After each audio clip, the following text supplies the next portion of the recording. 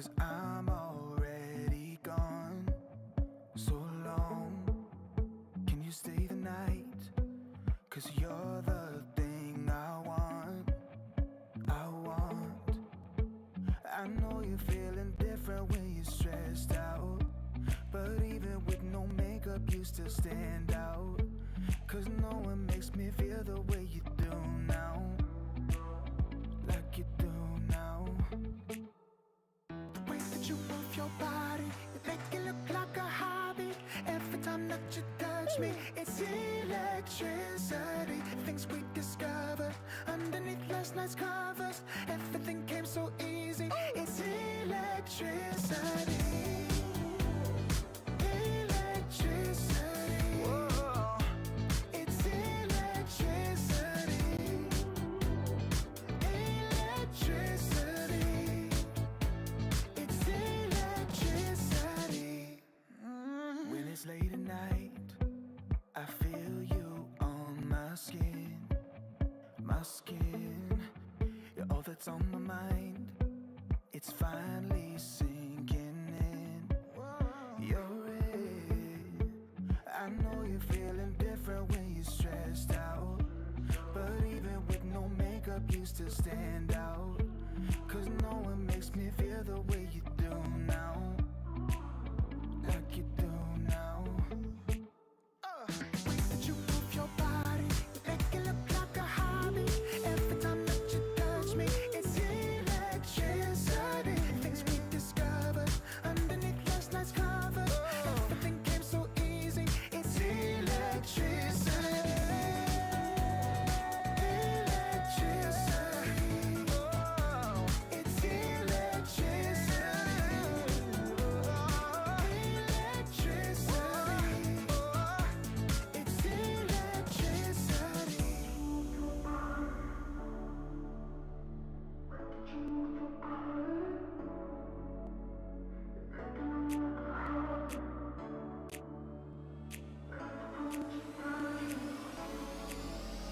The way that you move your body, you make it look like a hobby.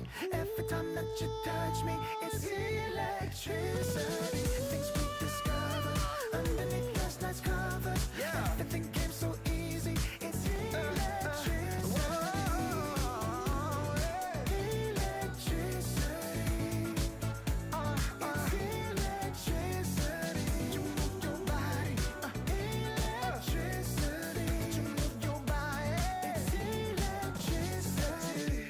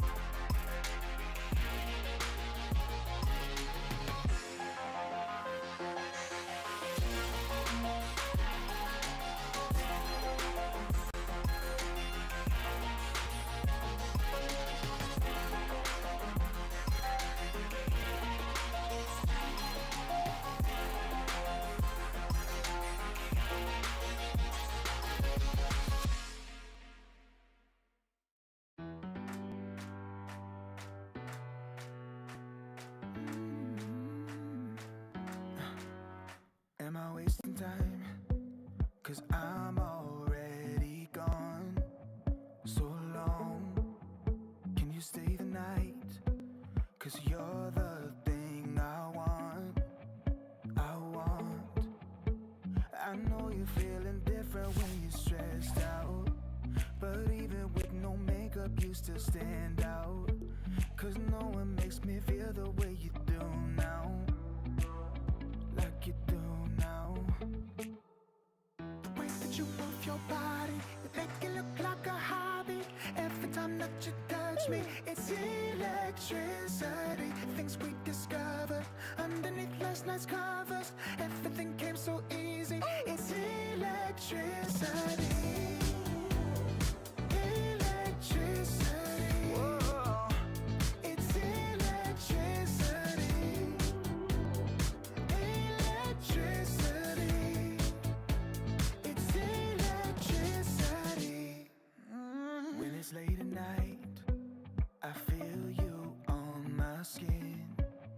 My skin, you're all that's on my mind. It's finally sinking in. You're it. I know you're feeling different when you're stressed out, but even with no makeup you still stand out. 'Cause no one makes me feel the way you do now, like you do now. The way that you move your body, you make it look like a hobby. Every time that you touch me, it's electricity. Things we discovered underneath last night's covers. Everything came so easy. It's electricity. Electricity. It's electricity. Electricity. It's electricity.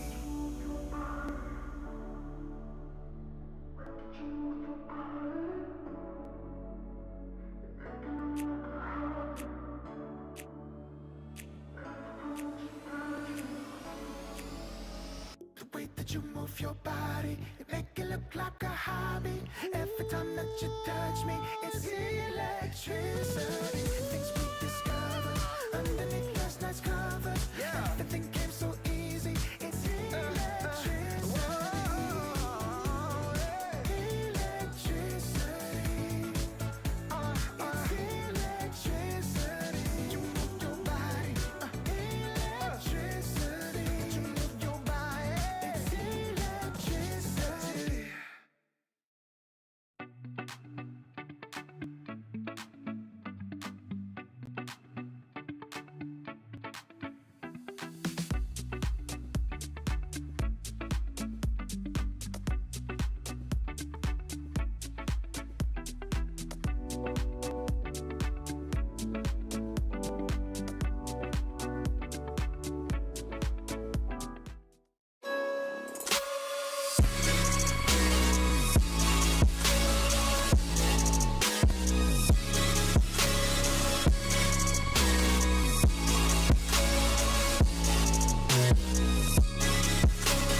You love it, you wear it.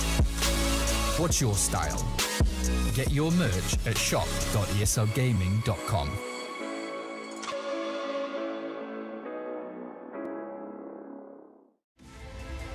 The ESL One Major is brought to you by Intel, Acer Predator, DHL, and Monster Energy.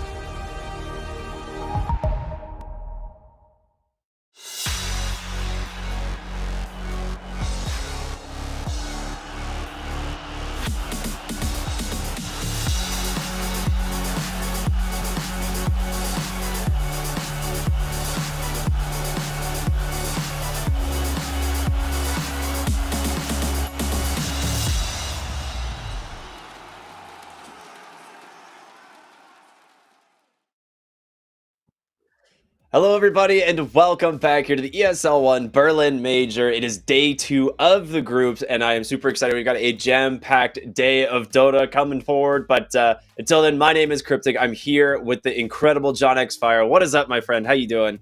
Doing great. We had a lot of action yesterday. We had a great time with our first 2 series.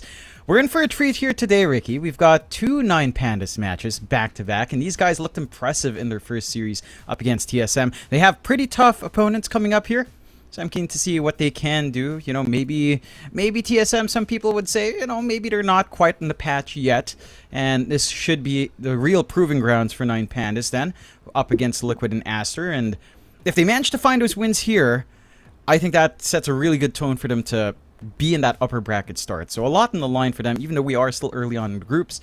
Every single match counts. Dude, absolutely. And speaking of the groups, let's go ahead and just take a look at where they are, how these things are starting to distribute out a little bit. We've got, of course, Group A, which you and me are going to be covering for, you know, the whole group stage here.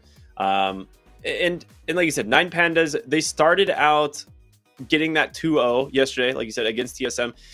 A draw or a 2-0 here today puts them in a really good spot because of, like you were saying, they're against some really tough opponents. So if they can pull one of those out, prevent any of those like double losses, I think they're going to be really happy with where they're at in the games. But a little bit of a shocking thing for me, OG is at 4-0.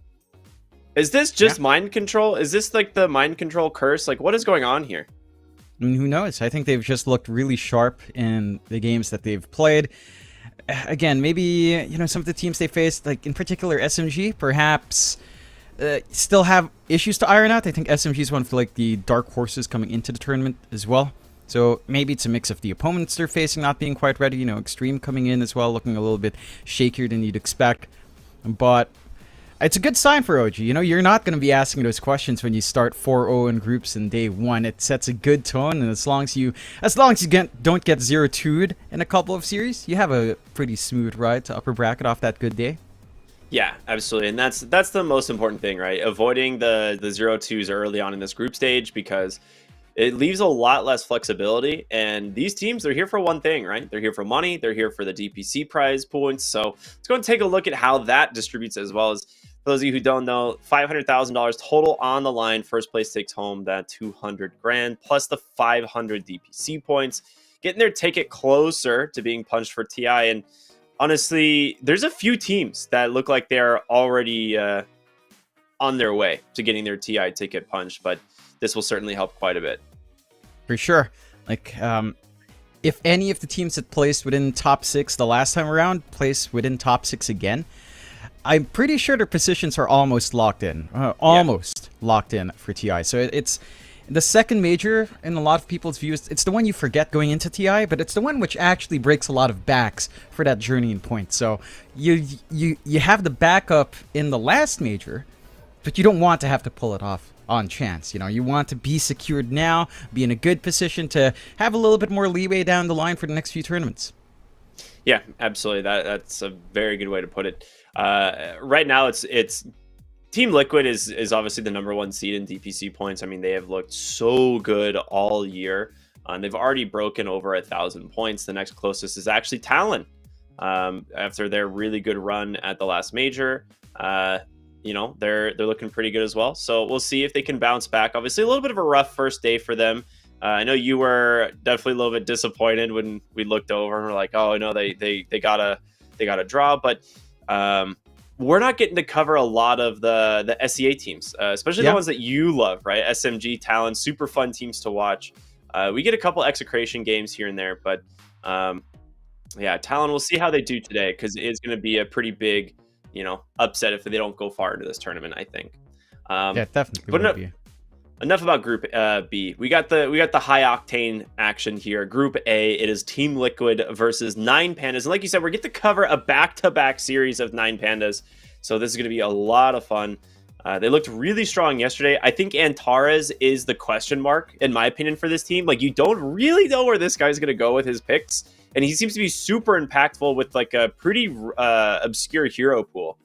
We saw that during Dream League. We're seeing it here again in the ESL One Berlin Major. So I don't know, man. How do you feel about this roster?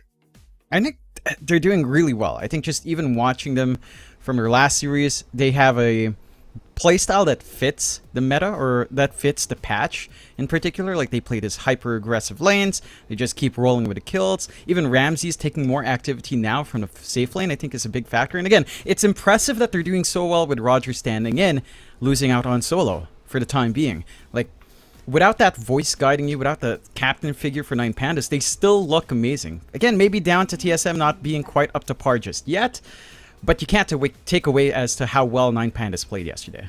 Yeah, they looked really good. And a team that always looks very good, Team Liquid, man. These guys are just... I don't know how to describe it, dude. Like, this team, as well as Gaming Gladiators, they just seem to make so few mistakes. Minus, of course... the Holy Locket, but we don't really need to talk too much about the Holy Locket incident. But outside of that, how do you feel about Liquid? I think Liquid just looks really damn strong. They've been consistently strong for a while. I think this patch gives them a lot of options. They've got a lot of flex between their heroes for Mikke and Nisha sometimes, and even Zai. Like, you can kind of get these wacky picks going and just leave them open as to what position you want to run them in. So it provides a lot in this patch when you can kind of get that flux going, and I'm keen to see if we see any shenanigans out from Liquid in that sense, if that is something they focus in for this series. Yeah, I'm already really liking the Nyx Assassin opener. Hellraisers, Nine Pandas just go ahead and take the Alchemist once again in phase 1. Now, yesterday I think we did this both games, correct? They took overall first pick Alchemist for Ramses, game 1, and then game 2 they did the same thing, but it went for Miro. So they do have the ability to flex this both safe lane and off lane. They feel very comfortable on this hero, so we'll see what Liquid's done in terms of the research, in terms of their preparation to answer to this Alchemist, because TSM obviously yesterday did not have the tools.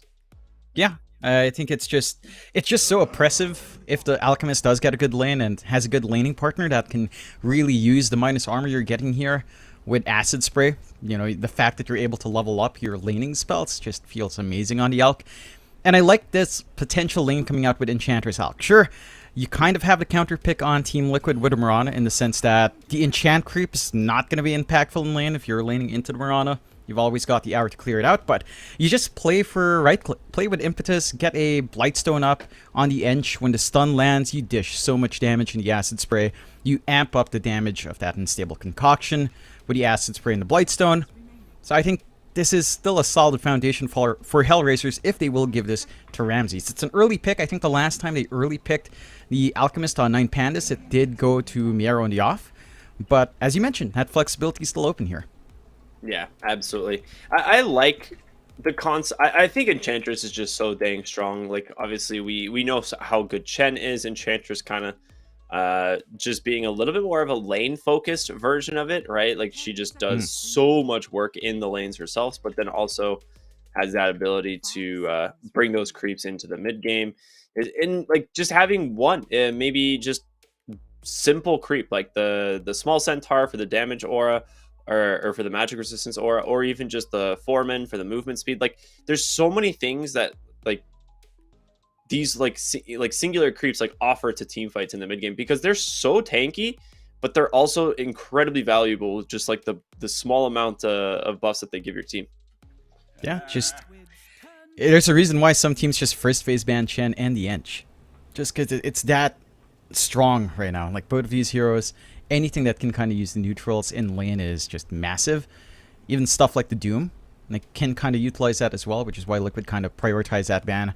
We saw Nine Pandas have a great time using the Doom and the Techies, and I'm wondering now for Nine Pandas if they'll go for something like the Techies here. Like, if they get a good lane partner for Antares on Miero that can make use of the aggression the Techies has, it's a pretty silly hero. We saw it yesterday where you start with Circlet 2 branches and just your tangos or 3 branches. You have a lot of damage for a fairly squishy support with really long range. It's kind of silly that hero's a universal type. Yeah, and then don't forget the fact that Techies just brings some blood grenades to the fight, you know? Oh, yeah. That was, dude, it was so funny when we looked at his inventory. He just has 5 blood grenades, and we're like, oh, okay. I see. Role-playing old Techies doesn't have enough mines on the ground. Yeah. You just gotta toss some explosives out there. It's kind of weird. When you throw a blood grenade, it's like a splatter. It's like a paintball. I love it. Yeah, it looks good. Okay. So my initial thought was this was going to be offlane Nyx Assassin for Zai, and it's starting to look like that's the case.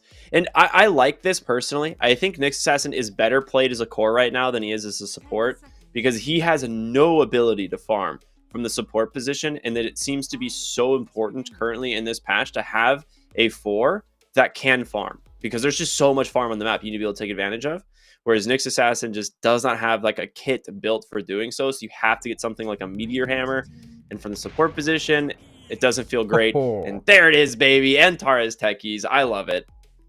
Yeah, I love seeing it. It's an exciting hero. My question now is what they pair it up with for Miero. Wondering what they'd want to take up for him. But just back to the Nyx. Like, a Nyx Mirana lane is pretty solid, to be fair. I think even going into the Alchemist, it's a lane that you can manage, although I would say level 2, level 3 for the Alchemist is pretty solid, as long as you don't cop the stun into arrow combo. As long as you're kind of able to control the creep wave and have it protect you, you're pretty fine in that lane. So I'm wondering how much you can get out here for Zai. I do agree, like, Nyx doesn't farm creeps, he farms heroes, and now he farms heroes really well if you are going for just a burst build, which up against the Alchemist can work out. Like, he has a lot of HP, but you have a lot of burst with how your Mind Flay works now. If you get higher level Dagons, you're going to be kind of melting the Alch down. So it's a solution to that. They will go with a Riki here on the side of 9 Pandas. I'm keen to see where they put that. There are a lot of options. It should be mid, but you don't really see your matchup. I think that's my one concern with a Riki. Yeah. Although, to be fair, in most matchups, it does decently enough. Like, it's still very playable on a lot of mid matchups. I'm just not 100% if that's what 9 Pandas will really want for Kiyotaka. Then again, it kind of still plays into his style of just this aggressive mid with some mobility on hand, doesn't need too much farm. So it ties into their playstyle here, at least. Yeah, I feel like this hero got nerfed so absurdly hard. So I am surprised that they're like willing to pick it up here, especially blind on 17, like not knowing your matchup, because this is a very matchup dependent hero. I think in the mid lane, if they want to go with something that's just like a general meta hero that just doesn't really care, and you can just go Ring of Health and farm or whatever, or at least just survive the lane until you get the Meteor Hammer, it's whatever. But Templar Assassin is going to be very difficult, because Ricky's only good thing as a hero in lane is that he has great base stats. He has good armor, he has good regen. Templar Assassin doesn't care about that. She just meld strikes you, she side blades you off creeps, so your armor is basically useless. So this is going to be a pretty rough matchup if it ends up being, the mid TA versus the mid Ricky, but they could also take this safe lane for the Templar. Yeah, they can kind of flex it around here.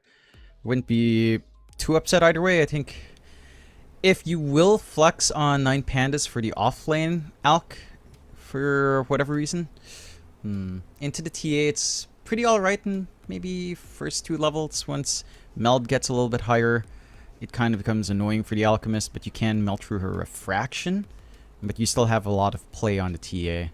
And as you mentioned, the mid lane matchup for the mid TA versus Riki, not the most pleasant for the Riki. Like, again, it's down to how early that Riki comes out. So in my mind, 9 Pandas is still trying to flex this pretty hard. If Liquid do decide to go for, say, the safe lane TA, they can just last pick a mid overall. Maybe, a Nyx versus Riki matchup sounds pretty boring, to be fair. I don't think you'll flex that hard. Probably just keep it on Zai. So, pretty different drafts. This is kind of interesting. I think 9 Pandas are still sticking to what kind of worked out yesterday. They've still got the techies coming in. They've still got the Elk. But for Liquid, I mean, they're leaving a lot open. Outside of the Mirana and the CM being hard locked in as supports, you can still kind of lane the TA in 2 lanes. You can still sort of lane the Nyx in 2 lanes as well. You keep it open. Yeah, I think you can. I am a little bit curious where they decide to go last year on the side of Hellraisers. I'm sorry, on the side of 9 Pandas. I just see the name on my screen, and so I want to say it. Okay, so they go ahead and get rid of the Terrorblade and then the Beastmaster. So they're expecting this to be the mid TA, it looks like, which I think is correct. That's where I would anticipate this hero going as well. As for the side of 9 Pandas, it looks like they're a little bit I mean, there's no way you run Ricky outside of the mid lane. It has to be mid lane. This hero can't play in the side lanes anymore, I don't think. They nerfed his damage way too much to be played as a 1, and he's not a good offlaner. Yeah, so they go ahead and pick the Darkseer here. A great answer to the TA, in terms of burning the refraction, but we did talk about the fact that this could just go mid, and then you pick a hero that can free farm against the Darkseer, something like potentially a Lifestealer. Looks not too bad here. Or a Pudge. That is also a very good one. Very good one. Level 4 Ion Shell blocked by level 2 Flesh Heap, 100%. Yeah, I like seeing that coming out from Mika. I think he should be able to manage the lane as levels go up. It's a little bit awkward for Darkseer, your big level spikes like level 3 with level 2 Ion Shell. We do have Zai running the Mirana here as well. So kind of breaking the convention and keeping the Nyx on support, which is fair as well. Like, I think that Mirana with farm can be a little bit scary. I am wondering just how much they allow Boxy to kind of get on that Nyx. I think that's the one thing, right? You mentioned the farming isn't amazing. You kind of need to get that smooth start into your level 6. Maybe snag away the enemy Wisdom Rune to kind of get that going. Both teams have pretty good lanes coming out. I would say that both sides have really nice lanes. I think your main issue now in 9 Pandas is that Ricky versus TA matchup. I don't think that goes all too well for Kiyotaka. So that's my main concern. How much can you really get your Ricky rolling up against a TA matchup? You could go a little bit different, just maybe annoy with your smoke screen. It doesn't sound optimal, but that's like a defensive style to play. Otherwise, I feel like the TA can just run you down, especially when you can consider that there's potential for early rotations out from Insania and Boxy. Like this CM plus Nyx rotation can just land some really easy kills onto something like that Ricky in lane. Yeah, and I think part of that is because you're going to be able to see like Pudge relatively alone in the lane. Like Techie's Darkseer doesn't really apply enough pressure. Once he gets to like level 4, level 5, we'll probably see Meke just soloing the lane. And once he's level 6, he has kill threat on either of these heroes. So he's not really going to be worrying all too much. So I like you said, I like the idea of seeing some of these liquid supports start to rotate out of their side lanes, start to get active, maybe rotate over to mid. I am very curious how this Ricky's going to go. This is a hero that I love for no personal reason, of course, but I feel like it's a little bit over nerfed in the B patch. We'll see if my feelings are correct on that, but let's go ahead and just jump right onto this game. It is, of course, 9 Pandas versus Team Liquid, our first series of today. For those of you who are just joining, welcome on in. It is going to be a lot of fun here today on the Storm stream.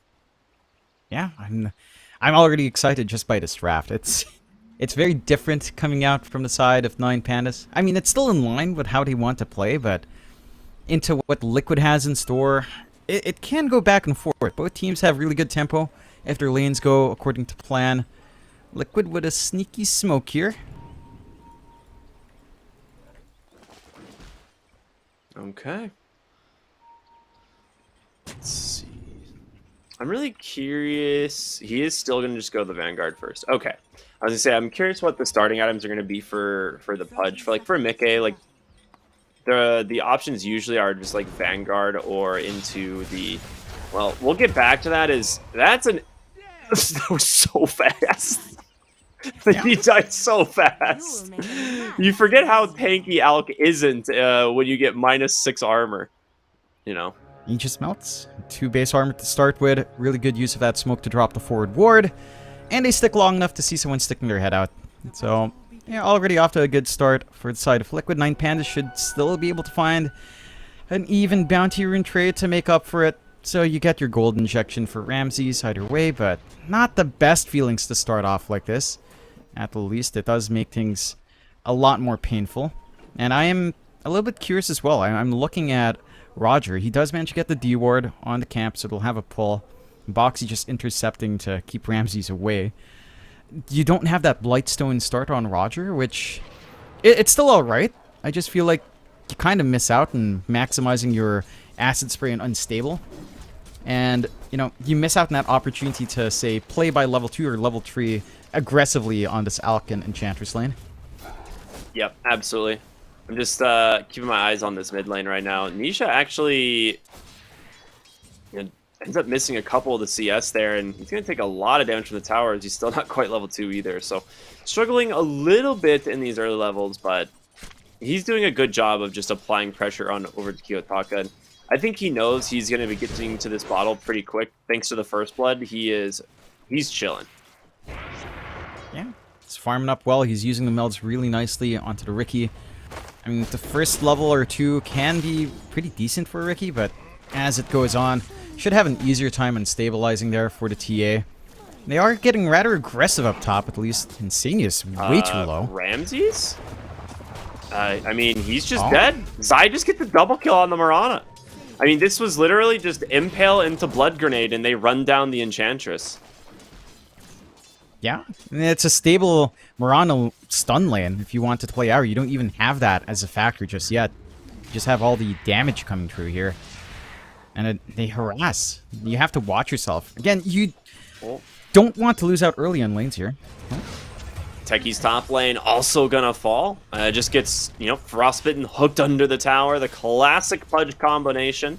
It always is super scary. Like a couple, I want to say like last patch when the rat was getting picked all the time, you would see like CM Pudge as the counter, because anytime the rat would show, it's a free kill. Like you 100% turn a single frostbite hook. So always quite funny. But now Techie's getting the treatment. Yeah, it's not a fun feeling. I mean, Antares was dropping Insania fairly low, but they just can't get the last ticks of damage off. Miara can't really follow through, doesn't have the value point in Surge, isn't at that level 3 spike yet, where the Iron Shots start to really shove Mika away while he doesn't have any points in the Flesh Heap. They are still getting good farm out, at the least, so the sacrifices of Antares is still giving Miara space to farm up on that Darkseer. And that timing for your initial ore items, it is very impactful for this hero. And we've mentioned this with Darkseer a couple of times when you've seen it.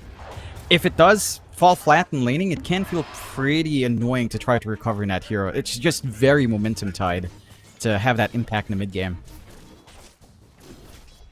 And just watching Zai play this Mirana on the bottom lane, he just went for a double Wraith Band, so tons of armor here. They just double stun up Ramses, and he's gone. He throws the concoction, but it's just not fast enough. And now Roger on the run here once again. And Zai just needs a few auto attacks. The question is, will he dive the tower forward? He's really thinking about it, but nah, he'll give up. Dude, I'm expecting just a Leap Starstorm out of this guy in a moment. I can feel it. He just doesn't want to break this out. Oh, there it is! He's going for Roger. Does he have the damage? He's got one more leap available. Has to dodge out the stun. The enchant comes out. Doesn't manage to fog him on the walls, but Zai will end up trading his life here against the Alchemist. So he'll get the reset for himself, but he is just dominating this offlane. Yeah, it's not what you'd expect. It's fairly hard to reach into the Mirana, to be fair. Boxy's been doing a great job of just keeping his body away for the most part, running in only when they're sure they can get this follow-through from the side of Nine Pandas, and it's just rough. Like you're finding everything right now on the side of Liquid. The mid lane matchups we expected is not going smoothly for Kiyotaka. You're still not really able to stop Mika, and he gets another hook. Yeah, it's not difficult to play, Pudge when you have a Crystal Maid in your lane, especially when you're against a hero like Darkseer, and you can just completely block out the damage from that Ion Shell.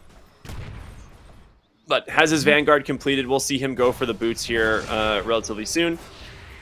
And eventually Mickey will just be left alone in the lane, and Nisha finally finds the kill in the mid lane. Nice Meld Strike there. It was kind of inevitable. Like, he was hitting a ton of Sideblade procs here in and around this tower as he was trying to find some CS on this Riki, but just getting punished at every opportunity. So really, really well played by him. That's just not an easy lane for a Riki.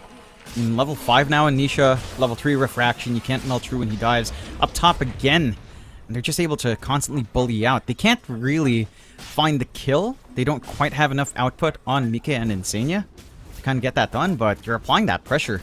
You're ensuring that the Darkseer is just not as comfy, and Antares can't sneak in for any aggression with Blast Off. He doesn't even have the Blast Off in this lane, knowing that it's a lot more passive. He had to go for the Taser just to have a way of bailing out from these situations. That's actually shocking. I would not have expected the Taser.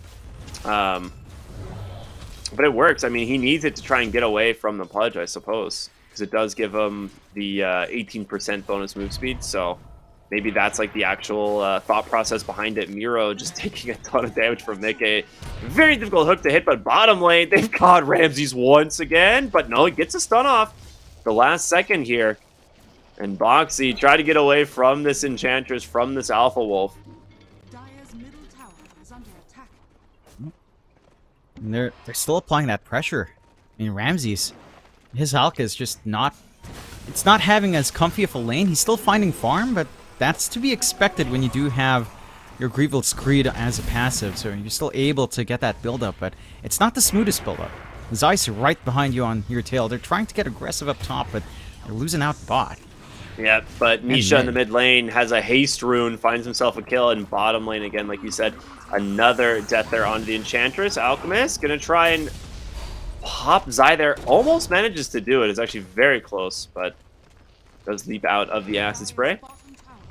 But Nisha mid lane on this Templar Assassin, this is the big scary situation right now. If you look at the difference in net worth, he's almost double the net worth of Kiyotaka, and I literally mean double. Like, that is not... There's no exaggeration there. He's literally almost double. Yeah, I mean, there's nothing to keep Nisha in check. No one's rotating mid because the side lanes aren't going to according to plan here for 9 Pandas. It's Liquid to show up. Kiyotaka's not safe. Kiyotaka is certainly not safe, as he does make the jump over to Insania here, is hoping maybe he can keep himself alive, but Nisha... Does he get the side blade proc? Almost. Does not manage to find the angle. But again, I mean, he just came back to lane here on Kiyotaka. He's going to be forced out. And meanwhile, Zai finds himself another kill here onto Ramses in the bottom lane. Just good old impale into arrow. You talked about it earlier. They didn't even have the arrow early on. Actually, this wasn't even an arrow. It was just Starstorm and Spike Carapace. They got so much output. They're trying to change gears now in 9 Pandas. They've dragged a lot of heroes mid to try and stop Nisha, but you don't have great natural refraction burn outside of the Iron Shell. And you don't have anyone to really put that Iron Shell on unless Antares blasts in by himself. Nisha. Oh man, he's got a DD rune. Oh dude, that is rough. And Antares comes on over, ends up just burning down here to the Pudge. Now they just give the kill to Nisha. They're just stacking up the damage. Like, okay, Nisha, you're the real carry from the mid lane here. Everyone else, you know, they're just side characters. He's the protagonist. Yeah, he really is. And still applying that pressure down bot, though. That's a nice find here on the Boxy, or is it? He gets the Vendetta off. Dude. Nothing going right here for the side of 9 Pandas. As they even commit the wall in the top lane to try and find Mickey. Yeah, they will bring Kiyotaka up here as well. Oh. You can try something? I mean, he has to know. He is losing a lot of health and quickly here. Does have Flesh Heap available, but he's going to get under the tower. He gets the stun. Flesh Heap does come out, though. And the hook under the tower into the Dismember, the Darkseer. In trouble. He falls. Zai cleans up another as now Kiyotaka is on the run. He's going to escape, but you're just getting slaughtered in every attempt. Yeah, and they switch gears after failing that gank bot. They try to make something happen up top, haven't committed to the wall. At least Kiyotaka dodges out the hook from Mike. He's able to kind of get some space out for himself, but this start for Liquid, I mean, this is 1-14, a 5k lead. You've got the Alchemist, who's at the least not bottom net worth core, but he's also not top, which is still not a good feeling for the Alch. And Liquid just, they've taken everything they wanted to. The only thing they're lacking is really maybe a side lane tower push. The big one would be the off lane to allow you easier access to the Wisdom Rune, but you wouldn't buy in any side lane at this point. Boxy. Oh, he's got the Spike Carapace to buy him a little bit of space here, but he is surrounded by 4 heroes. Does at least steal the shield rune away. So getting up on the... I mean, no, I guess not on the board, but doubling their kills up to 2 now, so that's pretty good. Yeah, that's one way to look at it. Double the kill stuff. So much gold, actually 600 gold for that kill. I mean, every single kill counts. And if you're that far behind, your catch-up mechanic is kills. And just jungling. So you find a kill, you kind of balance things out a little bit more. It doesn't really drag it your way, but, you know, it's a start. If you can kind of rinse and repeat. play off that kind of gank potential you do have still with the techies and the blast off. However, Liquid, I mean, they're just kind of chilling. You know, they've cleared out these stacks on Nisha. They're going for another Moonlight play. No Vendetta, but might be able to get a good jump on that sneaky Alk who's been farming a little bit too free the past few minutes. And certainly they're getting very close as they've got the Spike Carapace here as well if they even need it. But just an easy dismember out from Mickey. And he's up to his 5th stack of Flesh Heap. And he's got a Helm of Iron Will. I like this. He's got the full Crimson Guard flying out. Is He's that got what that a lot is? of strength for that. Yeah, he's already finished it. Goodness. They just want to sustain this aggression. Well, he is going to be able to get an invis and get the sentry down. Kiyotaka just gets bursted completely. The Vendetta damage from Boxy is just way too much, and Roger on the run, an easy hook into Mickey's. They grab themselves 2 more kills. They just do not relent. They don't rest, and again, this is what I'd say is a very optimal way to play the patch. Hyper aggression coming out, feeding off these kills early on, not bleeding out too many kills as well, and having like at least one farming carry just playing in the jungle, taking some camps. Right, there's not much room to breathe here for 9Pandas. The only hero that can work the camps right now is Ramses, and he can kind of take care of the stacks, not too comfortably. He doesn't quite have the sustain or the HP and armor to kind of sit through, but he is slowly but surely getting into that point where the Radiance comes out. So you'll have something to play with. The 9Pandas, they've got some room up top to shove in. They've already lost their bot, but they could try for a trade. Twin gate movement, though. Yeah, absolutely is. Mickey is just, well, I mean, it looks like he's just going to continue farming up. I like this build a lot. I did not consider just a Crimson Guard rush from him, especially against someone like a Darkseer, but it's working, man. They do manage to find Insania here on the backside of the jungle, so they do get themselves another kill, which is quite nice. Going the way of Roger, though. Top lane. They found Miro on the Darkseer. Boxy's helping set this one up. The Dismember comes out. The hook as well. The vacuum away. Miro's out. He's tanky enough. He drops the walls. Ramsey's going to try and join the fight here. Ends up stunning himself as he loses vision. And in comes Zai. He's got an Atos, the Starstorm on the mark as well, but this Enchantress doing a ton of damage under this Acid Spray, and Zai, he's caught out, he's stuck in the trees. He's gonna go down, and Ramses cleans up the Nyx Assassin as well. Mickey currently gonna get some assistance here from Nisha, as they're looking for Ricky. They do manage to catch him for the moment, but he just jumps away as there's no hook angles. They're finding some trades now on the side of 9Pandas. Again, even though these are support kills, it's a good chunk of gold. It's 1,000 gold swinging back their way. They only had to sacrifice really Roger for that kind of play.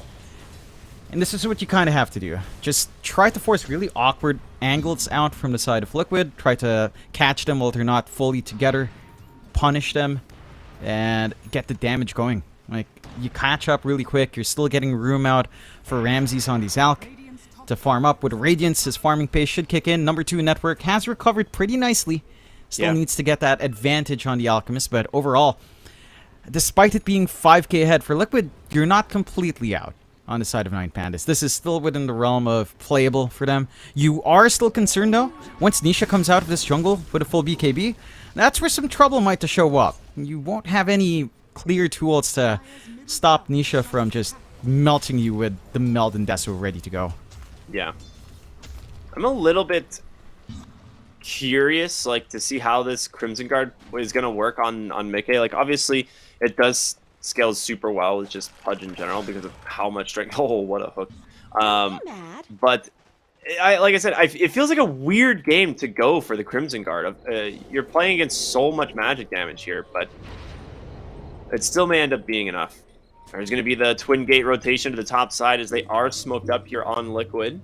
Radiant's top tower is under attack. They really want to go for this Darkseer, the arrow into the hook, the Dismember, a little bit of stacked disables, but they've got plenty of follow-up there from Boxy, so they'll finally take down this Darkseer. They do not let him get away this time. Get a nice kill. They could try to commit, but instead they'll just go for Roche. They'll leave the tier 1 tower, and with the Deathster on Nisha, I mean, just go Roche on. There's nothing to stop you here without that team fight that the Darkseer provides for 9Pandas. they can't go into this area. And it's just a freebie. This is Liquid- actually so smart. And the Watcher control to enable this aggression off the back of this Roshan. That's the scary aspect right now for the side of 9 Pandas. Their map is just going to shrink a lot more. They've got to get a handle, immediately disable some of those Watchers. Otherwise, it's going to be a rundown effect where Liquid will just keep going, and they're pretty safe to get that done. It's actually kind of cool. Crimson Guard blocks like all of Roshan's right clicks this early in the game. What an item. And this is post-nerf as well on the sub patch. Yeah, from That's 60 cool to to 50, see. right? Bottom lane. They They're didn't see looking the for him. block. Yeah. I mean, they don't have dust, either of them. They're hoping he was just going to walk under a sentry. They've got like ward sentry deep in the lane here, and Insania is trying to play around it, but he is on the other side. Oh, wait a minute. Kiyotaka's getting aggressive here onto box. He just turns to fight him. The question is, will he be able to live long enough? Tricks of the trade does come out, and that will be enough. He's lived long enough. Gets another kill for Nisha and another Flesh Heap stack here for the Pudge. As the top lane, we're going to see them get a little bit aggressive. There's going to be the Atos, the burst damage, the freezing field canceled by Antares. There's a nice back wall. It does come out. Ooh. They're trying to turn it around, but do they have the damage? They get Insania. Zai's the big kill here. He's got no leaps left. They do manage to make it happen. 2 kills as a turnaround here for 9 Pandas. Yeah. Just no they're still TPs hunting, available though. on Liquid. Oh, the ward's protecting him, but Mike manages to find them anyway. The blink comes out. In comes Ramses, however. Does pop the Crimson There's no Guard damage. for the moment. Boxy gets a great spike carapace out, stuns up the Ricky, but he's going to fall here. No way to actually survive that one. But you're right, yeah, Mike just took no damage from this Alk at all. Literally no damage. Just with a Crimson Guard and the Flesh Heap active, the guy just doesn't melt. I think that's a little bit too much EHP on Mika right now. So gunning for more. Oh, just barely off the mark there from that. Would have been nice to pick up, but 9 Pandas with those kills. I mean, the kill on Zai, definitely a lot bigger. A core kill, kind of helping them to catch up. And again, Ramses, the investment in TDL has been paying off. Still within on arm's throw of Nisha on that free farm TA, who had a pretty free lane as well. So you've got some good spikes. You've got the BKB ready to go on Ramses. You've got some play. Wall only a few seconds away as well. If Liquid still want to force this clump up, they could be punished. Oh, Mickey. Yeah, he's going to try and get punished indeed. They get a nice back, and Ramses with the stun as well. The question is, can you actually kill this Pudge? There's no He's damage. just surviving through it all. They drop the wall into the acid spray. Mickey trying to get out, but in comes Kiyotaka, and they finally managed to make it happen. The BKB committed from Ramses as he just blinks away, or rather leaps away here on Zai. And a BKB out from Nisha. Wait a minute. The turnaround, Nisha in deep all on his own. Yeah, that was an interesting flank from the rear. Doesn't quite pay off. BKB charge is wasted. Still has the Aegis for a little bit longer. I do like that Nisha's going for the axe, but they're not done here.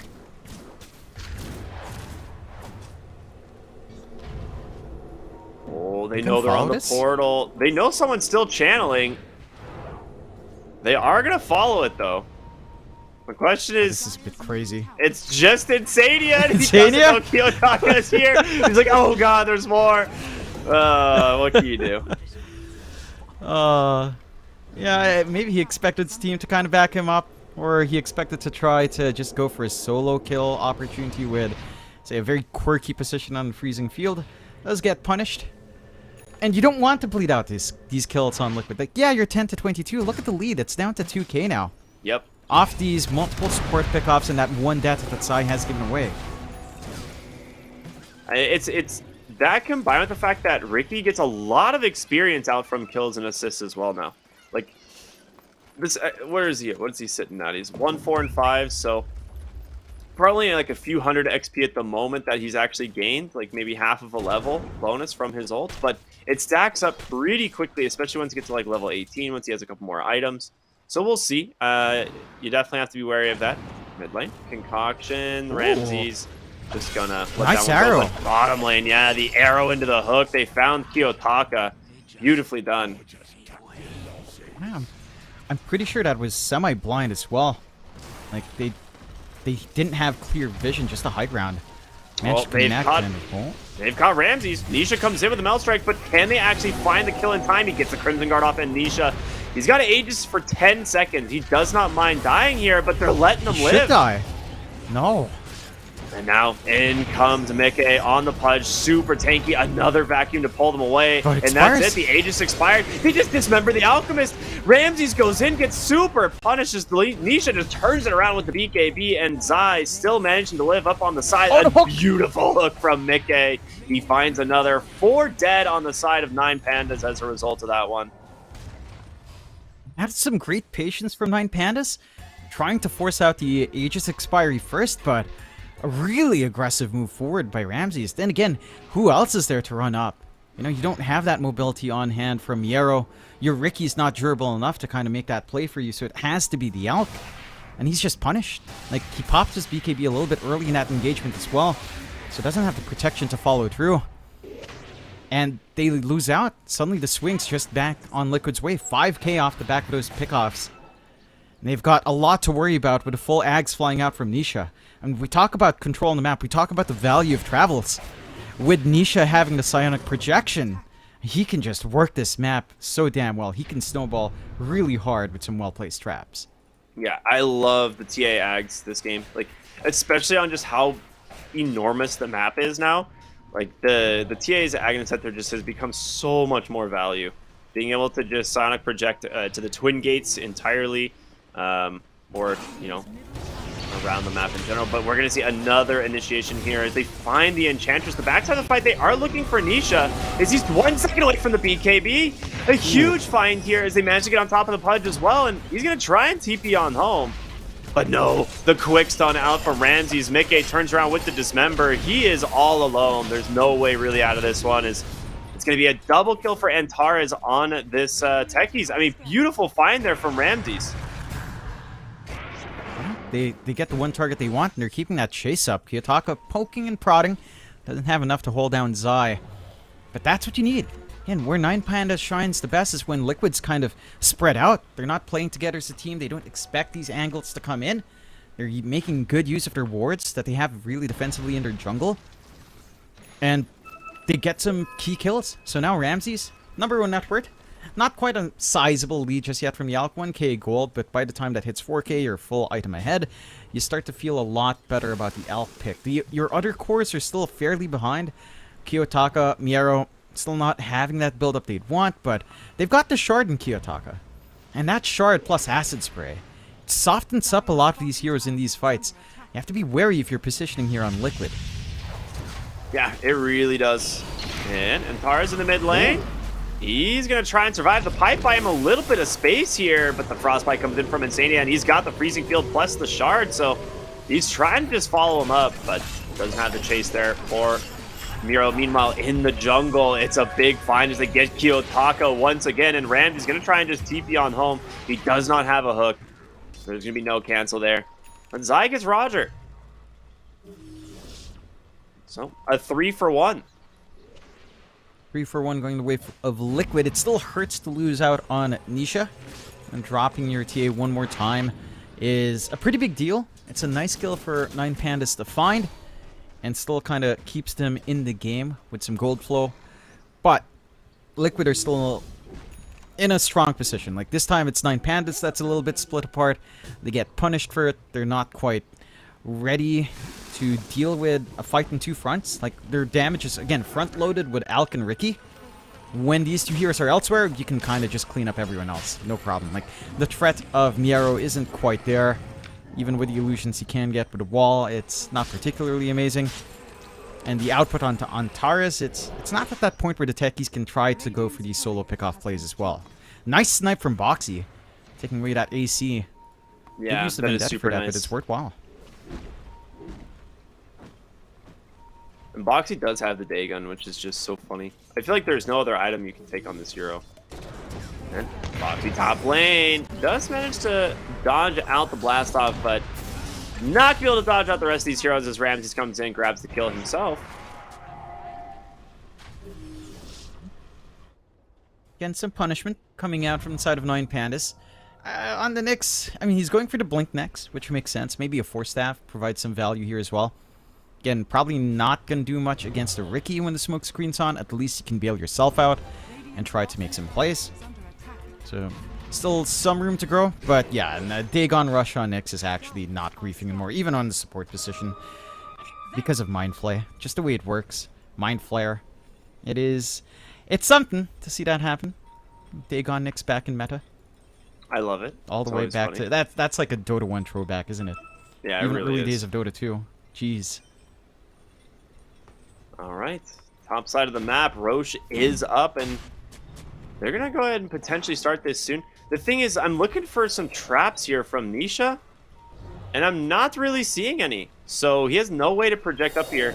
I guess there's one towards, the jungle, but not up towards the Roche pit. Not in that key area where they'd want to contest. And this Roshan can go fast. Minus armor that you can stack up here. They're not going all in as they do get the scan. Try to They're force the fight smoked up. first. TA is here. They're just deeping into the lane, but they're going to be able to start the fight here onto Antares, but the Guardian Greaves going to keep him quite healthy. A huge smoke screen and a beautiful vac wall fight too. It's going to be Zai and Mickey that go down. Dude, what a sick play there out from the side of 9 Pandas. Yeah, they just catch Mika jumping in, trying to get that instant dismember, but as long as Kiyotaka's around with the smoke screen, you have no way of saving. You don't have that mobility on the Pudge. He's not going to be trying to work onto a Force Staff, still trying to rock that BKB. And again, Roche, it doesn't take too long to fall. With the Acid Spray and the smoke screen providing minus armor, it just melts. So they get the free second Roche. They get Watcher control now on the side of 9 Pandas. And they're wrapping around finding a bottom. grip in this game. Right away, they just look for Nisha, and he's going to be able to catch him on the silence here. He's going to be forced to BKB. The question is, can he just find a kill as a turnaround instead? He just TP's home. He does not want to risk it, and Boxy now on the run. Looks like he's going to make it. Oh, wait a minute. He canceled a TP. They turn around with the Moonlight Shadow, and maybe they can find a kill on the Kiyotaka. Ramsey Ooh. self-stuns. Okay, they can. Oh, some punishment coming out from Liquid. I'm not sure if Boxy intended to cancel his TP, to be fair. I think he popped Spike Carapace, thinking that it wouldn't interrupt. I mean, it doesn't break your invis from Vendetta, but I do believe it still interrupts your channeling spells. They make it work, though, right? Calculated, coming out from He Liquid. got spooked, and he's like, oh, easy bait, guys. Baited. Easy. Still, though, I mean, this is still a pretty difficult moment now for the side of Liquid. 9 Pandas, they've got that scaling on Ramses ready to go. He's going for the Basher next. He's got a way to work through these BKBs. He's got the full AC up and running. One from the courier coming back into the game for him. And this is where your scaling kicks in, right? Like, the threat of Vac Wall, your combinations into that with your Blast Off on top, with a Smoke Screen and Acid Spray, enjoying that AoE control. It's not a comfy fight for Liquid to take 5-on-5. It's now Liquid that feels like they need to play this pickoff game, where you try to find an isolated hero from 9 Pandas, or you just get this really massive hook that enables the 4v5 to come true for the side of Liquid. Any pickoff feels great. Enchantress is probably the worst one to get, but if you find someone like Antares on the techies, removing that blast off stun simplifies the fight. Heck, even isolating Kiyotaka, if you can slip the Riki by, could be the way to go.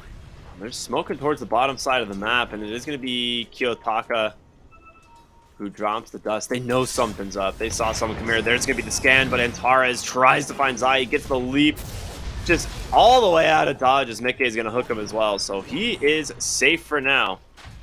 A nice disengage there from Liquid. Good read on that rotation. Yeah, just not enough instant lockdown coming down there from 9 Pandas. They had a good read as well, with just that instant vac and blast off, but doesn't quite connect with the follow through stuns. And Liquid get to keep going back and stalling for time. Amnesia's finally going back for his own Hurricane Pike next, which should save him the BKB use out of the smoke screen, so he can kind of hold on to that a little bit longer, get some spacing between these cores, try to just get better melt strikes off. They've got to find this angle, though. Like, going into the ages of Ramses, honestly, it feels manageable enough if you manage to waste the first Chemical Rage. So I don't think it's the toughest thing. It's just everyone else behind Ramses is your issue. Like, just the follow through, just that back wall with a smoke screen, with a blast off. It's a lot in 5v5, and for Liquid, their 5v5 control just isn't quite there in comparison. You're kind of relying a lot on Boxy to land multi-hero impales. Perhaps once the blink is up, that process can kind of simplify for him. Just watching Boxy go to steal the rune and just take 2 mines to the face. Good stuff. They were actually in a pretty good position there on 9 Pandas, but instead they decide to back out. Murata just trying to burst down Kiyotaka here. The misses, is it enough? It's not. Oh. Gleipnir gives True Strike, on procs. That's pretty huge. Gets the kill. Yeah. Dude, he has a Vindicator's Axe. Oh my god. That's actually so smart this game. That it is. Like, this item got massively buffed, too. Like, this item is 20 ridiculous. Armor. It's 20 armor in silence. It's insane. Yeah, it's 30 damage on silence. It's huge. The silence probably not as big of a deal. I think just the stun and how much durability you can get out of that is huge. Oh, there's just smoke screen, just right? jump in? Oh, Mickey, yeah, he does just jump in. Huge back wall catches for the BKBs out right away, but a beautiful blast off there from Antares. They're trying to survive this, but Mickey with the Ags, he's burning them down. They've got to get out. Nisha with his DD rune is doing way too much as well, and the Alk, he's got this member up. Mickey signs the fate. Now the question is, can they get out? They have an Aegis. Ramses wants to get back in. There's going to be the Chemical Rage. He's looking to get on top of Nisha. The Force Staff, the Concoction does connect Mickey. Can he save him? He's got to blink up in 1. Never mind. He didn't have the detection. Nisha just survives under the cover of Meld. And they managed to take down Ramses. Buyback from 2. Nyx Assassin as well as the Darkseer trying to get back in this. But Mickey on this Pudge was just way too tanky. And this time, it's down to the fact you don't have the Ricky. Kiyotaka dies earlier on. They're not done yet, man. The Gleipnir comes out. They find the Enchantress. And the damage from Mickey helps find another kill. Dude, he's up to 20 Flesh Heaps. And this Aghanim Scepter just did so much work in this fight. Really did. And again, for 9 Pandas, I mean, that fight goes sideways just because Kiyotaka gets picked off from that little play from Zai in the tree line. So they go into this fight, they get the big back wall, but you don't have the smoke screen. You don't have that additional -6 armor. You don't have the silence to force out BKBs earlier. And with that one piece of the puzzle taken away, it opens up these fights for Liquid. Now in a good position to just try to force in these objectives, knowing that the wall's down for a little bit longer. I mean, once Ramses is back up, you can make some plays. Wondering how hard Liquid really pushes the envelope here, but no, they'll play it safe. Very, very safe poking and prodding, just using Nisha's front line. He did have the shield rune as well, so it's not like you can kill him off that quickly.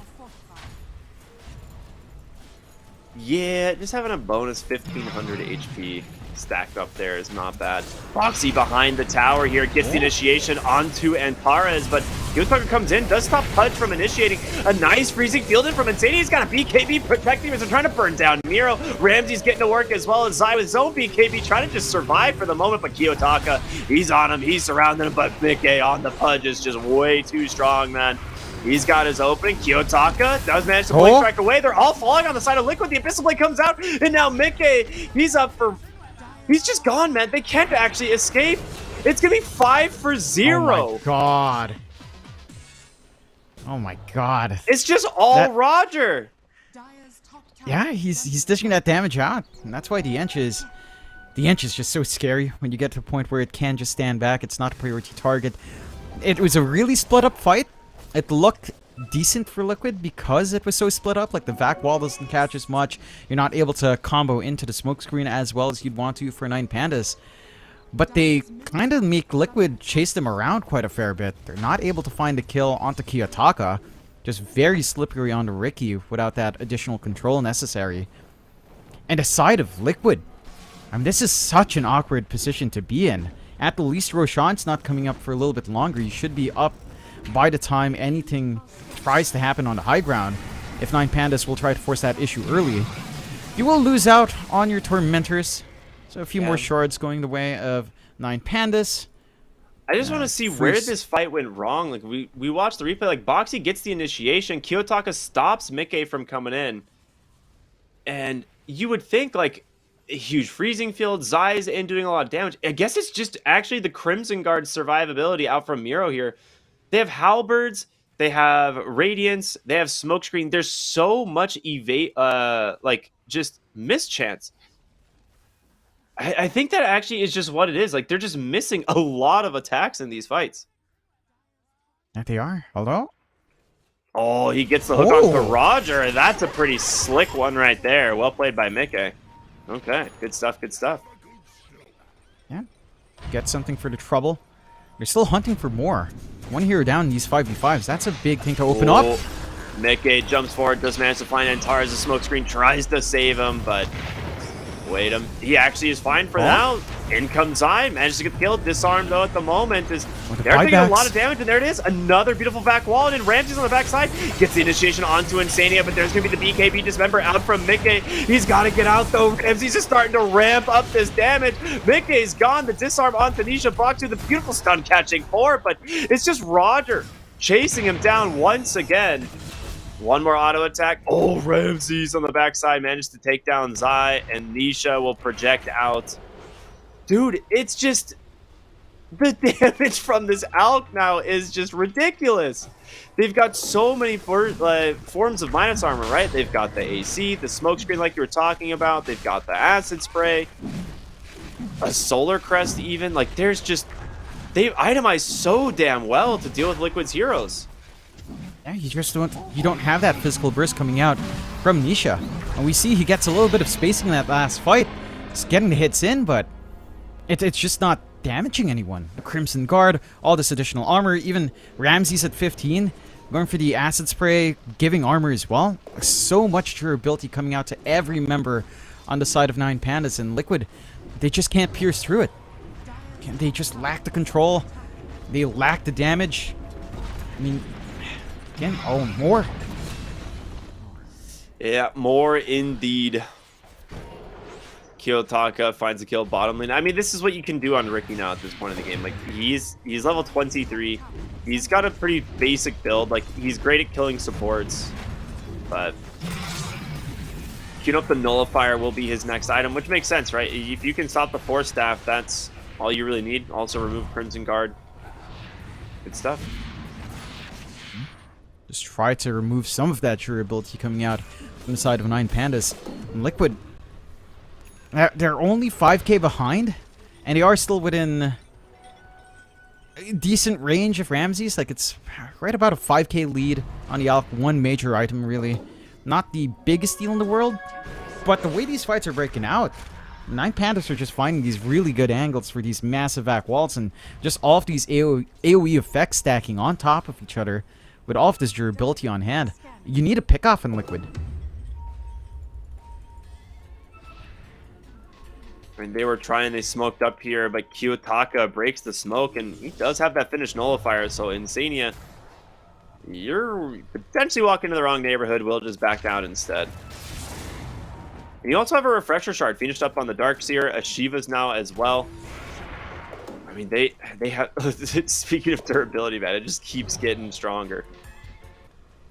Yeah. And Paris is so farmed on this Techies, man. I'm not sure if we're going to see that Ags. I don't know if this game is going to last long enough.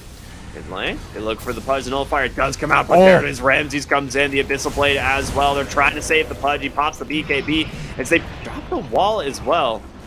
The hook does come through. Mickey needs to be a little bit careful.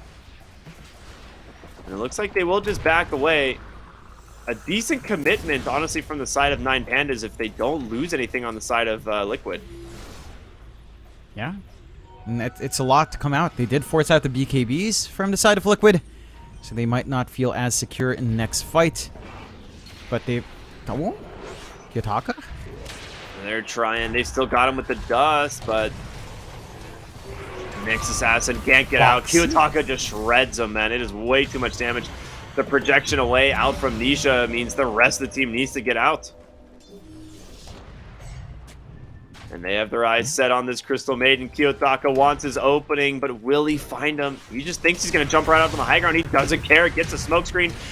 And a nice hook will save him for the moment, but he just continues to jump on over. They do get the dismember into a nice arrow, but the damage, it's just not there. He's all alone on this Pudge, and it's just going to be Ramses that beats him down. Oh my god. Huge play here as Roger gets the pike onto Zai. It's not going to be enough to find the kill, but it's just Ramses once again. He gets the next assassin, disarmed his Nisha. He's got to try and get out of here. He gets protected. No, he gets silenced instead.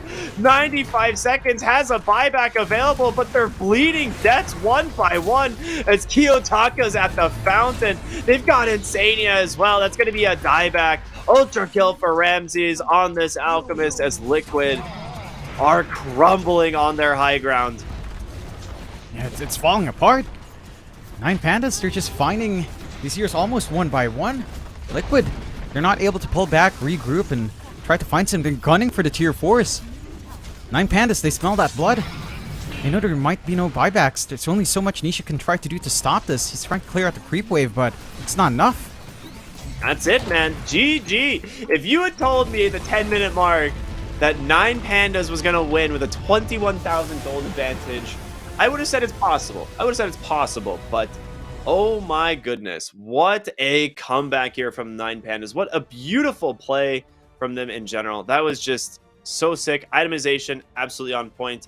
The Riki ended up being mostly a support, I think, for most of this game until like the last 5 minutes. But yeah, the last pick Pudge, man, it did not pan out how we thought it was. He goes for this early Crimson Guard. You know, maybe damage reduction got them through the early game, but they just were lacking their own damage going into the late game. Yeah, I think it's just a lack of damage, a lack of follow-up control. Like, you compare what you can get done here on 9 Pandas with the AoE stunts. Ramsey starting these fights were actually really big. Like, Jafes Vac Wall into the Unstable Concoction allows you to get that burst window down for a couple of heroes, and then you're forced into a numbers advantage or a numbers disadvantage for Liquid, where 9 Pandas just cleans up. So I think for Liquid, their style was really good early on, right? There were a lot of kills. They were playing the pick-off game so well, but their lineup just couldn't really take these big team fights. If they kept playing pick-off, if 9 Pandas were staying a little bit more split apart, maybe they could have reeled it in a little bit better. I don't think it's really down to itemization. I think the Crimson Guard was pretty damn good on Mike to allow them to play that aggression, but you only really had your TA to scale, and you had a Nyx for a lot of AoE control, but again, like, you don't have anything to set up for that. You don't have your own Vac to kind of drag them in for the Impale. We didn't see Boxy kind of have the room to work towards the Ags as well, so it's just hard to get some control back your way in this game for Liquid. Yeah, I mean, we look at the differences between like the drafts here. Like, you have this offlane Darkseer who's got Crimson Guard, he's got a Halberd, he has Pipe, he has a Shivas, and then you have a Techies who has another Halberd, Guardian Greaves, and a Solar Crest. Like, you have so many forms of just damage reduction and control just from these two heroes, whereas like you have this offlane Murano who's got like Gleipnir, Hurricane Pike, and a Crystallis. So you're like the ideas between the two teams ended up being very different, and 9 Pandas, like, it came together so well in this late game. So I loved it. Beautiful draft, beautiful play from them, and great composure, honestly, to stick this out through just that early game. But we'll see what happens in game number 2, as we've got to go to a short break. So we'll be back here with 9 Pandas taking on Liquid. Game number 2 here for the ESL One Berlin Major. We'll see you after the break.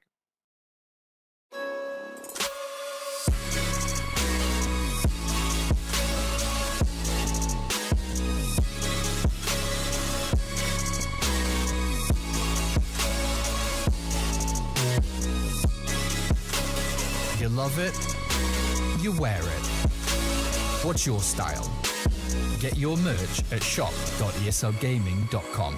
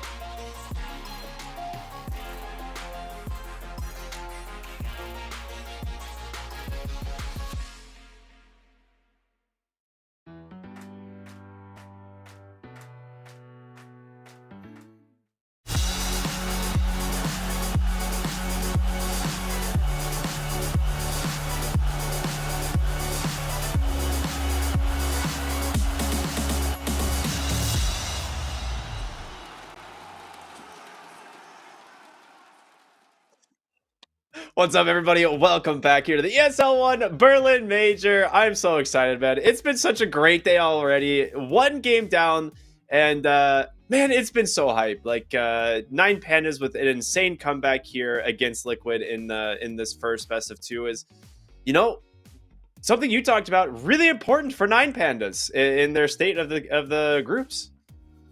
Yeah, I mean, a draw here puts them in a pretty strong position. A full win skyrockets them to the top. And if they can maintain that momentum into their next series as well, it sets a good precedent. It sets a good tone. Again, the way 9 Pandas played this time around, I mean, their lanes weren't as dominant as we saw them be in their series against TSM, right? It was a much slower start. It felt like Ramses wasn't getting as much in the laning phase. You had a pretty atrocious lane coming out there for Kiyotaka.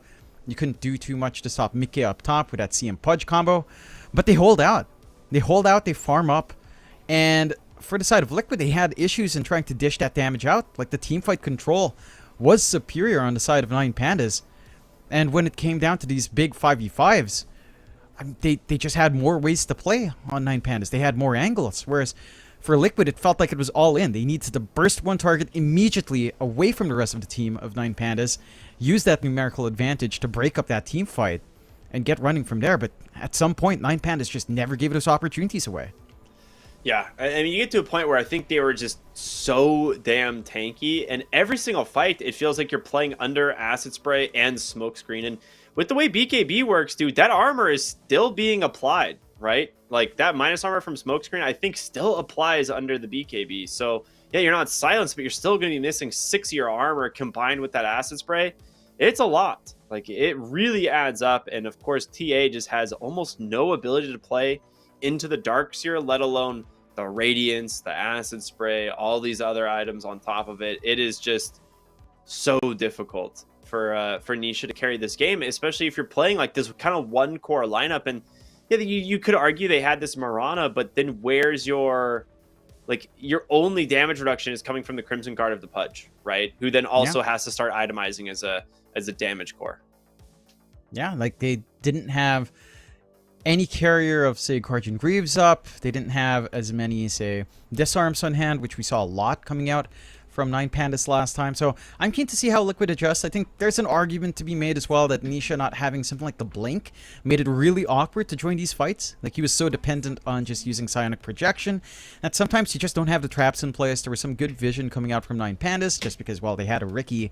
So they needed to kind of take away a lot of these sentry vision as well. They get a gem, and you're kind of good to clear out these trap angles. So it's a lot harder to utilize your big damage core for Liquid Air. And I'm keen to see how they adjust. I'm keen to see if 9 Pandas also come out with stronger lanes, as that is something Liquid really used well in the last game. I think the laning phase was surprisingly slow for 9 Pandas, considering what we saw from them in their first series. So we'll see if the adjustments are made. Oh boy, this excites me, Ricky. Hellraisers into the Enchantress and Beastmaster. And man, oh man, when the Drums of Slom come online, if they will come online this game, they are one hell of a drum kit. You know, like, Beastmaster can sure bang those drums because it hurts. It hurts the enemy team so bad. Dude, I will say I love the Drums of Slom so much. It's just a really fun ability. In general, and the thing about that is weird is it's a passive. You know, you don't do anything. Yep. You just run around hitting the drums of war, and it is such a cool way that they've implemented it now. Obviously, it's one of those incredibly strong counters to illusion heroes, things like Phantom Lancer, Naga Siren, Terrorblade, stuff like that.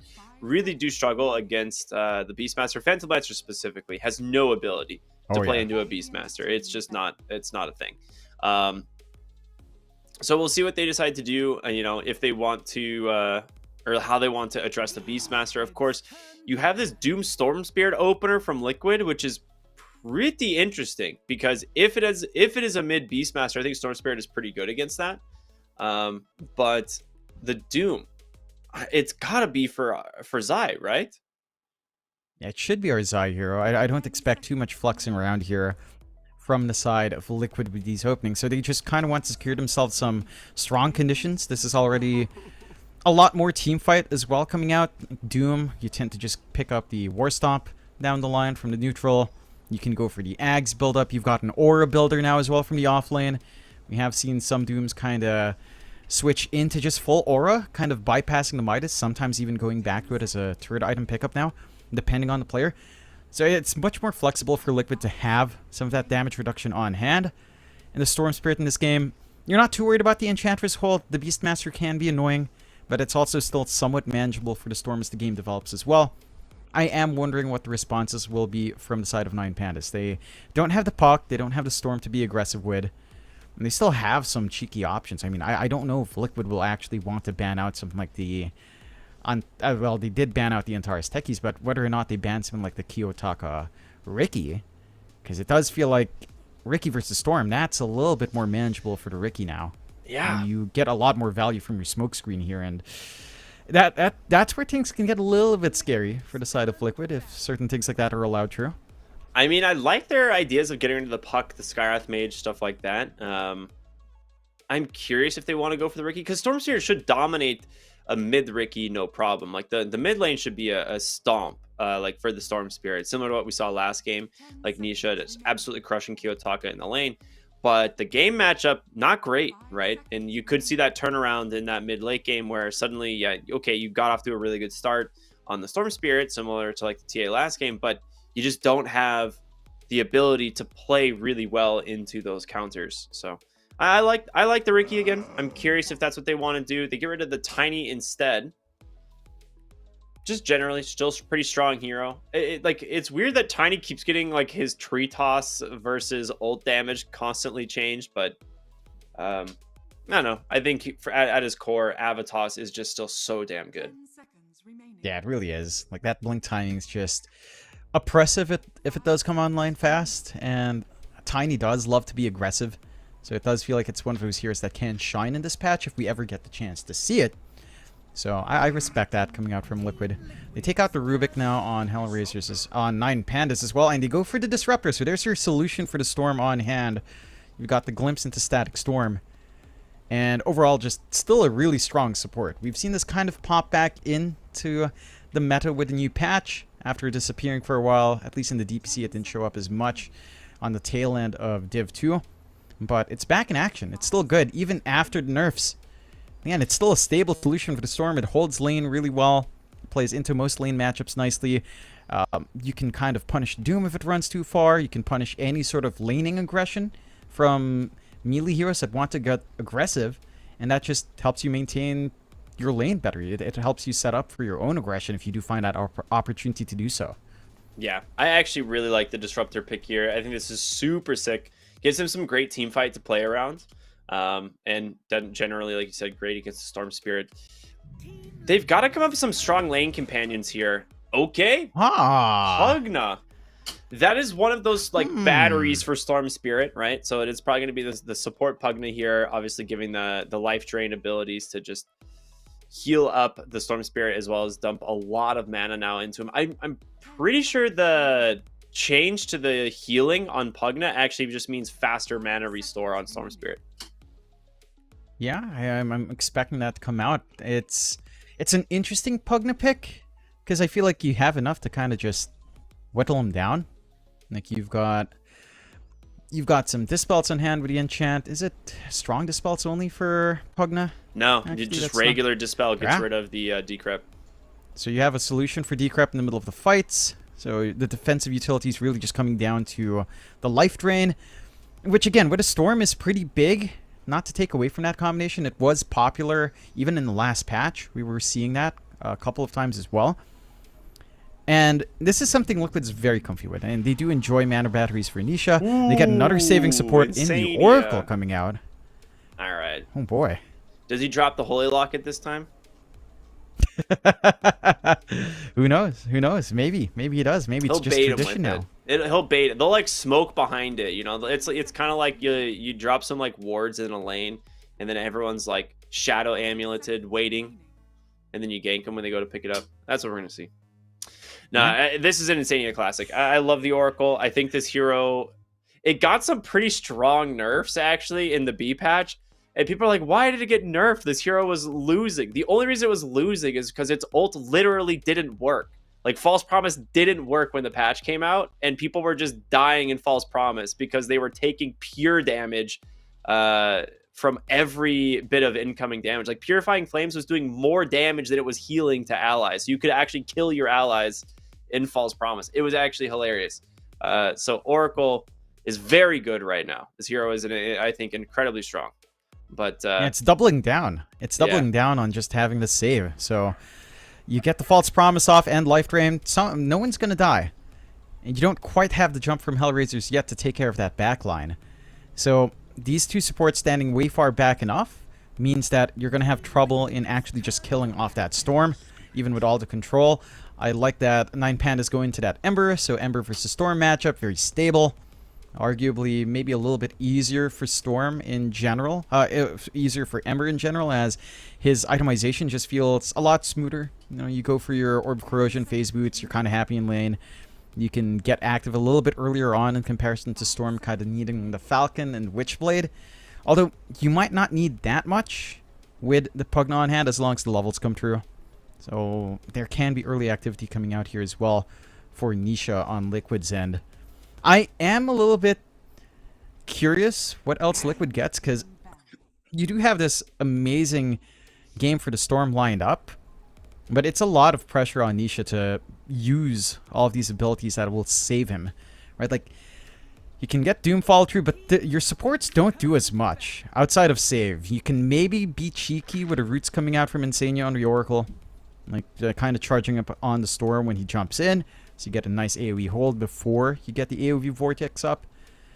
But locking in something like the Ember just feels really difficult, right? Like, you're probably just waiting for Blink on Doom, and again, that's not necessarily the highest priority on most Dooms. You tend to go sometimes Vanguard, sometimes Mech, into Midas, into Blink. So there's a little bit of a gap there where 9 Pandas is free to run around with Kiyotaka here. Yeah, unless you do that really interesting build, which we saw like 10-minute Octarine core on Doom the other day. Oh, yeah. You know, that's always funny. But this is leaving open for some pretty interesting heroes here on the side of Hellraisers. If you can find something that can play aggressive in the team fight with the Ember Spirit, can find these heroes like Oracle and Pugna, it's looking really strong. I don't know if you can take Ricky as a carry here. They grab or they ban out Pudge Slark. They get rid of Terrorblade and Bloodseeker. I'm trying to think what you could go for. A carry Night Stalker actually for Hellraisers, or for 9 Pandas. Carry Night Stalker would actually crush this game. There's the Sven. Okay, I'm curious what they want to do. Not great into the Sven personally, and they actually really don't have a Sven counter right now, so they probably can't go for the Night Stalker, but we'll see. What do you think? Yeah, I think the Night Stalker would have solved some issues. That gives you really good ways of just clearing out the backline and just leaving the Storm vulnerable afterwards, but the Sven does put a spanner into works there. Muerta gamers? What was there? Muerta could be alright. It does kind of show off well. I think the one thing is, my concern is right now with the Sven is that it counteracts the Beastmaster in a big way. They go for the Medusa. So, once again, we see reworked Medusa coming out. And, quite frankly, after seeing what TSM kind of did with it yesterday, with how well they stalled, I actually don't mind it this much. You kind of sold me on it, Ricky. I'm not that much of a Medusa hater. It does have its games. It does have its place. Dude, Ramses is you do so have free some this game. illusion clear. He definitely is. There's no direct mana burn. There's no natural diffusal carrier, so you will actually enjoy it. Like, the damage reduction onto this Sven, you're not going to be able to burst down Medusa's shield that well, even in your God Strength. You still can manage Miero, and I think that's the big value in the Sven pick here for Liquid in last pick, because when you go for any of the builds on Beastmaster right now, whether you're going for the Creep Army once more with the Overlord or just the Dominator, or you go for the Ags, Sven deals with both of them well. He can cleave right through your Creep Army. He can burst you down before the drums heals you up in the middle of these fights, so you don't get a sustain from Miero. I think that's the one hurting point I'm seeing here from the side of 9 Pandas, is just how much impact will your Beastmaster have down the line. Perhaps you just default to that Aura build for the team, which, you know, again, was kind of one way he stayed in that game last time around as well, so I wouldn't mind that too much for the Beastmaster, even though it's a little bit more unconventional. Hard to say which draft I prefer here, Ricky. I think both sides have some great ideas. I think I'm keen to see what Ramses does on the Medusa. He saw it yesterday. He played against it. He knows its weakness now after kind of dealing with it in pro games. So surely he knows what to do with it. I mean, honestly, I think this is such a sick Medusa game. We're just going to jump right on into this one without any delay. So for those of you who are joining us, it is game number 2 here of 9 Pandas versus Team Liquid. And a very impressive comeback in game 1 gives 9 Pandas the lead here in this series. So I want to come back to this Medusa. And the reason I think it's so good this game is you're running a double defensive support here on the side of Liquid, right? You're running Pugna and Oracle. You're going to be lacking a lot of damage to actually like find kills on this Medusa. Like, yes, you can doom her as long as she has split shot on. I don't think she really cares all that much. Like, you can go in from Storm, but Storm doesn't really have the burst damage. It's going to come down to Sven. But then, like, I don't know if he has the damage, if he just can get kited out or not. Like, it's going to be interesting. So if Ramses can get like his farm, he can find his item timings, I feel like this Medusa is going to be absolutely nuts. Yeah, like it can go pretty insane in the right game. I think the key for Liquid in this game is they've got to play aggressive. They've got to shut down Ramses, which is also something we didn't see fully in the last game where they were bullying him in lane, but Ramses just got a lot of room to farm back up. To be fair, the map, again, is bigger. It's hard to control the entirety of the map. It's hard to fully shut down these cores that can catch up by farming the jungle. Medusa is one of those cores. So we'll see if they'll be able to suppress, but it does feel like for Liquid, you want to play a lot more tempo here, and definitely just shut down Ramses as much as you can.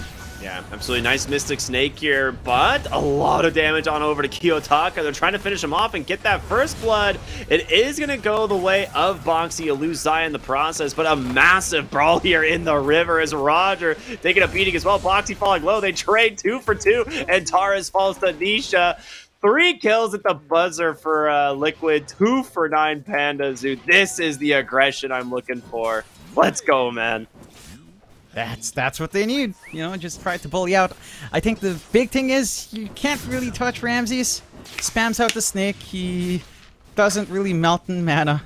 And that is going to be a consistent issue. Can you burn through that mana shield? The laning phase for the Medusa feels like its biggest weakness, so you need to find those openings there for the side of Liquid, but you establish yourself a pretty strong start. Seeing those lanes break out, taking a look up top on Mike and Insania, on the Sven and Oracle. This can get aggressive quite early on. You've got chain stunts, you've got good ways of saving from magical damage now as well. With the Oracle and from the axe spam. There is a timing here for the side of 9 Pandas though. Like, say level 2, level 3, with level 2 axes, you can start to really apply the hurt onto Mike. And Insania has to balance his mana usage really well to ensure the sustain is still there for the Sven if things get dicey. Alright, I got a question for you, John. Yeah. Are you a grubster? Are you a grubster? A groobster? No, not too often. Okay, I think okay. I'm mainly a sleeping streams. Alright. The reason I ask is because Mr. Grubby yesterday was on the Medusa spam train, and it looked very good. He made it look very good. So I'm obviously, different MMR bracket, but getting watching someone actually just play the hero on the repeat and seemingly have some pretty easy games. I feel like this hero might be pretty good.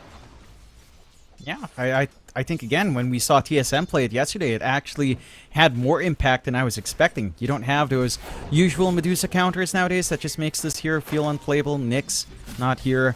You don't have diffusal carriers, so this is probably the best circumstance to pick up that Dusa. And so far, Ramses is not being bullied out in lane at all. Still allowed to farm up. He's kind of keeping that Doom in check. Just not really moving, which is a good sign for the Dusa. You're not bullied out. You're still able to play. You can hit your level 4 for more durability on the man shield, and you're kind of secure from there. It's still a little bit awkward in lane. The fact that you can't go for a second point in the shield by level 2, but I guess it's for balance purposes. As that does sound kind of busted. It's a little bit weird. I mean, I have been seeing people just ignore the split shot and getting the second point in Snake, but I don't know. Yeah. You just don't use that spell. You don't use that split shot all too often. In the laning phase, at least. So, it's kind of a dead skill point at 2, but it is what it is for the Dusa. So far, A little bit quieter in lanes, trading back and forth a little bit. Yeah, everyone kind of running out of mana, and you are out of mana now on Ramses, which could leave him susceptible. They don't really have a good way of running up, though. Yep, very nice find here in the top lane, though, as Insania and Mike get a little bit aggressive there to chase down Miro. And you talked about this. The lane and just the game matchup in general for the Beastmaster is really difficult into a Sven. And bottom lane, a lot of aggression as they managed to find the kill there onto Ramses and Roger. One more auto attack. It's not going to be enough. Boxy won't be able to chase him into the tower here either. So they'll survive on the Disruptor for now. But yeah, the Medusa just playing super low on resources in this lane. Yeah, just sticking its head out a little bit too long.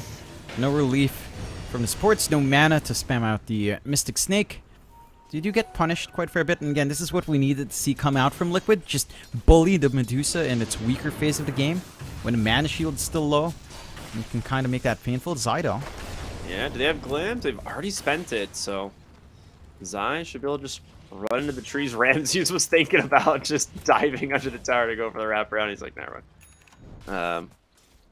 Nice little movement there from Zayas and Doom. Does have the Ring of Health early on and finishes up that Vanguard now, so he should be pretty okay to kind of chill in this lane.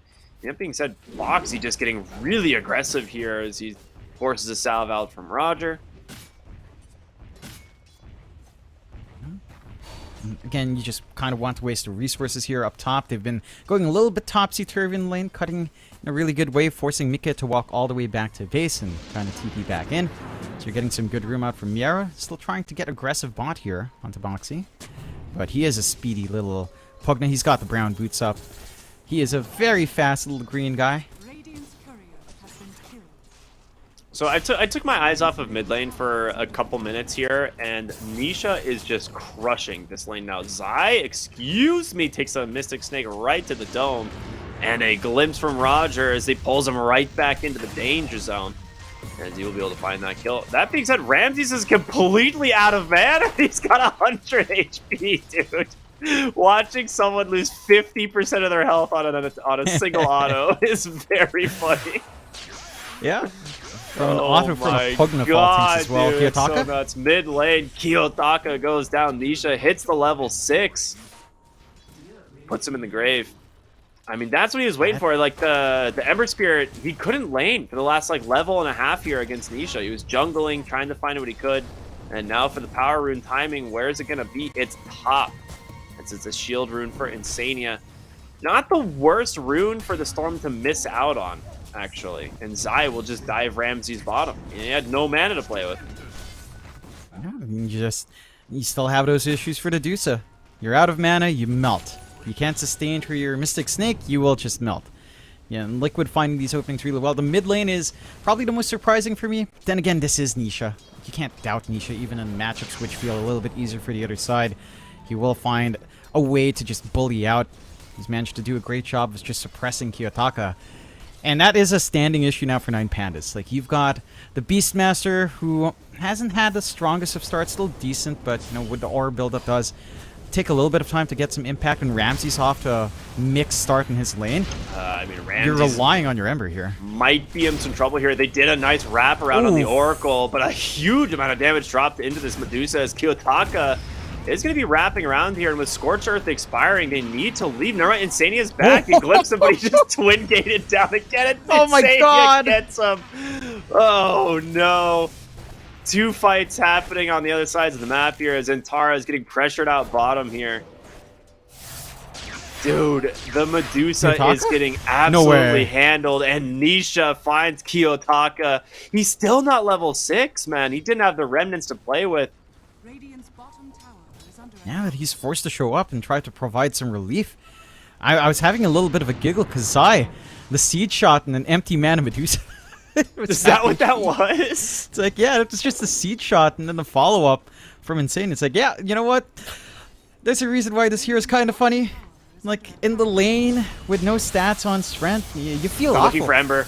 He just TP'd back to the mid lane. He still doesn't have the level 6. They just fell off that Flame Guard, and Nisha is trying to finish him off in time. Insania's got him. They trade 1 for 1 as they get the Pugna, but a massive win for Liquid again as he's going to have to walk of shame back to the lane. He has 3 levels behind Nisha.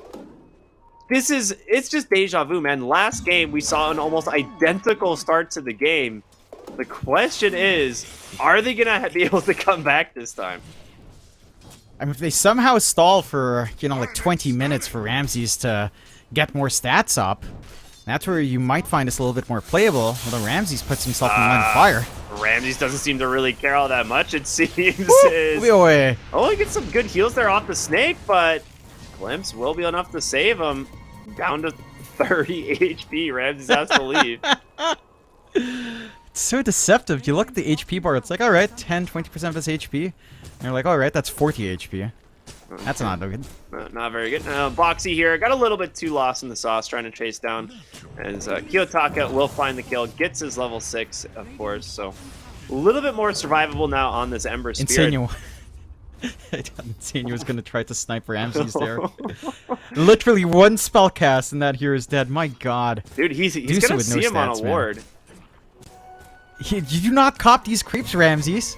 20 HP. You just can't without the shield. Good god. Oh my goodness. Well, we haven't really talked too much about the state of this game. Like, Zai rushing the Crimson Guard this game. So, same thing to what we saw last game. Offlaners, or each team rather, just really prioritizing grabbing an early Crimson Guard here. Smoke, gonna get popped here by Kiyotaka, and Insania will find him. The Remnant away instantly. He does not want to risk this, it seems. That being said, he will jump in here on Nisha as they dispel the Flame Guard into the Vortex. Mickey gets the God Strength and the stun here onto Antares. He's trying to chase down the Enchantress, but a roar out from Miro. Nisha gonna try and chase after him. The bonus move speed had helped out a little bit, but Nisha's out of mana now. They don't manage to find an opening. Boxy nearly dying to the Satyr. He's got a Hadouken. Does he connect? Now throws it back the other way. Kiyotaka, however, will be able to grab him as he dodges out the Stormhammer. Beautifully done, but the root is there. Nikke with the damage will be enough to find the kill. And now Nisha, stuck inside this kinetic field, barely has the mana to get out for the moment. But Nikke is still crushing it on this Sven. He's got a Stormhammer in 3 seconds. Can he find his opening? Trying to decide what to do. Instead, we'll just back away. As Liquid, they've done the damage. Meanwhile, at the base, Ramses is getting just ran down by Zai here. He manages to live, though. He doomed them and doesn't get the kill. Yeah, he's surprisingly just durable enough to survive through. I'm a little bit surprised. He leaves Mana Shield at one point, so going all in on this just farm. I'm just looking to clear out the stacks, although it is going Niaru's way right now, as there was some pressure there. You will have this good timing coming out on your Beastmaster. I believe he does have the mecha coming through. Movement out, though. Just trying to pressure in a little bit. It does become a little bit tougher now for Liquid to try to get that lockdown onto someone like Kiyotaka with a Remnants up. So you have that play for the Ember coming through. Still ways behind bottom network core. But he's got some dancing around he can try to do for his team at the least. Yeah, absolutely. Dude, the fact that Face Edict doesn't disarm allies anymore is ridiculous. It's huge. Like that, wasn't that like an Aghanim Scepter or like back in the day? I feel like it was. Yeah. I think it was at one point. There were a couple of changes to the Oracle, of course. Ooh, but yeah, okay. Yeah, no, that's yeah. Yeah, nah. I mean, Sven up against the Dusa. He just bursts you. Your mana just melts so fast, although he walks right into a Static Storm and the Roar. They're going to have plenty of lockdown to hold him here. He's going to try and turn around with the God Strength still active.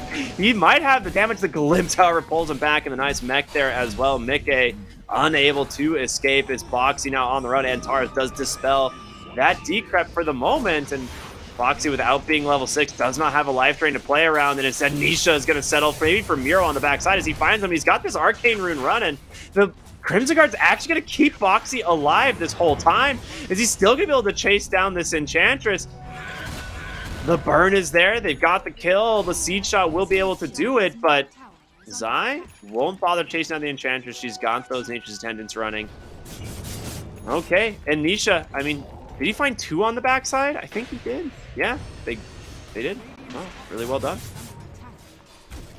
Clean up. And that was some really good stall coming out from Boxy. Forces a lot of heroes to just try and chase him down. Stays close to the edge to prevent the impetus from feeling too good. They get some room to just defend their mid here as well.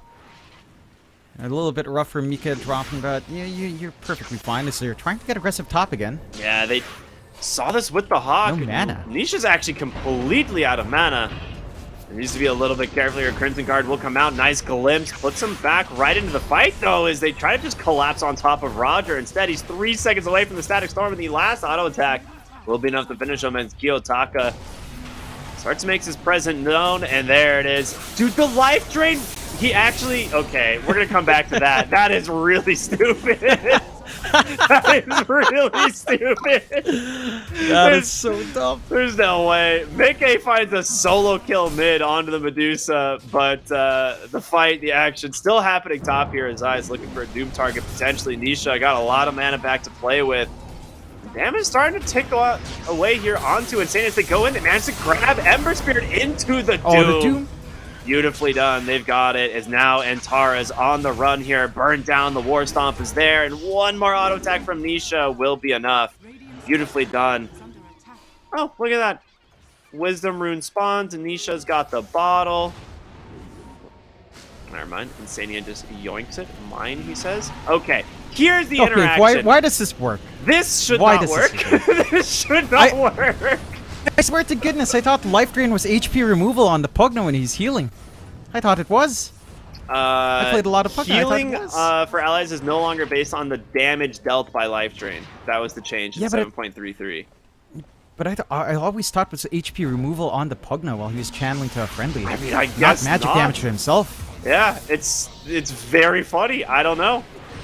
Very funny indeed. So apparently, the fact that Fate's Edict completely blocks the self-damage from life drain means Boxy could just sit here and keep healing him for eternity. This is very funny. I cannot believe that this works, but I am all about it. Good find here, Liquid. Good find. Insania into trouble here potentially. Does manage to just pop the false promise on himself as Boxy's going to start dumping the heals. So Insania definitely going to be able to come out of this with quite a bit of health. Just full health indeed. Since they're trying to just top off Nisha, trying to find these heroes in the trees here. He's running a little bit low on resources as Boxy does take a chunk of damage onto the backside here as Antares will finally pick him up. And inside this Static Storm, he's taking a lot of damage on Nisha, but the Crimson Guard comes out from Zion. Now, the question is, can you find the kill here onto Antares? There's going to be the Hoof Stomp. And with Insania's level 4 Purifying Flames, absolutely enough to take down that Enchantress. Dude, the sustain out of this Oracle Pugna is nuts. It is insane. It is insanity. Just the battery, it's paying off. The investment on Tanisha is working really damn well. Like, they're able to just keep running and gunning. The one thing for Nine Pandas is you've got some room coming out for Ramses down bot. He has been ignored. He does have Dragonlance, so he has some HP to play with at the least, although. Insania trying to keep himself alive. Doesn't look like it's gonna work though. Does manage to find the kill. A nice glimpse save there as well. So, okay, we've been having so much fighting and brawling happening around the map. We haven't really talked about Ramses in a little while, and I think Liquid realized that too. Is they're like, guys, we have to just go kill the Medusa real quick, and quick indeed. As Mickey finds himself another kill, 3-1 now on this Sven as he's just getting super strong. I mean, he's neck and neck with the Doom, who maxed out the Devour, so not a good sign. Not a good sign at all for the side of Nine Pandas. They need so much more time to get this Dusa to the point where it can be a threat. And again, the side of Nine Pandas, they had to deal with the Dusa in their game yesterday up against DSM. They saw what the Dusa can do if the game drags on late. There is a recovery process for this hero, but it doesn't feel like they've got room to grow. I mean, Liquid are just non-stop. They're going again. They just smoke up in the mid lane, and you drop a good ward. The question is, do they see Ramses? They do, man. It is just so much pain for this Medusa. The Roar does catch the Oracle. He's plenty tanky, though, thanks to that Crimson Guard, as Ramses trying to make it away underneath the tier 2 tower, and he will be able to, but Boxy just healing up Nisha this whole time does not seem to matter. They will save Ramses, which is the big thing. The question is, can they get anything here on the side of Nine Pandas? It just seems like the sustain out from this Oracle is just way too much. Yeah, they're just topped up fully. They could re-engage if they wanted to. Nishia's full mana as well, finds the DD ready to go. They'll This just is- take it, run and gun elsewhere. It's like you have a fountain just following you around the map. Pretty much. Like, you're like, oh, Pretty hold much. on, I need some mana. Let me activate my fountain really quick. Dumber thing is that before you just have Tranquils to try to regen back, but you don't even need that now. That's some hate coming out from Zai bottom. He just drops the Doom onto the Disruptor, but the rest of the team rotating in, and they're not gonna let Doom get away with this. Oh, one. the top Or up, are though. they? Boxy comes in with a nice decrypt save. The Hex onto the Pugna. It's not gonna be enough to get him out, and there's the false promise from Insania. So Zai is still alive for now. The question is, do they have the damage to actually kill the Doom? He's healing up quite a bit, but they managed to find the kill onto Oracle. Zai Oh. is still What? alive. Unbelievable. Ramses with the Stone Gaze trying to chase these heroes, but Mickey's got the Oh, God God. Strike crushing into the Medusa. Nisha is still barely alive. The buyback from Kiyotaka is doing work, but Ramses gets the kill. And Kiyotaka into the DD No way. of Nisha. What Too is that? much. The attack slows have done it. It's an absolute bloodbath here as Roger, under the cover of the Shadow Amulet. Oh no, he's going to have to reapply it eventually. Scanning. And he knows Just- it's not a forever. Oh my Patience pays off here for Mickey. Dude, this Sven absolutely owning in this fight. Dude, the fact that Nisha was able to play that so well, too, like just constantly using those overloads to slow the attack speed of that Ember Spirit at the end of that fight there. He has like no health left, but just able to get like those extra auto attacks in. Was so sick.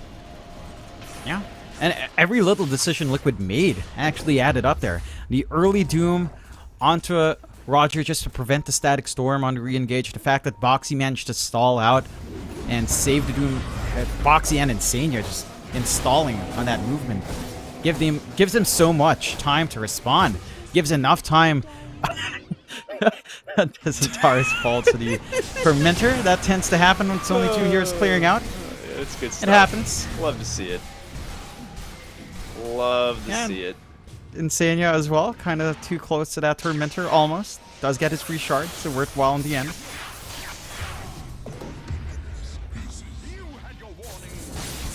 For It's the gonna side feel of so bad. Pandas, it feels really bad.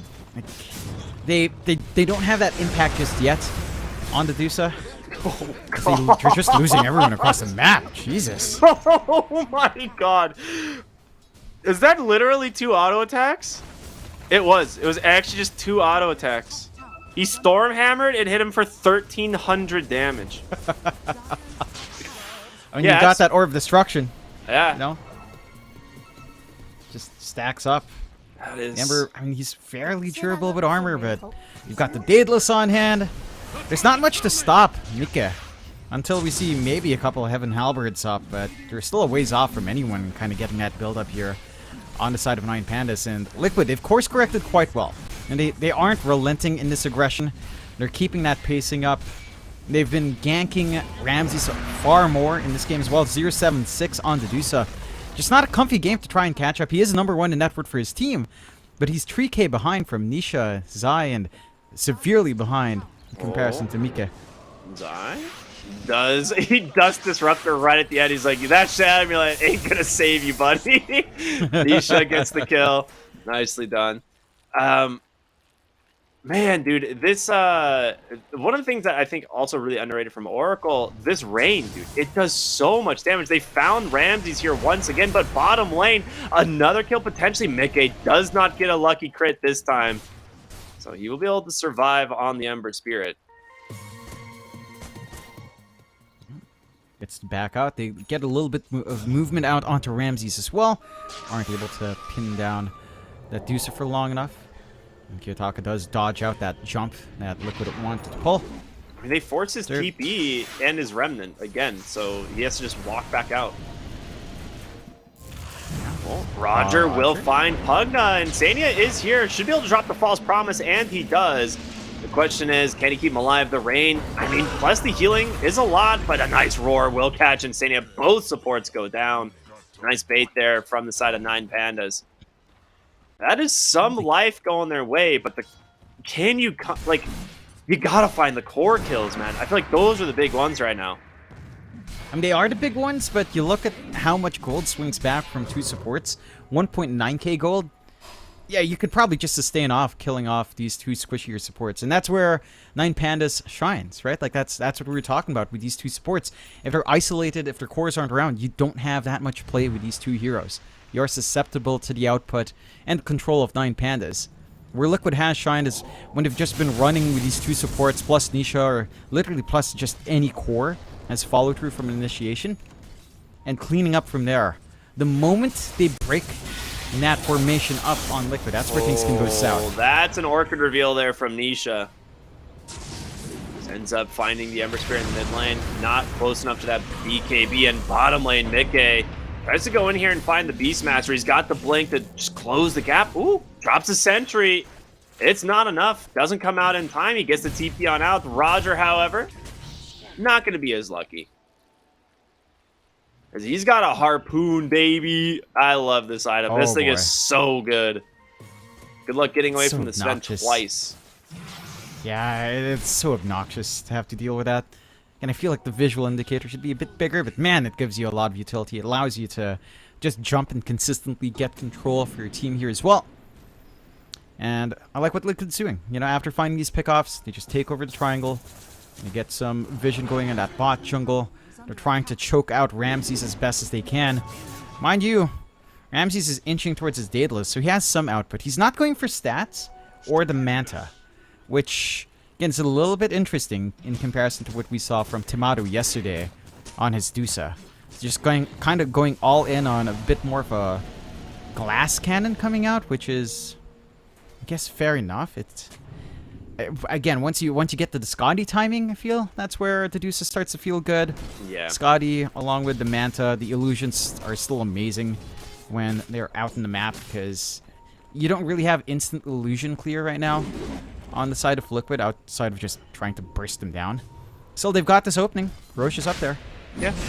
This makes a lot of sense. Just try and grab this first Roche. Very easy when you have an Oracle. Not too difficult. So yeah, first Aegis should go on over to Nisha's Storm Spirit. They'll just continue to play super aggressive on this hero as they immediately take the portal bottom. They did scan this just to see if anyone was here, as they had a vision that was giving some, eyes on the Kiyotaka, but he gets out. Builds out in the nick of time. And for 9Pandas, it's all about whether or not this investment on Ramses has been worthwhile. Like, he does have that Daedalus up, but there's a lot of armor on the side of Liquid. You've got the Warcry, you've got the full AC up on Mika. He's going the shard. I'm not sure if you can even do that. Yeah, it's just too much. It doesn't feel like you can burst anyone still. Chase down Miero. Yeah, they're going to try. He pops the Roar. I feel like, that's a good juke, man. I think he's out. Yeah, he's going to be safe. But speaking of not safe, though, Antares, as Mickey just makes quick work of him. Dude, he is so farmed. Just crushing these heroes. Wait a minute, they found Ramses. Oh no, the glimpse back. Does not want to chase for the moment as they buy back here on the Disruptor. Oracle is underneath this tier 2 tower, just sustaining through it all. Has the false promise. He doesn't seem to really care. Godstrike comes out. Ramses has to pop that Stone Gaze. That will be enough to save the Storm Spirit, but in comes Mickey. The Doom comes out. The Glimpse will be able to send him away, but they've got the chase, and Nisha continues to jump for more up onto the high ground. They've got Roger. They've got Medusa. The silence on the Kiyotaka. He pops the BKB, but Mickey's just walking into the base. He does not want to stop, man. Able to just cancel out that blink, though, will do wonders. Yeah, a little bit of a madman just running up, trying to gun for that kill. They still find Ramses. Again, the investment with the Daedalus, it's just not... It's not really that much damage. Dude, they're not stopping. They found Miro. They immediately TP bottom. They saw him for a moment. There's going to be the good old Harpoon. As Sven will just go back to farming, leave the rest of his team to clean up the kill. I am curious how Harpoon with Glimpse works, by the way, because I don't think Harpoon is disjointable. Top lane Nisha finds a solo kill on the Kiyotaka without that BKB to protect him. Just pops to the soul burn. Yeah, and they clean up 4-0 on side of Liquid on some really far-flung fights. Might be able to clean up for more if Antares is not careful, but he does have the ward to protect. Still, the outer objectives now for 9 Pandas. Just set to melt. It's Liquid. They've got complete map control. The recovery process for Ramsey still, he needs way more items. Like this hero now. Whereas before, old Dusa felt like he could just get away with a couple. Now he needs so much more. He gets right on top of Ramses, and he just makes quick work. One-shots the Disruptor. Okay, Mickey. Someone used to tell this guy to chill a little bit, but I don't think he's gonna. Nah, you don't chill on Sven. Nah, this guy's angry. He just jumps in, gets the Stormhammer stun there, ultra kills, he crushes Antares from a cleave as well. And that is it, the GG comes out. Man, I really wanted to see the Harpoon Glimpse interaction because I'm pretty sure it's coded like Timber Chain. So if you harpoon someone mid-glimpse, they teleport to you back across the map wherever you got. It would have been super fun. Man. I want to see it. I feel like it's coded the same way as Timber Chain, but either way, beautiful game this time around from Liquid. They do not allow 9 Pandas to get back in this one, as the Medusa just did not pan out, man. I thought this hero was going to have a much better lane. What went wrong in this lane, dude? Like, Ramsey's got nothing. It's just such a passive lane, it feels like. Like, Dusa plus Disruptor doesn't feel amazing in trying to apply some pressure. I think you had enough output from the side of Liquid. They had the right read on just running down Ramses whenever they can, especially since Ramses didn't level his mana shield. He kind of went all in on his farming skill. It's like going for 441, I think, by level 9 or something. It felt like he didn't want any durability. He didn't go for any stats to pad his strength. So he's always susceptible once the mana was gone. And I get the mindset of just trying to beat the damage for your team. I don't know if damage was really an issue. And the way he went about it, rushing a Daedalus into a Sven with Warcry, into all of this armor coming out, it doesn't feel amazing. It didn't feel like a great recovery plan from the side of 9 Pandas. And Liquid, they play a really smooth game. You know, they get running from the laning phase. They just constantly top up Nisha. And we did mention, with this kind of support duo, it's all in on Nisha to make plays, make this investment worthwhile. He made it worthwhile. He got so many things done on the map just from being constantly topped up. The fights were almost non-stop up top, and Nisha was just there to clean up. Like, you couldn't stop this storm. He had a fantastic lane against Kiyotaka, and he just didn't stop from there. Dude, this fight here where Zai just seemingly never dies. Like, he tanks so much damage here, and like every moment I'm like, all right, he's gonna die here, right? No, War Stomp. In comes the Stormhammer, Nisha on no HP. Like, the fact that this fight goes from being like, it's a 4v like 2 here, and Liquid win the fight. Like, that is crazy to me. And they wipe them. It's a dieback on Kiyotaka, and then eventually, obviously, Mickey kills Roger after like 15 seconds. But, you know, like, it's just the coordination from Liquid and just the way that they take these fights is absolutely nuts. Yeah, it's just so smooth. Again, the issues that we saw in game 1 where they kind of left Ramses alone to farm up, they course correct here. They constantly pressure that Dusa. They ensure that the ramp up for that hero is not there, because we've seen what happens when Dusa can ramp up. Again, TSM, Tomato had so much space. He got his manta. It felt pretty hard to deal with the illusions until you built maybe a couple of Dagons just to literally wipe those illusions out. So they never reached that point on the side of 9 Pandas. No one was farmed up. They didn't really have that much play because you were kind of going for Aura on Miero this time. He didn't rush anything like a Blink. He didn't go for the creep army up against Sven, of course. So it was all in on Kiyotaka, and your supports kind of trying to run around, and it didn't really compare to how Liquid were forcing these fights. You find a couple of pickoffs, and sure, when the supports were isolated, they're worth a lot of gold. But Liquid didn't leave those supports alone for that much. And maybe just a couple of movements out, but for the most part, they're running around as three people with the Storm just being constantly buffed up. Yeah, it was... Dude, I still can't get over how funny the Pugna Oracle interaction was. Like, that is something that we'll probably see again, especially against Liquid. Like, this is a team that loves Oracle, so we might just start seeing those respect bans if they see the Storm Spirit come out, just because of how good that combo is. It was a lot of fun, and I'm sure they had a lot of fun playing. I mean, this is a team that definitely, you could tell, enjoys playing Dota. So, Well played by Liquid, at least getting themselves the draw here after a pretty rough game one, an amazing comeback from Nine Pandas in game number one. That being said, Nine Pandas is going to be playing their next series right here on this exact same channel, but they're going to be taking on the side of Team Aster. So a little bit of a different opponent. We'll see what they can do. However, we do have to wait for those games to wrap up. So we are going to be on a little bit of a break until then. So definitely stay tuned for that. Make sure to check out these other streams. We got Dota 2 Storm here, but of course you have Ember, Earth, and the main stream. So, make sure to check out all the Dota here on the ESL One Berlin Major. We'll see you all very soon after the break for more. Take care.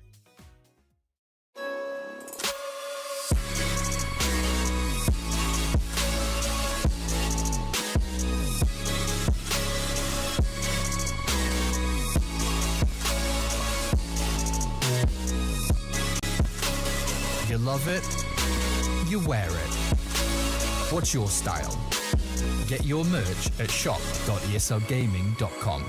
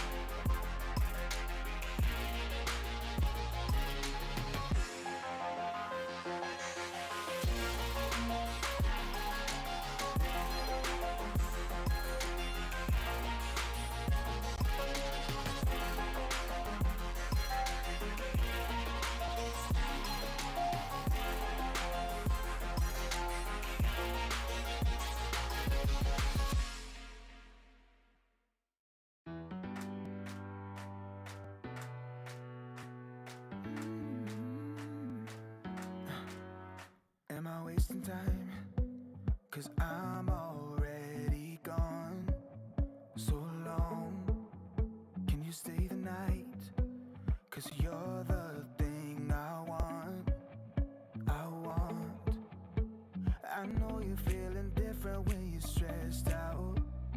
But even with no makeup, you still stand out.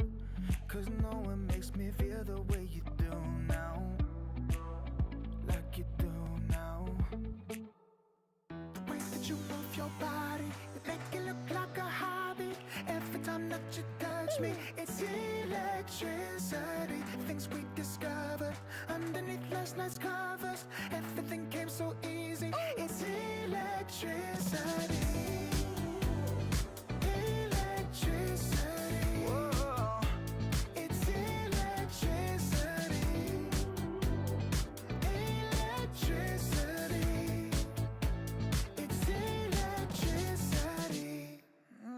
When it's late at night, I feel you on my skin.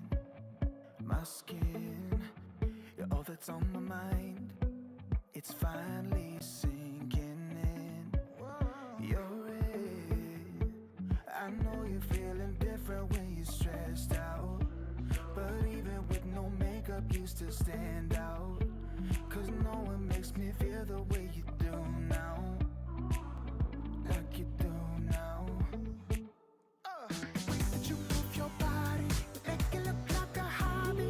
Every time that you touch me, it's electricity. Things we discovered underneath last night's covers. Everything came so easy. It's electricity.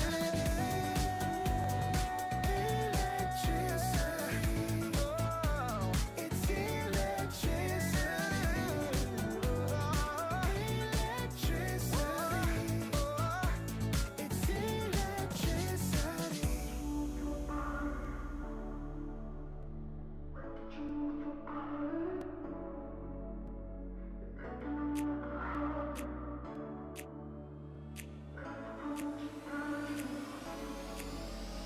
The way that you move your body, you make it look like a hobby. Every time that you touch me, it's electricity. Things we discovered underneath last night's covers. Everything came so easy. It's electricity. Electricity. It's electricity. You move your body. Electricity. You move your body. It's electricity.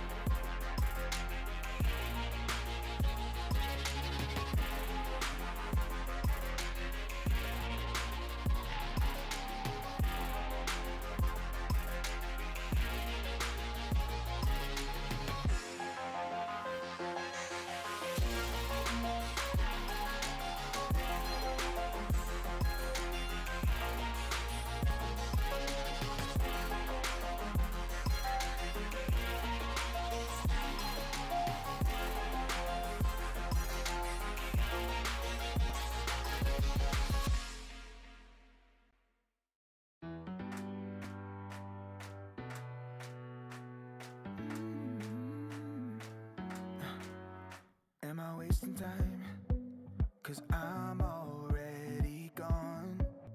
So long, can you stay the night? 'Cause you're the thing I want. I know you're feeling different when you're stressed out, but even with no makeup you still stand out. 'Cause no one makes me feel the way you do now, like you do now. The way that you move your body, you make it look like a hobby. Every time that you touch me, it's electricity. Things we discovered underneath last night's covers. Everything came so easy. It's electricity. Electricity. Whoa. It's electricity. Electricity. It's electricity. When it's late at night, I feel you on my skin. My skin, you're all that's on my mind. It's finally sinking in. You're it. I know you're feeling different when you're stressed out, but even with no makeup you still stand out. 'Cause no one makes me feel the way you do now, like you do now. The way that you move your body, you make it look like a hobby. Every time that you touch me, it's electricity. Things we discovered underneath last night's covers. Everything came so easy. It's electricity. Electricity. It's electricity. Electricity. It's electricity.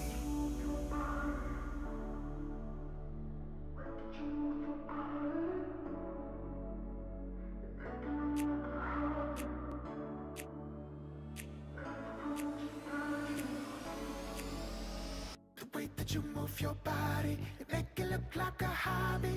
Every time that you touch me, it's electricity. Things we discovered underneath last night's covers. Everything came so easy. It's electricity. Electricity. It's electricity. You move your body. Electricity. You move your body. It's electricity.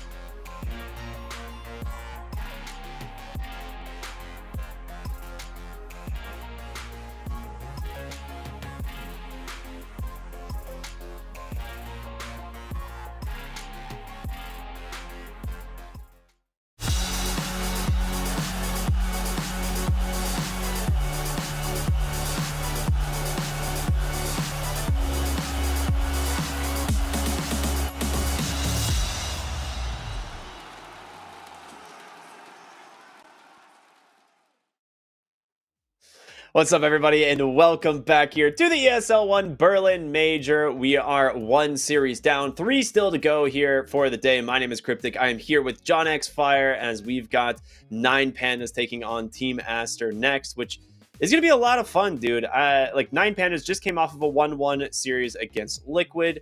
Team Aster putting a beatdown on Execration on one of the other streams. What do you think's going to happen here? It's an interesting one because I think 9 Pandas, they looked pretty solid in that game 1 we just saw up against Liquid. They managed to hold out, get Ramsey's space, and farm up.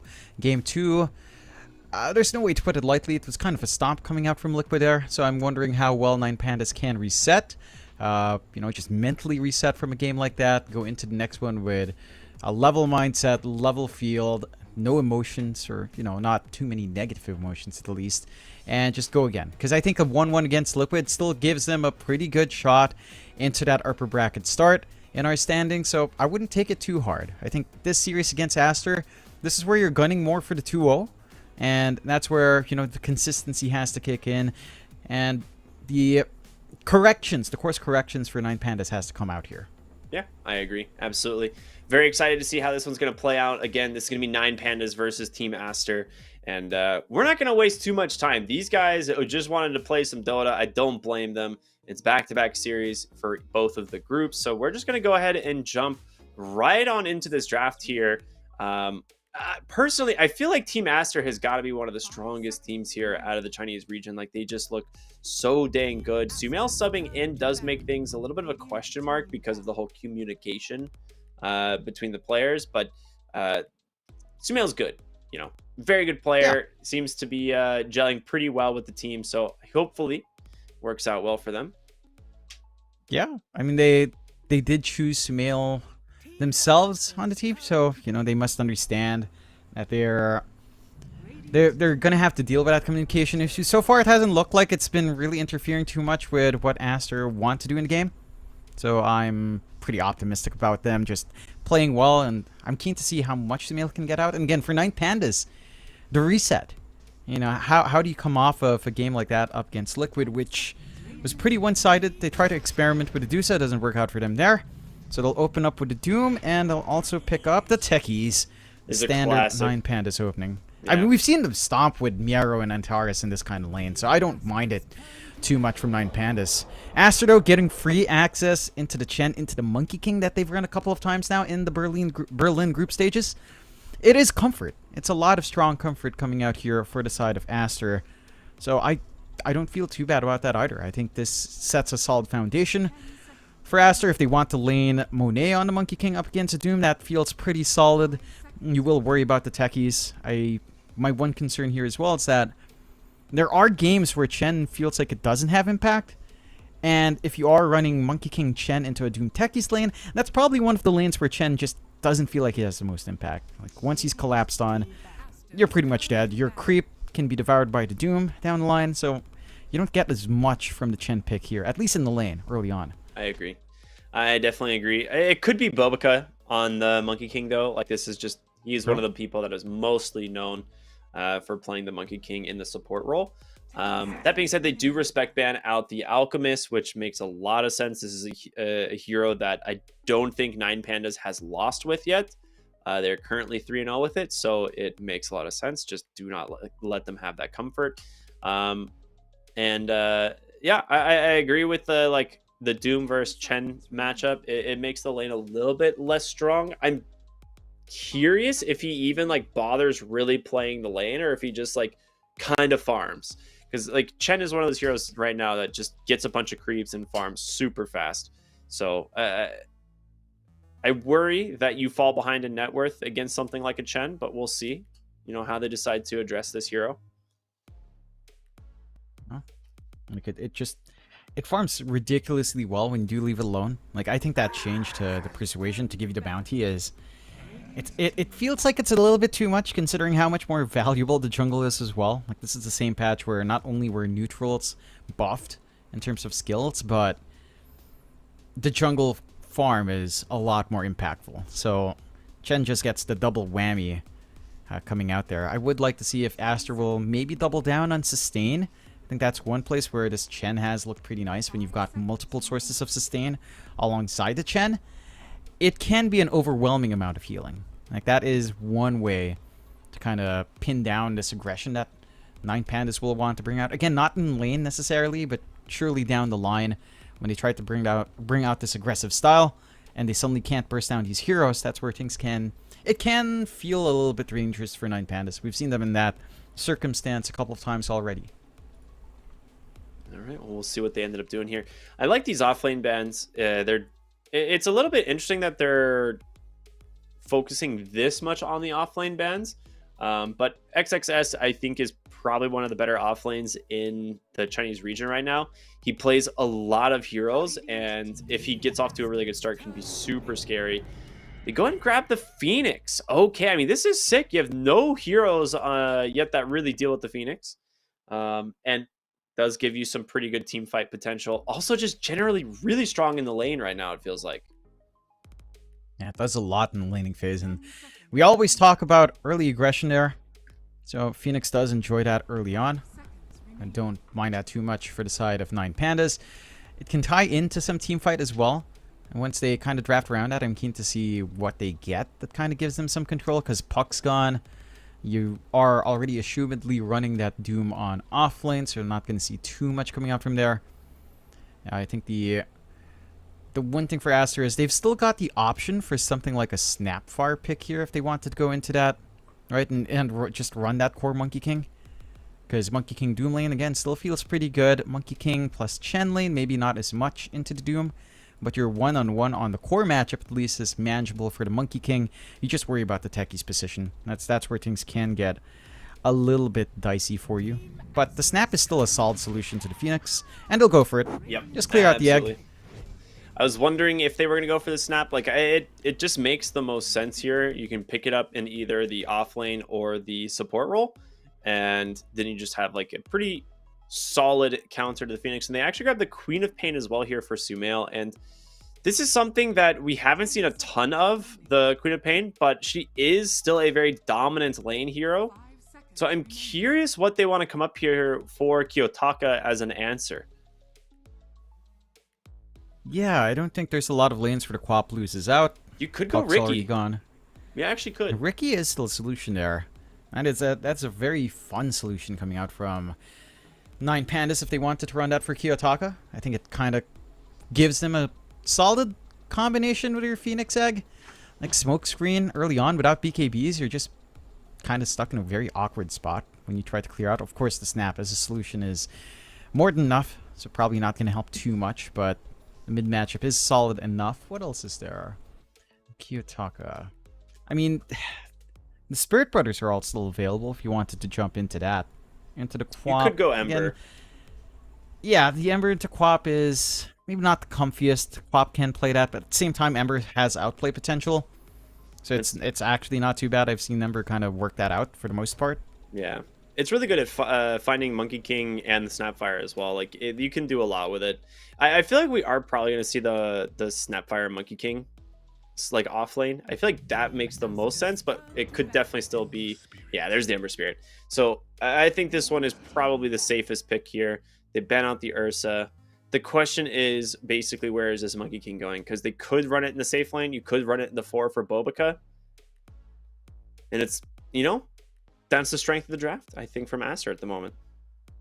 Yeah, I'm trying to check if they've recently run Boboka's Monkey King, at least in the DPC, before this major. And they haven't. It has been consistently Monet. But I wouldn't mind that flex. I think, again, running something like the XXX Snapfire gives you that leeway to just pocket pick Monet's hero here. And for the side of Hellraisers, I mean, they're still assuming that it is just a support Snap with a Chen, and they're last picking something like the XXS hero.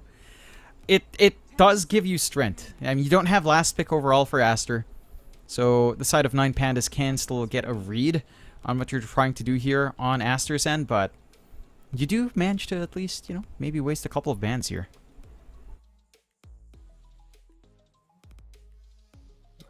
Just trying to think of what they're going to be going for. So they are anticipating the safe lane Monkey King, I suppose, but Okay, yeah, they get rid of Ursa and Slark. Okay. Dude, is Tide Hunter even playable right now? 10 seconds remaining. I don't know, like, it's a Okay, decent enough Brewmaster. aura carrier if you were actually wanting to go that route.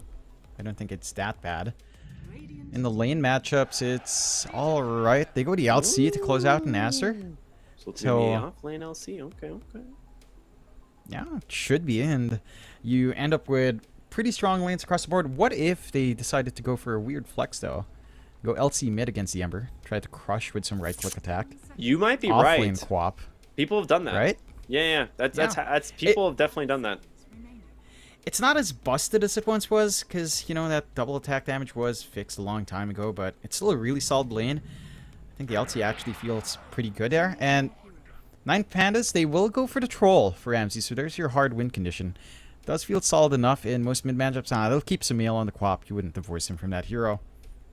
And interesting lineups. Again, very different from what we've seen. I think for 9 Pandas at least, they still go into that Miero and Taras dual lane. That sounds sickening with their Doom techies. But you're laning into that Monkey King, which is maybe a little bit more awkward. Still, I see the first two, 3 levels going pretty nicely for 9 Pandas on the off. And I think that's something that Acer will have to watch out for. Just, you have to respect Miera and Antares when they're on these 2 heroes. They know what to do to suppress that lane pretty hard. Yeah, I mean they've looked super good on these heroes pretty much the whole tournament, and I think Doom is probably just one of the strongest heroes of the patch in general. So it really just comes down to, if you're gonna let the Doom through, like, what is your alternative? You know, what's gonna be your answer to this hero? They get the Chen, obviously they're just gonna dodge the lane into the Doom. They don't want to just give him the free devour targets. So we'll see how they end up playing this.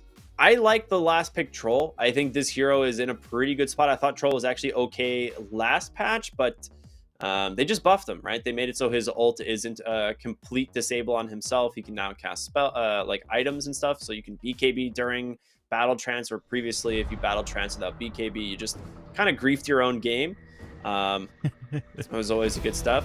But yeah, I'm curious to see how it ends up playing out. The lane should be really solid. Troll is incredibly fast right now, and I think that is one of the benefits of this hero, especially with like just the changes to the map and how big it is.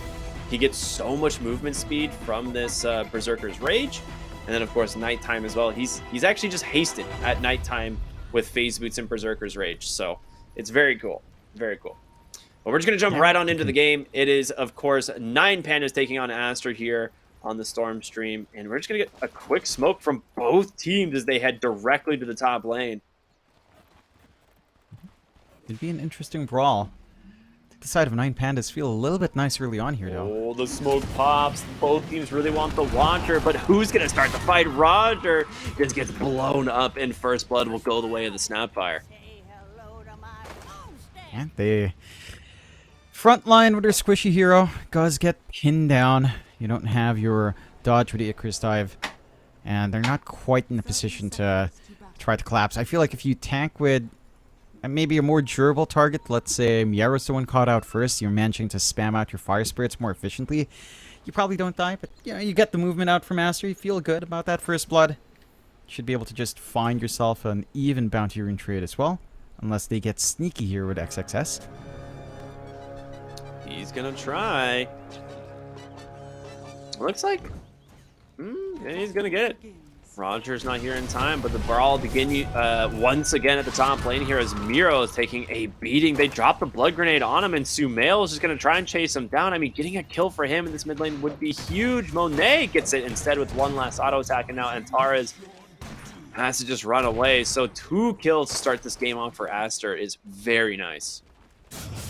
Yeah, some big gold going their way. They trade even in the bounties as well, so you're not missing out too much on the map, and this is not the best situations for 9 Pandas, but Aster, this is everything you could ask for. Like, you're getting the LC matchup into the Phoenix lane, you're going to have the Dispel on hand with a press the attack down the line, you can trade blows with Ramses down the line as well, and they're doing such a great job of just keeping Roger back. Low HP once more on the Phoenix, not having the best of times. There's just so much harassment that flies through, and there's not much a troll does for you as relief or as even pressure in lane until the levels go up. It's going to take some time for him to try to dish it back and force them away from him.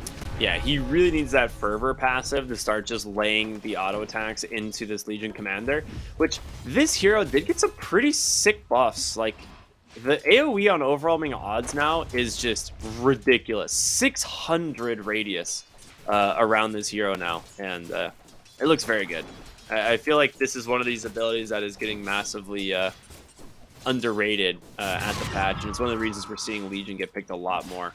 Oh, Cookie does come out. They managed to find Roger, and there it is. The overwhelming odds just pops the hero. Yeah, just melts. You've got a lot of magic damage coming out from Master, and just not much relief with his troll land. So you're just going to have to play it more passive, try to soak some EXP up, and stem the losses as much as you can. It's not going to be an easy time for Ramses to find his farm, but he is, all things considered, still at 9-0. So despite these kills, you're not quite shoving the troll away, which for the side of 9 Pandas, this is usually their game plan anyway. Just rely on Ramses to carry through, give him a good start, and make the sacrifices necessary to get that happening. Absolutely. All right. I mean, we'll see how this lane ends up going, but I do want to focus on mid a little bit here, as it is going to be that Queen of Pain versus the Ember Spirit, and obviously Kiyotaka did pick his hero into this, so he knows it's a pretty decent lane for him. He's going to do his best here to try and shut down this Queen of Pain of Sumail's, but I don't know, man. I'm a little bit worried that Sumail just is going to struggle as this game goes on.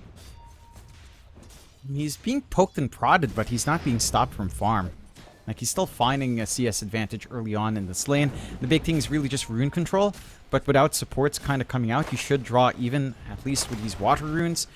Power runes is when the difference comes in, and you might just get the value point, and he does in the blink, so you should still have a slight advantage on the power runes as well at the 6-minute mark with his little mobility you have in the Quap. Yeah, I also like the blink just to get him to the bounty rune as well, just faster. Top lane, Monet, Boundless Strike comes through to give himself that full heal, so he's going to be, plenty healthy.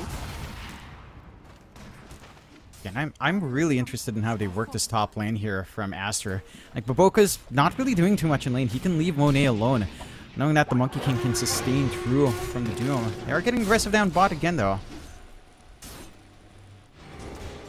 Yeah, this 2-point over. The thing is like overwhelming odds had such a small radius before. Jesus, mid lane is just a bloodbath. These guys are just beating each other. And there's the kill on the Ramses. They do just manage to find him underneath the tower. Was that just? Yeah, it was just Scatter Blast. Snipes him. Yeah, and they're huge overwhelming odds in the creep wave. So much easier to just land at running forward on the LC. It's pretty painful. You don't have counterplay as the troll here at all. I mean, you've got the Fervor, but you can't even run up to the LC and try to get hits off. Yeah. It's just too dangerous when the creep wave is around. Yeah, like I was saying, like the AoE it used to be so much smaller that like hitting multiple heroes wasn't, always guaranteed. It kind of is now. Like, you just position yourself like relatively between the two, and you're gonna get the double hero damage bonus from this, which it's a lot. It is a ton of damage that gets added onto this ability. So we might see it get reworked a little bit, but yeah, this spell is a huge nuke in the lane right now. Yeah, and it allows you to take a lot more aggressive group fight duels as well. Just having the ability to use it in the middle of your duel now, it feels so much better to play as that LC, because you're not forced to look for these pickoff fights. You can kind of initiate onto the bigger cores and still have a lot of output. Kiyotaka. He's gonna pop the Fairy Fire and TP on home, so he's gonna make it just barely. So Sumail loses a lot of resources, but meanwhile, top lane, the disarm comes out from Antares. Dude, what a mischief got from Monet, but he almost turns it around, dude. That would have been absolutely nuts. Really well played from both teams, but bottom lane, they're getting aggressive once again here onto Ramses. He's going to try and turn it around potentially with the help from the Phoenix. They will be able to just stem this lane for the moment. Dude, sick fights all around the map. Those were really well plays. Yeah, they're playing on the edge on Aster. Just really pushing the limits that they can on Monet. You are starting to get that bite in for 9 Pandas, though. I mean, you've got the Vanguard up on the arrow, so he's not going to be as susceptible to your Monkey King damage. They're diving here. just a little bit under that tier 1, but not going to overcommit onto XXS. A movement out from Antares as well to relieve that pressure on Ramses. And overall, again, considering that this back and forth down bot, Ramses is still farming. Like, you may have found those kills in the Phoenix, but Roger doesn't care. As long as Ramses farms, he's fine. Yeah, absolutely.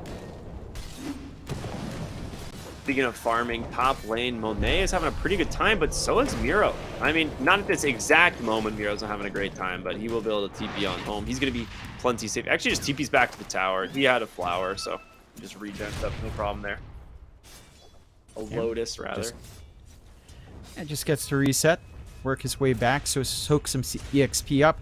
Monet is pretty much free farming this lane, as you would see on Ramses as well. So both safe lanes kind of stabilizing in terms of farm. But Boca's trying to be a bit sneaky here for the Wisdom Rune. Dude, he's got both satyrs actually just doing so much work here. And Tara's continuing to just disengage. Miro will grab one. He's actually just going to turn around onto the Snapfire. Almost has the damage to find the kill, but another Mischief dodge there from Monet will allow him to find the kill. And a TP in from the Phoenix. Maybe they can get aggressive here. Mid lane, though, Sumail grabs Kiyotaka. Just solo kill with the use of that Sonic Wave. Yeah, they make a lot of space in the map. They don't know about Roger. Uh-oh. They're going to try to bring down the Doom, but the damage, the turnaround is there. And Miro, level 3 Scorched Earth, could start trying to chase down Bobica. No, decides to just go back to farming. Dude, Sumail is crushing this mid lane now. He really is. Full level and a half ahead. More than a level. And that's scary times here for Kiyotaka. Like, he's going to need to... I mean, at least he has a 6, so theoretically, pinning him down is a lot harder, but still has to be cautious. Does mean to dodge out at the least, but... I think the one problem you have with the Ember here is it doesn't feel like you have the best supports that can connect with your movement, although with the techies and the chains... Yeah, nice jump in there from Antares. Sumail should be able to finish him off here in a matter of moments, so it's going to be a 1-for-1 trade. The question is, does Antares get the deny? He does not, and Sumail will blink top knowing there's a rune there, but Roger ready and waiting, and he has to grab the DD rune. That's going to be huge. Sumail's got no blink. I think he's dead. He just burns down. Well played by Kiyotaka, just waiting on that remnant. And top lane, they're going to find Miro as well. The rotation from XXS helps find that kill. They get some good punishment for that movement down mid. They see the supports commit. They know there's no counterplay. And they get the gate usage out from XXS. And they just find the kills they'd want on Monet anyway. So you equalize on mid just a little bit for Kiyotaka. Very important kills for him to find to catch up on December. Getting some good pressure onto that mid-tier 1. That being said, he's still playing with this DD, sir. You gotta be careful. Sonic Oh. Wave, though. He can't dodge it with the Sleight of Fist and the stun in from the Snapfire. It's gonna be a double kill for the King. Oh, man. All right, that was sick. He just knew the limit there. He's like, yeah, I'm gonna bait him. Don't worry about it. We got this. The fact that like he just let the Sonic Wave go just without even trying to pump fake it is pretty nuts. Just confidence. Bottom lane, Ramses in some trouble. He has a duel, and there it is. Plenty of damage to follow it up, and that's gonna be the first one of the game going the way of XXS. And Legion is a hero that can really start to run away with the game if given the opportunity. Yeah, I mean, it's been a great start for XXS. Uh-oh. In terms of net worth, not too much, hold on. Snapfire got stuck. Kiyotaka finds the kill. Yeah, you take the freebies when you can find them. Yeah. They are starting to apply pressure up top now. They've got the, well, no Doom ready. So they should just be able to bail out, but... Boboka's creep arm is pretty massive. Yeah, it really is. Actually just takes the Purge creep. He's tired of it. It's like, alright man, this one's mine now. Stick your stuff. Monet needs to be. I mean, he has Wukong's command, but Roger, he's got no fire spirits left. So, ooh, that was a sick juke by him. Instead, they're just gonna look and try and go for the Doom here as Sumail makes his rotation on in. Wukong's command is there. The Boundless Strike does connect here at the tail end, and Miro on this Doom should eventually burn down here. It's just gonna be a matter of time. Sumail with the blink on forward, grabs with a 4-point screen of pain. He's now dominating 6-1 on this quap. Roger, you need to be very careful. You are only level 5, my friend. Sumail has his tank rune, man. He does not care. He will definitely chase you. As that's going to be another one here for Sumail. And now Ramses maybe going to try and show up as well. Sonic Wave, no mana for it at the moment, but just continuing to do a lot of damage with these daggers. Jump up onto the high ground. Miro is here, tries to stun him up and get in range for the Doom. Sumail doesn't have a blink for a few seconds, and there it is. It's going to come out in time on the backside. Ramsey starting to fall a little bit low, but they will be able to grab. Creeping the deny from Monet.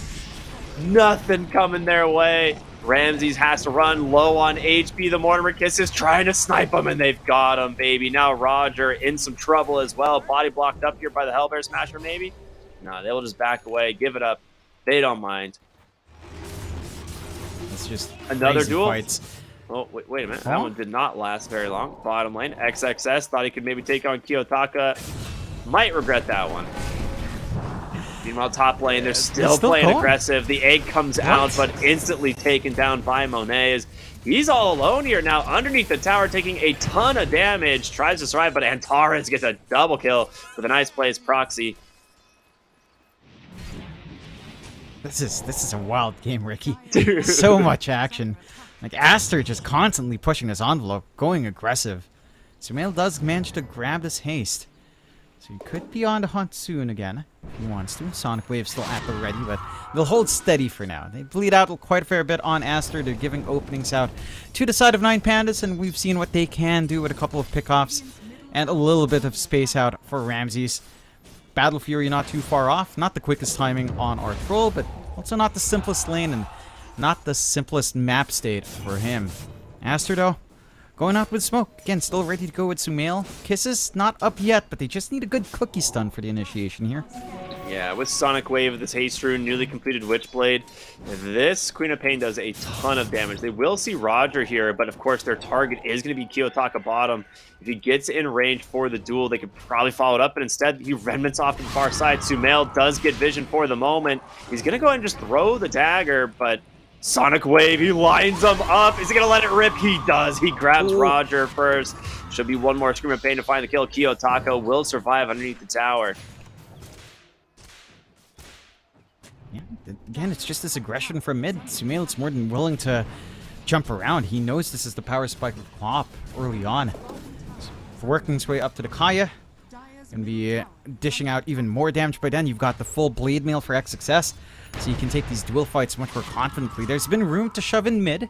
Antares has been allowed to drop a couple of procs mines to help accelerate that process. They can kind of just come in and clean up that objective next, but it does feel like you've gotten quite a fair bit of map space out for Master. Like, Monet's allowed to farm into the Deso and going for a faster build-up on the Monkey in comparison to our more farm-oriented build for Ramses on the Troll. Interesting pause timer here. Spoboka's being chased. Yeah. I'm sure he'll be fine, right? He's got his whole army here. He's got XXS coming in from the bottom, and then, of course, they've got Snapfire up top. I don't think Kiyotaka can kill him in time. Yeah, I think he'll try to bait out as much as he can. If they can kind of land a duel there. You've got the sustain on Baboka. Hand of God still ready. Penance there is there to kind of annoy Kiyotaka as well.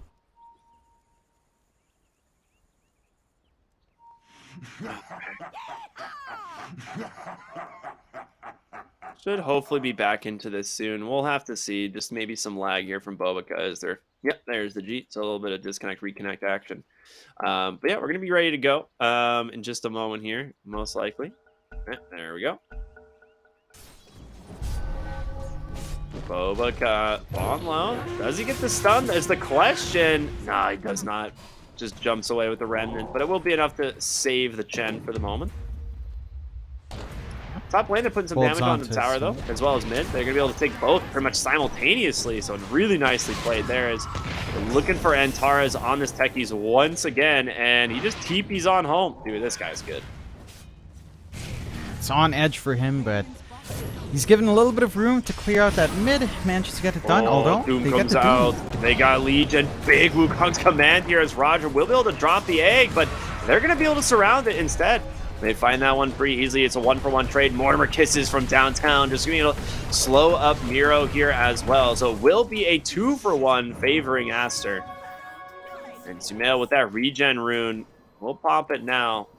Looking to maybe get a little bit more active. They got some vision on Kiyotaka. They know the war is going to be there now. Yeah, they force out a lot of big spells as well from 9 Panda to just try to angle in that fight. No Doom, no Egg for quite some time.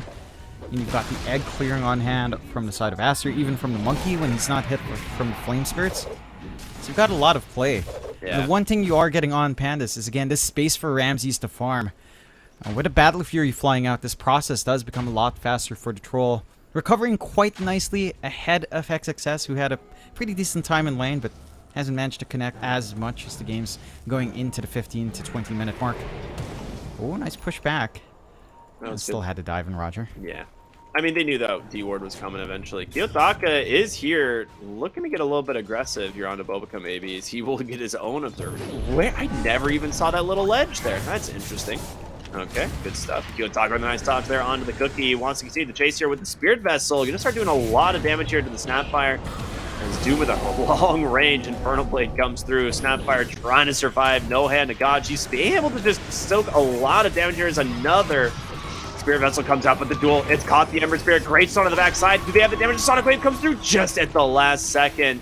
Sumail helps find that kill as now they look for more. Antara is in trouble. Beautiful balance strike out from Monet as Roger. He's got to dive, trying to get to safety, but the chase continues as Sumail blinks on forward. Underneath the tower, though, the flak's going to come through, doing a lot of work here as Miro will be the next to fall. Sumail does end up burning down to Roger. So the flak did some work, but it ends up being a 4-for-1, a big win once again for Aster.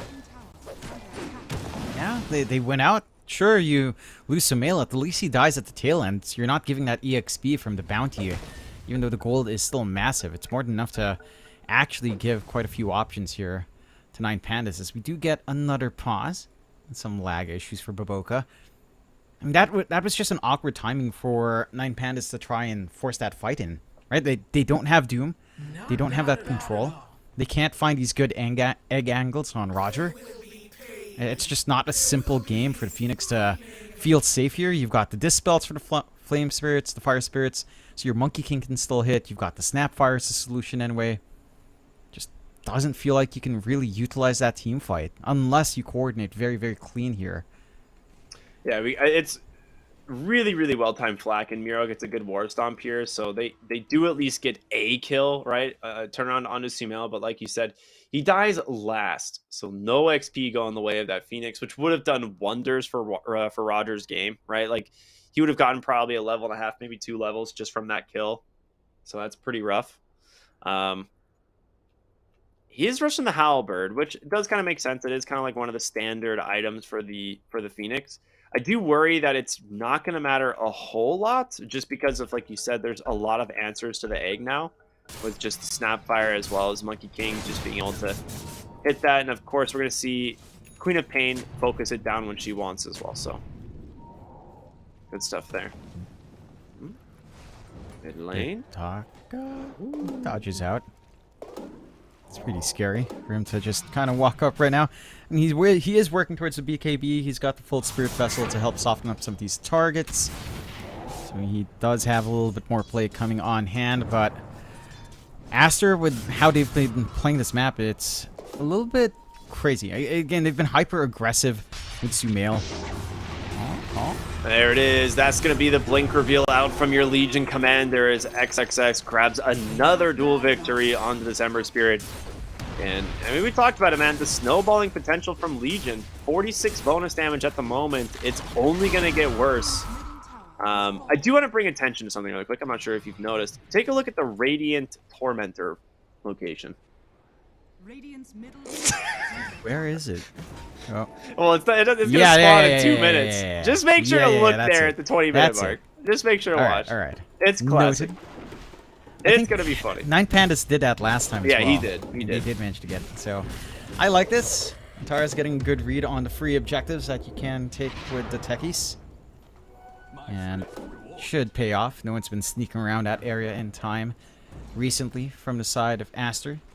Very secure for them. Still Aster in a good position despite maybe some of these shenanigans. XXS the bottom network core, but the space out for Monet and Sumail is huge. Ooh, he gets the Dispurge there. Oh my, he just purged Miro and allowed him to get the TP out. That is nuts. And as a result, they're just going to go ahead and start on Roach on top. Now, if the Radiant figure this out, they could take the gate topside, but I don't think they're going to make it in time. Yeah, they're a little bit too far apart. And again, the Roche giving you the Watcher. It's pretty damn big. Yeah, We're a minute it's away nice. as well. This time, the timing's interesting in that they could maybe see the Tormentor, but we wouldn't see the mines. They'll see it die. They'll see it die. They'll They're like, see it wow, okay, instantly that's die. cool. Yeah, I just want to watch that. It is so funny. There better not be a team fight in exactly 40 seconds. I'll be very mad at both teams. Can you imagine if someone just walks by and dies? Dude, while that you happens as can. well? If any hero is in Exactly. range, they will 100% die. Like, if one hero shows up, they're going to get one-shotted. It is definitely, like, steer clear. Now go into it, guys. You see your techies do this? Go up there. Appreciate the sight. Watch the fireworks live with your hero. They want to enjoy it as well. Yes, of course. Oh, another Blink duel in the mid lane. They just commit the Mortar Kisses as well. That's level 2 duel this time, so 28 more damage for XXS. And here comes the Tormentor. Oh, it wasn't enough damage. He's only Not level enough. 1 mine. Okay. There he goes. Does grab it, though. Yeah, level 2 mines does one-shot it, so there you go. Pretty good stuff. That's a dicey affair, perhaps. Felt like Antares might have died. He's stuck a little bit if no one else is nearby, but they spread the damage fairly evenly. So you do get that freebie for Roger, giving him some more utility in the Supernova at the least. But again, the Supernovas just haven't felt great. Aster have done a great job of hiding in the fog, using this blink from XXS to pin down the one slippery hero that potentially gives them trouble in these fights in Kiyotaka's Ember. And even this BKB buildup that he's trying to get on the Ember won't save you from that dual hold. Oh, they found Queen of Pain mid, and he gets the root off of Ramses. So that is I think that's just a dead quap. They've got the stun, maybe? No, she gets the blink out. Miro's still holding on to the Purge instead, and they just get the chase onto the Troll Warlord. The duel comes out as well. The Sonic Wave is there. The egg drop to try and save him, but it's just too dead as Miro now going to try and TP on out, and he will make it. But what a rough fight there for the side of 9 Pandas. He's going to think about holding that Purge for after that one. They have to commit onto Sumail. They couldn't find a kill. They stick around for the creep wave. They don't respect that rotation potential for Aster from top. I think they cleared out a couple of creeps there as well. Sumail's just going ham again. Like, he's not going to be able to clip Antares, but they take a tier 2. They can just go straight to high ground. There's no egg, there's no doom. There's nothing to stop them. Play conservatively with a Fortify. Want to maintain that creep army with the Skellies. But it just feels so hard for 9 Pandas. Like, it's still all in on Ramses to farm up, but our troll is still a long ways away from matching here. This is a pretty sick play by Kiyotaka trying to get the Monkey King here, but in comes the XXS Legion Commander with a duel at the last second, sticking on just a moment too long. And yeah, Monet. He actually disassembled into BKB in the middle of that, just in case, I think. He was worried about he was going to die. But that was a Spear Vessel down, plus... Yeah, plus another 28 dual damage for the Legion. Dude, he is up to 130 now. Yeah, it's ridiculous how much XXX has. Doesn't really need a follow through. Again, the BKB build up for Kiyotaka. Sure, you stop the Kisses output, you stop the Quap with a little bit of her damage as well, but the LC is big enough with a Blade Mail that doesn't really matter too much in the front line. And Aster, they'll just take these free objectives. The Chen army, there's no solution here from 9 Panda's draft to clear out that quick as well. Outside of, again, the Ember, maybe the Troll if he can just run up and cleave through. And Aster will just smoke. Like, even without Aegis, they know if they find a couple of kills, high ground opens up in a massive way here. Yeah, man, this is going to be difficult. I'm trying to figure out like where your entry into this game is. Oh, Monet just off the mark there with the stun. I mean, that's a potential opening, but instead they just drop the duel again, this time finding the Doom.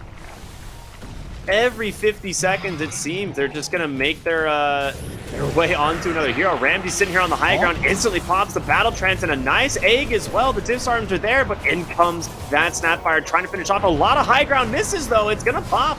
They managed to survive, but you've already lost Ramses. The question is, can you get out on the side of Aster now? As it is going to be a buyback from Miro. He's trying to chase the Monkey King, gets the perch. He's got the Doom on top on the other side of the fight, and Tars can't lock down the Queen of Pain long enough, as Monkey King looks like he will finally go down as Kiyotaka jumps on in. Sumail playing on the side of the fights here, and XXS is very scary.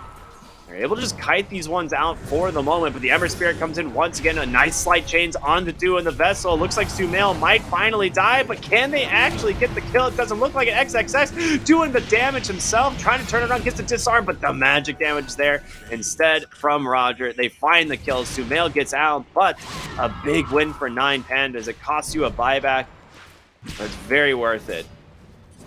2 for 4. Aster just kind of overplaying their hand just a little bit. Those misses on the high ground, the egg popping, the reset for Roger, giving him so much. Like the sustain the smack Sunray is giving, the burn percent damage onto something like the LC, even a Monkey King. It's a lot to overcome.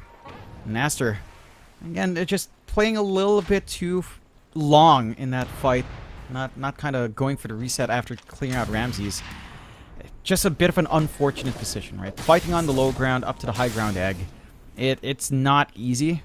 And 9 Pandas recognize that situation, recognize that this is their turn. They hold off on the high ground push. The side of Aster, they'll probably just go back, reset, take this Tormentor of their own. And oh my Success god, takes it, dropping aside him. There you go. he did it, dude. What a madman. Drops his item to steal the shard. All right, that's cheeky stuff. He does it. Yeah, I mean, you don't really need your Snapfire shard. Oh, you already have it anyway. I mean, Pichu you would have and- liked the Chen shard. He just takes it Sure. away from the Chen, I guess. Sure, but come on. Overwhelming odds with armor. Who wouldn't want more armor here? XXS just wants to run in and win every fight. Who can blame him? All right, And in all then again, his main fairness, concern is magic damage. he technically didn't need to drop anything. He would have been in the role anyway. That is true. Like, he is in the bottom two. Still, smoke on smoke now, 9 Pandas. I mean, they've got Doom up again. They've got the egg. If they find a good choke point again on the see high the ground. Ember. They saw them pick up the rune, so they know someone is here. Man. Oh, Midlight. Boundless Strike finds the troll. Do they go for the duel right away? They don't. Ramsey just pops the battle trance instead. Kiyotaka trying to find the backside of the fight. They've got to try and turn this one around, and there it is. The duel victory is just way Oh my too God. much. The Ramses Troll Warlord gets absolutely crushed, and now they're looking for more as Kiyotaka's got no remnants left to play with, and he's trying to survive, but there's just too much damage. It's a 3 for 0 in the mid lane as 9 Pandas have no buybacks and seemingly no way to cut this creep wave as it is being escorted by the Snapfire. They did have Antares cut one of the waves, but I don't think he's getting out of this one. No. A little bit of a hunt from Sumail doesn't lead to much, but they've still got the Siege Read coming out, and there's enough HP here to get the job done. So they'll find that tier 3, they'll find the racks. Another 4 to 5 forced out with the stall. Ramses does respawn shortly, but without the Doom and the Ember, that's your big issue. Yeah, that's Ramses definitely alone full just lane. can't do much. Or at least the melee barracks, they will leave. Okay, so they're respecting that much. It is a relatively quick respawn on Roche, just about a minute left. I'm not sure if I pointed this out, but Sumail went for the Aghanim Scepter this game on this Queen of Pain. Something that I don't feel like we've seen a ton of. That 400 AoE Shadow Strike, which then, you know, triggers a Scream of Pain if you've already got it applied, which is pretty interesting. Yeah, I like it. I think it feels really good to farm with. It feels really good in these clumped up fights that 9 Pandas have been finding themselves in. They still have their big team fight spells here. They've caught the Legion. This is a very nice find if they can actually get the kill, and it looks like Legion... Well, wait a minute. Huh? The turnaround here for the Wukong's command. They drop the Doom as well. They do grab the Legion for the egg on the backside. It's being taken down by the Snapfire, and Ramses cannot hold his ground against the Monkey King. They doomed him up, but Monet is too damn strong. They will be able to finish him off there with the help of Kiyotaka, and it's going to be a buyback on the Legion as well. He's looking for his opening, and there it is. The Jules caught the Ember. The Sonic Wave to finish him off, and Bobica will hold his ground against the Techies. An ultra kill for Sumail. A huge win once again for Aster. As Roche respawns, and the question is, will they find it? It looks like they do. Sumail checks it at the exact right time. Dude, what insane amount of damage coming for this Monkey King. That's 2 fights in a row. They get the Doom off on him, but he just drops the Wukongs and stands his ground. He has Vindicator's axe, dude. Yeah, he doesn't care. Like, he's gonna have that. He's gonna have more damage coming out. He's just so durable in the Wukongs. Their physical output there on Troll just isn't enough. You don't have enough farm and Ramses to take care of that.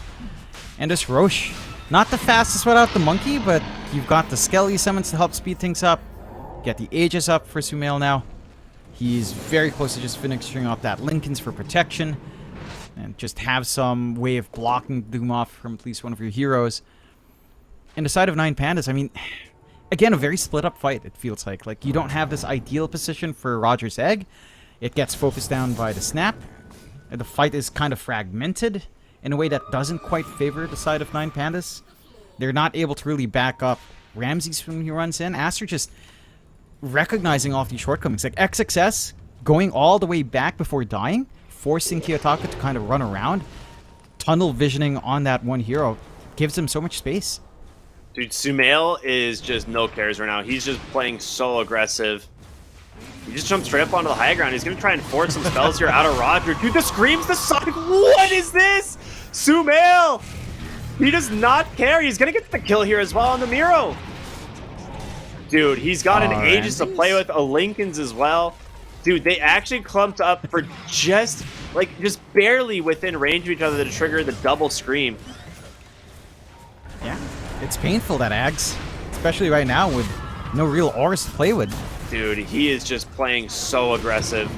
As he's looking for more, they get the duel onto Kiyotaka, and he is just instantly dead. He's going to fly back into the game as Wukong's command is there. Monet doing what he can. Roger forced the egg before he dies, but Monet will focus it on down, and you have lost Ramses as well. That's going to be a dieback as Kiyotaka doing his best to survive this one, but the GG comes out rightfully so, as it is all over for the side of 9 Pandas.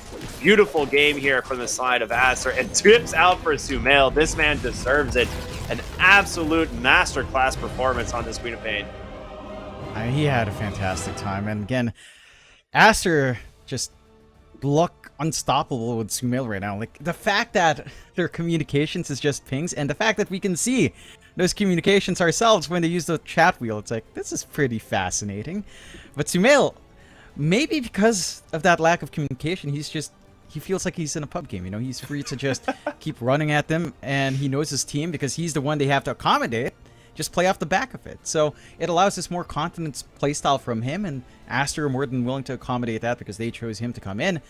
And it's working out well. Like, 9 Pandas going back into that Doom Techies, we expected much more to come out from them in that lane. The Monkey King pick was perfect for Aster to counteract.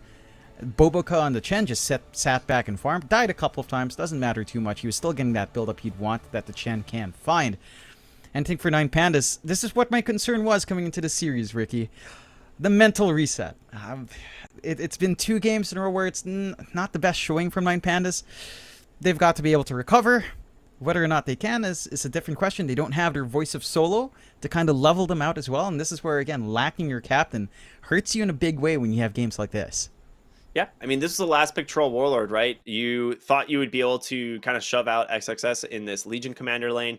It just didn't work out how they wanted. He just did not get off to a great start. They found multiple kills in this lane for the Legion. And then again, he just starts to snowball. You get to a point where duel becomes such an overwhelming lockdown in these fights where it's pretty much a guaranteed kill down the Kiyotaka or Ramses. Like, they cannot sustain through that damage. The Phoenix Sunray is obviously not enough alone. But yeah, it's just a beautiful play all around from Aster. It was a super fun game to watch. So excited to see how game number 2 is going to go. So we're going to throw a short break, everyone. Stay tuned. We got Hellraisers versus Aster game number 2 up in just a moment. We'll see you then.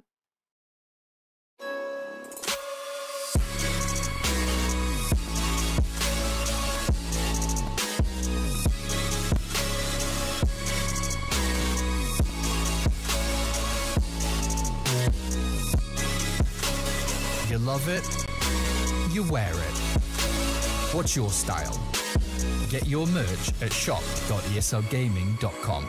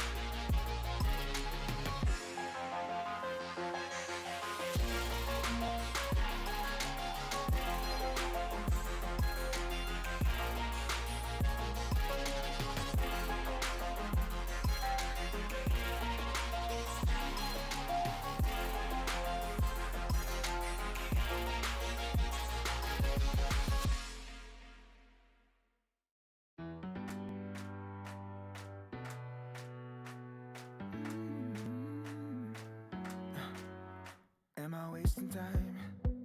'Cause I'm already gone. So long, can you stay the night?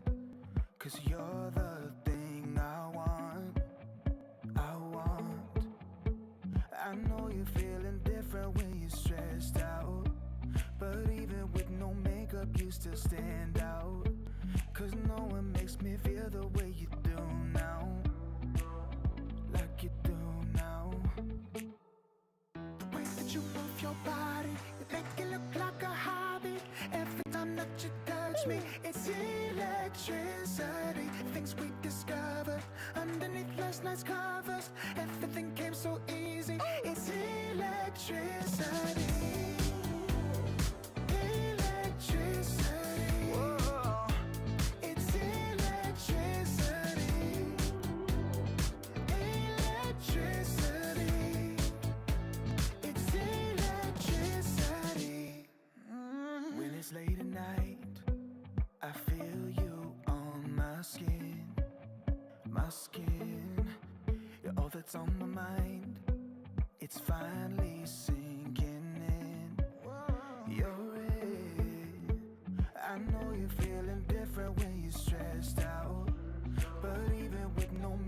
you still stand out. Cause no one makes me feel the way you do now. Like you do now. Way that you move your body, you make it look like a hobby.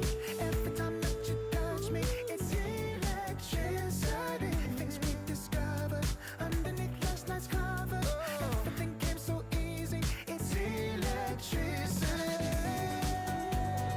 Electricity. It's electricity. Electricity. It's electricity.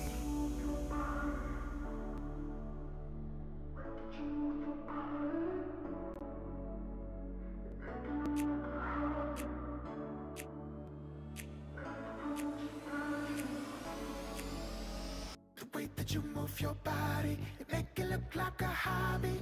Every time that you touch me, it's electricity.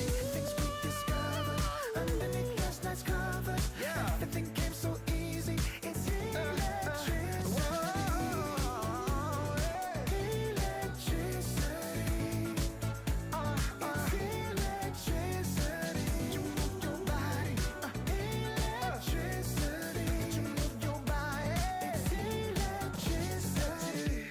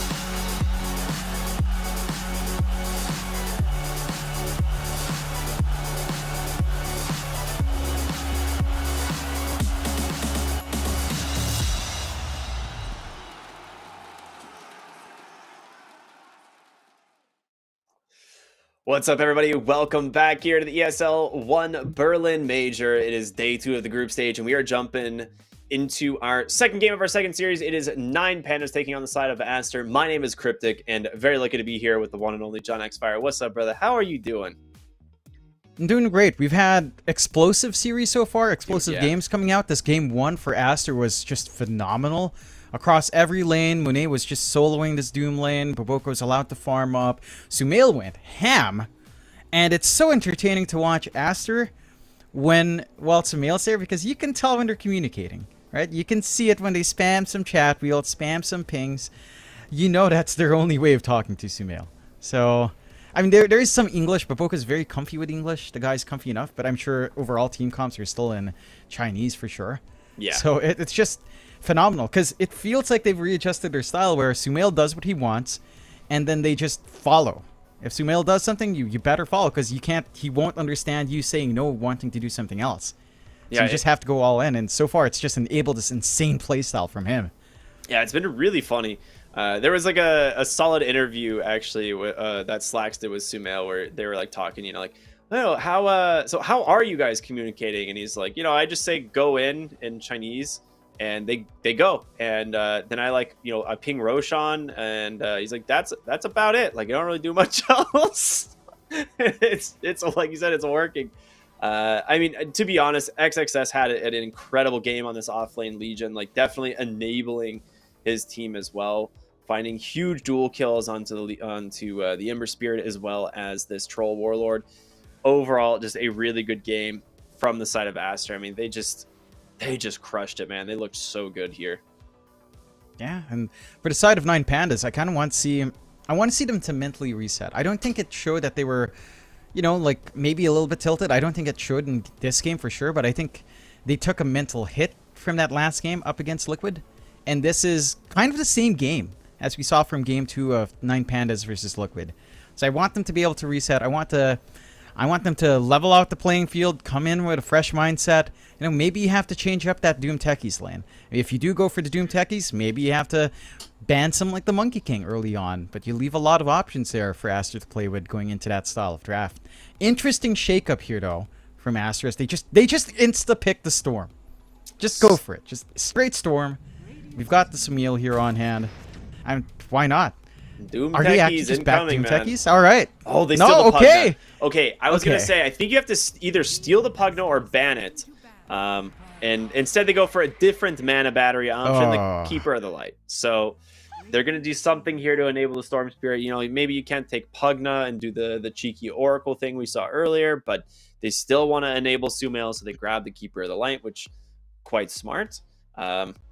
I like this. They focus on banning out the Chen from Bobica, which I think you have to. I really don't think it's possible to put Chen in the game. I think like you put yourself at like a 30% win chance just from Chen existing in Pro Dota right now. Yeah, it just does way too much.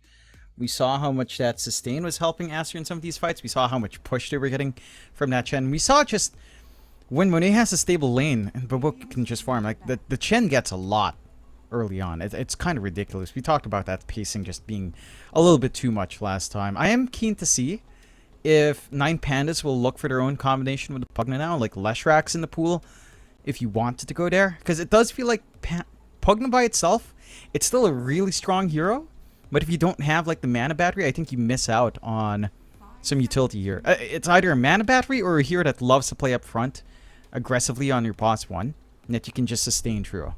And we did just see Ramses play something like the Troll. I think a Troll works with a Pugna well enough, just ensuring that he's not going to die while his ult's down. But, I don't know, your safer route is still a mana battery. So, if Lesh isn't banned, I wouldn't be too surprised if 9 Pandas just dip into that for Kiyotaka. Yeah, I agree. I was double checking some of the win percentages. I was like, man, I feel like Chen hasn't lost a game.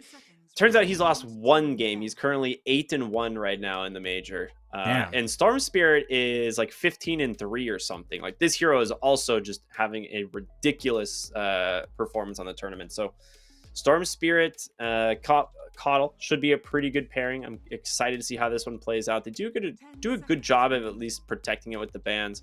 And like you were talking about, like whether or not they need to enable it more, I'm curious about, or if they just start to focus up on the side lanes. Yeah. I think for Aster, they've got some combinations here. Like outside of just Storm, Kotl. Like there's this Bristleback idea that can come out here.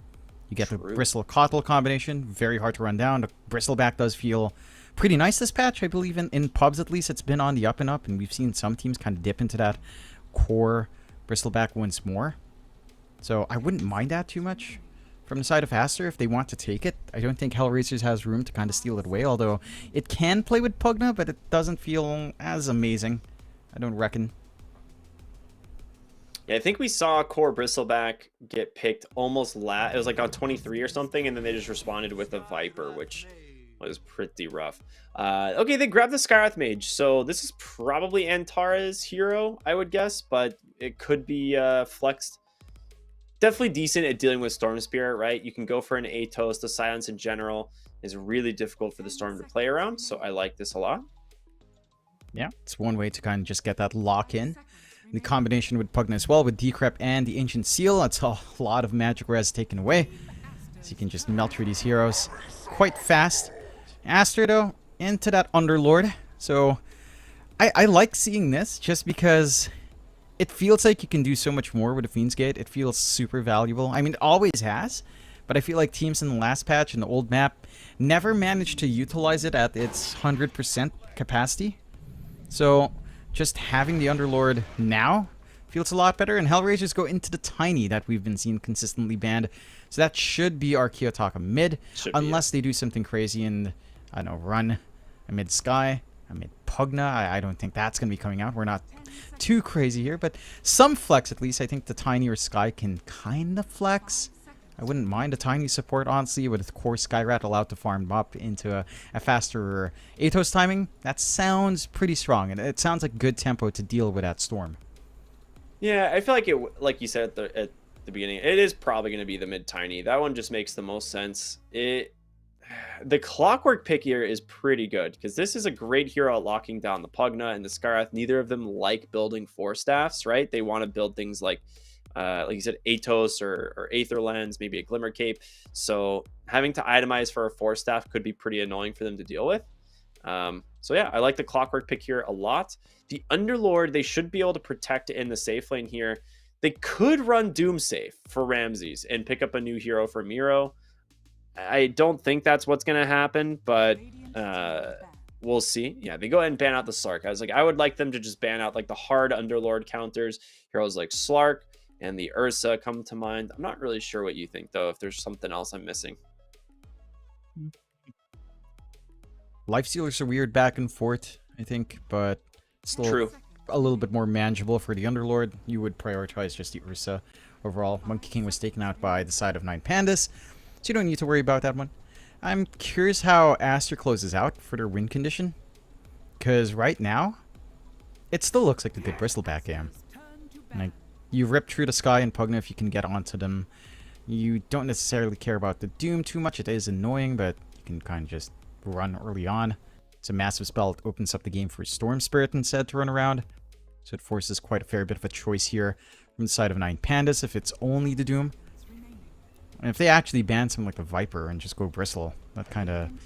to be fair, it kind of signals it. And they take out the Lifestealer instead. So they do allow the Ursa, which is fairly annoying for the Underlord, but I think it's just down to how kiteable Ursa is that it's manageable.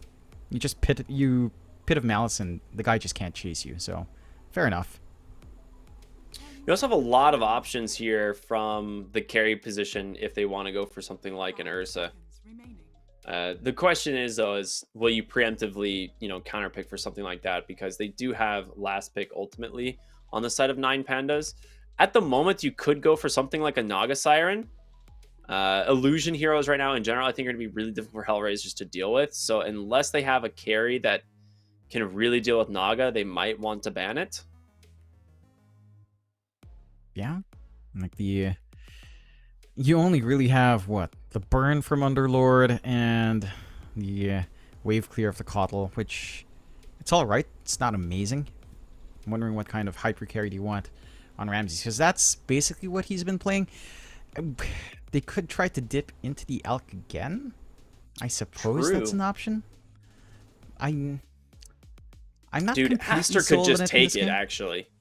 I Yeah. guarantee you they're actually considering it right now. Because leaving it in the pool, they actually, it's good for both teams. But if you actually take the Alk here on Aster, I don't know what Hellraisers responds with. Because you're going to have a Yeah, there's really no- fast lineup.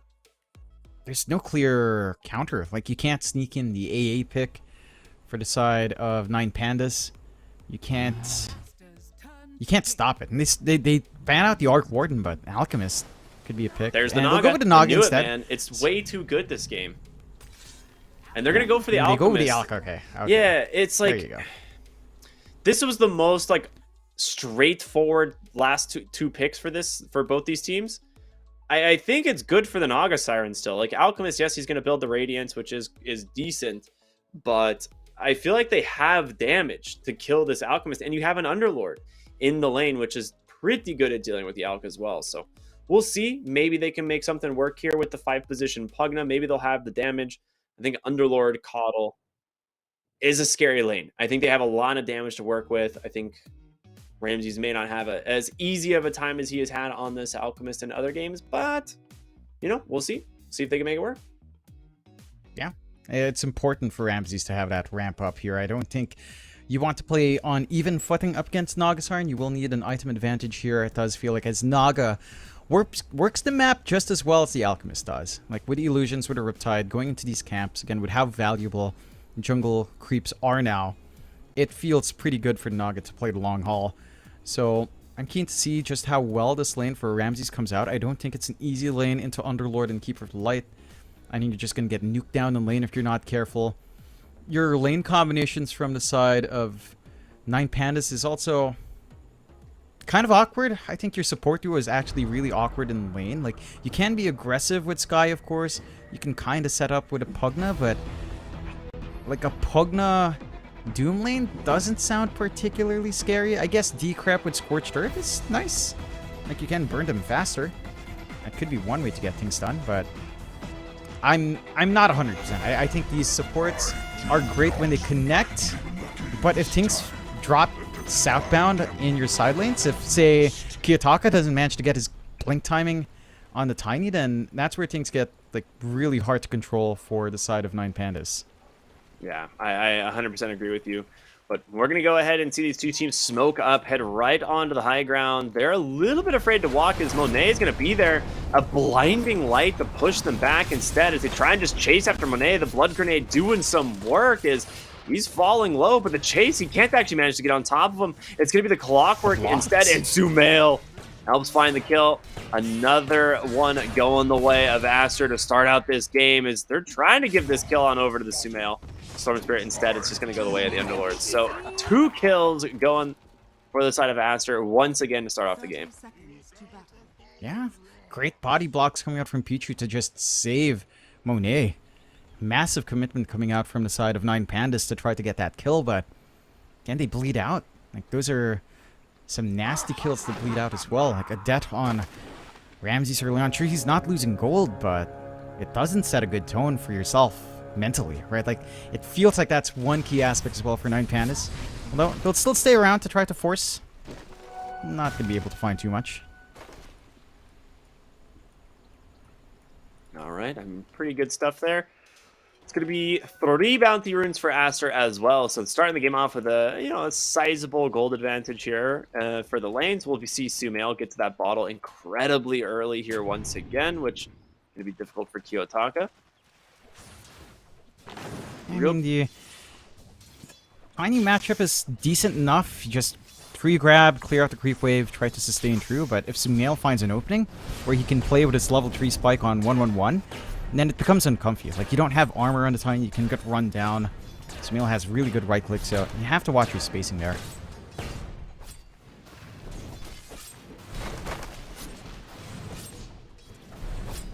All right. Taking a look at this bottom lane here. We're going to see Bobaka the Keeper of the Light actually take quite a bit of damage here from Roger. Does manage to find the Courier, of course. Dude, both of these supports are so fast. Pugna 330, Coddle 320. Like, these guys are just zoomers. I'm trying to understand the lore reason why Kotal is slower than Pugna on his feet. He doesn't have all those things weighing him down like skin and muscles. You know? Yes, the lack of Such flesh. so useless, honestly. I mean, if you can function without it, why not? This is peak performance right here from Roger. He's doing a good job of just getting some key denies, giving a little bit of room out from Ramses, copying the attention of Baboka. Once you do hit level 2, level 3 here, yeah, you get the value point and Illuminate. There's a lot of AoE damage that Ramses will have to watch out for. It's also not the comfiest lane to just go for your Acid Spray Stun combination onto the Underlord. Like, you kind of want to go for Baboka on that. And this is one funky thing as well. With a Blinding Light, pushing into that little swamp area. Yeah, that was... It's painful. It worked. Like, I was trying to figure out, I was like, why does this guy have Blinding Light? But he's just playing with him in the trees, and yeah, I get bonked onto the low ground. There's no way out of that. That's pretty sick. That's a really cool play there by Baboka. And you've got some weird choke points now in the side lane, so you do get value out of that. Even just pushing in to stay in the Firestorm can be pretty big as well, so the value for Baboka starting to show itself here. Taking a look at the mid again, Sumail off to a strong start, but this time around Kiyotaka, again, he's able to play the lane a lot better. Like, as a Tiny, you've got enough HP to at least cop through the harassment. No armor, but your 1000 HP is more than enough to kind of keep you in that lane. Again, key for Kiyotaka to have a decent start, have that ramp up, because his blink timing is going to set the tone for the side of 9 Pandas to get their momentum going. Top lane. I mean, this Clockwork has done a very good job at continuously blocking out this hard camp, not allowing them to get these pulls off. Nero does have the chain lightning, which is quite funny. I like that. Alright, I want to focus up on this bottom lane again here because XXS is just going to rush the Vanguard, which has just kind of been what most offlaners are going for, and then just going straight into Crimson Guard, right? Is that just not what we're seeing in almost every game at this point? It does feel that way. Just so much sustain it brings out, and it's really good against these physical cores as well, which you see everywhere anyway. On the safe lane for the most part, like Ramses is not going to be able to rip through that early on. They are still keeping that aggression up top. I mean, they've been running around here with Pichu, zoning out Antares quite well, giving a lot of room out to Monet. Like, he's not at the top of the world in CS, but he's also not shut down up against a Doom, which theoretically your Doom does have a fun time with a Sky, but they're not able to focus in fully. There's going to be a nice kill, and Pares should be able to finish this up here unless he misses too many auto attacks. No, alright, he's good. Just chases him all the way to the water rune, does secure it for Kiyotaka, so overall really nice play there. It also made him waste a salve, which was super sick too, so he got a lot of resources out of that chase. Yeah, it's a good value play coming out there. I think you're still pretty happy on Aster that the pressure doesn't come onto Sumail. Like, you don't have enough mana on Antares to try to go for a movement mid to set up with a slow before the 6 is up. Alright, and with the rotation from Baboka to the mid lane, oh my gosh, he pushes Ramses back into the tower. He's going to start channeling the concoction and will be able to finish it up with it, and yeah, gets the kill. Double kill for Roger now. Very nicely played. Yeah, just on the edge for both sides once again, trading blows back and forth. A little bit of a stronger start for 9 Pandas in the lane overall. Like, their side lanes are looking a lot better than Aster's are, especially in comparison to game 1. So that sets a decent tone here for 9 Pandas to try to reach these timings as we see mass disconnects. At least it's balanced, you know? 3 on each team, that's fair. Yeah. The Chosen 3 playing Dota 7.33. Dude, that actually really sucked for Sumail, that DC.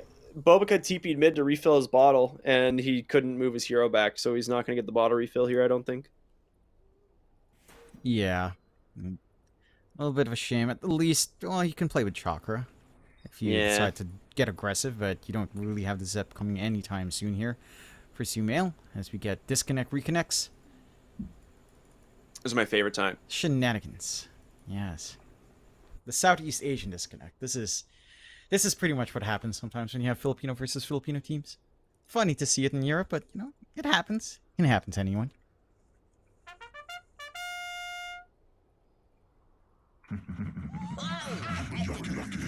Go try G. All right, we're gonna jump right back into it and see how this is going. Sumail try. Oh, it did refill the bottle still. Okay, he got pretty lucky there. Ah, That must have been like Yeah. the last little tick of their fountain. yeah, it pays off, and Sumail's a happy lad now. And You know- working for that 6th.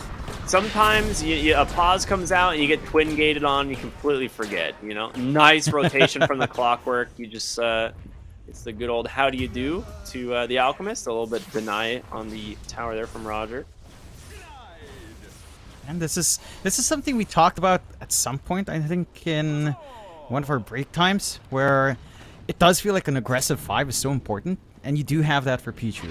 Like, a support that can use that safe lane twin skate angle really well for rotation. Clock is one of those heroes. They line up, they punish Ramses once more for just being a little bit too far from his support. They're kind of pouring all their resources now from 9 Pandas to just get rune control.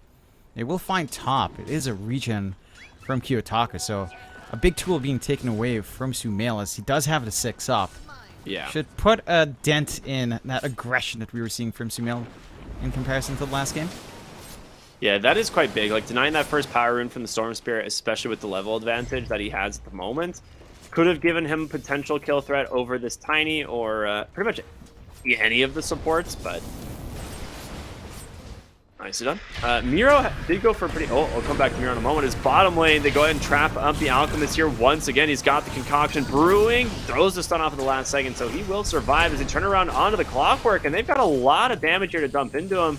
Clockwork, yeah, he's going to take on out here. Unable to survive. So a good turnaround there from the side of 9 Pandas to keep Ramses alive. He's fairly tanky, man. 1200 HP with raindrops. Not an easy kill. Definitely not. Costing a lot of resources to get down there as well from Aster. Well, just poking and prodding again from Sumail. I think your one issue right now is the solo lane of Monet. It's still going well, but Miera's getting way too much out of this lane. He's rushing the Midas first. He's allowed to do that, not being punished. Smoke out from Aster now to try to rectify that. Yeah, they know he's just been chilling for a long time in the top lane, and with the rotation in from Sumail, the Vortex to follow this one up. They will be able to find a kill. Kiyotaka is here with a really nice avalanche onto 3. He gets the kill onto the Clockwork. The question is, now they won't be able to die for more. And unfortunately for him, his regen rune basically gets wasted. It's a little bit curious. Pichu tried to line up the power cogs to break that TP in. It doesn't clip the Tiny. Just a Yeah, little you bit too saw far that, out. right? I thought for Yeah, sure it that's was going to weird. hit, but I guess not. Just really awkward. I think if you clip the Tiny, take out his mana a little bit earlier, you possibly clear him out. I don't know if he'd have enough for his combo. Sumail might have been a little bit more comfy in trying to commit for the all-in. Still, 5-6, a much more even start now for the side of 9 Pandas. They are finding a strong position for Ramses and for Miero to kind of launch themselves off. You're a little bit behind in Kiyotaka, but not by too much. You're still ahead of Monet on the Naga, who's going to have to dip into that jungle. It will take some time for the recovery, but again, Naga in the jungle, with how well the jungle creeps scale as the game goes on, you should progress quite easily here on Monet. All Yeah. things holding steady. Ramses. Okay, he does pop the Chemical Rage. It's funny. Clockwork was just waiting. He was gonna, if he gets low enough, I'm gonna throw that flare, but doesn't manage to. Does not manage to find him. And instead, they might look to punish Roger here behind the tower. He's just barely out of vision, but the flare is gonna come right out, and that's gonna be the go time for Sumail. Is he will go ahead and protect himself for the moment with that decrep, but it's just a matter of time. They surround him, manage to find the kill. Goes away of XXS. Still no way to push this tower, though. Like, you don't have, like, a Meteor Hammer. Underlord does not really push towers well himself, and it's going to be a while before that one gets brought down. That's your one issue right now on the side of Aster. Finding these kills, getting the space, but not really being able to clear out the objectives does hurt. I mean, you could argue the same thing here for 9 Pandas. They don't have the most amazing push, but they do have a Pugna. So if Roger just shows up in a different lane to push instead, can get that done. He'll just keep protecting bot. He does have the teleporter to go into as well if he wants to really help top. But they've got the skellies at least to kind of process that. Kiyotaka. Yeah, really nice find here in the mid lane as XXS drops that portal on in as well. And Tiny underneath the tower. One last auto attack will be enough to find it. A nice 2-hero stun here, but these guys are freaking tanky, man. Pugna's coming in. He's like, I'm joining the fight, but might regret that one as he instantly dies after channeling that Fiend's Gate. I mean, I always like seeing the enemy team use the enemy's Fiend's Gate, because it's like, hey, I can go through as well. Doesn't pay off there. There's not much a Pugna can do in the front line. Sumail manages to secure the double damage rune as well, and we saw on Taris, like the Ancient Seal did hold back Sumail quite a fair bit. Did go for a 1-2-2 build, but without the 6, you don't have that kill threat onto the Storm. Yeah. You need the levels to pour out here on the 9 Panda supports, and it's not coming out fast enough, it feels like. Aster, their launching point in Sumail, he just goes around. Yeah, Sumail has this DD rune. He really wants to try and find a hero with it. I really like what Aster has done. They've gotten this early ward here behind this tier 1 tower in both games. Like, actually just doing so much work with this. So this is really smart. Yeah. Just allows them to scout so much more far forward. They've been seeing Roger in this area. Not the target you'd really want to jump, but you might have to settle. Sumail pops a DD, he's looking for Roger, gets the Vortex, and with the Remnant, it's going to be able to cancel it. Alright, nicely done. Take that freebie for Sumail. Just been waiting around for something to happen. 5 to 10. 1k lead holding for Aster. Again, your farm distribution on 9 Pandas isn't too bad. Most of the farm of Aster is pouring out onto XXS. So it's not like it's a big here that you have to be scared of, although the sustaining, the barriers coming through will be annoying to deal with. Blink Gorilla here from Kiyotaka, but they don't have the burst to actually find the kill, so Sumail is out. Instead, they will settle for Bobica here on the Keeper of the Light. And Miro, I mean, not having a blink of his own, he's gone for these Guardian Greaves, right? Build up. He's also got an early Midas. Like, Miro is very farmed, and he is going to be pretty scary as this game goes on for the Doom, but we'll see. They need to find ways of getting on top of the Storm Spirit. Yeah. Again, some solutions presenting themselves. And they've got the 6 ready on Antares if they can just chain stun with Ancient the Seal. hook shot. Nice. Ancient Seal, though, buys him some space, and Sumail just goes in instead. The toss away. They've got a haste room, but there's the ensnare as well. The cogs to hold him in place. Kiyotaka trying to survive. They get the Doom. But Sumail is so tanky, man. They've got a pipe just absorbing so much damage. The Fiend's Gate all the way back to the base, and now he can rejoin at any moment, and he's going to do that. Nicely done here from the side of Aster. A complete reset. So they're just gonna be able to take down this tier 1 tower now, dude. That was such a slick disengage there. That was really clean coming out from Aster. Not the ideal circumstances for 9 Pandas. Like, sure, the silence on the clock buys you a little bit of time, but that means you don't have that initial silence for Sumail. You don't have that combination to toss out with the Mystic Flare onto the Storm. And now he's just dancing again. Yeah, he's going to get silenced up this time, and Roger doing a decent chunk of damage, but again, they've got the roots there to follow it up. A hookshot does find Antares as well, and Scarith Mage, man, not nearly tanky enough to survive this one. Just gets pulled right back into the pit.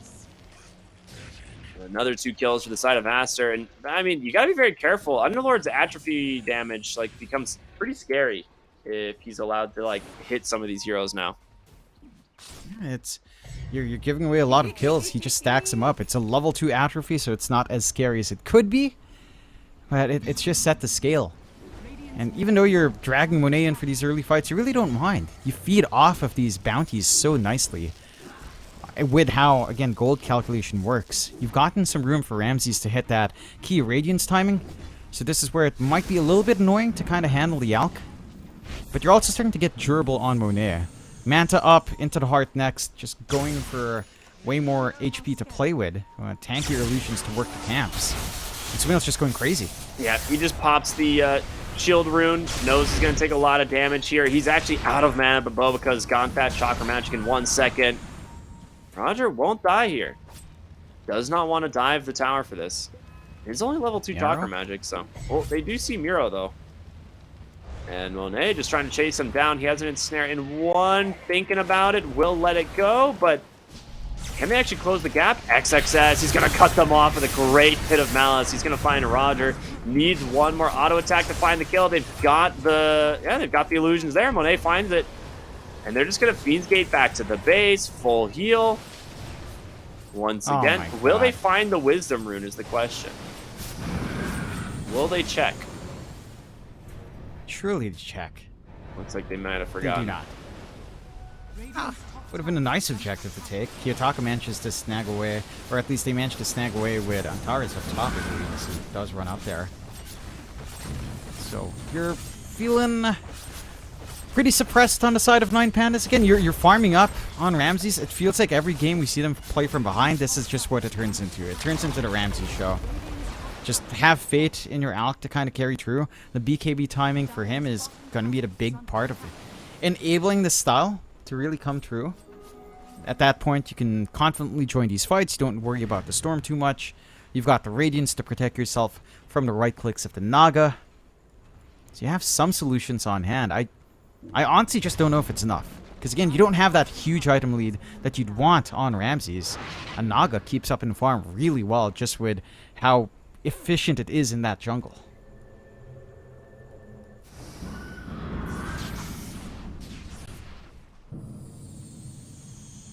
Oh, Spirit Vessel, Gun on the Coddle.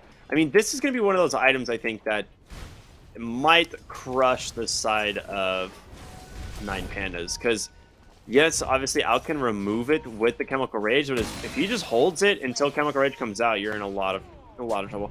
Did you have a nice ward? Sentry is going to get scouted as they jump in. The blink out from Kiyotaka, the toss back. They get the clockwork and isolate him up, find the kill.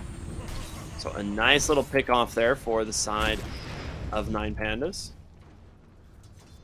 Aster stay disciplined. They just back off, losing some key control initiation.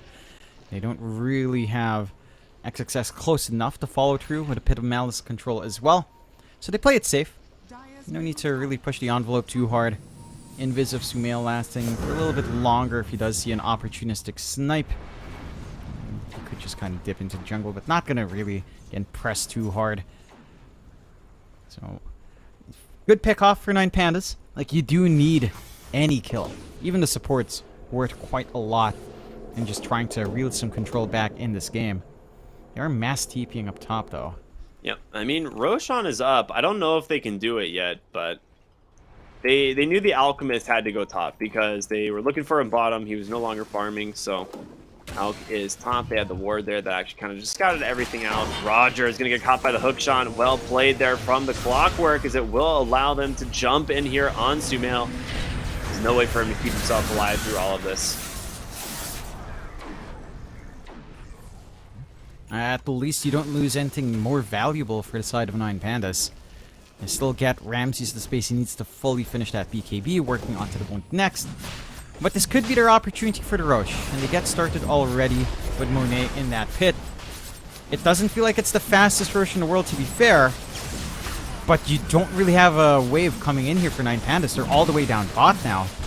They had wards watching. They have wards watching this entrance, but they just can't play there. I think they're just too afraid to actually fight into this. Like, you have an Underlord with Guardian Greaves and Pipe. Like, yes, you almost have the Guardian Greaves on your Doom, but I feel like the team fight execution from Aster in that area would just be way too easy. Like, you have Song set up again. You have the good old Underlord Dark Rift back to base. They've done some cool stuff. Yeah, it's just too much AoE control. Your one play is maybe an opportunistic Blink and Ava, but it's really risky for Kiyotaka. He's on a smoke hunt here. Oh, nicely done. Finds an Naga Siren, and they managed to get the kill here as it's going to go the way of Antares. Hook shot through from the clockwork, trying to chase down this Kiyotaka. Is on the high ground. Sumail managed to finish off the Skywrath Mage, and it looks like they will punish this gank.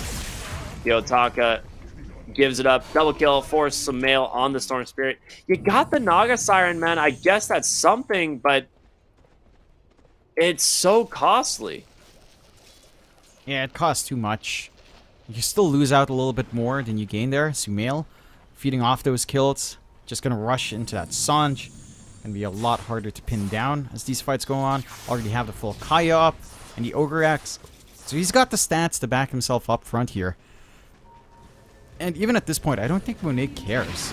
Like, he knows his timing as Naga is way later. Right now, all he's really used for is just lane control, maybe some threats with the defusal on your illusions, and a bailout with a song. That's it. Like, all your aggression is on Sumail. Like, he is the key.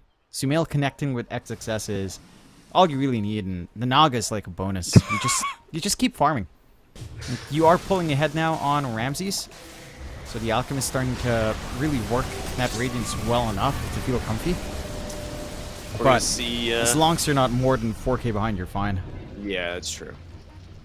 Well, they go ahead and grab the Tormentor here from the side of 9 Pandas, and Astral will be working on their own. It was funny, Monet like popped his Manta and his Illusions and tried to solo it, and the Illusions basically instantly died.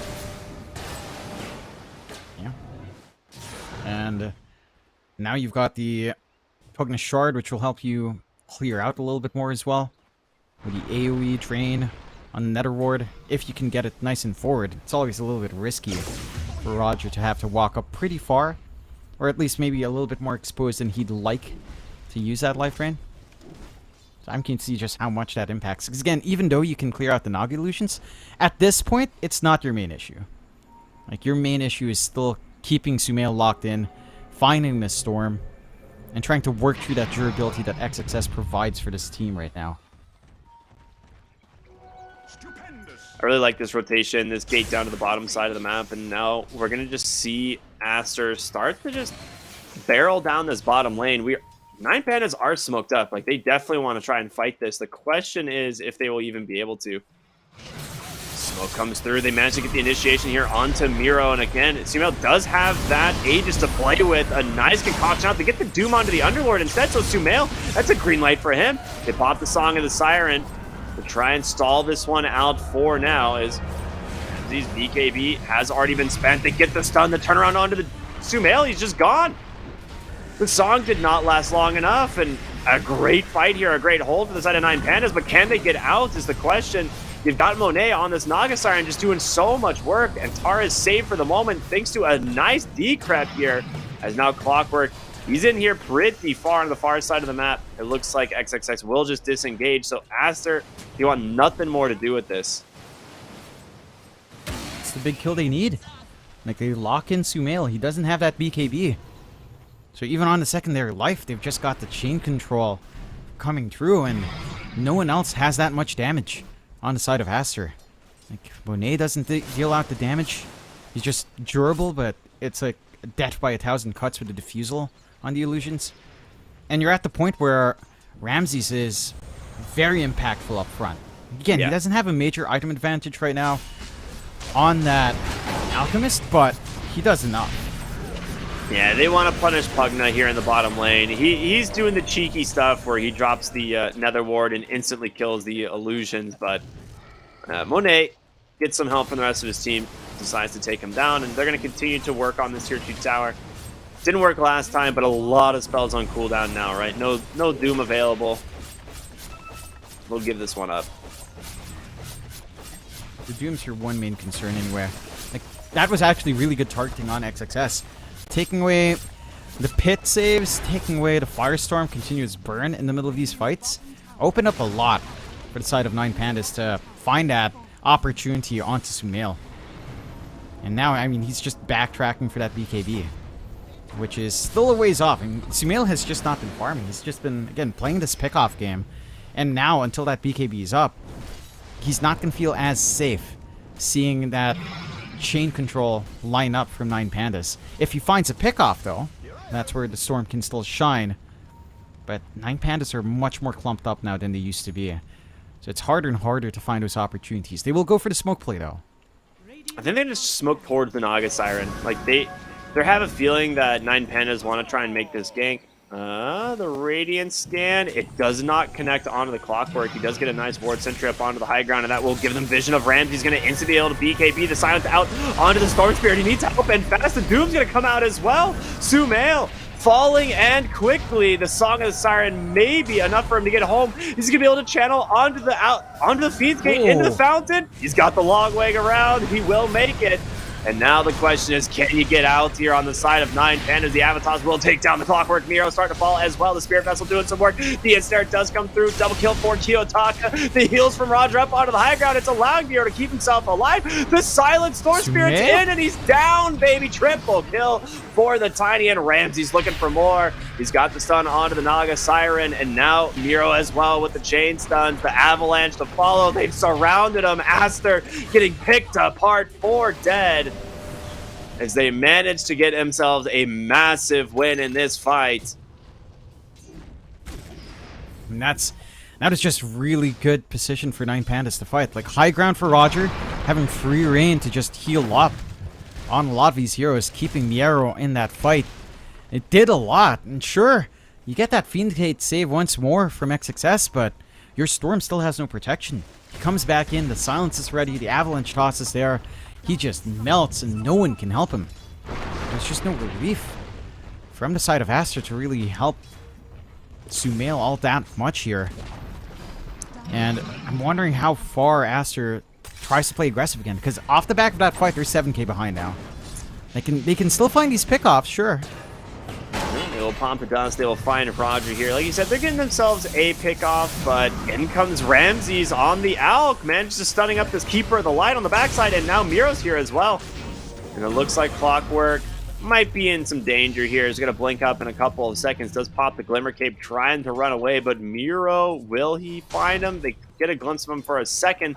Pops the jetpack through the trees. Clockwork, he's going to be out of there.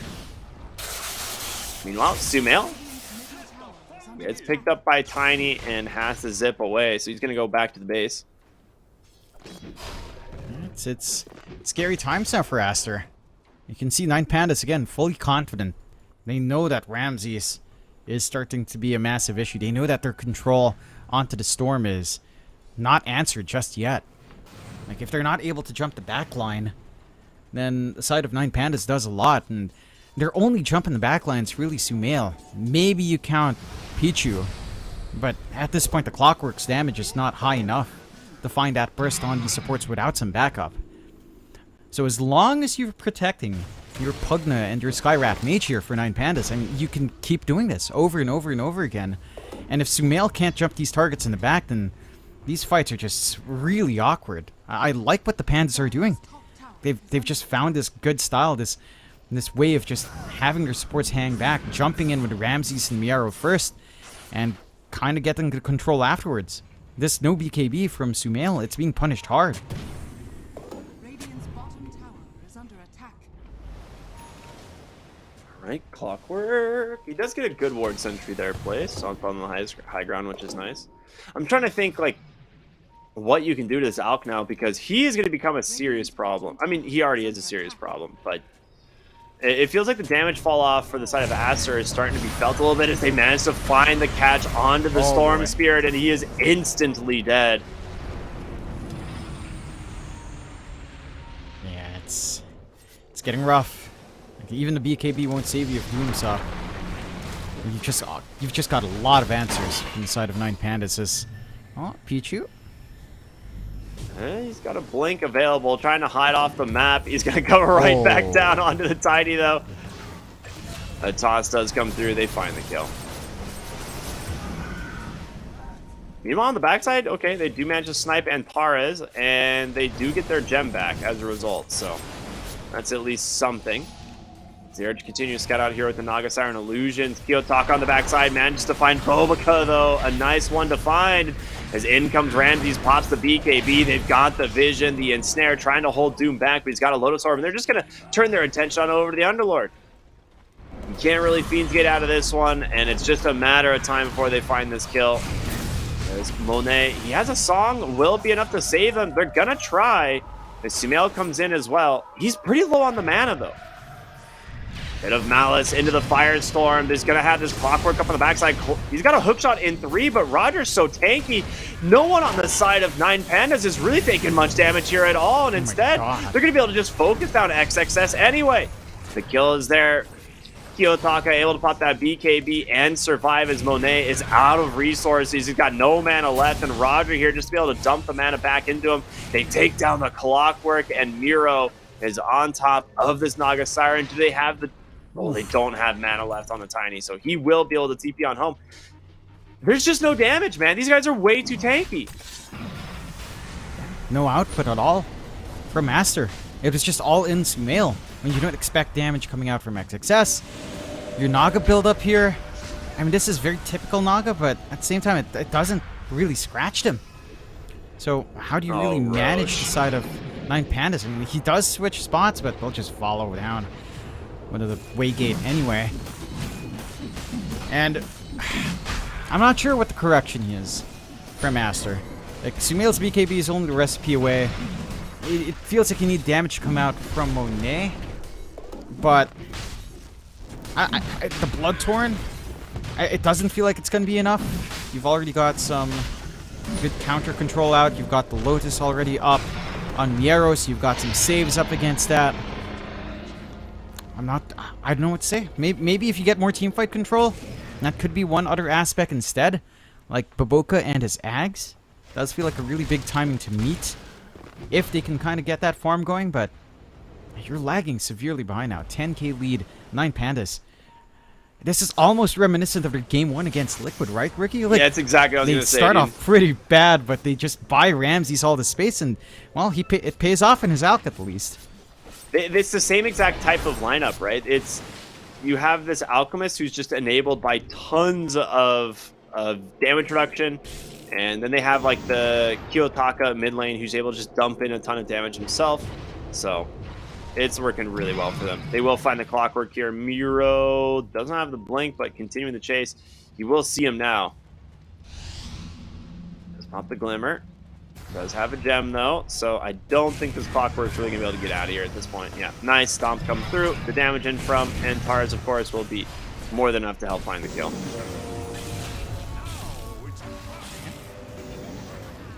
You don't mind that too much. Again, not the big skill. You drag a lot of resources down there from 9 Pandas. So you're stalling out here on Aster on the side of 9 Pandas, trying to get max use of the Aegis. BKB up on Sumail. It helps the cause, but he is the primary Doom target. As we've seen, Mira's more than happy to just wait out and look for that opportunity to lock him in. So it's still not the state. Oh, The smoothest time for Kiyotaka, Sumail to come back. he sees him, they gets the Doom from downtown. The question is, can they get him out of here? The toss forward, the Avalanche comes through, the Roof Stomp as well. This Mystic Flare just destroys him again. Antares on the Scarth Mage doing work. The Song of the Siren spent as well. They get themselves the important kill, and this mid-tier 2 now exposed as the creep wave is going to get here. So, dude, this is rough. Yeah, that's your Storm with a BKB. At least it didn't pop his BKB before getting doomed up, as that was just a sudden jump in from the side of 9 Pandas. But and this is what we're saying, you know, like BKB on Storm, it's not enough to come back into this game. Not fully. You need Monet to be doing more now on the Naga. His Bloodtorrent's pretty much done. So maybe that's when the damage starts coming in, but it just feels like you have enough on hand here from the side of 9 Pandas to ignore that. Like, you've got the Lotus if it's anyone else but the Doom. If it is the Doom, and he's got the Lotus and the Guardian Greaves, you've got the spells to take care of that hard control and burst opportunity. It feels like the ideal way for Aster to come back in is to find these pick-off plays, but yeah, 9 Pandas, they're just constantly clumped up. They're not giving that window away. They'll try with a smoke here, though.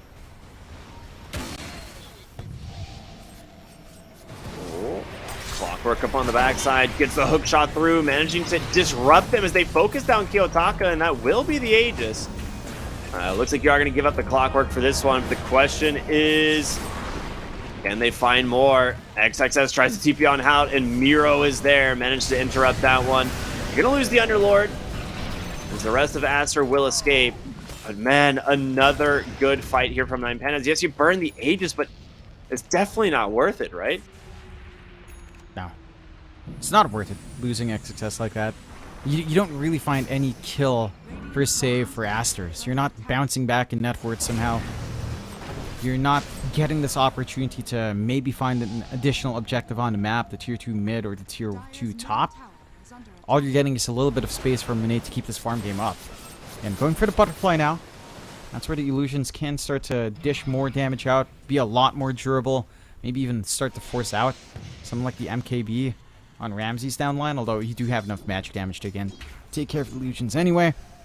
So it's probably not the biggest deal in the world. Like, it's just so hard to see the scaling for Master, because it just feels like Monet's handled. Like, yes, early on, wasn't too bad for the Naga, but you have so much illusion clear right now. Your illusions just kind of tickle. The Radiance Burn, the evasion, the mischance is pretty massive and just taking away some of that utility that the illusions provide in these fights as well. You have a You're Shiva's inching now. closer towards that. That can be helpful too. Shiva's Well, it's up on Doom, so it's like your illusions attack even slower. Like, it's just really difficult to play around. Yeah, I don't know. Like, maybe Baboka's Ags. It feels like that's it. Ags for Baboka, Ags for Sumail. Hope for the control. And just hope you have enough damage in that control window to burst someone down. Sumail does have the shield rune. He's going to try and work on the tier 2. Miro, he's here. Oh, barely dodges it out. He knew something was up. As a Clockwork will just jetpack away. I mean, Kiyotaka snipes the Wisdom rune. He's here all alone. I think he's just going to clear the wave and leave, maybe? Yeah. No, maybe not. Okay.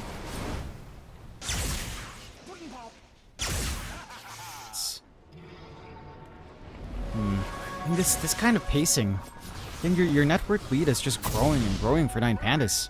You're not really able to overtake it all in any way for Astral, though. Uh-oh, Clockwork. Yeah, he went for the hook shot here on Miro, but a little bit off the mark, and in comes XXX. Meanwhile, mid lane, Kiyotaka with a nice kill, and he will just BKB TP on home. This does leave Miro a little bit alone here, but he's so damn tanky. A reflected Doom.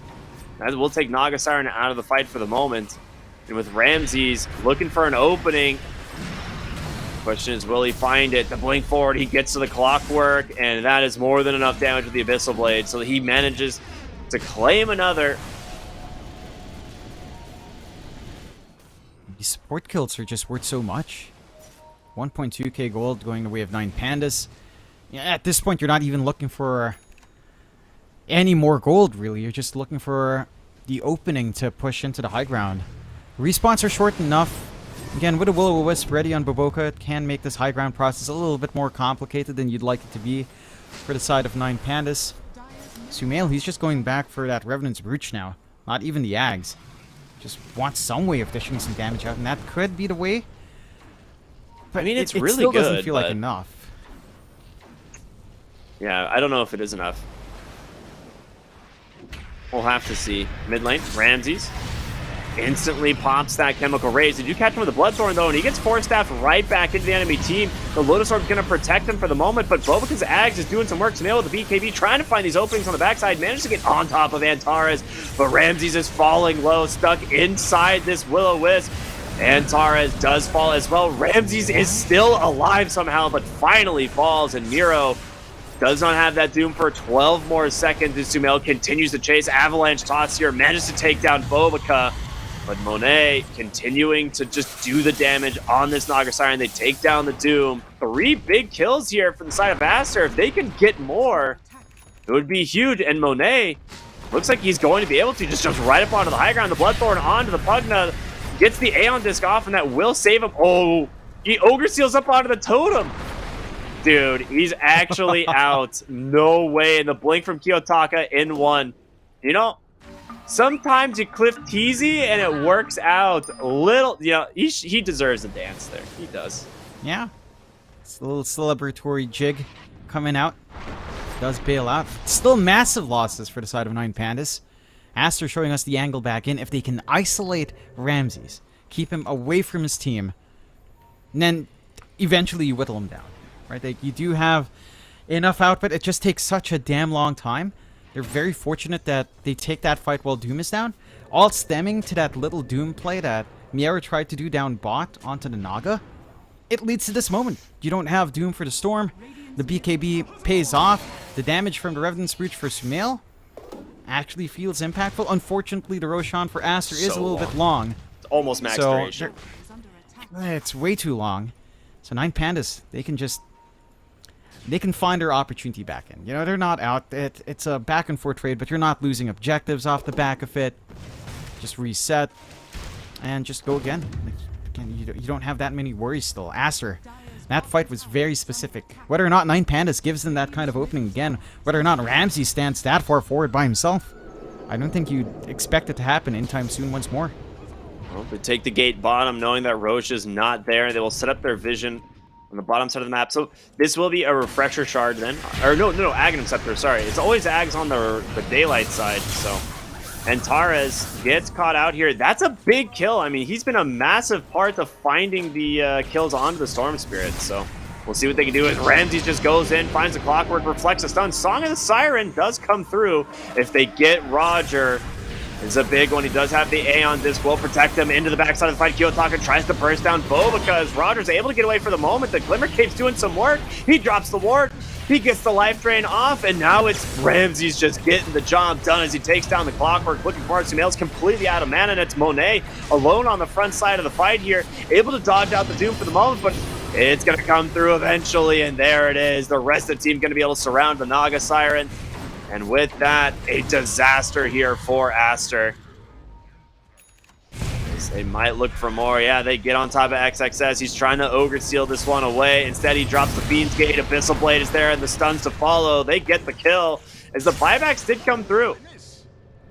Monet is here. Sumail's going to have to go all the way back to the base. Roshan spawns at the perfect time, and 9Pandas will eventually find it. Yep, there it is. Into Roche they go.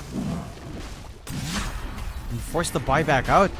You don't have the song for a little bit longer. It should be up if you want it to run down, but this Roche is just going to fall a little bit too fast for you to get to that area for Aster. And Aster, I mean, they forced that fight quite hard. They couldn't isolate Ramses enough. Like, he was still fairly close to his team, so they couldn't repeat what they did down mid. They are punished. Like, it's a very specific circumstance for you to find that opportunity. And now, 9Pandas back in full control. 3 Ags coming out here for Tiny. Kiyotaka as well. Yeah. So much output. I mean, he already has that Silver Edge anyway. Even more ways of just dealing with the Naga if you somehow don't manage to continuously just land the life drain on Nether Ward. I mean, for Aster, it's still about pickoffs, right? That's the only time we see them shine. Pickoffs. Like, isolate Ramsey somehow, isolate literally any core, find that kill, and then force the follow-up fight. Or take these fights while Doom is down. It's either or right now for Aster, and it's getting pretty hard to find either circumstance here. Oh boy. Yep, Kiyotaka. He's going to do a lot of damage now. With this free Aghanim Scepter, not only does he have a super low cooldown on Tree Volley, but he's got a Spell Prism as well. So, 12.8 second cooldown. He's going to... Like, he's the carry now, basically, is what I'm getting at. This is your real carry. Yeah. And not to take away from Ramses, I think both of them are the true carries. They both carry really hard. But yeah, the Tree Volley is just terrifying with the range it has. And I mean, it just makes these fights so much harder because you want to isolate Ramsey, sure, but now you've got the Tree Volley that can back him up from pretty safe distance away from this control. And the high ground, at the least, is something Aster excels at. They can use the illusions to keep pushing out. They've got the Firestorm to keep clearing out these waves as well. So it makes it hard to commit from 9Pandas unless they'll just force it out. Toss back. Oh yeah, that's a toss back. You find a good pick off there onto XXS. He's trying to tank through this, but there's just way too much damage here from this Underlord. His buyback is available. You've already popped the BKB here on Sumail. He's going to try and go back in, find what openings they can. The Will-O-Wisp, it's annoying, but it doesn't stop anyone. Full health and mana basically for the whole lineup here on 9Pandas. They take down the tier 3 tower. Another ward drop, really aggressive here. It makes it so difficult for Monet to get in these fights. Like, he pops these mirror images, and then every single time he just life drains the ward and they just die. Yeah, you're just not able to hold out as much as you can. And they only lose the range racks, so it's not the most painful, but 9Pandas can still fight. They didn't have to drop Doom. They're going to have that Chemical Rage off cooldown in around 10 seconds now. And what do you do if you're Aster? It doesn't feel... I mean, they can hold, but taking these fights in the high ground, it doesn't feel straightforward. At least they've got a nice cheeky little disperser up on Monet, just trying to find a value in that item slot. Don't have the vision here for Sumail, but they managed to find Bobica for the second. A nice vortex does come through. The Mystic Flare is not enough. The question is, can they actually bring down any of these tanky heroes? And it doesn't look like it. They've got the Clockwork Ramsey just going to start backing away as Roger just channeling up on this Nether Ward. Seemingly does not care. And again, this Nugget Siren has no ability to get into these fights.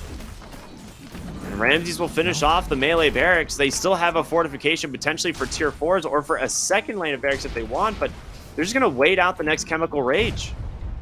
Never mind, Ramses doesn't care. He just blinks up onto the high ground. Yeah. He knows how durable he is. He knows how much damage output they have here on their lineup. Oh, Miro, he manages to find Bobica off onto the side. He gets the Doom. It gets reflected onto himself, and that's an AoE Doom. They need to be a little bit careful playing around this. Never mind, you lost one. That's going to be the Aegis, but Storm Spirit gets caught onto the backside and taken down by Kiyotaka. No fight back. The life drain here from Roger trying to keep his heroes topped off, and it's going to be enough. 39,000 gold advantage, my goodness. You got the Aegis, but you lost your Storm Spirit, and you're going to lose more here, it seems, as Kiyotaka. He's hungry, throwing that tree volley, trying to bring down the Clockwork, nearly able to do so as Monet jumps in aggressively here, but Miro to follow. In comes the Alk. The stuns are out, but I mean, honestly, a decent hold for the moment, but the Mystic Flare grabs him. The Will-O-Wisp, it's going to expire, and now Kiyotaka just jumps in aggressively here for Monet. Ramsey pops the BKB. The Abyssal Blade is there. The Tree Volley as well. Monet, he's going to burn. That's a dieback. And surely a GG to follow here any moment, as they will go ahead and chase all the way to the fountain.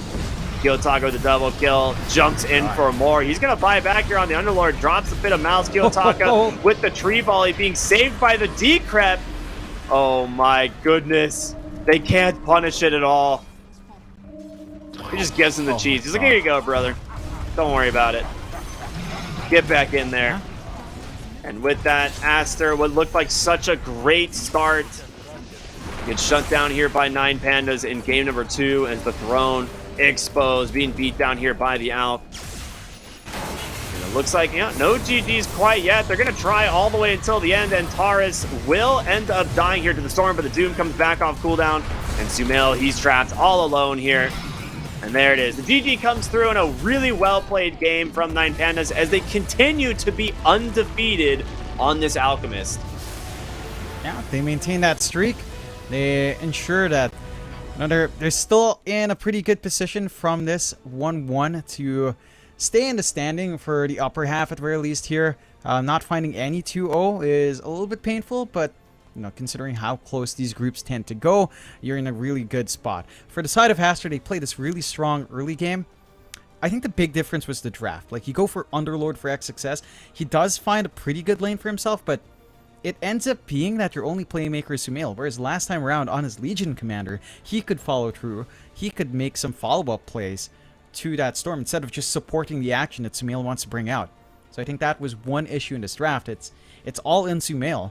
And as the game goes on, like, what do you do? Like, Monet, the Naga output isn't that great. So you're just trying to find a solution to burst through. If they're not isolated, they just live.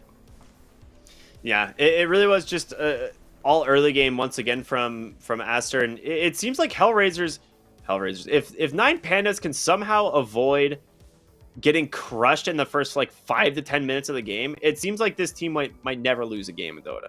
So if they can stem the bleeding early on and then kind of reset and just continue, I feel like this team is going to go really far in this tournament.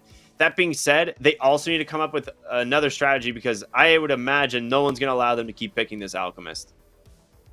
Yeah, no. It's just been such a steady recovery process for them when they do get the Ramses Alk. Like, it's their best showing in this kind of comeback sort of scenarios that we found them, like game 1 up against Liquid, this game up against Aster.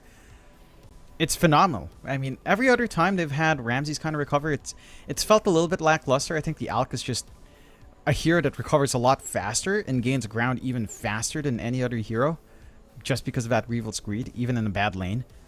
So yeah, I wouldn't be surprised, like, up against 9 Pandas, if this was just even a first phase ban. just because of how well they can use it. And I don't know. I feel like that was like the fight where everything just kind of fell apart. Like they tried so hard to commit into the triangle, and they just end up losing 4-1. And at that point, the Alchemist kind of comes online. Roger, dude, this was probably the highlighted game. Let's be real. yeah, Roger making it up onto the little totem there. But I mean, to be fair, Roger had a lot of impact. Like, dude, Roger this played so Pugno well. was just insane. Like, even preventing the punishment in the high ground dive, the fountain dive coming out there, the sustain coming out. Sure, in lane, the Pugna didn't feel amazing. I think it was punished really well. Again, Aster played the early game tempo to near perfection. It's just, past the timing, this lineup just doesn't do much. Like, Underlord, Naga, your 2 supports as well, Clockwork, and your Keeper of Light. Like, there's no scaling damage here. Up against something like the Alc, up against the Tiny, who gets a lot of EHP as the levels go on.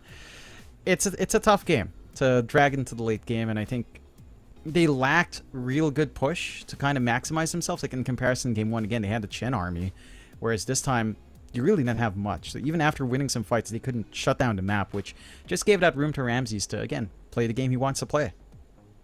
Yeah, it was just such a sick performance. Like they've looked super good playing this Alchemist, and I was looking at the damage numbers here and the healing numbers. Roger managed to do about 16,000 healing that game on the Pugna, which is pretty impressive considering like a lot of like very clutch saves from this hero as well, which was really sick. But yeah, I would say 9 Pandas, they have like a really, really, really good plan and really good execution on this Alchemist strat. We'll see if other teams start to pick up on it. Aster with that loss, a little bit unfortunate for them as they had a really good 3 games in a row, and then finally, getting that streak broke here at the tail end of their day. But we've got a lot more Dota to be played. We're only halfway through day 2 of this group stage. We've got Team Spirit versus OG coming up next on this channel. It's going to be brought to you by none other than Fear and Lyrical. And then the last series of the day will be Team Spirit versus IG. So still a lot of Dota to be played. But that's going to do it for John and I, man. Any final thoughts before you and I at least take off for the day? This tournament's just exciting. I think I'm looking forward to seeing more draws. I think that keeps things spicy, potential tiebreakers coming out. Enough with these 2 woes. I hope the other teams that are kind of struggling start to get a little bit more of a grasp. But the first 2 series we had here, spectacular from all the teams. This is the kind of Dota we want to see. Yeah, dude. And hopefully, that's how the rest of the series go. 1-1. So let's have a 1-1 day. Let's have it, Ricky. 1-1s all the way across the board. All right, everyone. Thank you so much for tuning in. We're going to go into a little bit of a break here as we get ready for the next series. Again, that's going to be brought to you by Fear and Lyrical. My name is Cryptic. I'm here with John X Fire. We'll see you all later.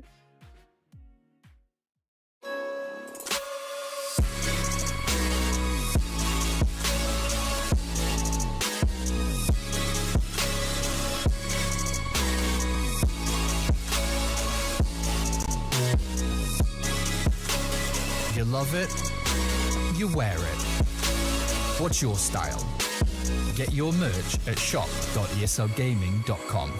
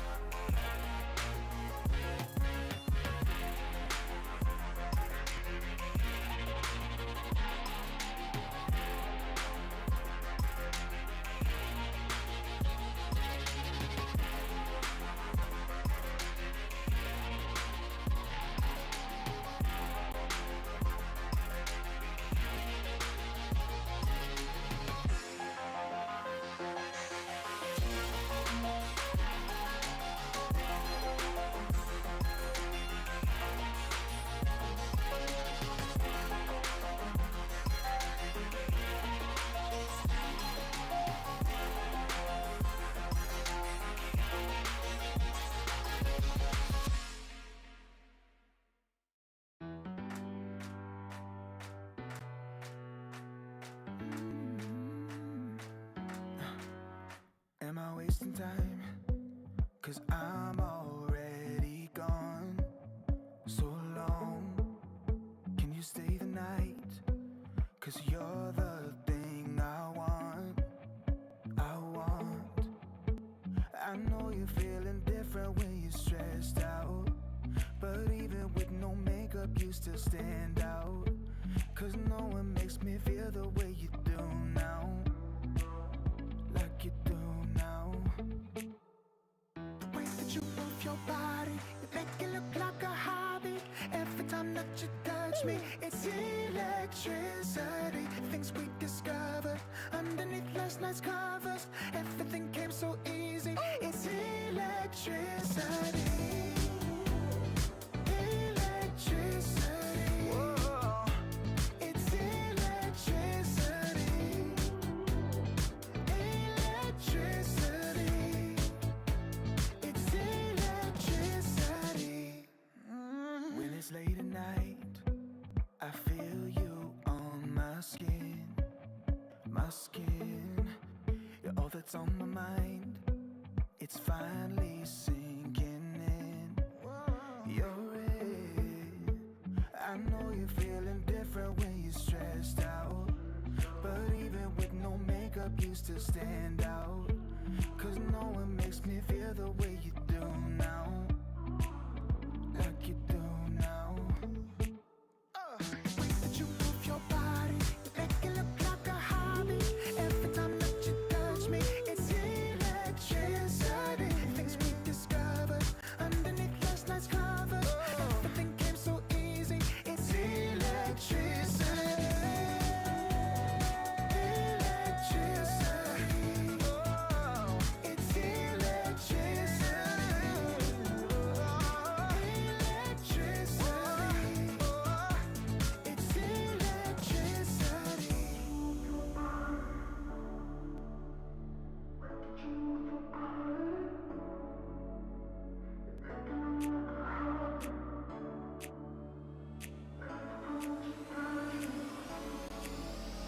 The way that you move your body, you make it look like a hobby. Every time that you touch me, it's electricity. Things we discovered underneath last night's covers. Everything came so easy. It's electricity. Electricity. It's electricity. You move your body. Electricity. You move your body. It's electricity.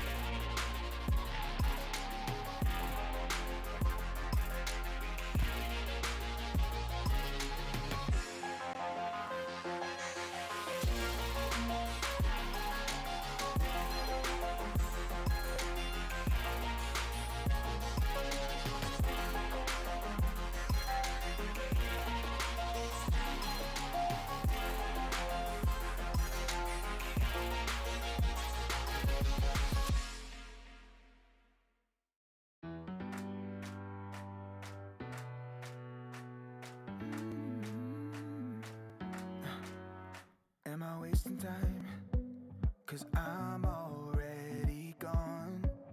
So long, can you stay the night? 'Cause you're the thing I want. I know you're feeling different when you're stressed out, but even with no makeup you still stand out. 'Cause no one makes me feel the way you do now, like you do now. The way that you move your body, you make it look like a hobby. Every time that you touch me, it's electricity. Things we discovered underneath last night's covers. Everything came so easy. It's electricity. Electricity. Whoa. It's electricity. Electricity.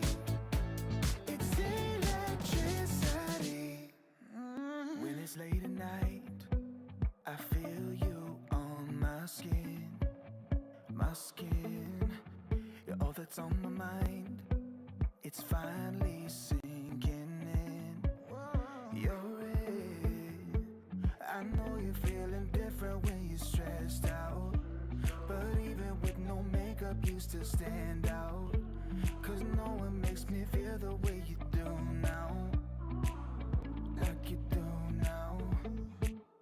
The way that you move your body, you make it look like a hobby. Every time that you touch me, it's electricity. Things we discovered underneath last night's covers. Everything came so easy. It's electricity. Electricity. It's electricity. Electricity. It's electricity.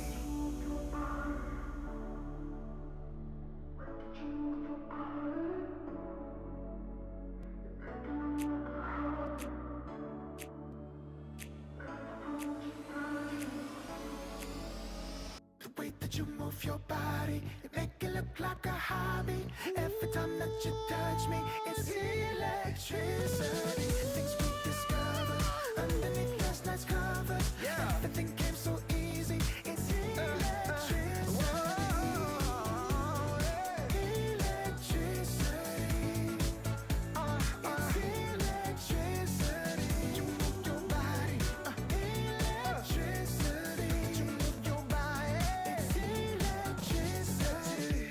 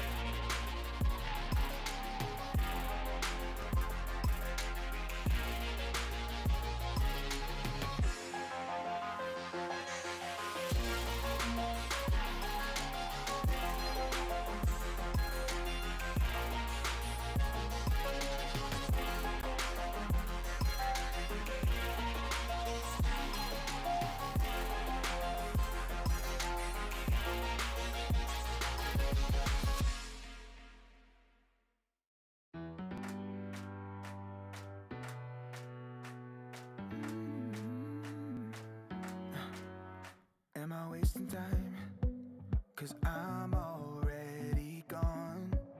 So long, can you stay the night? 'Cause you're the thing I want. I know you're feeling different when you're stressed out, but even with no makeup you still stand out. 'Cause no one makes me feel the way you do now, like you do now. The way that you move your body, you make it look like a hobby. Every time that you touch me, it's electricity. Things we discovered underneath last night's covers. Everything came so easy. It's electricity. Electricity. Whoa. It's electricity. Electricity. It's electricity. When it's late at night, I feel you on my skin. My skin. You're all that's on my mind. It's finally sinking in. You're it. I know you're feeling different when you're stressed out, but even with no makeup you still stand out. 'Cause no one makes me feel the way you do now, like you do now. The way that you move your body, you make it look like a hobby. Every time that you touch me, it's electricity. Things we discovered underneath last night's covers. Everything came so easy. It's electricity. Electricity. Oh, it's electricity. Electricity. Oh, it's electricity.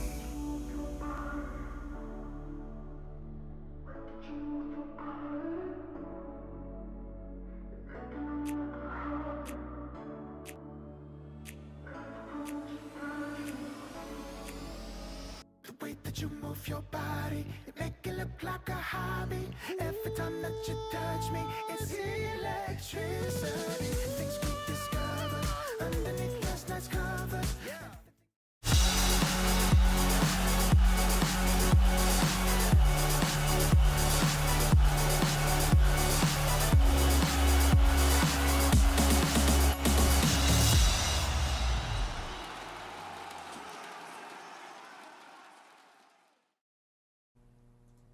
Oh, welcome back, you beautiful people out there. We're taking a look at our second set of series for the day. We left the wonderful Ricky and John X Fire. Now we're going to be here covering a couple of solid games. Fear, how you doing this morning? Good. Just as good as the other day. But hopefully today, well, not hopefully, we get as good at games. Yesterday Right. we had some really good games, but thanks to IG, hopefully we don't have IG today, but the game's quality, entertainment-wise, should be up there. We do have IG today? I think we have them the second one, unless I'm mistaken. I think it's Spirit versus IG. Well, we can find out in a little bit, but I think Oh, we do. yeah, have some, okay. Never mind. We do have some groups that we can take a look at as well, as we are getting ready for this series to get ready to go underway. Team Spirit versus OG. The stand-in fiasco of OG and all the things that they've got going on have been able to come out to an amazing start, 4-0. And you were talking about how impressive this is with two stand-ins. Yeah, I mean, having two stand-ins and coming to a major is a very difficult task on its own because you're already changing the whole identity of the team going in. So you have to kind of rebuild from scratch. So to be able to just go undefeated so far means they either crack the code right away or something's just clicking with these new stand-ins and the other players, because OG's not a team that, they barely scraped into the major, right? It felt like from the beginning of the Tour 2 that they weren't going to make it to the major. They might get relegated, then all of a sudden they made it into the major, and no one would have predicted here that they would be 4-0 just started off. No, I think that you could start to see that the trends were looking a lot better. And I remember Taiga had an interview where he talked about sort of the ways that his team had been struggling beforehand. I got to talk to him mid-season, and he was saying that things weren't feeling good, but that they had this really good talk that had sort of felt like it recovered team morale a bit. And I think that was just a big turning point for him. And it's ever since then looked back to the more normal OG of what we had anticipated from this team before. And with Kitrek and MC, they've been absolutely slaying it. I've been really impressed with them. And then on the other side, we've got Team Spirit. Team Spirit, obviously, so far has gone 2-2. The matches that they played up against were against Tundra and Shopify Rebellion. Those are some pretty good teams to go 1-1 against. Right. They're also looking strong. Yeah, I have a lot of hope for Team Spirit. Obviously, they won TI-10. They looked really good there. I would say they haven't necessarily been struggling since then. They've always made it to the majors. They didn't like fall off a cliff. Sometimes we see teams, they get a bit complacent after winning some tournaments and they don't do so well. They haven't found that another big tournament wins, not that many of them since then though. So they're really trying to find a way to prove themselves. They made one roster change, Toronto, Tokyo, moving out and bringing in Laurel. But they seem like they're finding their stride and they're trying to find how to fit Laurel into this team, because I believe he was struggling for a while on this Team Spirit team. Right. I think if this team really wants to get it together, they need to find a way to incorporate Laurel into the game, get him more active, and have more impact. I want to see Laurel Puck. To me, that's like the guy's best hero that I remember from back in the day from Eastern Europe DPC. But whether or not that's what sort of fits in the meta right now, I don't know if I've seen that much Puck, to be honest. And to be honest, everything's still crazy. The other thing that I'll mention, just looking at the groups that we saw previously, the one thing that stood out to me, 0-8 for Execration. The only Southeast Asian team in that group for Group B, Talon and SMG, they're still sitting on kind of the bottom right now. If they lose a couple of matches, things could look very scary for SEA. Not what you want to see entirely from them. Yeah, of course not, but unfortunately, when you look at Execration, they're not one of the teams from Southeast Asia that you're going to put your money on for the most part, and seeing them struggling, some team generally has to struggle. Not every team can do well. That's just not how things work, and it's not super surprising Execration's not doing well, but I'm a little surprised that they haven't even taken a single game. Yeah, that's nuts. A lot of international Dota brings out the strengths and weaknesses of various regions, and some of the regions that have looked the strongest, obviously, Western Europe, which is why we're going to take a look at that region right now. Facing off against Eastern Europe, OG versus Team Spirit starting, and we're into the draft. IO and Doom. Oh, wait, sorry. No, we're not into the draft yet. Spoilers. Spoiler alert. Yeah, spoilers. My bad. Yeah, we're into the draft. Yeah. Dang it. So IO Doom, right? That's my bad. Yeah, right. Yeah, IO Doom banned. Wow, I It's fine. predicted that. It's not like the biggest spoiler of all time. It's like, ooh, wow, IO got banned. Ooh, Doom. No Chen. Ooh, is no there going Ench, to be though. a Ench Chen ban? Maybe. The thing about yesterday and why Ench Chen for sure didn't make it through is because the patch just dropped the day before. Yeah. Now you have a full extra day to absorb like the B patch, not just the patch, right? And Right. Chen got nerfed pretty decently in that. I'm not sure if Inch got nerfed in that one, but for sure Chen did. And maybe now you have some time to digest this patch and figure out what happened, play a couple pubs, like, yeah, maybe Chen isn't first pick anymore. We'll have to see here. Speaking of digestion, I'm digesting my bacon right now, which was delicious. Very happy to have that, but I keep on looking over to the side, and there's still like 4 or 5 pieces of bacon on the plate. I need to move this out of my eyesight. Oh my goodness. There you go. That's an NA moment, if ever. Okay, so last round, do they decide to give up Chen and Ench, or do they want to ban out one of them? If you let them both through, is there one that you like more? I think it depends on your strategy as a whole. I believe Chen is like your full support. He's just gonna sit there, buy all the auras, he's gonna heal you up, you're gonna ball up more. With Ench, you can play more of a scrappy game. Right. He's a bit of a stronger laner, I'd say, in a lot of aspects on the Enchantress.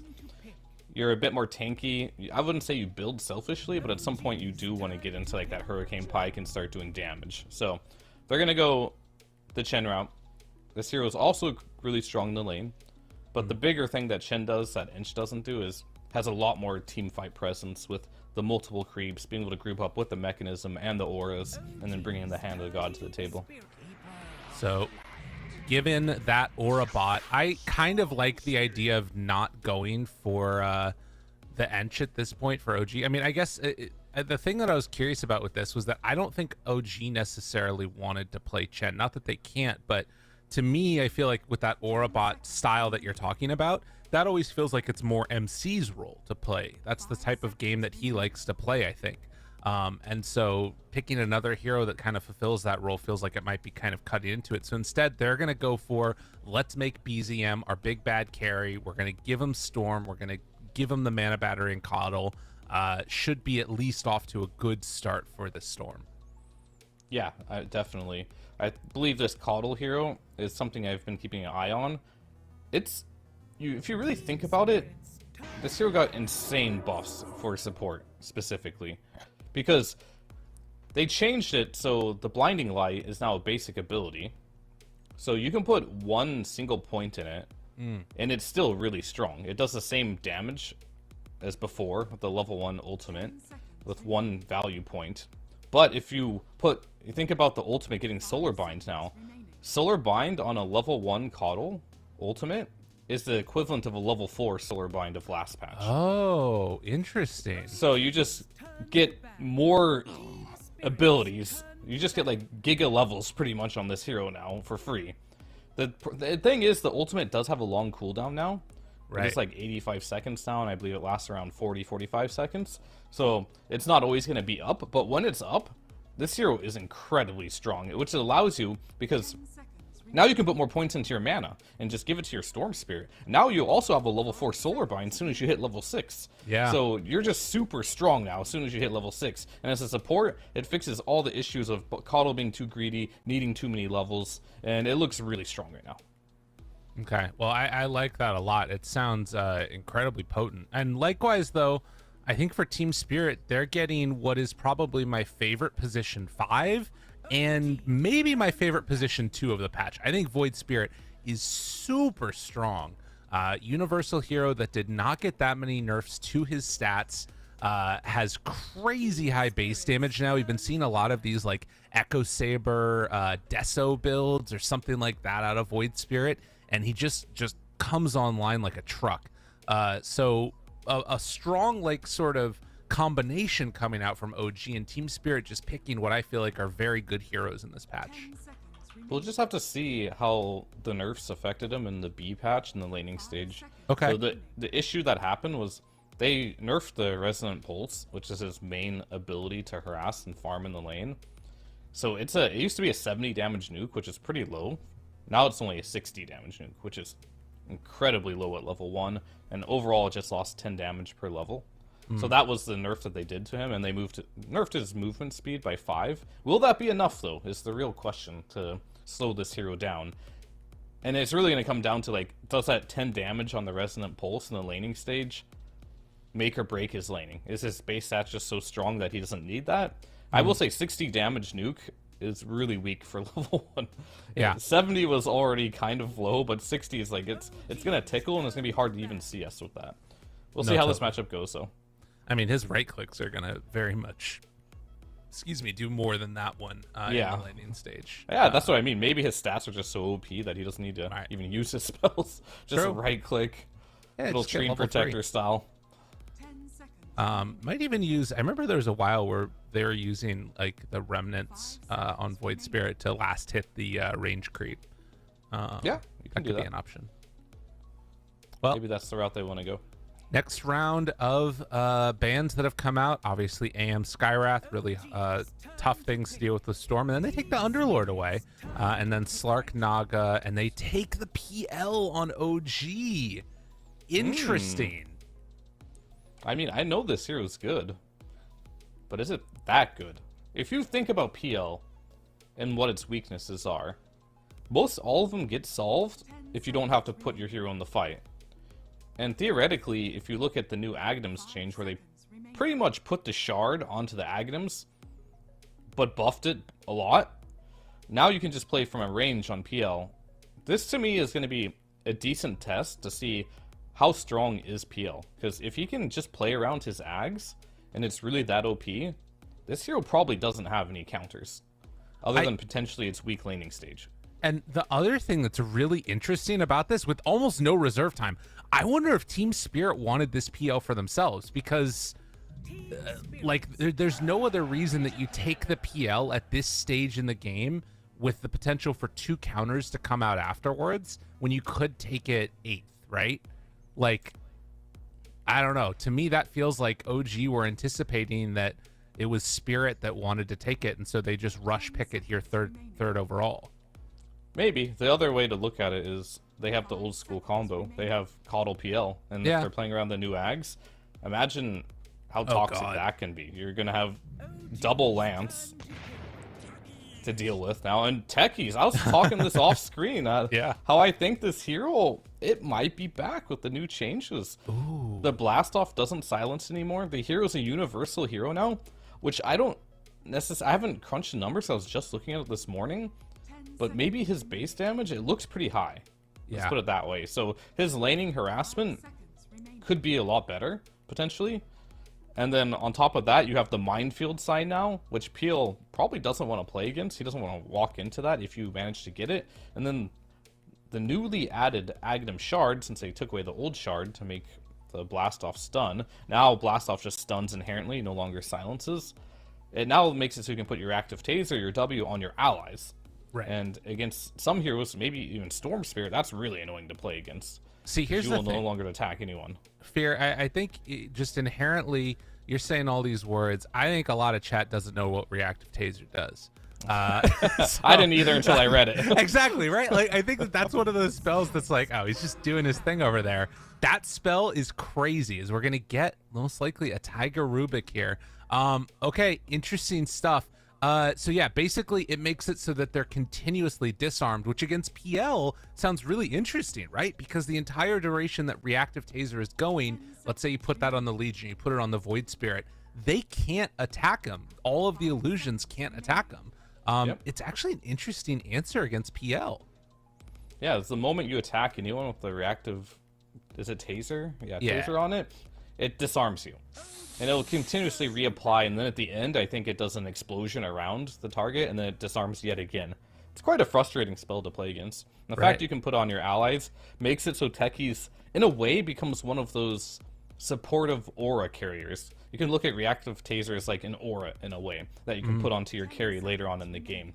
And that's, I think, where a lot of values will come from this hero. It's not going to be the solo kill potential anymore. I think a lot of that was removed with the shard change, because I believe the old shard stunned longer, so you can get your combo off better.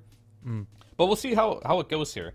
But I think OG is doing what we talked about in some of the other drafts, where they're just taking charge of the draft. They're like, we're going to show you Storm, we're going to show PL. We got Keeper of the Light with Storm and PL. Find a way to deal with this. And now Team Spirit has to figure out how they're going to deal with this, and OG has already shown all their cards here. Right, and of course the last pick is going to be some MC or a carrier that helps to enable all this stuff and get off the ground in a good way. You know, could be a Tide, could even be a Darkseer if they want, although it looks like a rough game for them. There's a lot of different options, and it just be the reaction to whatever Team Spirit's safe lane is going to be. Anything that you like for Team Spirit here in the matchup against PL? They're going to do LC for sure. So LC they need carry. a carry. Okay. Oh, wait. I was asking Team what Spirit carry do you want? Yeah. Oh, I see. What carry do I want versus the PL? The thing is, there's not a lot of good carry-to-carry matchups versus the PL. So if I'm playing Team Spirit situation here, I'd want to play more for the tempo, if anything. Because there's not a lot of heroes I can think of that can just deal with these illusions. And Ursa's not a hero that necessarily deals with them either. It is nice in a way if you can get the Fury Swipe onto the real PL, because when he doppelgangers, you'll still see him. But now you're in a situation where OG, if they want to get creative, can try and counterpick this to make some more space. Vino did get banned out. You do have a Storm in the mid lane, so you actually have some room here to be a little bit greedy if you want, but I think they really wanted a melee hero here. And most of the melees aren't really good versus Ursa. The only one that I think is maybe decent might be Mars. But do they want to do that, or do they want to try and punish here? Would they rather go the route of taking some Viper or something in this situation, or a Bat Rider? But probably not Bat against the Legion Commander. But either way, any of these heroes that add these like stacks and play from a range, Legion's pretty decent against. What about a Brew? I like a Brew. Brewmaster? Yeah. I would say the lane's too hard, but we saw Really? Brew the other day, Saberlight playing it, and he crushed the lane, so maybe there's something there. It could be good, though. I would be okay with that. Oh, Shaker? wait, is this going to be MC Coddle? I hope so. No, he's playing Shaker. Okay, interesting. So It just is keep the interesting, lane isn't back. Oh, and it's going to be a Kit Track Rubik, so they're putting Taiga on the Coddle. I guess Yeah, he's he gonna played be it able to farm a before with bunch. them. Okay. And the last time he played this Coddle, he went for a mech build, kind of going for the auras, because I don't think Shaker wants to go that route. Yeah. So they're really just playing for the Coddle here. Like, Coddle has tons of targets where he can use mana on to get, like, the double spells off. Shaker's definitely one of those heroes that you can get even more enchant totems off. I'm a little worried about the lane, though. Yeah. It looks pretty hard. You're playing versus Ursa Chen as a Shaker. Coddle, you have the Blinding Light, which is okay, but that lane is definitely a concern point for me. It's not the strongest hero I can imagine versus Ursa. So I was watching a little bit of the mainstream, and it was the Liquid game against Bet Boom, I think, and Liquid counterpicked with this Veno against an Ursa, and I think what ended up happening, because I didn't watch all of the beginning, was they just dodged and they kept running the supports in and out of that gate, and then would like sort of make the lane less bad than it was before. I'm wondering if teams are now, after the patch, getting to the point where they're starting to like not care as much about those like one-to-one lane matchups, because there can be so much chaos that happens throughout the beginning of the game. But we'll see, because like you said, that's something I'm worried about too. Can Ursa just completely destroy him, or do OG have a way to try and deal with this Ursa in the laning stage? Well, you have a couple options, and I agree with you the point. Like, I've never been a huge fan of picking Veno. Like, you always have to mention it, because if it is a Right. one-to-one matchup, yes, the Veno will destroy the Ursa. But weird things happen, like you say. Either people dodge, or all of a sudden you get tri-laned on the Veno, and Veno's not a hero that can't really come back from that. So I do agree with that point. But you do have a play option here for OG as well, if you play the Shaker and the Coddle. Either you try winning the lane straight up, which is definitely possible, or you can just use like Fissure, you can use the Blast, and you can keep shoving every single wave into Ursa's face and kind of just not play the laning stage. Maybe Coddle drags the waves. There's always a way to get out of the lanes if you know what you're doing. Laurel cutting trees back here, and might have realized that there are people in the area. Do they find him? Lays it chilling. down. Oh my god, dude, 5 heroes all around Laurel, and he is just right there. Now revealing himself on that ward, and they will not be able to catch him.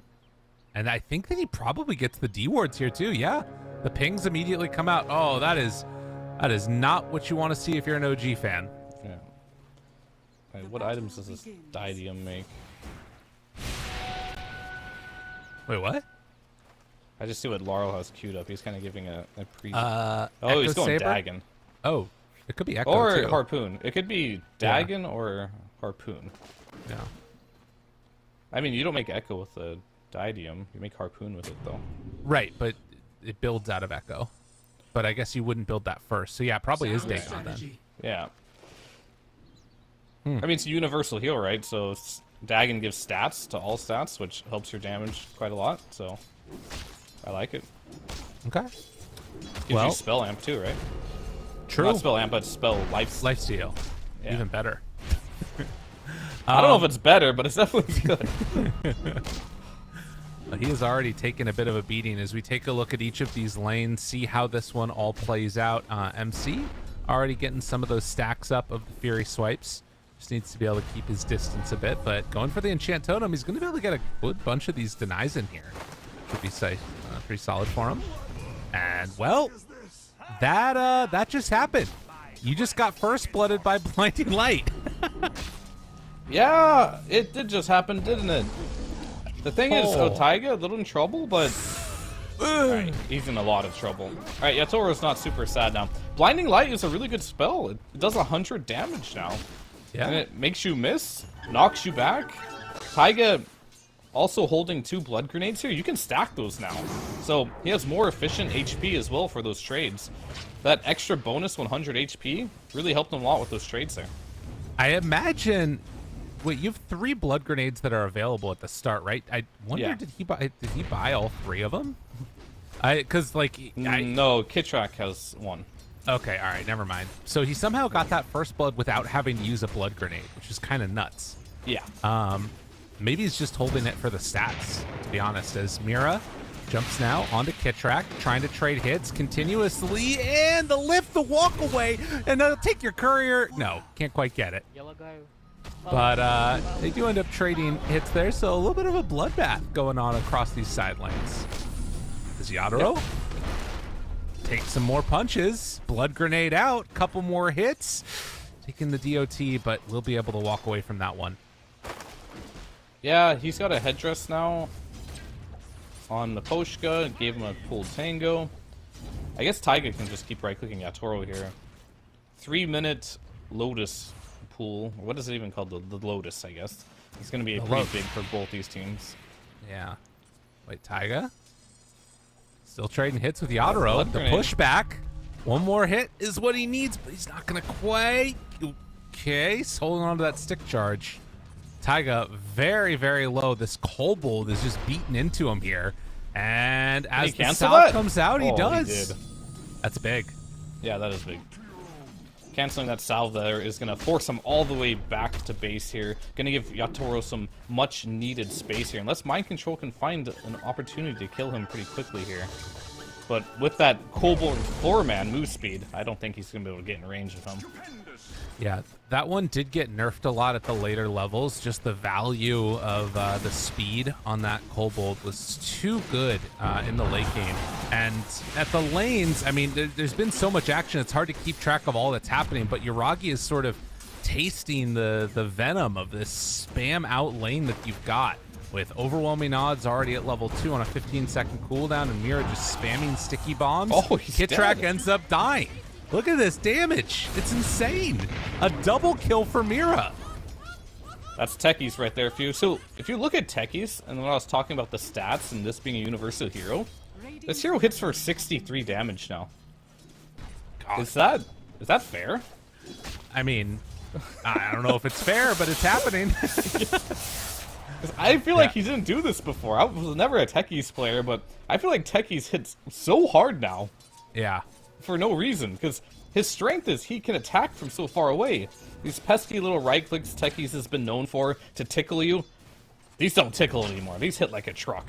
Yeah, I remember there was that period of time where like you were going Orb of Venom on Techies when it did the full like magic damage, but now it's, you know, he's just straight up punches and he hits hard. Okay, well, looking at, again, trying to get a picture of what's happening in these lanes. Up top, you get a couple kills on Yuragi. It's still like less than 1,000 gold separating these teams. And you can see that, like, you know, all of the cores are kind of getting farmed. I guess the big difference is just that Techies is mega rich. Mira's gotten a lot of gold. Yeah.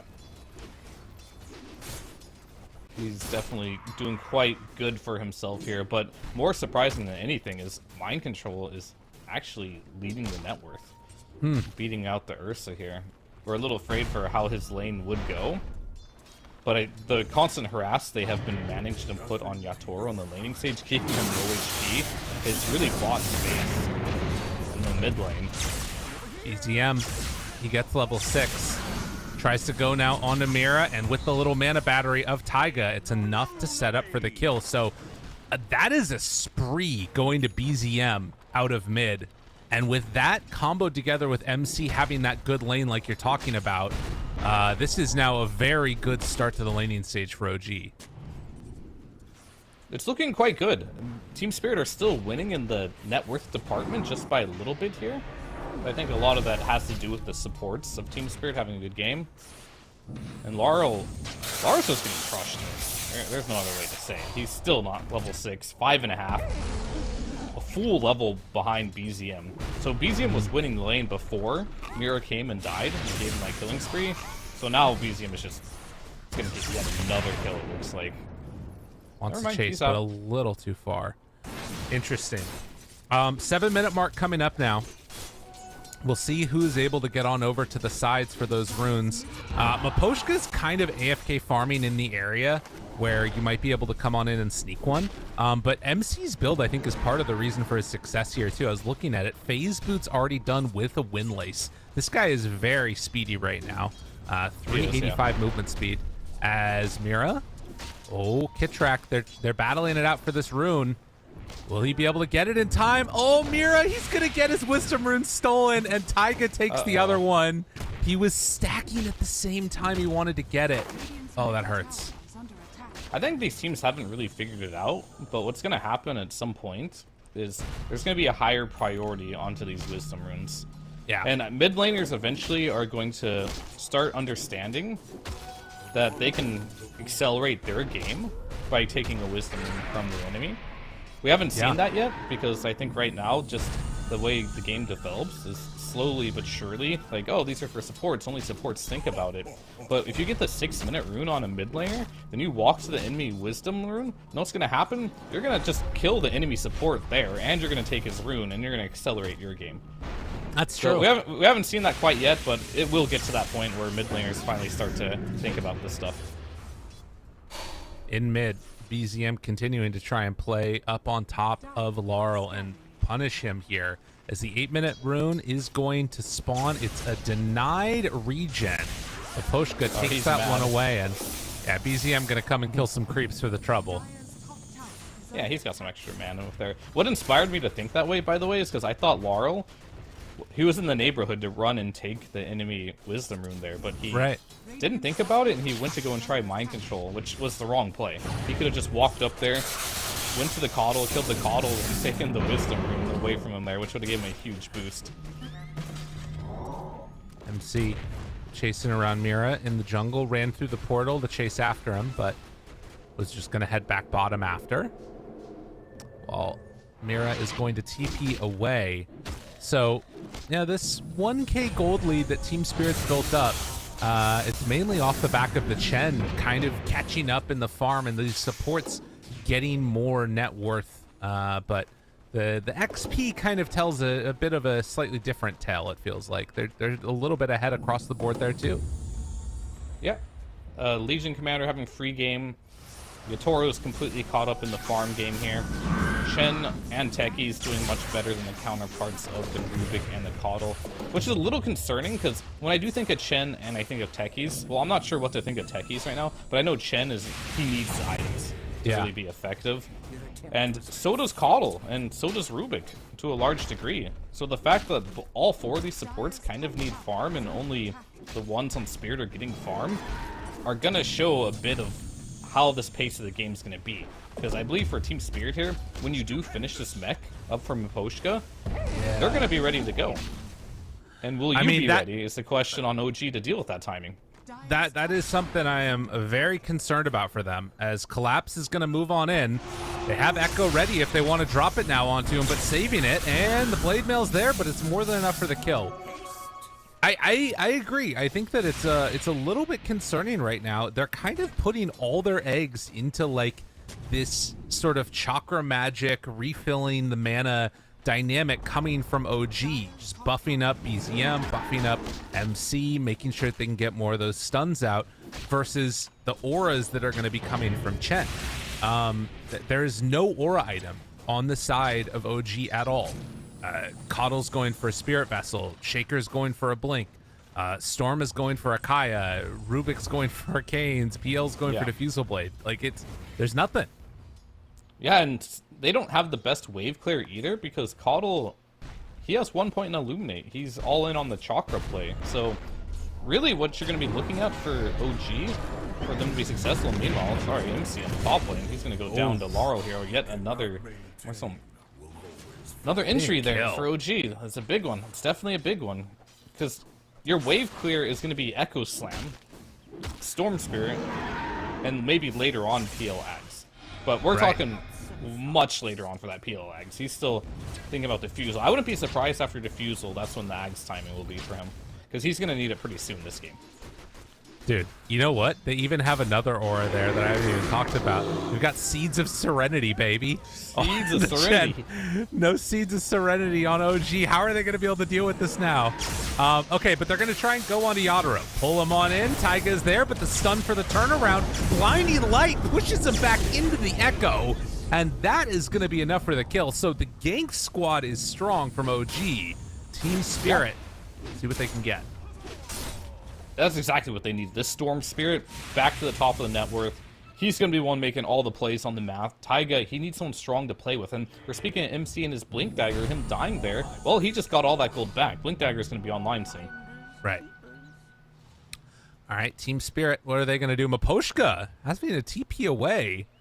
Is chased out by Yuragi from the jungle. So that was the Diffusal Blade reveal. And Laurel sitting mid. There's a lot of heroes in the area from OG. MC doesn't have his blink yet. It's flying out right now, but they're still going to try and make a go. Jump in, pulls in Laurel. The rotation coming from the Legion, and Laurel decides that he wants to battle, and why not? They find him immediately for the duel, get the kill onto BZM, and now Taiga's in no man's land. Laurel does not have another remnant or step to throw out there, so they get away. All right. That's good. I was about to mention, like, the timing of the Mecha Chen, they kind of missed it there, as Chen was just TPing away, and Yatoro dying in the bot lane. That was what they used with it, but with that kill on the Storm mid, now they're back in the mid lane, now they're grouped up. This is when Team Spirit is going to be their strongest, playing around this Chen, who's been majorly farming, right, for the first, like, 10 minutes of this game here. They need to be able to use this hero. And they're doing it really well. And like I said, the Verdurous Dale from the Seeds of Serenity is way too strong. That is exactly why they won that team fight there. No other reason. I love it. Okay, Laurel and Mira want to play together, though. And this is the Dagon reveal. I mean, again, not only is there no, like, mech, there's no magic resistance at all. This is going to be a huge amount of burst if they can find Yuragi solo. Or what are they doing? These little sneaky guys. They're waiting for him to come over here? Oh my god. They found him. Dude, they knew. And they missed. They missed horribly. Yeah. It's not the easiest thing to hit a PL with a Are they going to die right? now?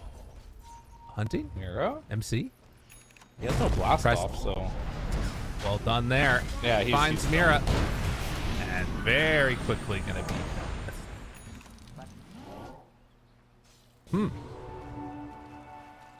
And Collapse got the shield rune, so he's invulnerable for 75 seconds. Love that. Is it dispellable? Kind of like... Shield, probably. Every rune is dispellable, right? This rune would be absolutely insane if it's undispellable.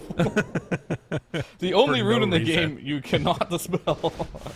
Also lasts longer than all the other ones, yeah. Seems It's good. like, it's not even a power rune anymore. It's like an ultra super power rune or some shit at that point. Why does it last 75 seconds?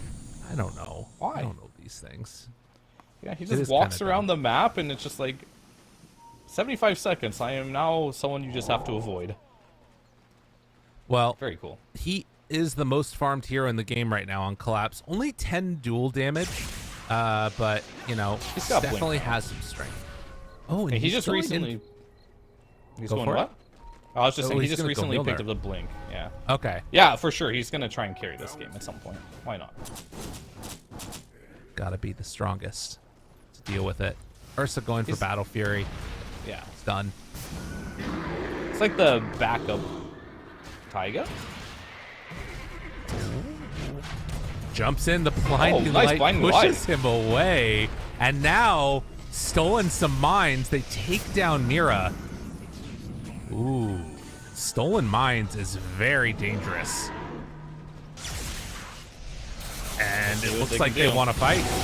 Maposhka going down early, but they get the duel, and then trying to turn it. Collapse is going to get, well, actually, a huge win. That fight, they weren't ready for everybody else to show up. Now, Yell's here now. Yuragi, can he clean up? Can he do enough to deal with them? It doesn't quite look like it as the buyback comes out from Coddle. They're ready to chase.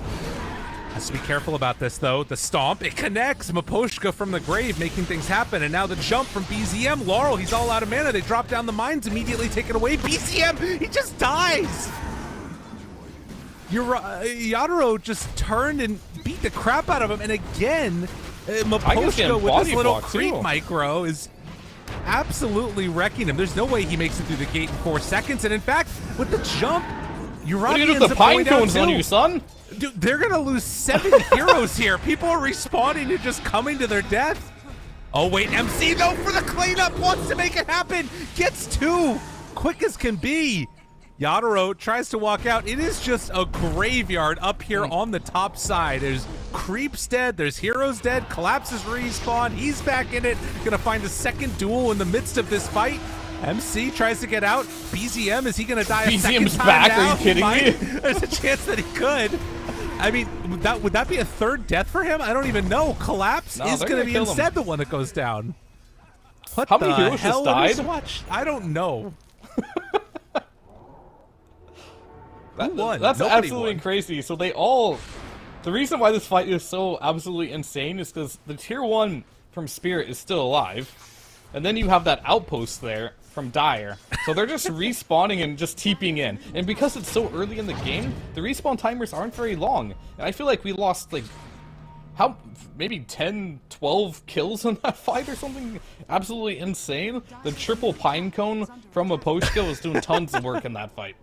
So the thing about that, OG come out on top 2,000 gold ahead of him when I was looking at that fight recap.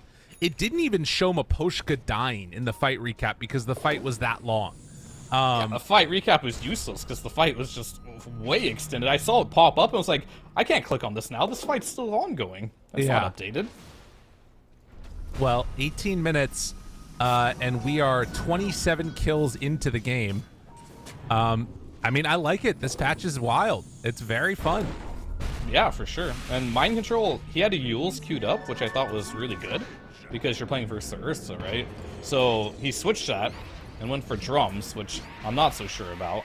But it does give him a little bit of a power spike in this moment. It might have been like, wow, there's a lot of fighting. I don't have time to farm this Yules. You got to be ready now and buy Back the drums. to the graveyard. Everybody, it's time to go battle. BZM and Collapse are not here. Collapse is hunting. Oh, with the Blade Mail, it might be enough. Does he have enough damage to bring him down in time? The answer is yes. Huge. But top now, lane, they know something happened. Another blinding light into the enchant totem, but then they Hurricane Mirror away. It's not going to be in time, though. Mines drop down with Reckless Abandonment to lift immediately onto Yadaro. Very well played there. And now Collapse shows up. They're going to find MC. He's in a little bit of trouble. Laurel went in on him, but Dagon's still on cooldown and all of his mana being drained. It's going to be Laurel going down. So again, the trade of 1-for-1. And nobody's been bottom. There's 3 Lotuses. Go collect those. There's probably going to be some bounty runes there soon. Well, you know when they're going to go bottom? They're going to go bottom in 30 seconds. The reason everyone's up here is because Ursa wants to do Roshan, and Roshan spawns at nighttime. So they're just on OG, they're defending Rosh. On Team Spirit, they want to win a fight and do Rosh. So we might see the same fights break out in the bottom lane here in 15 seconds as Roshan just skips on over through that portal and goes to the Radiant side. And I guess the other part of that that's interesting, and here we go, right, smoking to the Radiant side. Everybody's going to Dire Scan to see him over there. But the thing that's interesting about that is that, like you said, in a mirrored way, there is an outpost that Radiant can use to get to there, and OG, they can TP to their tier 1 tower because it's still alive. Yep. I don't know. Interesting. Perfectly balanced game. Look at these Lotuses. Oh, he doesn't want to take them because he doesn't want to reveal they're down they see here. Taiga. They see Taiga. He's in trouble. Gets dueled, and now does the rest of the team show up? It doesn't look like it. They're going to take the Tormentor instead, so they get the Rubik Shard. So, do you remember, what was it, like 8 minutes ago when you said Collapse had 10 damage on duel? Yeah. Yeah, that's changed. Oh my god. He's at 100. Wait, how is he at 102? Oh, right, of course, because I'm remembering it when it was just like the flat number. Yeah, he has the talents now that gives +8 dual damage, right, on top of it being level 2. So yeah, it gives him, what is it, 28? So it was 10, 28. Well, it was 10, 20, 30, but now it's 18, 28, 38. Yeah, see, in my games I never get to level 10, so it's fine. Never get level 10. Yeah, that's tough. All right, well, in the midst of all of the 31 kills that we've seen, it has still been staying a relatively even game. Mira making a mad dash for the XP rune and is going to get it. Well done. Okay. Yep, so how much online. does this change things to you? Depends on how they use it. It could be really good, or it can be not good. I'm not sure. So I have not seen this item too much in action, but against the peel and everything, it should be good. In this situation would have been good, but Lara's just going to die immediately farming that mid lane. This is something that was very common in last patch, and I believe both these teams should know about it. Killing heroes in the mid lane is very easy to do, so you have to be careful how you farm that. And just sitting in the middle of the mid wave when everyone's missing and dying like that is kind of a big mistake there by Spirit. But it's not the worst deal. He's going to be back in 20 seconds. But either way, this reactive taser at the moment isn't going to be the biggest deal because it's only a level 1 reactive taser from the techies. Okay. He doesn't have enough levels this game. So it's going to just be only 2.4 disarm. But the other thing it does do on top of the disarm, it gives you move speed. Oh, this is falling apart. really not good. Team Spirit losing hero after hero, and I mean MC does so much damage with that enchant totem and double Vambrace drums. He is hitting like a monster right now. Yeah, and I mean they still have this regen rune ready to go on Storm. Sure, Spirit had the Aegis, but they're kind of just losing the entire map, it feels like. This is what we call Team Spirit is bleeding out right now. That one death from Laurel in the mid lane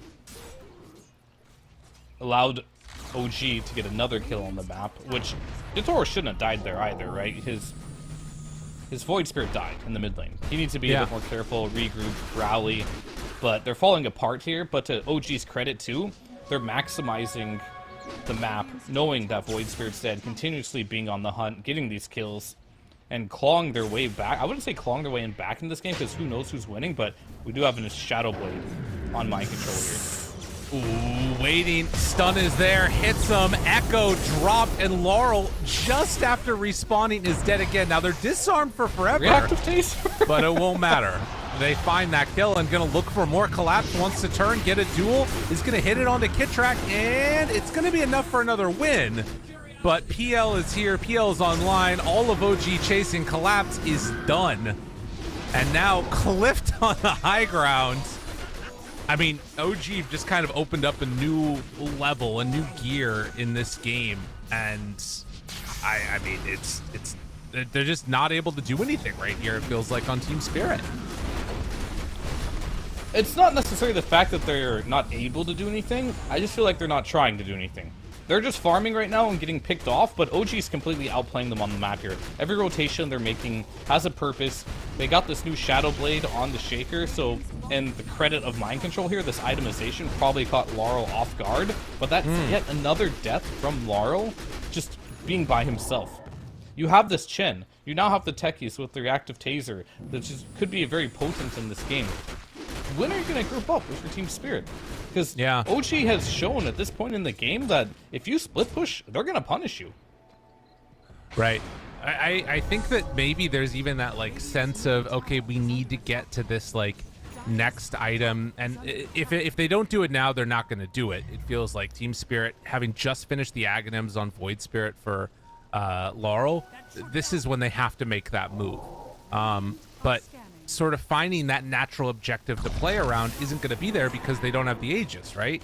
So it's like that death on Yadoro feels like it really also shut things down a lot. And now they have Lincolns on Storm. But yeah, I want to see if they do decide to group together or not. They're waiting mid behind this Ursa, hoping to find a pick off if they go for him. We do have a timing, though, for Team Spirit. BKB is online for Yatoro, and Laurel finally, this is what he's farming for, finish that Aghanim Scepter. It took 2 deaths to get it, but he's got it, so Team Spirit have entered another way to, like, use some cooldowns, use a timing. Bottom. Taiga pushes out the wave the entire way to deal with that.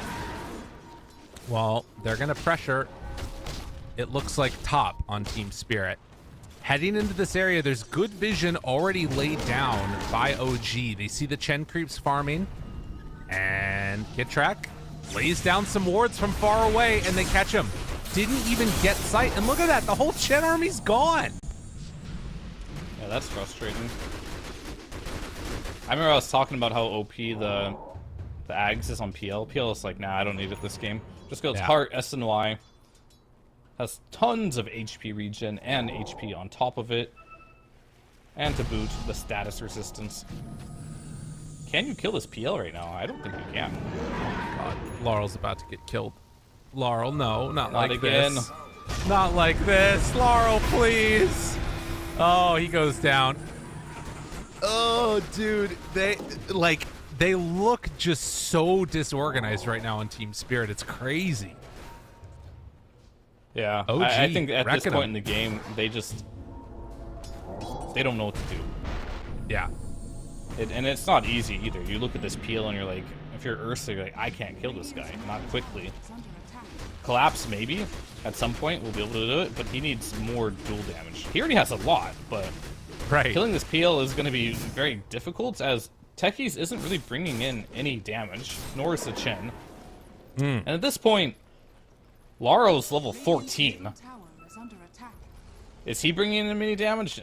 Not anymore, unfortunately. Laro's game has been slowed down to a halt, getting close to the same net worth as, alright, BCM, this could be big. Oh, good BKB. Now, out of mana. Out of mana.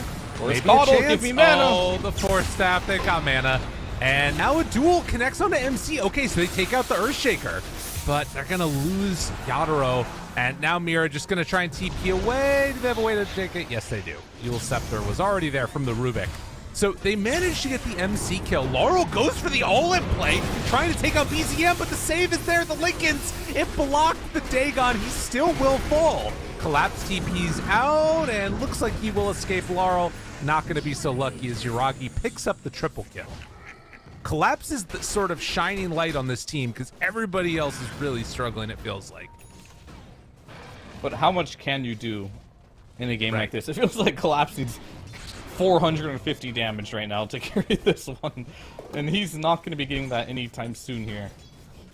It's an unfortunate situation to be in, and getting a triple kill here on Yuragi, just what the doctor ordered for him, as he's going straight into his butterfly. And I believe once he does finish his butterfly, what do?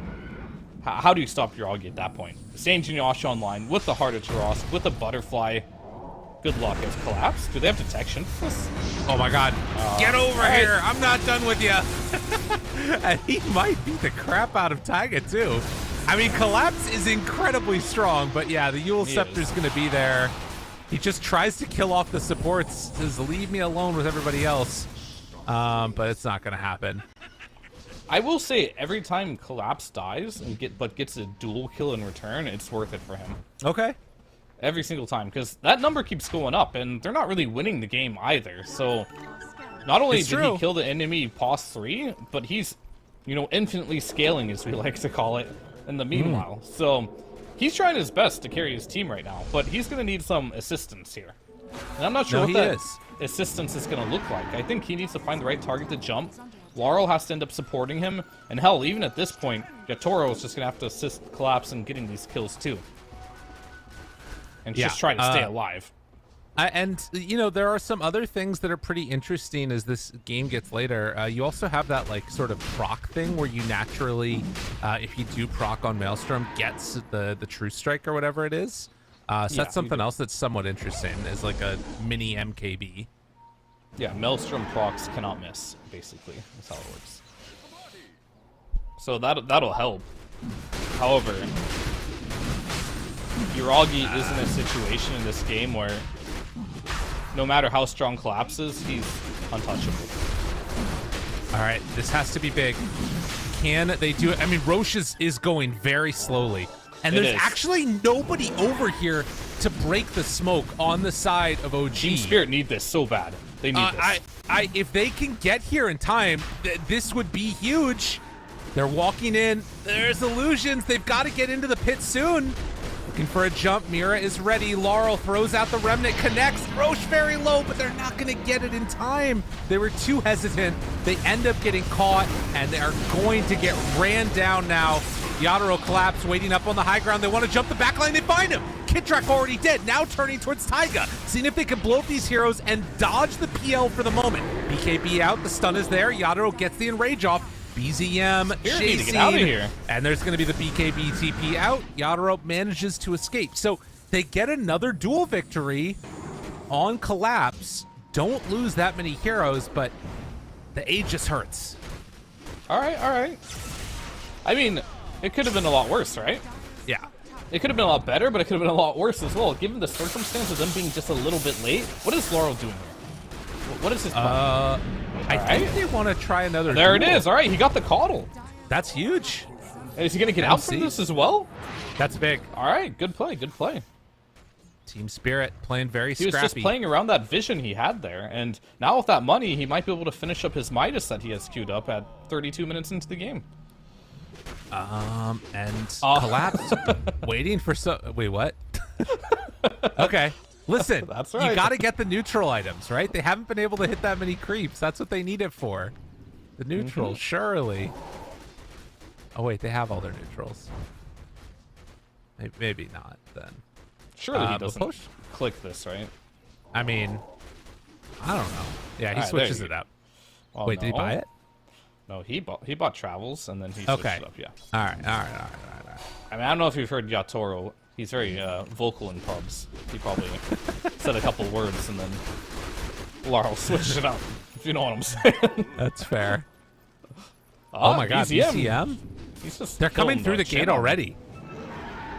Are they gonna run right into him? Yataro's over here. They're hunting. Wait, they're not coming through the gate yet. Okay. MC actually canceled his fissure. It would have hit. If he would have not canceled that fissure, he would have canceled the TP from Yatoro there, and Yatoro would have been dead to rights with no TP there. He second guessed himself. This is why you always trust your instincts. Knew what was going on. Didn't go for it. Well, 30-minute mark. The Tormentors are back up. Are there any other good shards on these teams that we might see? And like the low net worth hero. So Techies already has one. Shen already has one. So if you're looking as far as Dire, yeah, the Void Spirit would get a shard, which is good. Aether Remnant. both- Wait, what did they Both change? shards. Oh yeah. Oh, gotcha. It's still good. We'll take it. And then Legion Commander Shard. Overwhelming odds now grants armor for every unit hit. That's really good versus PL, actually. Yeah. It's pretty So I sick. think for Radiant, it's really good. As far as Dire goes, lowest net worth heroes is Rubik. He already has a shard. Coddle. and Yeah, Coddle Shaker. Shard's good. Shaker shard is really good too. Yeah. Shaker Shard and Coddle Shard are good. Coddle Shard, when you're playing a game like this, having the recall ability, very nice. to have. Ooh. Okay, so they get the Legion shard, and then OG, they're going to have to come and take their Tormentor, or are they going to? Yeah, they're going for it. So Earthshaker gets the other one. Big, big. And he's going for the Lincoln Sphere too on MC. So just trying to mass Lincoln. This was the Spirit strat for a while too. I remember a couple of games where they built like 4 or 5 Lincoln Spheres themselves. Yeah, they're trying to shut down Collapse here. As Collapse knows he has to carry the game, so he can't really buy an item to cancel Lincolns this game. No. Like, Halberd is just not going to cut it. He's got to go for the big items, where he does have Mjolnir finished. And maybe with this shard, if you can get a huge overwhelming odds. Catch him. BZM in trouble. He's dead! He's gone. Can they find any more after? Ragi, they know which one's the real one with the little Fury Swipes indicator above him. But yeah, I mean, BZM explodes in just a second. Like, new patch, new everything, sure, but same mistakes. Why is BCM standing on the high ground there getting ready to be jumped on? Yeah. He doesn't have a BKB. He's playing Storm. He's 6-slotted. Yeah. He can just chill in the back. Yeah. Your PL had Aegis. Yeah, it's not good. that's quite bad, actually. Oh, no. We saw the same thing from Arteezy just yesterday. It's like, these are the same mistakes from last patch. Sometimes you just feel like, oh, new patch. I can try some new stuff, and they're like, oh, never mind. This is the same mistake as before. Can't be doing this one. I mean, that was kind of crazy. Okay. So where does that leave us now? They just gotta wait They for don't have BCM Aegis. and they can go again. Aegis is down. They still have the cheese. And I don't know. your Augie is 4.2k gold. Gonna maybe buy out a full Abyssal Blade pretty soon here. Am I crazy? Like, after that 20-minute mark, I was like, OG is going to wrap this up. They're looking really good. And the later this goes, the more and more concerned I am for him. Granted, PL, obviously, this, like, masterclass, impossible to deal with hero in the late game. But I mean, you've got Ursa. Granted, hasn't gone into an MKB. He's queuing up the Abyssal Blade and then the Swift Blink. And then also the Scaling Legion Commander. I don't know. They might have what it takes to deal with them late game. There's always a chance. It's just going to come down to, can they catch Yuragi at some point in this game? Will they be able to get a duel onto Yuragi with Yatoro feeding into him? I think those two heroes alone probably will be enough to kill Yuragi here. But they have to time it really well. Like, the moment the duel goes off, Ursa has to be there. And they have to find Yuragi. And that has to happen at some point in this game. You're not going to be able to avoid him the entirety of the game. Oh. At least that's going to be very difficult to do. We also just got double Penta-Edge swords for Ursa and Legion. That is sick. Yeah, that's definitely good. Some more damage and attack range. Helps out a lot. All right. Collapse. He's in position here. Finds Yuragi. They see Yuragi. They get him immediately. But I think Collapse is looking for some support, I would imagine. Yeah, it's hard. Oh, they have vision there. Look, Storm's under the ward, but they break the Lincolns. Oh, need to find Yuragi, this might be the moment. They could go for him. They're thinking about it. They don't want to go. It's too scary. There is an E-Blade behind on the Coddle. So they would have some save potential there. They need to get this Nullifier online.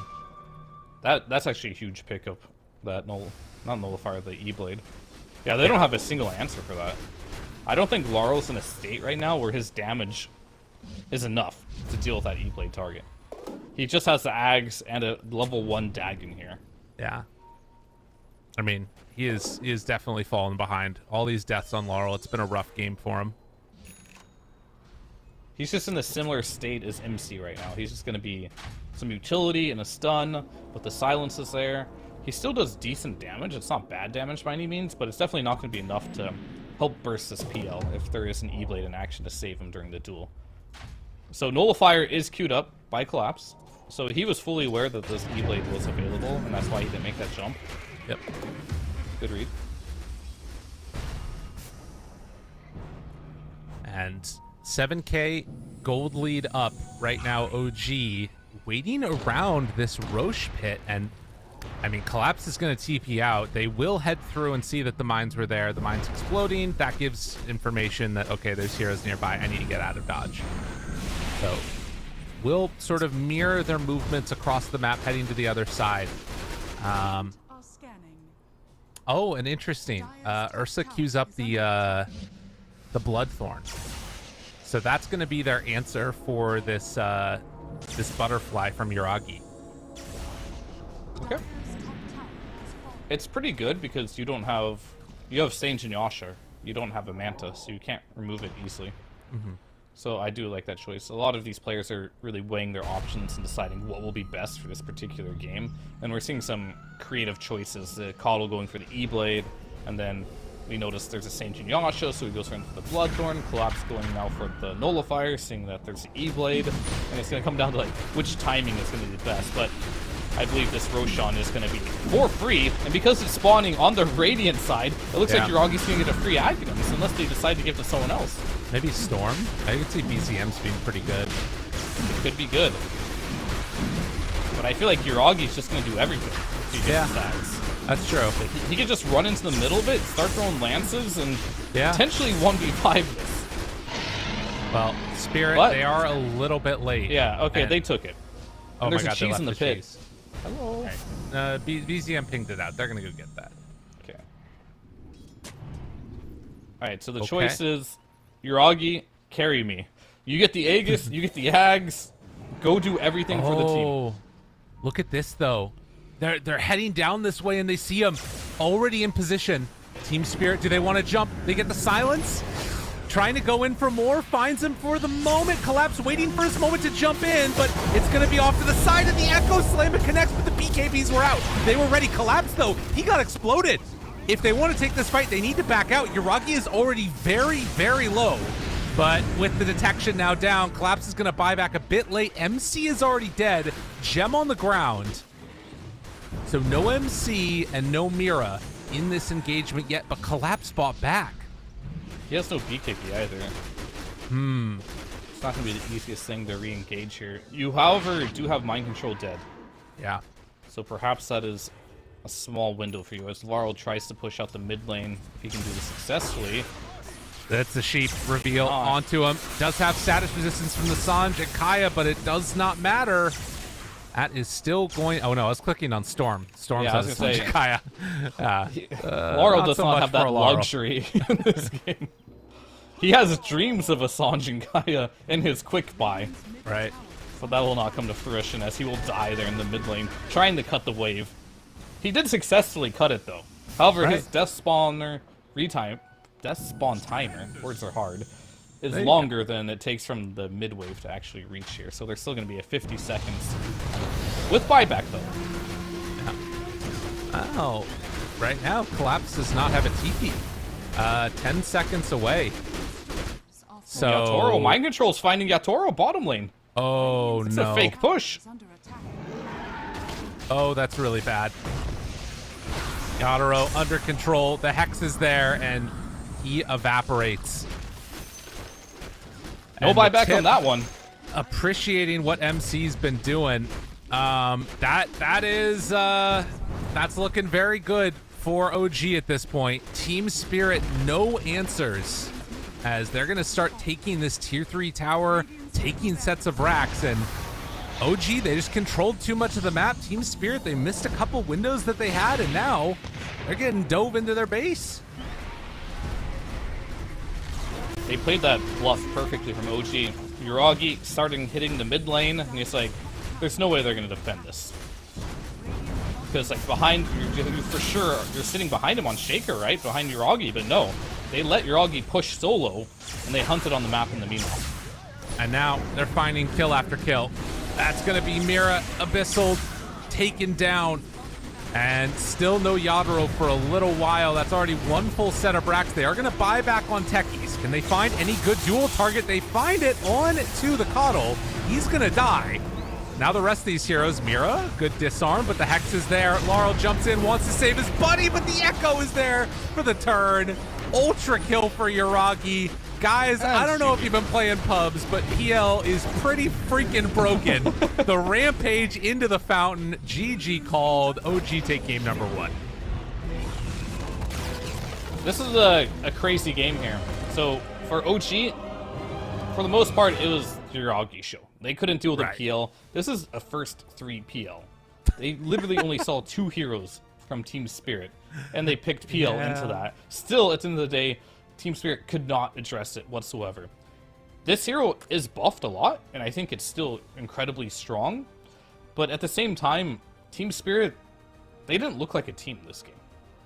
No. They looked like a team for like the first 10 minutes, but after those couple engagements, the wheels really fell off for Team Spirit here. They're gonna have to go back into the green room, really think for a second what went wrong here, and mentally pull themselves back, because this is not the type of gameplay I'm used to seeing Team Spirit do.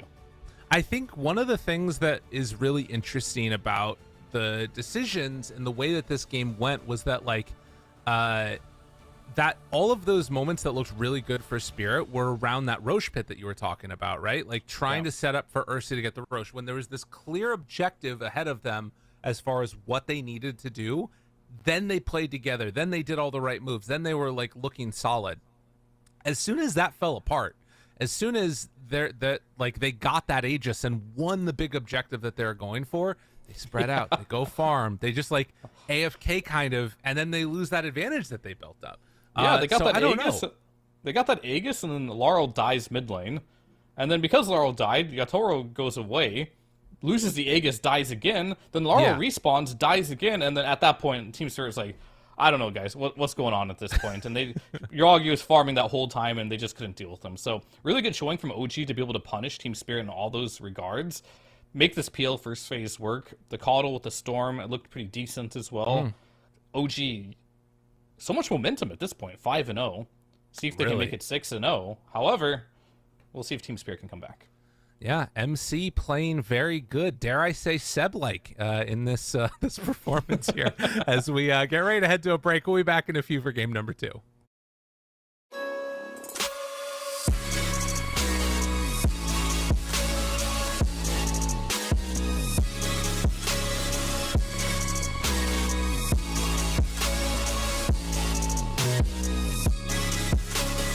You love it, you wear it.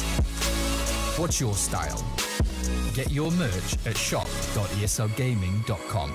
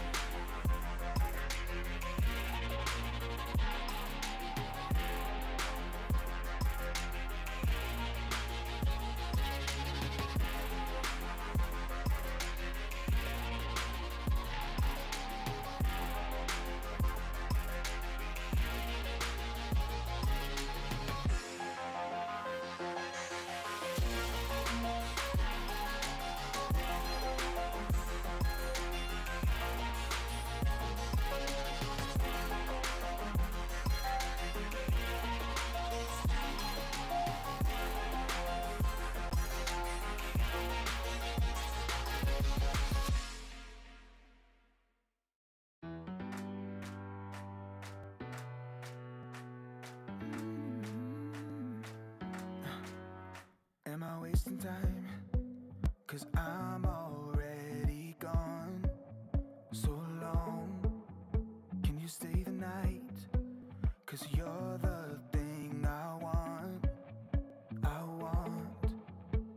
I know you're feeling different when you're stressed out, but even with no makeup you still stand out.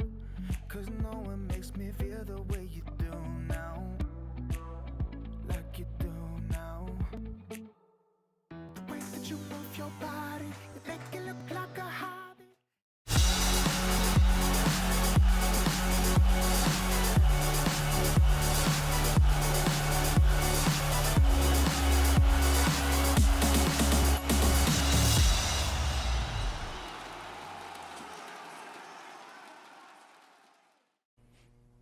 Hello and welcome back, you beautiful people out there. We're taking a look and getting ready for game number 2, OG versus Team Spirit Fear. You know, I was anticipating some fireworks. We definitely got it in those first 15-20 minutes or so. I'm curious if we're going to get a similar story, if Spirit are going to be able to pull things together a little bit once, you know, it settles down a bit. You can see right here, this fight that happened up on the top side of the map was just absolute mayhem for a very long period of time. Your thoughts going into game number 2, though?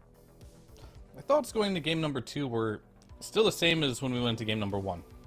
Talked a little bit about how I want to see Laurel find a way to get more impact going into this series, right? And he struggled in this one, just to put it lightly. He struggled pretty hard here. Collapse had a great game. Yatoro had a decent game. I wouldn't say this is one of his standout games by any means. The Techies, I'm not sure what to think of it right now, but there's a lot of things that just happened with Spirit that just didn't work out for them. So going to this next game, take the things that were good. When they did play around the map, their laning was pretty decent. Use those going into this next game, but more than anything, find a way to make sure that Laurel is enabled. Yeah, give him either the hero. Well, and that's the thing that was sort of strange about it, right? Was that, I mean, he definitely had a bit of a rough time in the laning stage itself against Storm, but more so than that, it was like some of the sort of mid-game decisions that felt like it was more the issue that we had, right? Like the getting caught out a couple of times, coming to mid lane, and that's something where I feel like the team can't really do much there to help him out, but maybe giving him a better start with his laning stage would put him in a position where he maybe doesn't die to that gank that comes in towards mid or something. Maybe having a bit more direction in the leadership. Like, maybe he's not the type of guy who's going to know how to move on the map, necessarily. He is a younger player, a mid laner. Oftentimes, your mid laners don't know the best way to play the map. And it felt like when they hit their timing, they got this mech on the chin. They didn't really group up. They kind of died after that, made some small mistakes here. So maybe it needs to be a bigger voice on the team, directing the game flow a bit better. Well, we'll see if they do indeed change things up a little bit and if they can get that mid-game sorted out. For now, at least, it's going to be a similar story to what we saw before. OG, actually, they're going to have the first pick this time. Is that what happened last time? I got to double check. First pick of last game. I've got a goldfish brain right now. I don't remember exactly who had the overall first. It was Chen and it was Team Spirit. Yeah. All right, so my brain's working again. So they're going to basically follow a similar path. Well, it's actually very different now. So Io and then Doom banned out. They banned the Storm on OG. And that means that it's the same decision Team Spirit have to make that OG did last time. Do they give up Chen Ench? Do they decide to just let it through and pick something else? Maybe it's the way that Team Spirit played last game, but that Chen did not look too threatening. And I think it's mainly a play thing. Like, the first moment that they got that mech, Yatoro died bottom, right? And then you also had the techies die, instead of grouping up. So I think they just missed the timing, and Chen's a hero where if you miss 1 or 2 timings, the hero's not fun. Yeah. It's not fun to play from behind, but when you're playing from ahead, and you're controlling the whole map, that's when the hero starts to get really fun to play. And I feel like they quite simply just missed a lot of timings on Chen. So maybe the hero's still strong. It's worth considering a ban. But at the same time, is if you want to play a scrappy type of game, play away from the Chen, the map is 40% bigger, there's no reason why you can't play away from the Chen either. Get a bunch of AoE, come online at some point. I think that could be an option as well to just kind of dodge the hero. And it looks like Team Spirit's also not afraid of it, banning out the Coddle. Okay. Interesting. I mean, it did. The Coddle caused a lot of issues. Taiga did some really good stuff with that blinding light, even getting the first blood with it.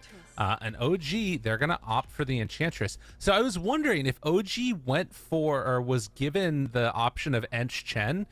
I kind of thought that they might take Ench because I would have thought MC would want to build the auras himself instead.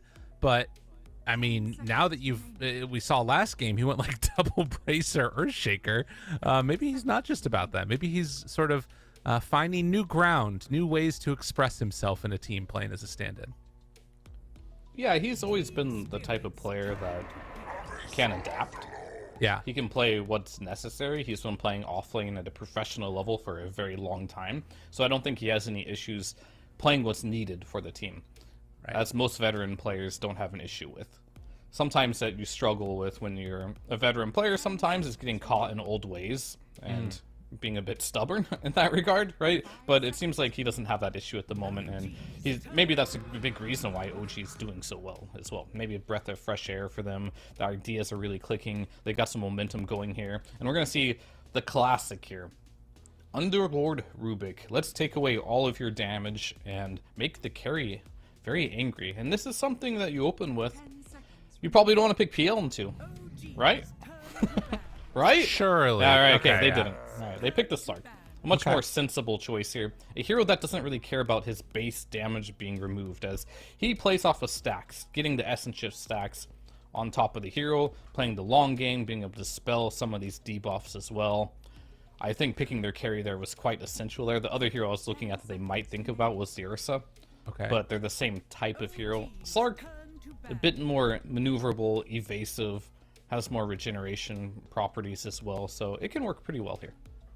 I mean, I guess the thing I wonder is how much of a concern is this Slark into what already could be a lot of like magic damage spammed out in the first couple levels, and then also having the option of maybe another hero rotating into that lane. Like, I know Slark's not the strongest laner in the world.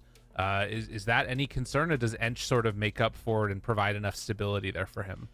Wait, you're worried about Uragi first phasing his hero into counters? Yeah, and like maybe getting roamed on in like his early levels, you know? I mean, I'm going to give him the benefit of the doubt because last game he did the same thing. He just picked his hero hero really early. It was PL though. That hero's mega busted. Okay. So it's okay to just pick PL, but not Slark. I don't know. We'll have to see. Like, the reason why I think this pick here is fine is because at the end of the day, he's going to want one of these type of heroes regardless later in the draft. Okay. But he wouldn't have got them. They would have all got banned. Yeah, that's fair. When you pick a hero like Underlord and Rubik, you're showing your lane. There's not much. Technically, you can flex these heroes a little bit, but you got to get a little wild. You start having to busting out the mid Underlords and stuff, which a lot of players aren't super comfortable with. Right. And even if you do that, Slark inherently is just good versus both these heroes. And I guess the thing that I was thinking about too was like, okay, maybe they take a more roaming oriented 5 that can come and try and punish through the gate or something. But I guess that's not really Miposhka's style anyways. So it might not matter. So it can be punished, to answer your question. Yes, it can be. But at the same time, Team Spirit kind of showed their hand really early on as well. And I think this choice that they're using to do this here, OG just felt like, or Uragi felt like his choices were so limited that he had to pick his hero now or he wouldn't get something that he would have been happy with. Okay. Well, they are going to take out the Darkseer and the Skywrath Mage, and then on the other side, Bloodseeker and Naga gone. So trying to take away some of those counters in the game. Darkseer Slark is definitely pretty disgusting. You can get the Ion Shell and Surge going with him. The Skywrath Mage ban out too. A little surprised by that one. I wonder if that's sort of signaling one of the heroes that they don't want to have to face in like the off lane or something for their carry. I don't know. Something's telling me Terrorblade with these bans. It could mean that, or it could mean they want like some type of maneuverability here in the mid lane where the Ancient Seal will feel like it punishes a lot. Right. Skywrath is also a hero, and the current patch got a lot of good buffs for him. True. Pretty strong overall. So maybe just fearing the power of the hero / the player. Maybe that's something Taiga's been enjoying picking up lately. There's a lot of reasons for this ban. It's either it's protecting their future pick. It's not necessarily good against what they have right now, right? That's why it's a little puzzling. So it means that there's some type of train of thought going on, like what we're gonna pick next. Skywrath will be good against, or this hero is just a specialty hero from the opponent that we just don't want it to be in the game here. It is pretty good as Slark though. Like you can get those pounces on, drop the Skywrath spells. It can be really annoying to playing the map against that. So I can see the logic behind it. The Axe ban, I got no idea. I don't know why they banned Axe. Well, I mean, we'll find out pretty soon. Apparently, Axe counters CM. Apparently. I mean, it can be really annoying for the CM. The CM doesn't have necessarily the best way to punish wave cutting. And when you do spam Battle Hunger on CM, she can become easy food. But it's not nothing where I'd be like, wow, Axe just makes it so CM can't play the game either. So we'll see what they have cooking here. Okay. Okay. Low on the reserve time for Spirit. And OG. A lot of choices to make. Not really a lot revealed by the Team Spirit draft, except that their lanes are a little weak, maybe? They're like their supports, kind of. Well, they're going to pick their 4 for sure here. Then they need to make a choice. Because it's going to be blind. Do they want to pick BZM0 blind, or do they want to pick MC0 blind? So there's going to be your probably 5, actually. And Inch might be your 4 in this game. Okay. But they could do it either way, right? Both these heroes can be played. Traditionally, these are both... I would say Phoenix, old school, is considered a 4, but it transitioned into a 5 recently, where I think Enchantress is better fit for the 4 role because of the pressuring that you can do. And Phoenix is going to just be a passive laner. There's not a lot you can do as a Phoenix to really crush your lane. But now that the Axe is banned, what do you pair with this Phoenix? I think with this Phoenix pick, you pick MC's hero now, most likely, and you need a stun. Some way to protect the egg. That's pretty damn good. Interesting. It's not BKB stun, but it is still a good stun. Okay, big magic damage offlaners, big magic damage out of the Phoenix, CM. Pipe seems very good this game. Team Spirit, their response, we're going to take the PL. Alright. That hero is really bad versus Phoenix, and arguably bad versus Sand King too, but it is PL, so maybe it's good. It's getting kind of crazy, right? Like, this PL hero, we'll see how it evolves. But we're seeing people pick it super early in the draft. In theory, it's counterpicked. It's getting rampages. Enemy team picks Phoenix Sand King, and your carry player's like, give me PL. Let's go. So what do you ban out then? You've got to ban the Lesh, and Ember, probably? Ember's playable. Lesh for sure. Oh, Pango. Pango's a good ban. Pango Lesh sounds a bit better. Okay. And then that gives over... I haven't seen a lot of BZ. I mean, Puck is also really good versus the PL, if that's still a hero. They banned the Puck. Yeah, but OG banned it, which means they didn't even want it. Mm-hmm. Both these players need something in that neighborhood, right? That can do things on the map. I mean, I guess Sand King... You have room on OG to pick something different, but the problem is you don't have last pick. So you can't really punish the enemy mid laner in a situation like this. So you're probably going to pick something fairly standard. That's just going to move around the map. Ooh, do you go the BZM Zeus? Lightning Hands? That sounds garbage, but it could be cool. And OG's just banning heroes that could have been good for them.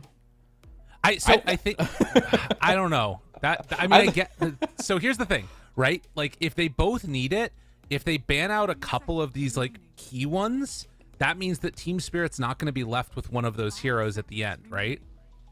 That's kind of what that means. Those type of things are, yes, you could be correct, but you have to have like all the heroes right in front of you, which I don't necessarily have right now, to really just look at and be like, what is actually, is there actually nothing left? But Lesh and Puck are good for PL. That's all I know for a fact. And they could have taken those, and you can relatively pick those without some big issues either. All but right. it seems like they didn't want to play it. So now they have to find another PL answer, which I think your Zeus idea was not necessarily bad. It's going to be a lot of magic damage, which they could use. Zeus and Ember feel like the ones that stand out to me. By the way, I hit the like back out button, and I'm just looking at the heroes tabs. That's a pro tip for you. And then you can still look at the draft on VMix if you want. Easy peasy. Yeah, of course. Okay, what do they take? Tinker. All right, we forgot about BZM Tinker, didn't we? Tinker. The I'm a hell little silly right now. is that? Is that good? First PL, yeah. Ooh. But then the Viper. That's the yeah. counter pick mid. Laurel, it's your time to shine, man. If you don't win mid as a Viper versus a Tinker, Wait a that's minute. going to be What bad hap- news. What That's happens? going to be What- bad news. What They're going to happens? lose. Is he They're like- going to lose. That's what's going to happen. All right, but I mean, like, not just for like this game, but like for Laurel's future. Is this your future on the line right now? Is that what you're telling me? I mean, you don't just pick Viper like this without utmost confidence you're going to crush your lane. Okay. And if you don't do it, you stop picking Viper for that player. And then once you don't have that trump card and you lose confidence in your mid laner and being able to do a counter pick like this, yeah, that's not good for your future as a team.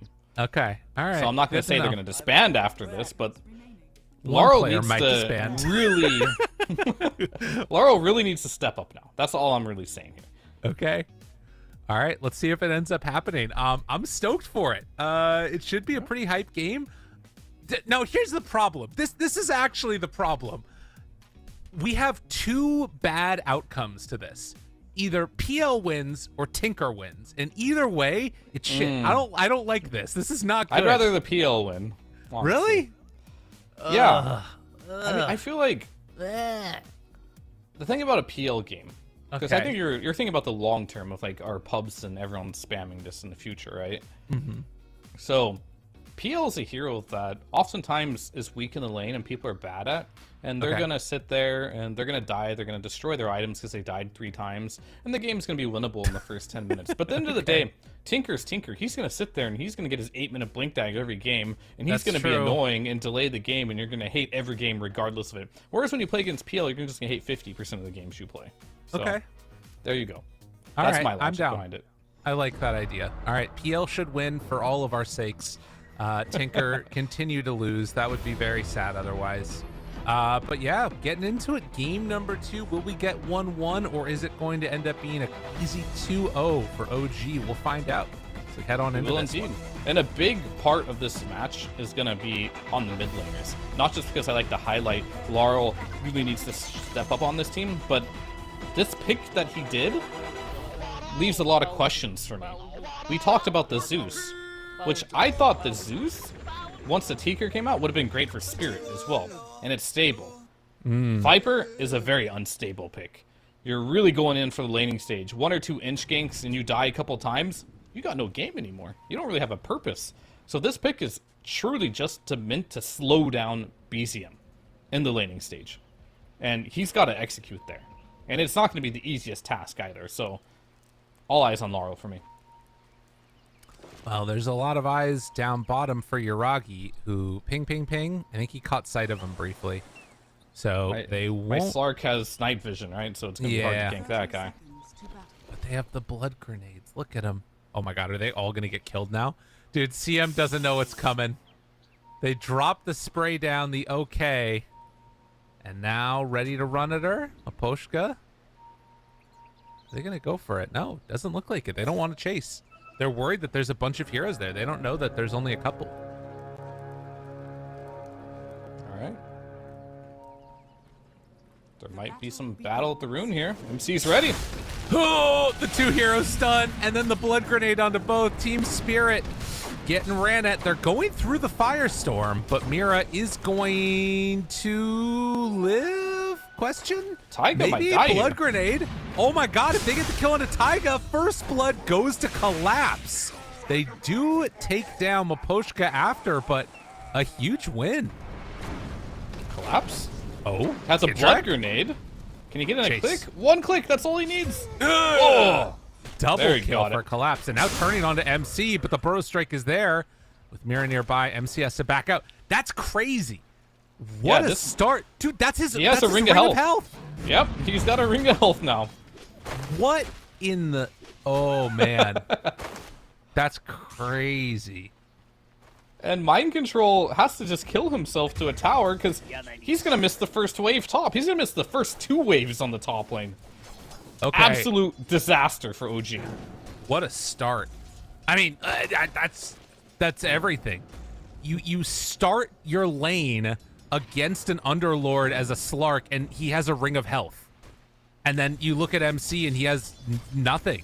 He had to use his blood grenade even. Yataro's getting a free start to this game.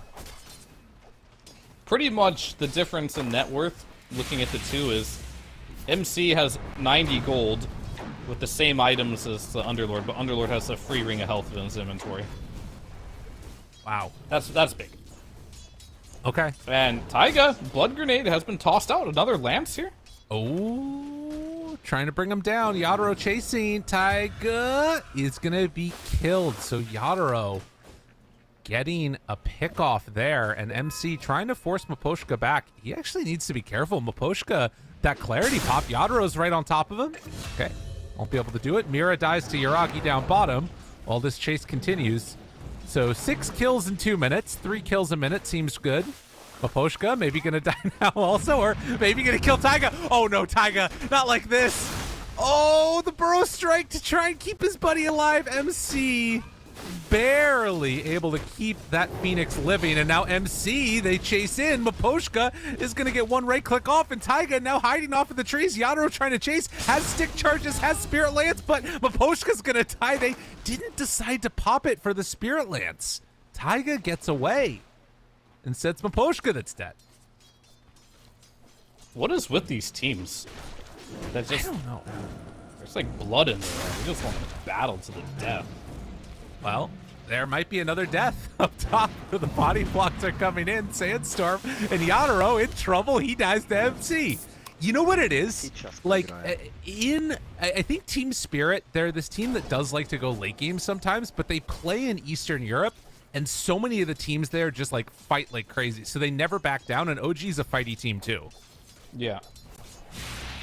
For sure. And I think more than anything, what Team Spirit was trying to do is really exploit.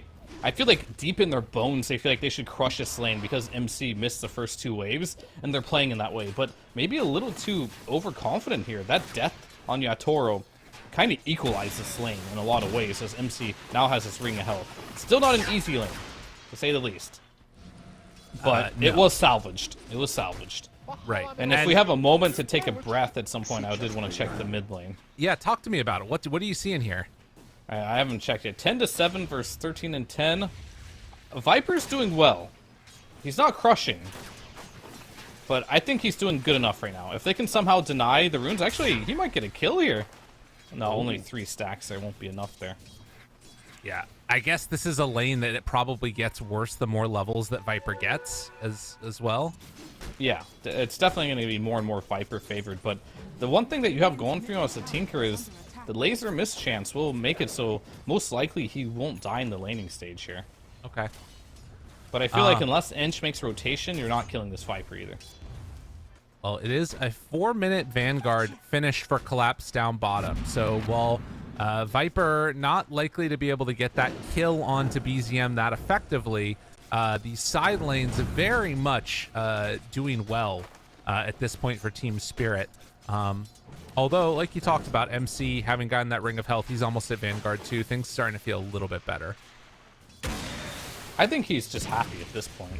Yeah. Somehow, he is now a higher level than Yatoro, with all the craziness that has happened into this top lane here. Getting really close to his Vanguard hill, and once he hits Vanguard, he's invulnerable. And unfortunately, this patch, Vanguard is still that one of those items where if you finish it as an offlaner, nobody can touch you. At least for the most part. The supports can't touch you. BZM, he hits the scan, realizes Mira's in the area. Mira rotates in and won't be able to connect there. Kittrack makes the move. He has a Satyr Banisher with him, so ready to go for some purge action if they need to. Well, also, the dive comes Laurel? from Laurel. A lot of rotations mid, and Taiga makes the full commitment. Gonna go under the tower, take down that Viper. What a big move from the Phoenix. Yeah, that's quite good here. Is Tinker a universal hero now, or what? No. Okay. I was just wondering, BZM just gonna go for a Soul Ring play, but actually they're gonna catch him with just the supports. And BZM is gonna go down. wow. Oh man, that is a nice little chunk of levels for them. These Yeah, great supports- presence of mind by Mposhka just to TP and help his other support kill the mid laner. I don't think BZM expected that one with Valaro still respawning. Interesting. And now getting closer to the 6-minute runes. They came up. It's a DD for Laurel. 7 minutes. Got Top those. lane, Yatoro might be in trouble. Is he under? And they do find him. Okay. So MC gets that kill. Vanguard Sand King, what can you do? Look at this. They're just diving BZM. This poor guy's level 5. I mean, this is Tinker dying, so I feel good about this. So, BZM. Oh, we got everything we wanted here. Tinker and PL both died. This is It's great. a win for everyone. Everybody's having a good time. 7 minutes, though. Who's getting those XP runes? Oh, Looks like Kidrak's Taiga's making a in great position. play here. Look what Kidrak's doing. He's dragging the mid wave. Okay. You're on Radiant, my friend. You're not on Dire, but he stopped the catapult push in the mid lane with his Tinker dying there. And now there's going to be a triple wave coming into BZM. Maybe you want to loop back here and help him out a little bit. Right. Looks like the supports are just leaving on Team Spirit. Dude, this is the thing. Like, lanes don't exist anymore. After, like, 4 minutes, they're just gone and doing, like, a bunch of random stuff. MC, and nobody's going for the bounty runes. Yuragi actually is going to run to try and steal the XP rune as MC still trying to survive there. Burrow Strike comes through onto Mira, down low, pop stick, damage out. Is it going to be enough? Oh it my actually God. is! And with the caustic, Yaro took so much damage. Collapse shows up, rotates in from bottom, takes down Taiga. And then able Yuragi's to get keeping back mid. home. He might run after Laurel here. This is a level 6 Slark. He got level 6 off of that rune, and now Pop's ulti kills the Viper. What a play. Look at this. The laning's done. It's just over. BZM's bottom now. I really like this choice. Because Yuragi can lane against the Viper. He can spam out the Dark Path, right? Look at this. All 3 cores are coming bottom to kill Collapse. And then Taiga's there too. Collapse is like, guys, leave me alone, please. Mira shows up, wants to keep him and his Collapse Underlord alive. Running across the bridge. Got trying one more to Spirit's get got a hit. He hit away. it. And the burn down, it's enough. Taiga, because he's already level 5, even without getting that XP rune, those kills mid end up mattering. He is going to get ran down there, but they managed to find the Underlord finish. There's still an XP rune up on the left side of the map. By the way, Yuragi's chasing down the Toro. He just wants to punish this guy. Gets him with the root. Now Kitrak shows up. Pops the CM ulti. Yuragi, if they can get this kill on him, it would be so enormous. They try and finish him off, but he barely survives. Collapse now shows up, spots him there as he heads up towards high ground, tries to dark pack, pounce away, gets out of trouble. What's happening? I don't think the human brain is fast enough to keep up with everything that's going on in these games. So I guarantee you, not even the players can keep up with the speed of the game. They're just playing and making their own decisions for themselves. And I think they're having a lot of fun. This does look like a lot of fun. I mean, yeah, and MC. Yep. There's a dust. What are you doing, my friend? I don't know. Pro strike. Taiga shows up now. He is level 6. Dive through. Right. Egg down. MC living. They go through the gate. They want to get away. They say, please. Can he leave make me it? alone. Laurel Oh! doesn't make it through the gate in time. That was like 0.1 seconds. He's gonna die. MC tipping Taiga. Dude, these teams. I don't know what is happening. Look at Yuragi. He's chasing Yatoro again. Through the jungle he goes. Trying to find this kill onto PL. Not willing to dive under the tier 2 tower, though. Now, this is just silly. That's fair. What's happening? Dude, amongst all this chaos and all this destruction, the game is still even. Somehow. yeah. Somehow all of this has equaled out to an even game. Well, it's weird though because like, so BZM super broke. This Tinker has been handled, and he's actually right now smoking and doing Ancients with laser, and it's Taiga that's instead the one that's picked up a lot of that farm, and he's almost on par right now with the Tinker. He does get pulled back in by Mira, but the dive away, and it'll keep him alive. But yeah, BZM, he's trying to catch back up farming, while Yuragi keeps on running right into Yadoro and putting the pressure on him. But I will say, Taiga playing a hero that benefits from net worth really well. And yeah, I think his hero is almost of equal importance as far as like what they both do for this game as the Tinker. So if they split net worth, that's not necessarily a bad thing, because they're both good at killing illusions. Neither of these teams have a good egg killer. Viper is going boosted travel, so he has no attack speed. They're gonna have a hard time dealing with Taiga's damage if he's survivable enough. I mean, right before Yuragi got that XP up top, Taiga was tied for the highest level in the game, and he still is right up there at the top right now. And this is a hero that does insane amounts of damage with that farm. Now, they are going to connect on this leash and going to pop the gate, try and make it through in time. A gate on a gate. Manage to escape. He does. He used his gate next to the other gates. He couldn't get through the other one, apparently. He knew he would have died if he tried to. Yep. Mira. The chase is on. They find both of these heroes, and Miposhka pops ulti. Taiga gonna pop the egg. Which one's stronger? I think the Supernova, and Miposhka has to back out. God. All right. Mayhem. So Tinker now has, oh, he's blinking on top of him. BZM, he really wants Laurel. Not gonna happen. God, I love that he can't blink once he's taking damage. It's so nice. Yeah. But he did just pick up that blink dagger. Now we're feeling it. Rotation comes to bottom lane with Mira. Boots of travel are available for Laurel if he wants to make rotation here. Let's see what happens. But on top lane, Kathora. Find him. Down low. And oh, he's out of mana. Oh my god. But missiles. It's enough. Level 4 on those missiles. It gets enough for the kill. While Collapse is taking this tower. You really want to do this, shows BZM? Up. Oh my god, BZM, no!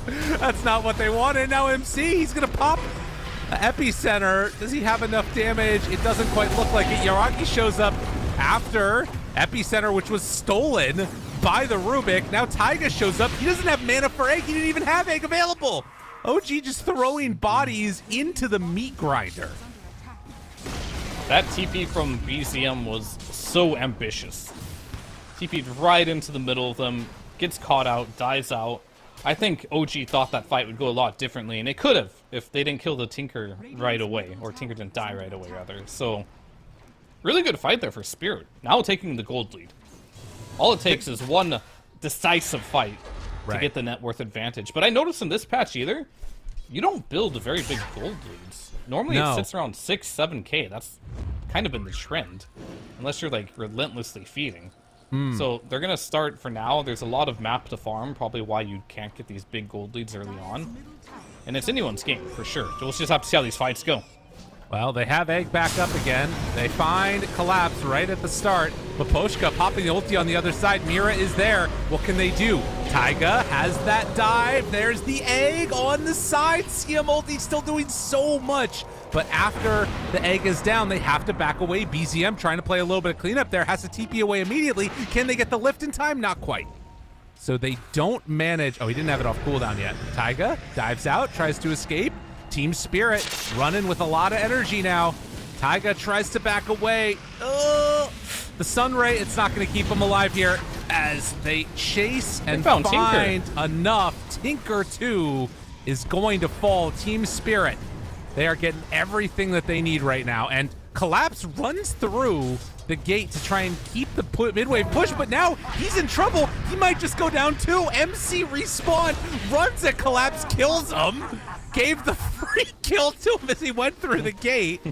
This is how Dota is supposed to be played. You might not like it, but this is peak performance. They find Laurel, break his TP. All I can think about right now is, like, why did they pick Tinker? Like, this change to the Blink Dagger makes this hero look unplayable. Oh, yeah. It literally is unplayable. Tinker was good because you can keep spamming your blinks, but now that they changed it so it mutes the item for 3 seconds, which means if you refresh it, that doesn't do anything. True. It's still muted. So he gets clipped by one little spell. Normally he would have blinked out and got 6, 7 more rounds of spells off there. He doesn't get any off. He's bootless. Do you just have to buy boots on Tinker now? Is that what it comes to? Do you need phase boots on Tinkers so you can reposition to rearm? Yeah, This or hero looks real bad right now. I mean that, or like B. Got Toro though. Oh god, I can't even talk for a second. They just run right in. They can't quite blow him up. And yeah, that right there, you see, like he didn't go for another round of it, too afraid that like something could go wrong. I don't even know. Yuragi tries to run away. Mira, the lift a little bit off the mark in terms of trying to catch him with that Dark Pact, but there is great vision over here actually. Yuragi's still being chased by this creep as up top Taiga dealing with collapse. Can they set up on him? I mean, he's gonna know that there's vision here now, but won't matter. Alright, I need to check out Do it. the BZM Tinker. I was just thinking what his win rate is. I feel like I see him lose a lot, but he's currently 1 and 2 with it right now, so he's been winning some games. But this patch, I'm not entirely sure. Probably, this might be his first game on Tinker this patch, I would imagine. Right. So we're averaging about 2 kills a minute. 15 to 19 at 17 minutes. Not bad. Want to add another one to that list? I think we're about to. Okay, he goes in. And then Burrow Strike stolen. Giving up Burrow Strike kind of hurts. It's a good spell for Mira. Mira's having a hell of a game. He's 5 and 4, but on a mega kill streak. Yeah. That's kind of funny, actually. He literally was 0 and 4, I guess, and then went to 5 and 4. What a guy. Dude, and Taiga is building all these big team items. He's almost got a pipe. That feels like a really big pickup. Already has the mech done. Is there something similar? I guess that Underlord has one now. That's probably why a lot of their fights have been going so good recently. And then picking up the Sanch. He disassembled the Vanguard and went into it after. Yeah. Oh. And Collapse is going to go Bloodstone eventually. So disassembling Arcanes and then having that VIP booster. That's a build that I think we've been seeing more often recently. From the Underlord? Well, on just like these big tanky offlaners with like magic damage, they go Bloodstone to try and sustain their mana pool and like survive through fights. All right. It's weird. We'll see if it works. I need to check what did they change to Bloodstone to make offlaners want that item? I think it's just like everybody's still building Vanguard, Arcanes. Oh, they didn't change Bloodstone at all in the big patch. Okay. They made it Same cheaper, and like you can get Perseverance into it. Or is that right? No, not Perseverance. Yeah, it's just a Soul Booster.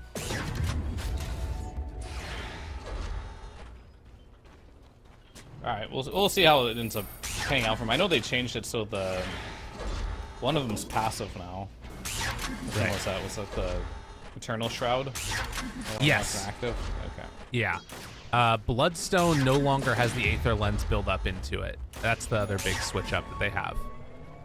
But yeah, that was off terrain core. Oh right, yeah. Sorry, no. I'm getting it all busted up in my head. I don't know. We'll see if it's cool. I control F Bloodstone in the patch and there's nothing. Okay. So, they changed off. Oh my god. Yuragi, is he gonna get soloed here by this? Gets away for the moment. Finding him there. Do they have to lift the lift? It's not gonna happen. Dude, Maposhka, a god on these CM ultis, but back towards mid, Laurel. He goes down too. We had enough time for a little intermission to talk about Bloodstone, and then that was enough time for 2 kills more to happen. That was the longest pause we had in a while now. He just finished his Agnum Scepter now. Ooh. Okay. Which is an item that can be dispelled. Oh, BZM. Is why I never like it, but it does give you double magic resist. Oh god. That was scary. Radiant's bottom tower is under attack. Dire are And then they scanning. get out with Mira too. But you said you do like it or don't like it? Sorry.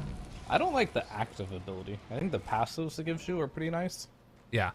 It's just the disarm's cool, but it can be dispelled by Dark Pact and BKB and Manta and everything. BCM gets caught. This is just life of Tinker nowadays. You just can't get caught as a Tinker anymore. Yeah. Tinker is now a hero where if you get someone sneezes in your direction, you die. Whereas before, you could just like outplay people, abuse the mechanic of blinking around even while taking damage. It's hard. I think BZM with so many Tinker games is not used to this change. Right. No, it's a possibility. Yeah. Any like random. I saw like a Viper illusion hit him and it broke his passive, or Yeah. it broke his blink dagger. Super annoying to deal with. Well, the corrosive skin is just gonna apply, right? Right. Good track. He is gonna die. MC still in the area. He's trying to build into an Aghanim Scepter of his own on the Sand King. But starting to look more and more like we might end up with a 1-1 series here. Are you feeling like Team Spirit are starting to create that separation and really pull ahead a bit? You trying to curse them right now or what? I don't know. Is that That's the what I'm wondering. I'm starting to see right now, actually, as we get Gate going into the top lane, I'm starting to see more and more of why this Viper was better than I thought it would be. Because I forgot that the Blink Dagger muted now, and it didn't just like go on cooldown. So the fact that if you just run in there with Viper, and if Tinker ever casts a spell, he can't blink forever. He just literally can't blink forever while casting spells here, which will make him really easy to run down and kill. So this matchup's a lot better than it used to be, which I guess a lot of matchups versus Tinker are now a lot better than they used to be. Right. With either way, sorry. It's definitely huge. If we're going to do a Tormentor here. But is Spirit controlling this game? Absolutely. I feel like it's a very difficult game right now for OG to win. They got to find some type of open line. Well, Laurel being brought very, very low, and Yadro trying to finish it off himself. Mira comes in, and it gets a CM shard in towards mid. The battle's breaking out. Egg on one side, Maposhka, Laurel, Yadro all try and take it out, and they'll be able to. So a nice combination coming from Spirit in time to defend the mid lane. Yeah, great play there by Spirit. OG, you saw like the need for them to want to do something. Yeah. And I think the reason we're not seeing a lot of teams make comebacks in this patch right now is because they don't know what to do. I don't even necessarily know what to do either, right? It's such a new patch. The map is so big. If you look at the old patch and how they came back into games, you had thousands, literally thousands of hours of watching tape, figuring out how to play the map in a losing position. They don't have that. You've got to play the map so much differently. They also don't have Tinker anymore. Oh, But nothing God. new there. Every time he shows on the map, this like Underlord gate train of a Fiend's Gate also comes in. Yeah, it's pretty devastating. This is despair mode for BZM. He's like, God, why did I choose to play this hero? This might be the last game he plays this hero for a while. Yeah. It's official. You heard it here first. Tinker is dead. Yeah. This hero is so bad now. Or at the very least, it's gonna need to like be ban Viper every single time you play against it. Because God, like even missiles randomly like thrown out there, it just destroys him. Your own spells work against you. There's probably lots of things that are Radiant's top tower gonna counter Tinker that you didn't think of before. Yeah.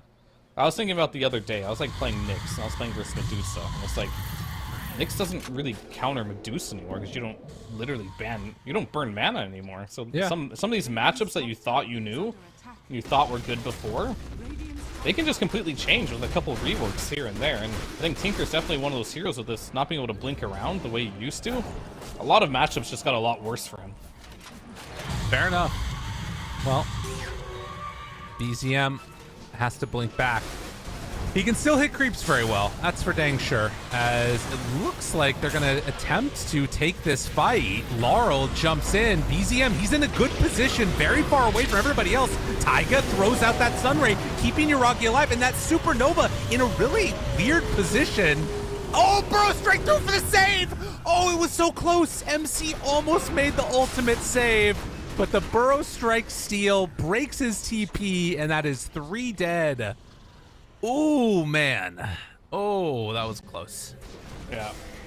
I think another reason why PL got a lot stronger, you know how I was talking to you the other day and how I think my first impressions of the patch where Sage and Yash is busted? Because every single stun in the game has been reduced in duration.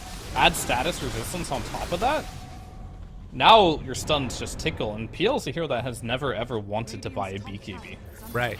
So you can go straight into this S and Y with the BKB nerfs, and you can feel really strong. No, absolutely. You know, I'm kind of thinking about not just the status resistance with that, but like in this game in particular, the Shiva's Guard, normally a great item to sort of have for reducing that attack speed. It doesn't care about status resistance, obviously, if you just got that aura going around. Taiga had it queued up, and he was going to build it, but then saw that Tinker had it, and Tinker using this a lot to farm creeps. He can't be in the middle of the fight, right? He can't be standing out there, so they're not getting the Shiva's aura on any of these heroes. That might have made the difference for that egg. How do you play Tinker now? Because, like, the strength of this was, yeah, you just blink in, rearm, blink out. Keep doing that. I guess you still kind of have to do it, but he needs a BKB more than ever right now. Yeah. So he can actually get it into these fights. They don't have an answer for BKB at the moment, as Yatoro went for a straight Bloodthorn, by the way. Just Fusel, SNY, Bloodthorn. Damn. Normally you see the heart. This is like the super aggressive route. Right. As opposed to having any defenses. But I feel like he feels 15k ahead. He's playing PL. Damage output has been minimal at best for OG, so... Just look at the map right now. Team Spirit, they're knocking on Ochi's door. Everybody is gone. They're all farming the other side of the map. They're like, we don't want to be in our base. We don't want to deal with this. Leave us alone. But they have creeps. They got to deal with this creep wave eventually. And they are going to try and kill that one. That means backdoor protection should be back up again in just a moment here, because they don't have another creep wave.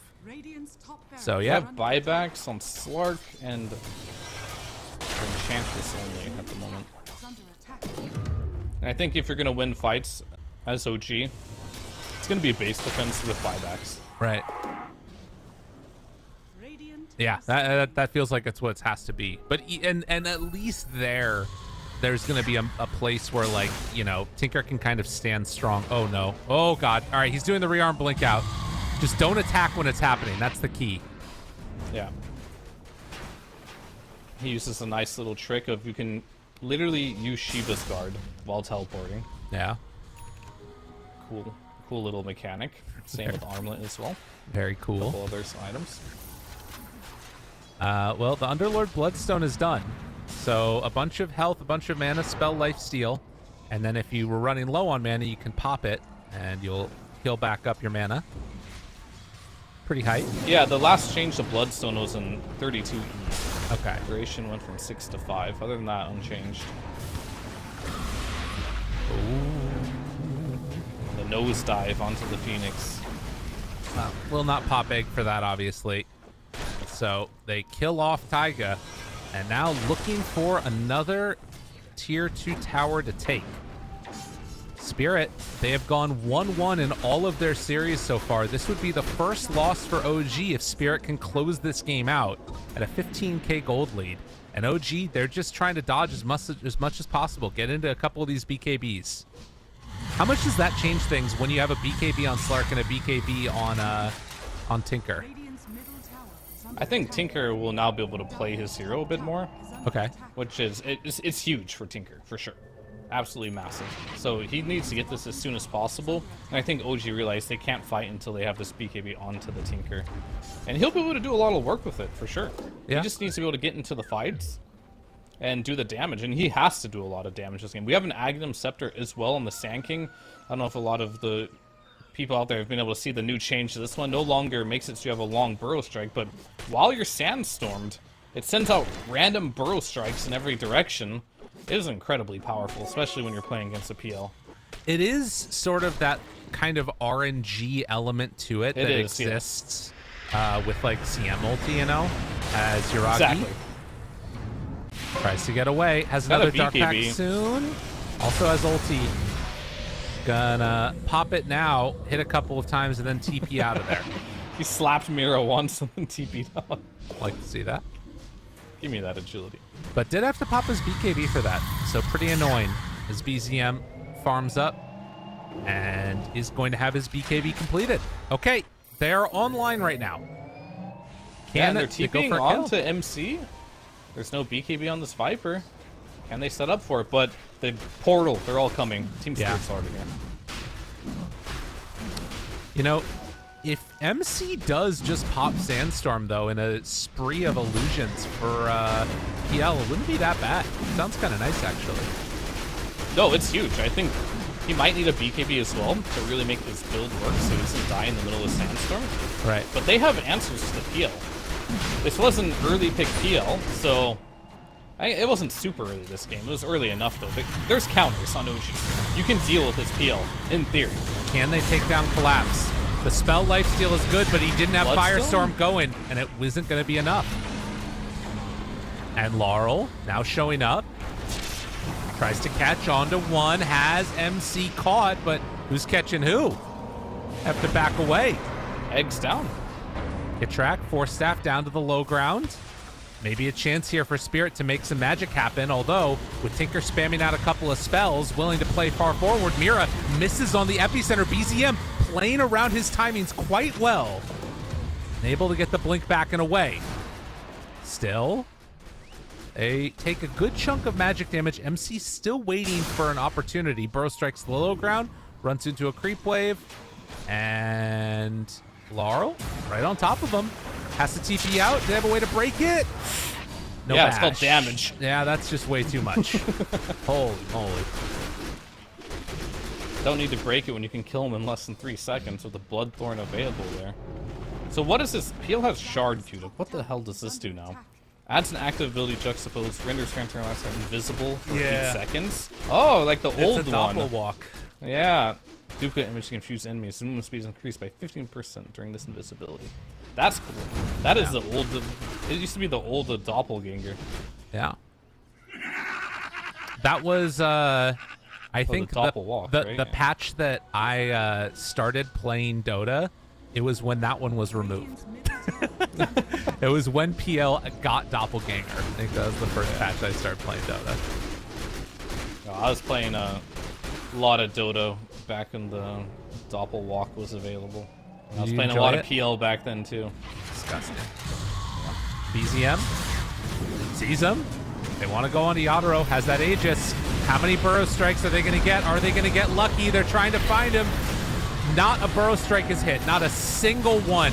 4,200 gold down the drain.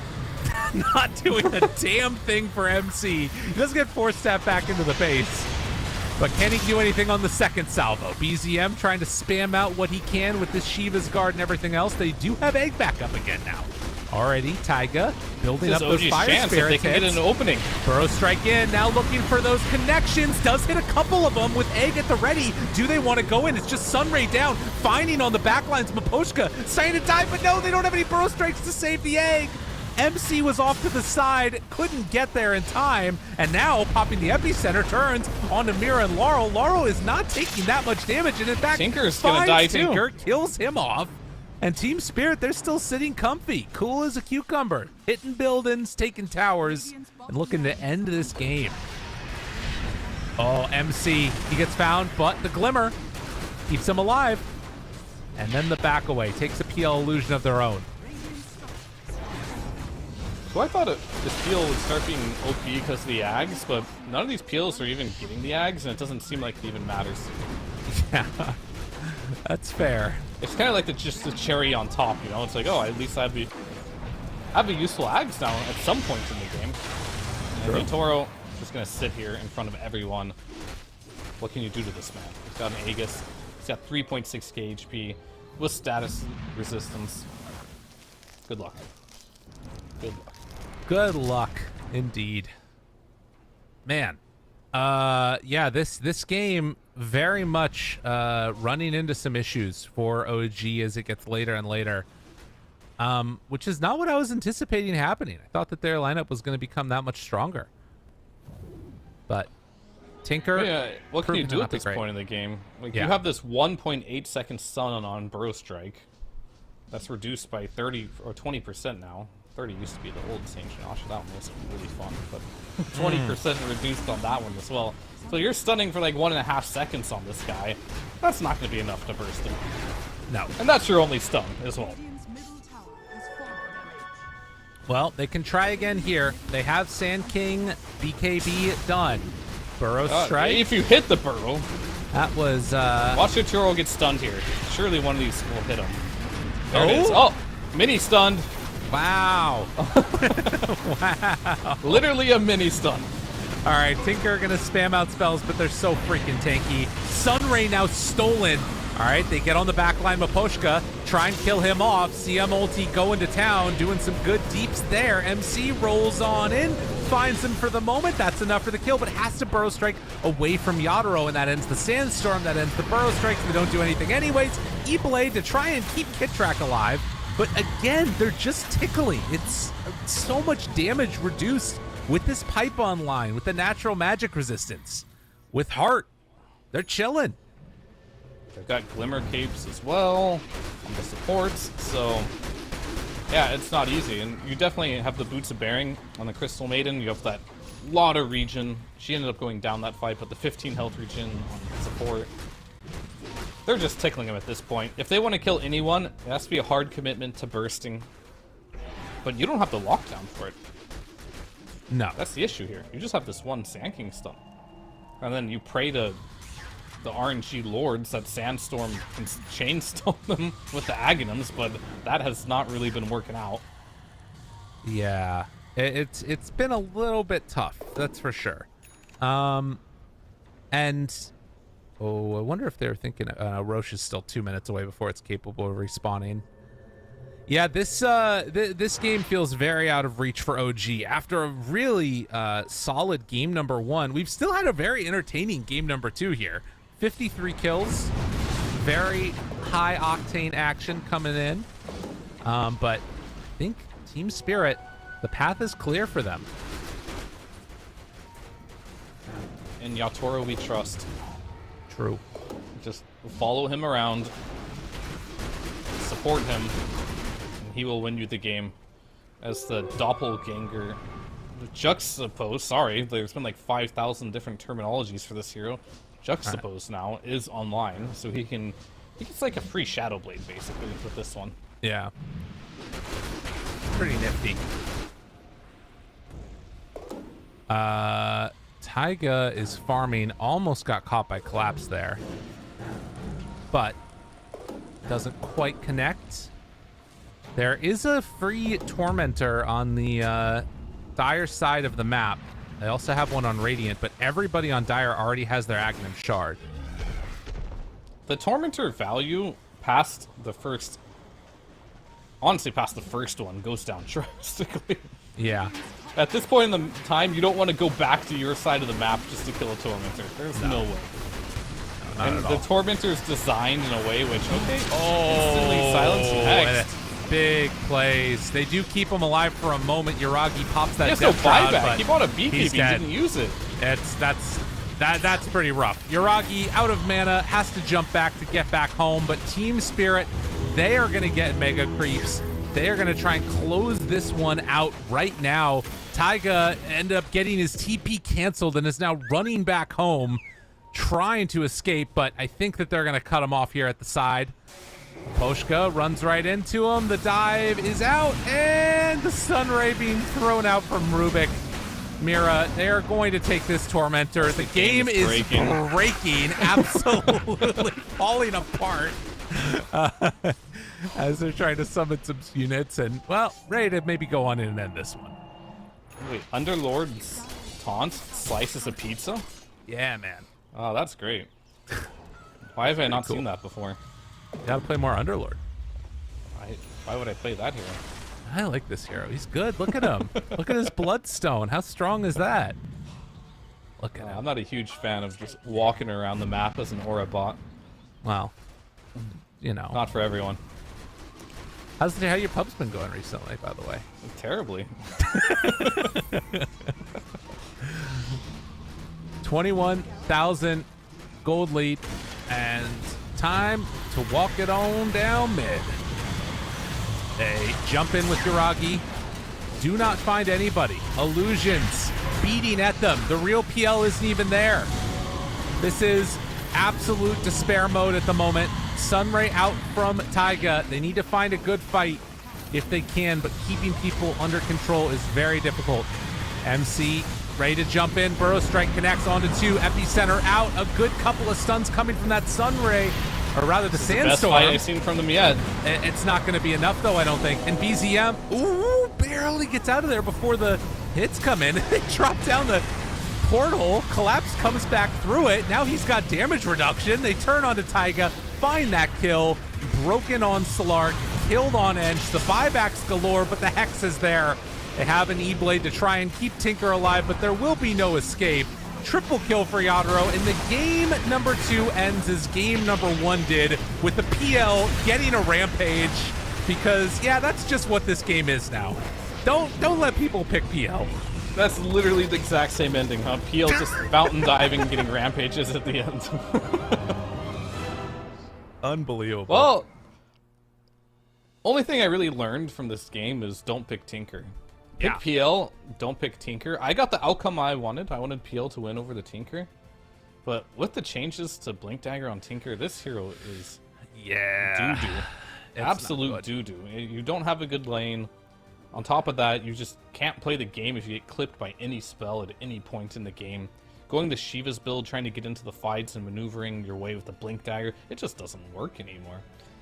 However, I feel like OG also really went for an all-in strategy with the magic damage, where the Underlord came in with the pipe, was able to keep his team alive here, as well as the Viper having an innate magic resistance here. I think Spirit pretty hard out-drafted him here, but their moves on the map and the way they played the game was quite good as well. Team Spirit continuing their 1-1 dominance, and OG getting their first loss, falling victim to Team Spirit always being able to take a game off of any team here, showing that inconsistency that I think they've been showing throughout the past year, I want to say.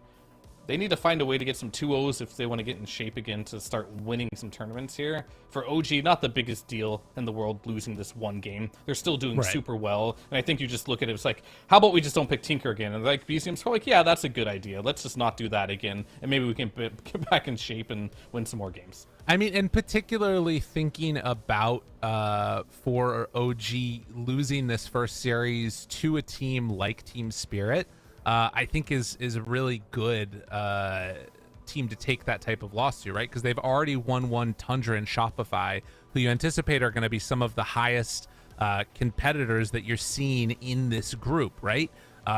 You think about what this final end stage looks like, and it, to me, is kind of feeling like now it's this battle between Spirit, Beast Coast, Shopify, OG, and Tundra for 4 spots. So for 5 teams, 4 slots, and those matches against each other are where that sort of decision making is going to end up at. So yeah, it'll be interesting to watch how that goes. The other thing is that if Team Spirit, like you said, don't manage to get some of these 2-0s, then they're going to be the team that's left behind. And the next match that they're playing up against, I mean, if they don't 2-0 people, I feel like if you draw every series, you normally do pretty well. I think that they do. But I think that the bottom 4 teams are consistently going to get 2-0'd by the top teams. Oh, that might I mean, if they draw every series, though, then they might be fine. But if they get a 0-2, that'd be really bad for them. Yeah, for sure. Way. Oh, yeah, I see what you mean. Well, we'll see what ends up happening. A lot of math to figure it out. But we're going to head to a quick break. And when we get back, we're going to have our second series, which Team Spirit are going to be looking to 2-0. And they're facing off against IG. See you all in a few.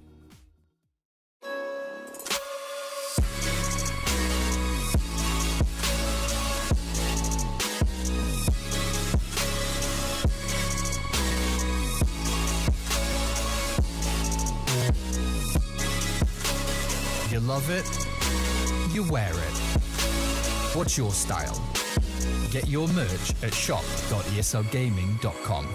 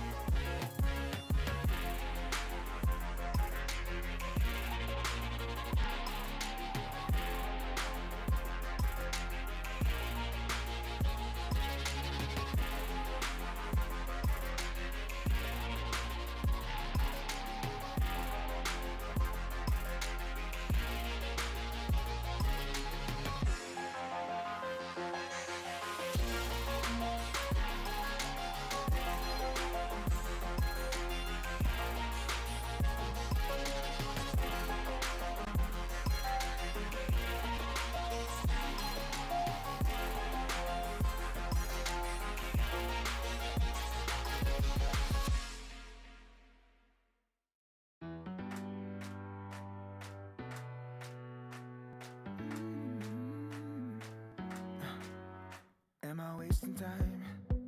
'Cause I'm already gone. So long, can you stay the night? 'Cause you're the thing I want. I know you're feeling different when you're stressed out, but even with no makeup you still stand out. 'Cause no one makes me feel the way you do now, like you do now. The way that you move your body, you make it look like a hobby. Every time that you touch me, it's electricity. Things we discovered underneath last night's covers. Everything came so easy. It's electricity. Electricity. Whoa. It's electricity.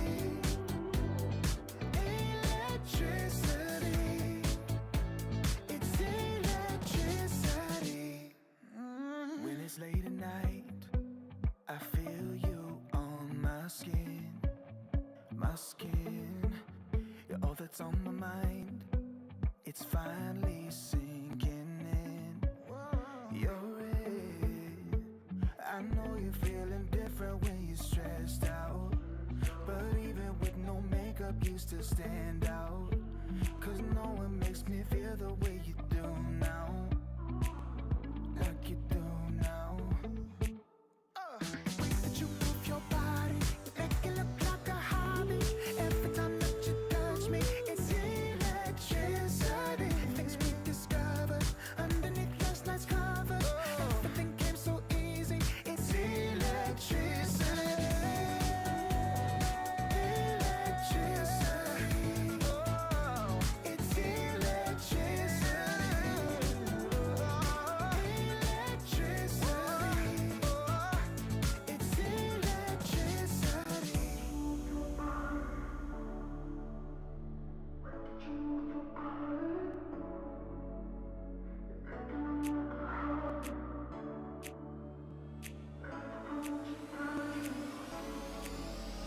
The way that you move your body, you make it look like a hobby.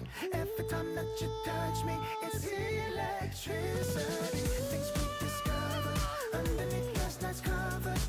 Everything came so easy. It's electricity. Electricity. It's electricity. You move your body. Electricity. You move your body. It's electricity.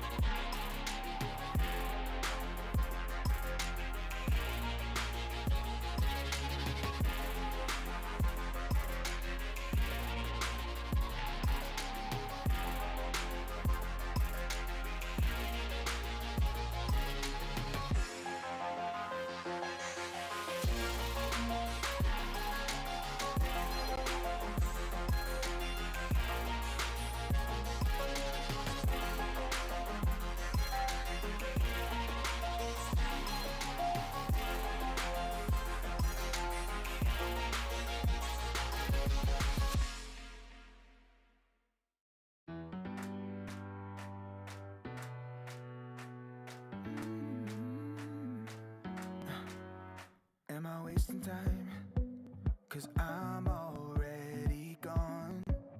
So long, can you stay the night?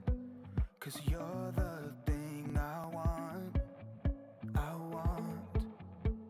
I know you're feeling different when you're stressed out, but even with no makeup you still stand out. 'Cause no one makes me feel the way you do now, like you do now. The way that you move your body, you make it look like a hobby. Every time that you touch me, it's electricity. Things we discovered underneath last night's covers. Everything came so easy. It's electricity. Electricity. Whoa. It's electricity. Electricity. It's electricity. When it's late at night, I feel you on my skin. My skin. You're all that's on my mind. It's finally sinking in. You're it.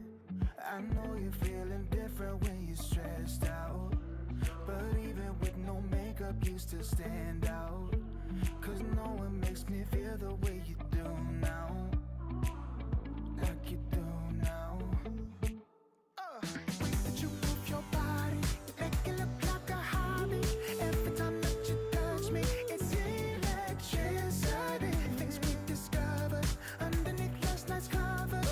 Everything came so easy. It's electricity. Electricity. Oh, it's electricity. Electricity. It's electricity.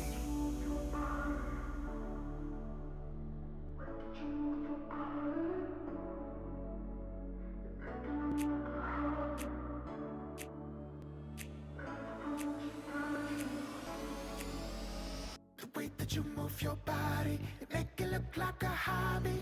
Every time that you touch me, it's electricity. Things we discovered underneath last night's covers. Everything came so easy. It's electricity. Electricity. It's electricity. You move your body. Electricity. You move your body. It's electricity.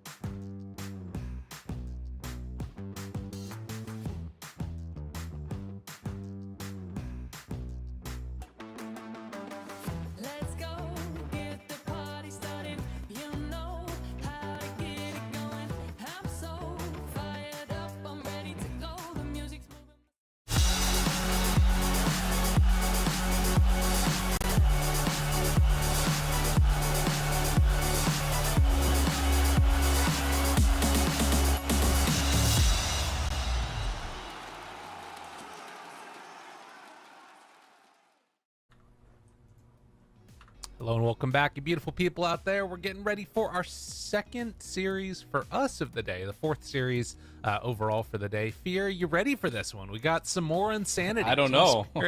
Facing off against IG. I mean, we've got IG. We covered them yesterday. Completely insane team to watch. Oh, yeah. Like, their movements and how they play the map. Mainly just emo for the most part. Like, you don't know what you're going to get with this guy, which is part of the appeal of watching him play, too. It's a lot of fun. We just watched Team Spirit, two absolute bloodbaths of a game. Was that more Team Spirit? Was that more OG pushing the tempo? I like to think it's more Team Spirit, so we're putting two crazy teams against each other in the ring. Can it get more crazy than last game? I mean, that's kind of the question mark that I'm looking for. Are they going to be able to sort of up the tempo a little bit more? There's also the other side of it, though, which I think sometimes does happen when Team Spirit run into that aggression. Occasionally, they'll just like play the farm out the map style, which does sometimes happen. And that could be where maybe we run into some issues there. But who knows? Maybe they're just going to keep running at them. There's a chance. But other things that you're watching about, you already mentioned Emo as one of the players to watch. I am looking at Zhang Yu as one of the ones I really want to see, and you can see, at least for now, for IG, it is knock on. Well, they just got 2-0'd by SMG. Yeah, I mean, that was a team in which they probably couldn't lose to. SMG is a team that, in their own right, a good team, of course, but I think if you were to look at this bracket, you wouldn't put them anywhere in your top 3, right? Most likely not. So we looked at IG yesterday. They looked a little rougher on the edges, for sure. I was a bit afraid that they'd go into the slump and start losing every game, which unfortunately has been happening. So if there is a series for them to really break out of that slump, it'll be here and now. Yeah. A tie or anything, they need something. They need to get on the board, other than the right end of the board of the losses there. They need to get some wins. And I think this is the type of team that you could take a match off of, because again, we've seen Spirit be occasionally a bit inconsistent, and particularly off of the draft. I think that's going to be the big thing to watch for. Emo has his own ideas about how he plays Dota, about how his team should play Dota around him. We'll see if those end up sort of paying off. It's going to be a good thing or not. But yeah, right now at least, I think that the big thing that IG has continued to struggle to do is find ways to enable Zhang Yu. If you guys haven't seen him play, this is an offlaner that can look amazing or have just a bad lane, and it never looks like he recovers. That is the case for a lot of teams. I feel like they have this one player, and by all means, every player on all these teams are really good, but sometimes it's hard to incorporate giving every single player a good lane. Yeah. It might be impossible in a lot of regards. So sometimes a player has to struggle, but to what degree are they struggling is always the question at hand. And it can't be too much to the point where they're just not having impact. So if they can find a way to get Zhang Yu some impact, but also Emo needs to, I don't know how to say this, like, not go too crazy. Okay. Not or play go morph. or maybe go ultimate crazy. Okay. I'm not sure what to look for with him, but like him going Midas Storm into Shard, probably not that again. And then into Mjolnir. Mjolnir, yes. He went every item that just didn't give him mana. It was unique. It was something special for sure, but it's not what they needed. Not at all. And we're seeing a Ricky ban. Okay. Interesting. I mean, who knows? It's IG. They're doing weird things. Emo's like, I don't want to deal with this hero. IO, I think in both of the IG series yesterday, Chen and Ench were let through, if I'm not mistaken. I don't know if... Did we get the bans? Oh, no, we did get the bans against them. Yeah, right. no, yesterday Chen and Ench were banned all the way This time through. they're not. IG has first pick, I guess. But at the same time, we just watched Chen lose. Oh, no, Ench lost. Chen was unpicked last game, right? Yeah, Chen didn't get picked up. OG picked Enchantress and ended up lost. losing with it. Maybe it's the beginning of a new era. So these heroes, like, it's only automatic to think this way, right? Like, the jungle, there's how many more camps now? Like, 12. 12 more camps on the map? Oh, Yeah. Chen and Ench are going to be great. But in a way, that's true. But at the same time, maybe you're overthinking a little bit. And it was kind of like a knee-jerk reaction. We just picked those heroes. And the more the team scrim, the more we play in the patch, the more things are going to start leveling out a little bit. And perhaps these heroes have lost just a little bit of value. Yeah, I think like getting those heroes later in the draft probably provides you more value. And the other big thing about it is that we are seeing, mid game, late game, these creeps become insane. They're so strong. You have like big aura stuff. It's amazing. But in terms of like the laning stage, we've seen these lanes break down at 4 minutes and just turn into a brawl fest. And that's not something that a Chen really does that well at. You know, that's not something that he can sort of match that tempo. So IG, after getting the Chen band, are going to immediately snap pick the Ench. Probably a QIQX hero, although I could see PYW playing it too, depending on which way they want to run it. Yeah, I think there is no defined role anymore for who can play what. Like the POS 4 doesn't have to be this roaming stun. Liquid has demonstrated this a lot, where we saw Boxy playing a ton of like undying POS 4, while Insania is playing Rubik 5.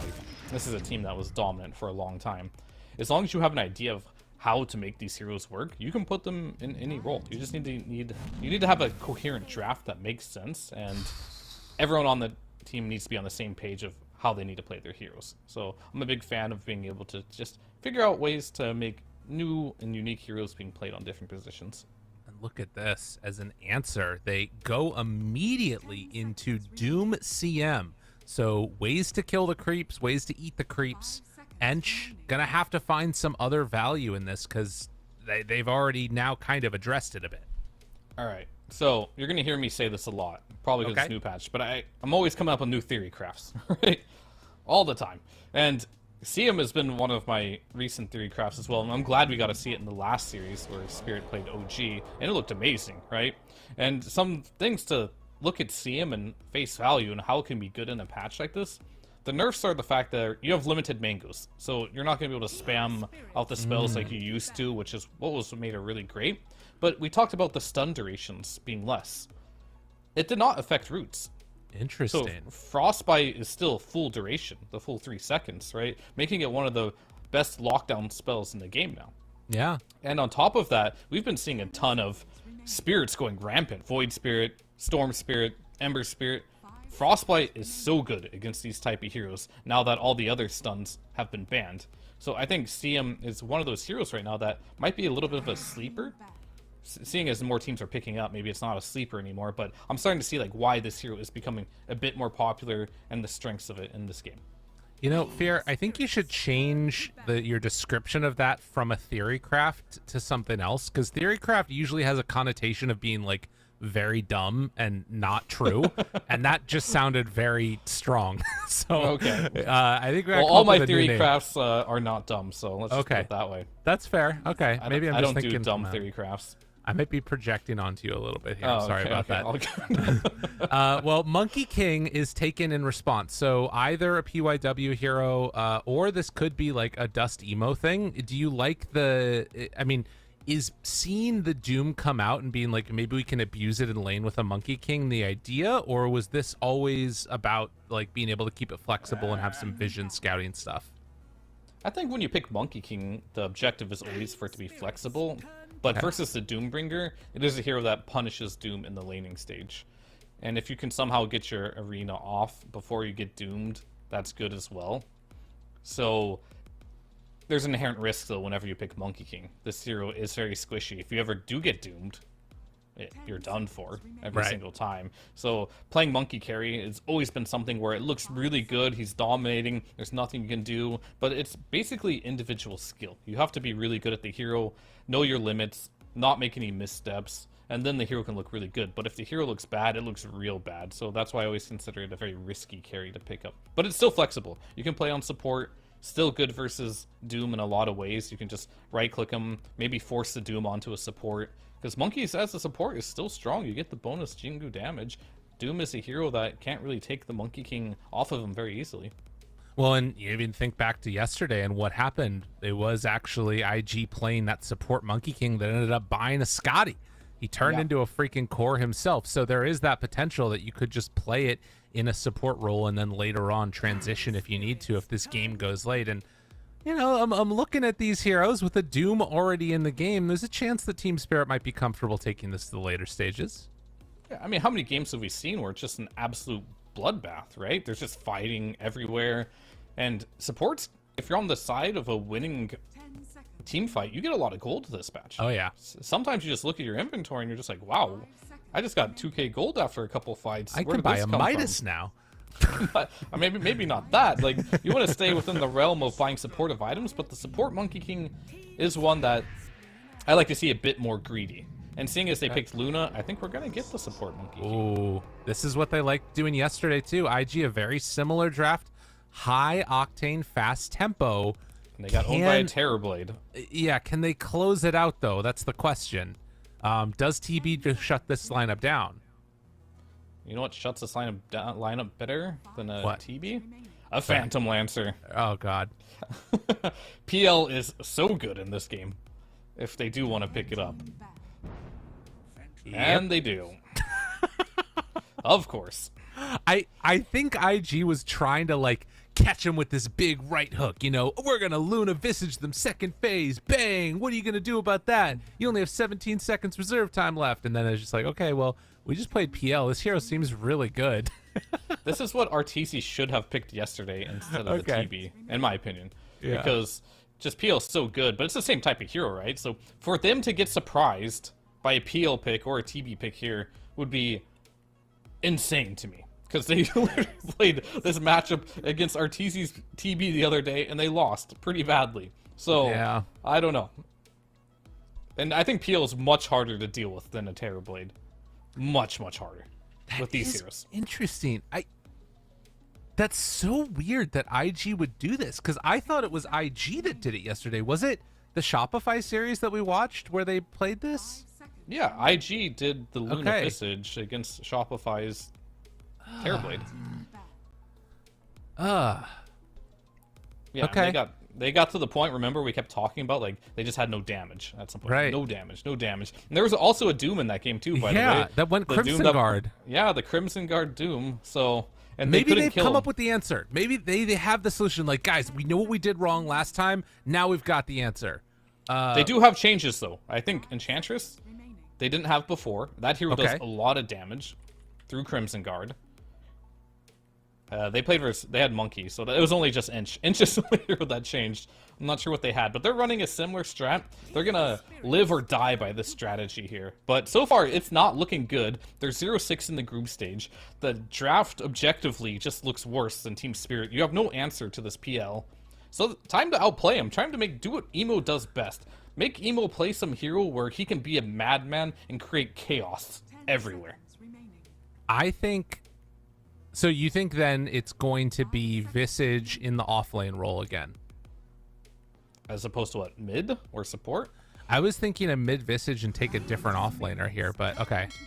They take Kunkka. I mean... Kunkka? Okay. Yeah, okay is right.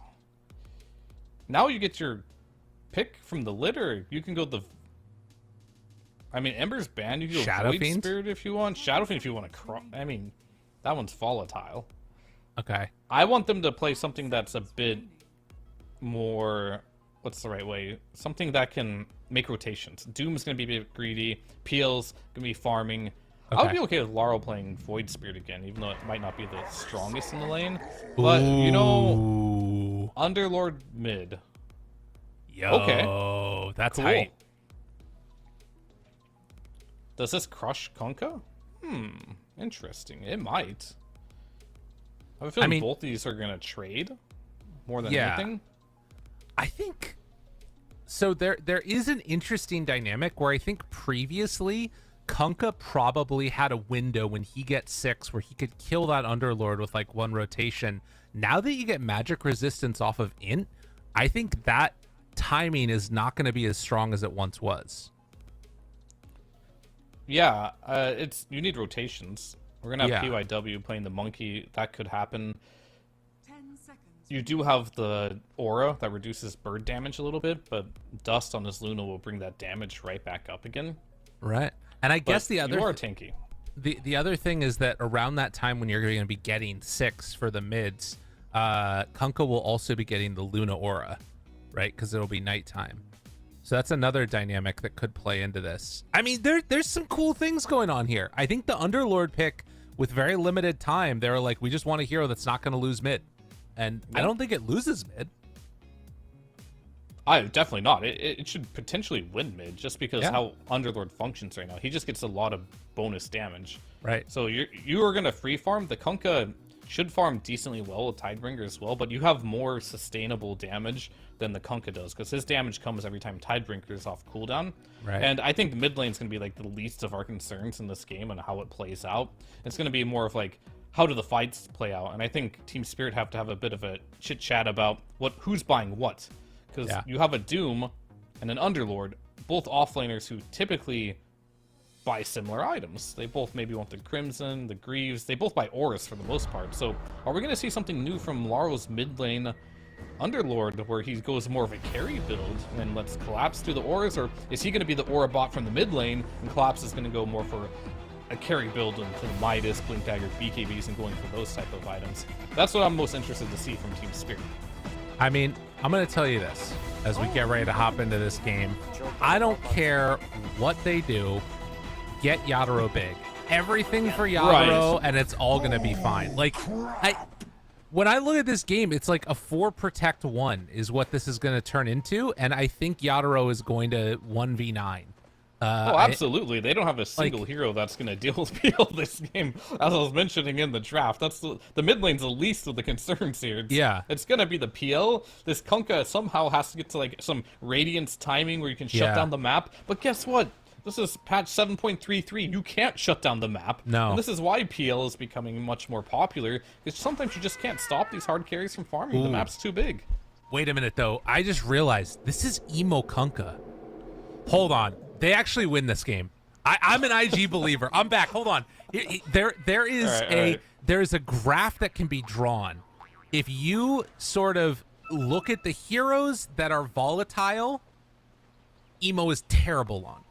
Emo will throw your game. If Emo is on a very comfortable, normal hero, he's going to turn that hero into a volatile, crazy hero, and then he's going to win you the game off of it. That's what's going to happen in this match. He's going to get Radiance. He's going to buy a Bloodstone eventually on Kunkka. He's going to be doing like the crazy water park build with magic damage, and he's going to shut down this PL, I believe.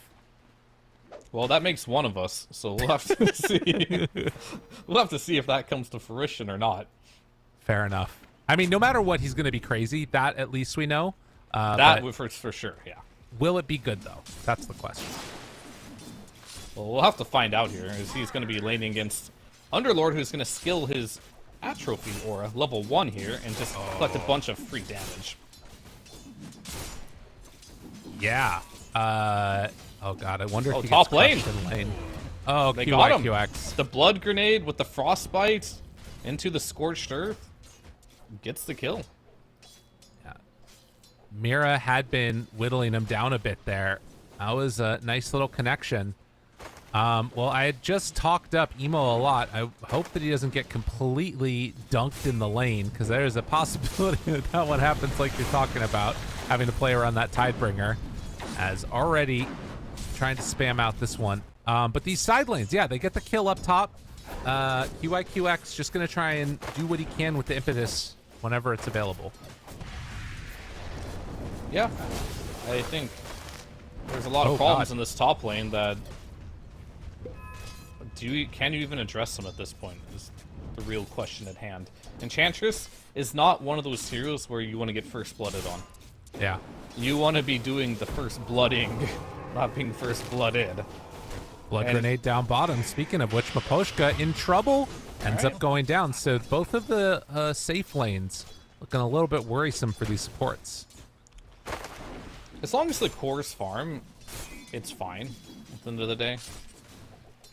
And Yatoro, he is farming, but you're having a much better game here on Visage than we saw in the previous series where he played this hero, which could be a little bit worrisome. And he's going for the same build, which I get why it's good, and it might be okay, but Solar Crest is not good versus PL in any metric. So Still no answers to this PL, but the lane's going good. So we'll be okay with that for now. Right. And that's part of the reason why, again, like I was being a bit of facetious with my like hyping up of Emo on this Kunkka, but I do think he's going to have to go this magic build because Luna doesn't do anything to PL. Visage Solar Crest isn't going to do anything to PL. It has to come from the Kunkka. There's nobody else. Or yeah, and I think this they're just going lineup... to lose. Oh, there is a third method. Okay, what's that? It's you end the game before PL gets big. Okay. So if it gets to a state of the game where PL gets far, and of course you are definitely going to lose. However, you do have the Luna Aura with the Visage Familiars. Kunkka can get really farmed up. Oh, Somehow mid. you have to end the game. Mid, Emo, maybe trying to bait him in here with the He has no stun, PYW though. movement in. Is it going to be enough? It is. So he used the X Torrent combo, manages to find that kill onto Underlord, and well, QYQX ends up going down again up top. Dust still in a big world of hurt here, and oh my god, being brought very low. Is going to need to ferry out some regen for himself. Maybe have the Enchantress bring some back for him. This collapse in mirror lane. Speaking of it, they might die here. Oh. Got him. I was gonna say the collapse in mirror lane is one of the saving graces for Spirit because they're just so damn good every single time. As I curse collapse into a death, but still, CS-wise, collapse leading the boards here, getting 2 kills on the Enchantress. Definitely a bit worrisome. In the mid lane as well. You got a kill on Laurel, which is fine. We talked about ending the game early, but you're playing versus an Underlord, a CM, a Disruptor. Going high ground is not easy. Right. No, I hear you. That window feels very difficult glimpse on to bottom. deal with as they pull him back in here. Zhang Yu tries to back away, does throw out a Soul Assumption, but it was onto an illusion. Wasn't able to find the real PL in the midst of that. Alright. And Laurel's just asking to die in this mid lane. He's Yeah. got Vanguard completed. I guess now it's a lot harder to kill him. Mm-hmm. But he's just sitting under the tower, just denying in front of the face of the Kunkka here. Being as annoying as he possibly can. Can they kill him with this Vanguard? Maybe with level 6. Potentially. There can be a kill opportunity. But Laurel, no bottle, nothing. Just straight Vanguard rush. Yeah. Yeah, opting And to Collapse just try has and stay one alive. too. I mean, it's pretty good. It's a good item. There's a reason people are building it. But normally the reason you buy it is because you disassemble it to buy Yes. something else. So there's might be a slight overlap unless we saw the Bloodstone. Maybe that's the route Laura will go. Yeah, it could be. Although I think that was Collapse that built it last time. Maybe he's just telling him, Laurel, go ahead. It's a really good item, I promise. Yeah. Mira making this move in towards mid. Do they want to try and make a go here? Is this just to secure the rune? Most likely just looking for the rune. Although Mira will head back up top again. Or not. It's fine. Collapse feeling comfortable just hanging out in this area. And we'll be able to stack and secure the rune at the same time. But if it spawns down bottom, Emo there. Has the Torrent. Connects, but it's an Arcane off to the side as Maposhka will have mana. Glimpse available. Emo just going to go in for Maposhka instead. Okay, pulls him in. PYW tries to get the finish. Will connect for the kill. On a killing spree for this Monkey King position 4. And will that's he an lose Arcane it? rune on CM. Oh, what a torrent. Very well played. Well played indeed there. Saving the killing spree of the Monkey King there. For sure would have died there with the Arcane on CM with a level 2 Frostbite. No aura on the CM. All damage, all aggression. And with no mangoes, just a clarity working, it's going to hoping to do what they can. And Mira's going to run back, try and pick up that experience rune. Monkey King top. Tries to find Collapse. They're making a move, a play for a kill at this 7-minute mark, which means they know the CM is not going to be there. 3 points in Lucent Beam, saving that kill for Dust. Maybe no, it's PYW that gets another hit. And it's Maposhka that goes in to steal the XP rune. So a kill for 2 XP runes? I feel like that's favoring Spirit. Maybe. have to do the math on that, but Collapse is a pretty big killer, right? Level 5 That's with true. Vanguard. So Oh my god. And look at hard to say. PYW's gold. Yeah, he's farmed. He's been getting a lot of kills, 4-0. Looking at EXP of the supports.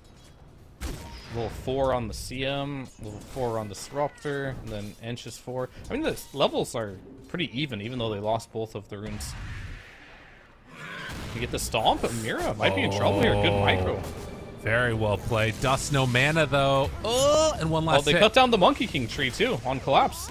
Although with be in trouble. already Mira dead, I don't know if they can actually make a go of this. They're gonna try to. Collapse, seeing if he can kill off this Monkey King. Has a Mischief available, but won't be able to dodge the damage. But Poshka, the one that gets the last hit for that streak. Supports are getting farmed this game. Yeah, they are. Getting all the kills, which is fine. At this point in the game, Luna's struggling a bit, but the disparity in the net worth isn't that big. Pretty even game as of now. Just the Monkey King really taking ahead as far as the support positions go. And we got level 6 on Visage now. We'll see if they can pressure with that. Outside of that, Emo's going to be smoking up with the Monkey King to the bot lane. Yeah. Trying to kill the PL, it looks like. All in on this. Meanwhile, they're making another rotation to see if they can take down Zhang Yu first. With the level 6 online, they hit earlier on Team Spirit. Laurel is leaving now, and they kept the birds alive, so maybe they can still connect with this. Jumps in, the boat. It's going to connect. PYW right there. Yadaro, he falls. That's the bigger kill to get. Yeah, Doppelganger is a little bit on cooldown there. Yeah, Torg didn't read that the Kunkka was missing. He thought he was farming. That's kind of like the hard thing about this patch as well. Because there's so many camps that could be farmed, it's harder to know what your opponent's doing. It's like, surely he's just farming with all these camps on the map, but he could be ganking. Right. Wasn't able to make the read there. Does get punished there. I was going to make a point about like why Underlord might be a little stronger this patch too. It's the Fiend's Gate gets a lot more value with the map being bigger. So that you can just be anywhere on the map instantly. Yeah, it creates real problems. And things that, you know, allows you to reinforce areas that you might not otherwise be able to. Dust is very much going for a fighting Luna build. Has 3 points in the Lucent Beam, with just now getting Glaives at 7. I think that's a little problematic. Yeah? What are you gonna fight exactly? I don't Right. think Spirit wants to fight. They're just gonna farm. Doom is going Midas. PL's PL. Underlord, he's gonna farm as well. So if you can't keep up the tempo and the farming, and with the map being as big as it is, what rotations are you gonna make on a Luna to get something done on the map here? I think he went for these 3 points in the beam just to try and win his lane, but he failed at that. So now he's going back to the jungle, going for farming items like the Mask of Madness, but he doesn't have the points to efficiently farm here. So if I'm Luna here, I'm a bit sad. That's fair. Dust gonna need to play recovery mode, working off a bum ankle of just that 1 point in the Glaives. I am seeing some of the value right now, interestingly, of like the medallion with Visage. He's casting it on creeps as he's farming them, while QIQX is gonna get chased out by Collapse. So he's kind of using this medallion as almost like a farming item in towards his next item, which is going to be this pipe. I don't know if it's that much good. needed. I know but- he needs the pipe for sure. You're playing. I mean, the CM. The medallion. Sorry. Yeah, I don't know if the medallion is getting a ton of value, but it's, you know, He making the will- farm a little faster. He'll upgrade it later. It doesn't hurt. The item's really cheap, right? Gives you some mana regen, gives you some armor. Definitely will not be a game changer, I think. Well, But he will get to that pipe, which he desperately will need. And the name of the game for IG is ideally be ahead in net worth and try to end the game by, let's say, 25-30 minute mark. Anything past then, if you don't have a sizable net worth advantage, this game is going to get harder and harder for you, as this PL is quite literally a ticking time bomb. yeah. And I mean, Emo is going in for this BKB. I thought he was going to try and go for one of those more, and he might still go back for some more of the magic damage build, because right now they really don't have much. I mean, the BKB will keep him alive. Maybe it allows them to win a fight or two, but if they catch him right now, Static Storm is up and available. Makoshka chasing with Mira, and Emo, he's going to be caught. Static Storm down. They send in the Visage Birds. Gate is there. Boat not off yet. Emo finally throws it. Yatoro in, though. With the Spirit Lance, it's not quite enough damage. The damage reduction from that boat keeps him alive. Can XTP if he wants to come back into this fight, as they are bringing in more heroes to reinforce. So IG, they dodge a bullet, dodge a big gank. Keep Emo alive. Yeah, unfortunately, CM just didn't have level 6 there. Maybe 13 minutes into the game turned out to be the difference maker of getting that kill or not. But straight to TP's to top lane. Atos reveal on to Luna, catching her, and well, Dust not going to be so lucky as far as keeping a hero alive, and in fact, they find a second. QIQX also goes down. So Spirit, they are winning with the PL into a lineup that has no answer for PL. They are indeed, and this game, at the current point in time, kind of answers some of our questions, as well as what we're building. And it looks like they're doing a hybrid. We got the Crimson Guard queued up for the Underlord with the Atos, and then you have a Midas on the Doom, but also going back. Well, he did have Greaves queued up, but now it looks like he's going straight into Octarine. So it looks like they're going to let Collapse be more of the carry here, while Underlord takes care of the utility items. I mean, after that, he has a freaking Radiance queued up on Underlord, so who knows what they end up going for. It's going to be pretty crazy no matter what. Maposhka, he gets brought down by PYW. The sort of shining light and beacon of hope right now for the side of IG feels like it's got to be this Monkey King, who at the very least has some pretty decent net worth trying to build into the Maelstrom, but it's not looking great. Your shining light is your pos for Monkey King at 14 minutes in the game. You gotta find what you can find. It's not a great time to be old IG, but they do have BKB on Kunkka. I mean, this is the nature of the beast of Monkey King pos 4. There's no real utility item you can buy on this hero. That's good. And meanwhile, we're gonna die here on the end share. Oh, all right. X connection doing literally no damage to Laurel. Laurel is fine, and now the Doom is there on the Visage. Emo trying to do what he can. They got a decent stun coming from the Centaur, but now that his BKB is out, Emo's dead. All right, I was wrong. Emo is not going to be able to come online in this game. Dust is going to die, getting dove under his tier 2, tier 3 tower. Zhang Yu, the birds will keep him alive at the moment, but that is that's a pretty big Yatoro. That's a dangerous place to be in. He has a Midas on PL. Yeah, he does. He was allowed to get away with Midas PL. Alright. PYW might find out Yatoro here. But what can he do? You can see him, but what can you do to him? This is a true situation of Monkey C, but what can Monkey do? Well, they're going to again go at Laurel. Vanguard doing no damage to Laurel. Laurel continues to walk at them under tower. Takes the tower shots off of him finally, but this is a monstrosity. The boat is out. It is level 12. And Yatoro dropping. Maybe a chance, maybe a hope, maybe a dream. They kill the Midas BL. That is what they needed to do, but can they break Laurel away? They do with the Lucent Beam. Oh, Team Spirit, have they gone too far? They were too. Oh my God, is he gonna kill Dust? Oh my God, Dust is dead. Oh no, Dust. No, not Dust. And Mira gonna be found. They find and kill the Crystal Maiden. Yes. And bring her down as well. Well, that was good. With a 3 versus 5 fight, Komposhka decided he'd just rather be farming bot lane than join that fight, and Claps was also farming jungle instead of fighting there as well, so I think those are the correct play choices. I think Yatoro maybe feeling a bit stronger than what he is at the moment, being behind the enemy tier 2 at 16 minutes in the game. However, he has plenty of time to reset and think about his life choices and potentially make different ones in the future. And hitting creeps, that's exactly what PLs do. I know it can be boring, but you gotta do what you gotta do. Emo was changing around his items and accidentally hit his BKB. And I think they saw that on a ward. Or maybe it was a glimpse that came out. I'm not sure. Regardless, he doesn't need that. Emo does not have BKB at the moment. All right, DD Laurel's Laurel. coming in. Crimson's available. Oh my god, Ito's look available. at this big hit.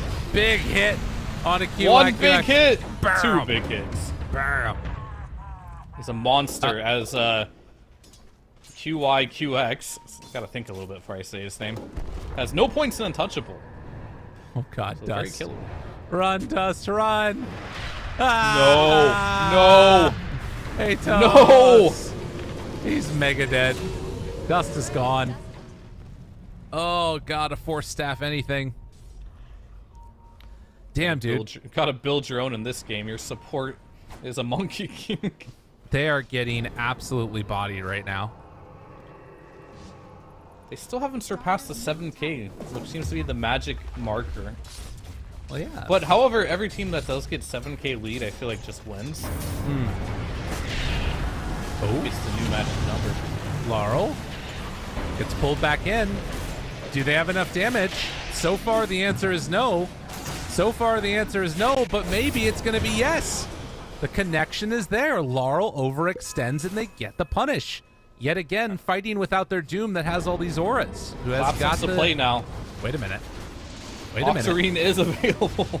A chance? Oh, good play there. X to pull back Zhang Yu so that way he didn't get caught by all of those heroes. BYW ready to jump in. Does not have Wukong's command, but still the damage onto Collapse. They go in too far. Collapse, you waited for your other hero, tanky hero to be gone. IG streaming forward, trying to find more. Couldn't quite get the X connection there onto Yadro, but does get stunned. Yadro, what are you doing? You could have just walked away. Maybe they're trying to pull them in deeper and look for a counterplay.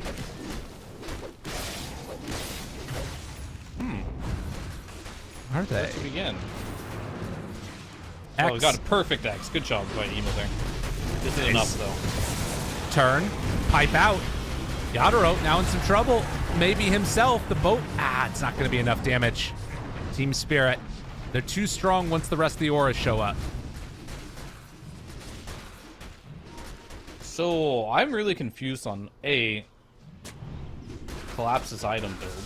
Okay. B, why he wanted to take that fight. Yeah. It's, don't get me wrong, like, IG is punishing Spirit for what they're doing, but really this is just Spirit. They're not gauging the situation of how strong. They think they're stronger than what they are. It's kind of what it looks like. To me, right now, I am seeing why Spirit is 1-1 in all of their games. That's basically what I was getting at. It's like, they're kind of just throwing a little bit here and there, but they're so far ahead that it feels unthrowable, and they've outpicked them. We're also kind of seeing why IG has lost every single one of their games at the same time. So it's definitely interesting here. I want to see Spirit pick it up a little bit. As far as IG goes, I don't know. I just want to see a new draft for them, to be totally honest with you. But we'll see what they can do. Maybe Spirit can throw enough to the point where they can win this one. Oh, he's digging. He got the healing salve. Let's go, QYQX. Just going to the graveyard after that one. Spending a lot of time there in this game. Maybe? In fact, a lot of people in this patch spend a lot of time in the graveyard. Is Mira. Look at this. There you go. Got That's him. the way. And that's a dead. Oh no, the doppelganger takes it down. He's still staying alive on PYW. Is he dead, though? No mana, no ring, no hope, and no life. And now, potentially, no Tormentor. Who's getting a good one here? Seems is okay. I like Disruptor's one. They changed it. You can now cast it. I think the big advantage of it is you can cast it in Fog. It's kind of like Right. Zeus Bolt. right? So you can just get vision, and it increases the range to 1600, which is absurd. That is crazy. So you can pretty much just like find heroes in fog. You can cast this onto high grounds.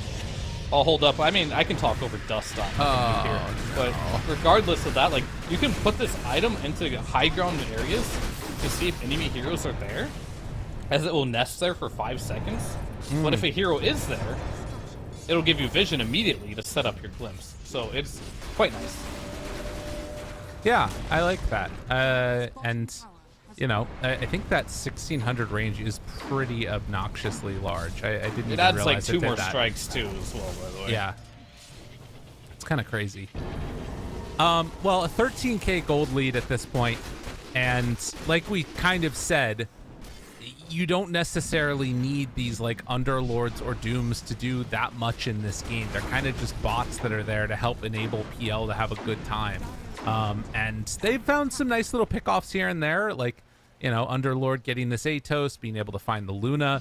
But by and large, you see Crimson, AC, Greaves bought between these two heroes. They're all just enabling Yadro to have an insane game. Yeah. The big thing that they did in the draft was win their lanes. Yeah. And that allowed them to be these big bodies in which can just protect Yatoro, as they're going to take both Tormentors here. And I think that's where the game can start to get out of control if one team gets both Tormentors. Because then all of a sudden, you just have a huge advantage of gold, 2.8k gold going your way. So basically 3k gold just from the Tormentor Aghanim shards. Full supports now with the free shard. Look at this.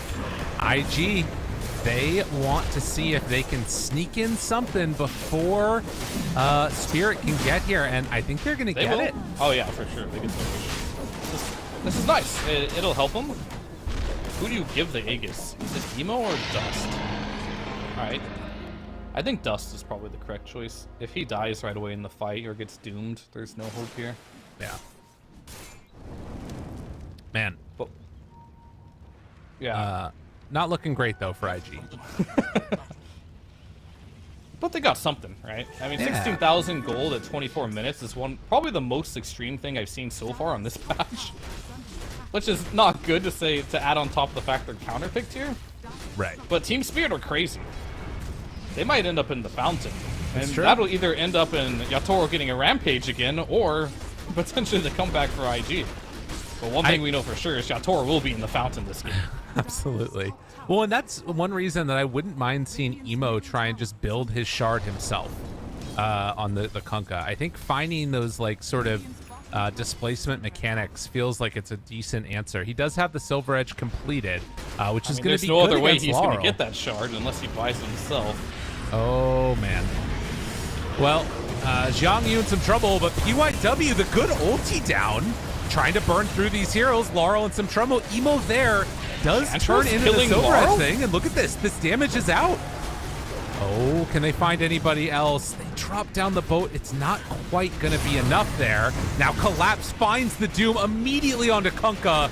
Yadaro beating into him too. He's muted. He is gone. Storm. I mean, PYW did a lot in this fight, but it's not going to be enough, and everybody is just going to fall. That's the Aegis to boot. Triple kill for Yadaro, getting an ultra kill outside of the fountain. He might get a rampage when he goes back into the fountain, but 19k and now running down lanes. Do you keep playing if you're IG? I didn't Nope. think so.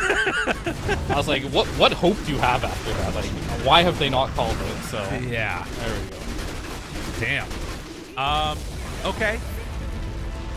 Well, I was wrong that Emo was going to do something. See, here's the thing. I wasn't really wrong because I said that he was going to do something crazy and then they were going to win. He did something normal. Emo needs to do crazy things on normal heroes or normal things on crazy heroes, and that's where he gets success. Okay. But it didn't happen. Spirit We'll bought let it. him know. Yeah, that was a hard outdraft. It wasn't the first time they ran that strat. They lost again with it. To me, it's kind of showing that they had their ideas of going into this tournament, and they're going to stick to them. Okay. Even though they're not working. At what point do you want to change it up? That's the real question. And does making a change make a difference? Because your best stuff isn't working, so if you try something that you're worse at, is that going to be any better for you? Potentially not. So I think IG just isn't a world of trouble right now. 0-7 right now. Team Spirit, however, saving grace. They've tied every series. Right. So they could continue that trend here. But if Spirit were to win this one, they get a nice 2-0, which I think they have really been wanting if they want to get that upper bracket dream alive. Yeah, I think that's the key, is if they can close this second game out, it's going to be solid. But this is also when IG are at their most dangerous. Emo gets tilted and like first picks himself Storm. And then things start to look a little bit better. That game, though, I'm looking at some of these damage numbers. Visage, lowest damage in the game except for Maposhka. PYW on the Monkey King almost had the most damage on his team. And I think a lot of that was almost just that last fight. He was kind of all over the place. He was looking good, but I don't know, man. I mean, Visage was trying his best, but at the end of the day, he's playing versus Crimson Guard and the Underlord in that last fight. The Enchantress did the most damage in that last fight, killing the Underlord. One of the reasons why the hero is so strong right now, but they kind of just got crushed in the lanes, got outdrafted. Hopefully in this next game, we don't see this strategy again, or if we do see it, I want to see Peel for sure banned. But I don't even know if that'll make a difference. Just stop running Luna with the Visage. It's like nerfed. It's literally a nerf strat. Can we pick something that is potentially better in this patch instead of old strats that are worse now? That's just what I want to see something innovative, not old, and something that could cater to the patch. And Crimson has also been buffed, right? So the biggest counter to the strategy that has been nerfed is also worse. Who knows though? You know, maybe they'll go in there, read the patch, and be like, "Oh, guys, right? That's what's been going on. We've been messing this up." I mean, they're 0-7 right now, so I'm sure the morale is low and things are going to be difficult for them. But backs against the wall right now. They need to show their teeth here, and they need to do it now because I don't think they have any other opportunity. Well, we'll see if they can make it happen. Game number 2 right around the corner. Our final game for the day. Let's head to the break, and then we'll get into it.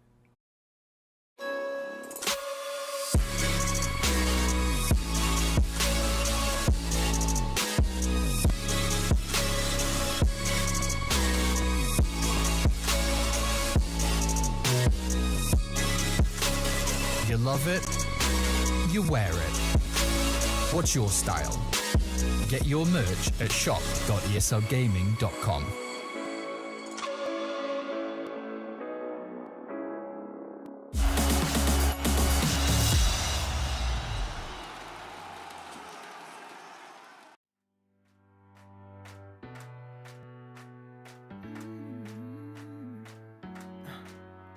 Am I wasting time?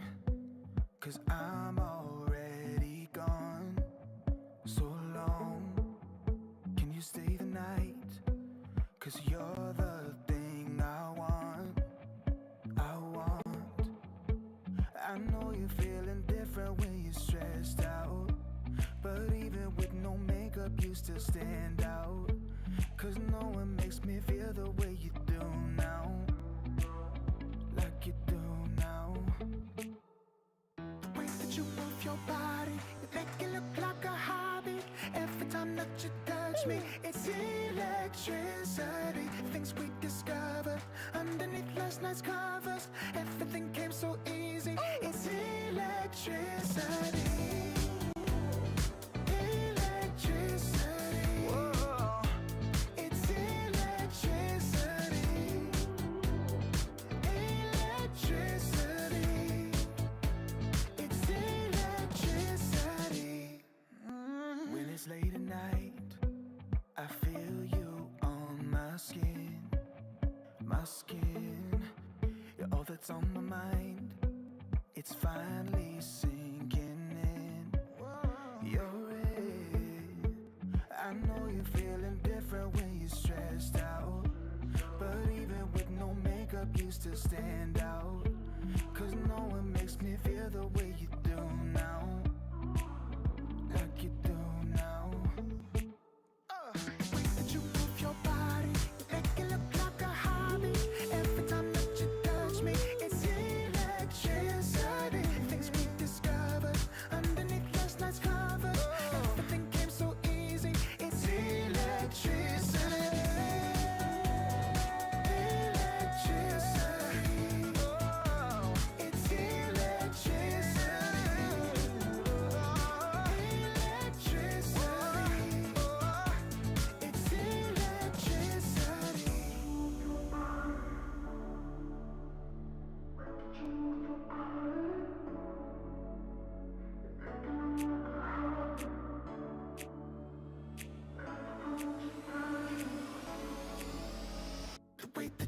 your body, you make it look like a hobby.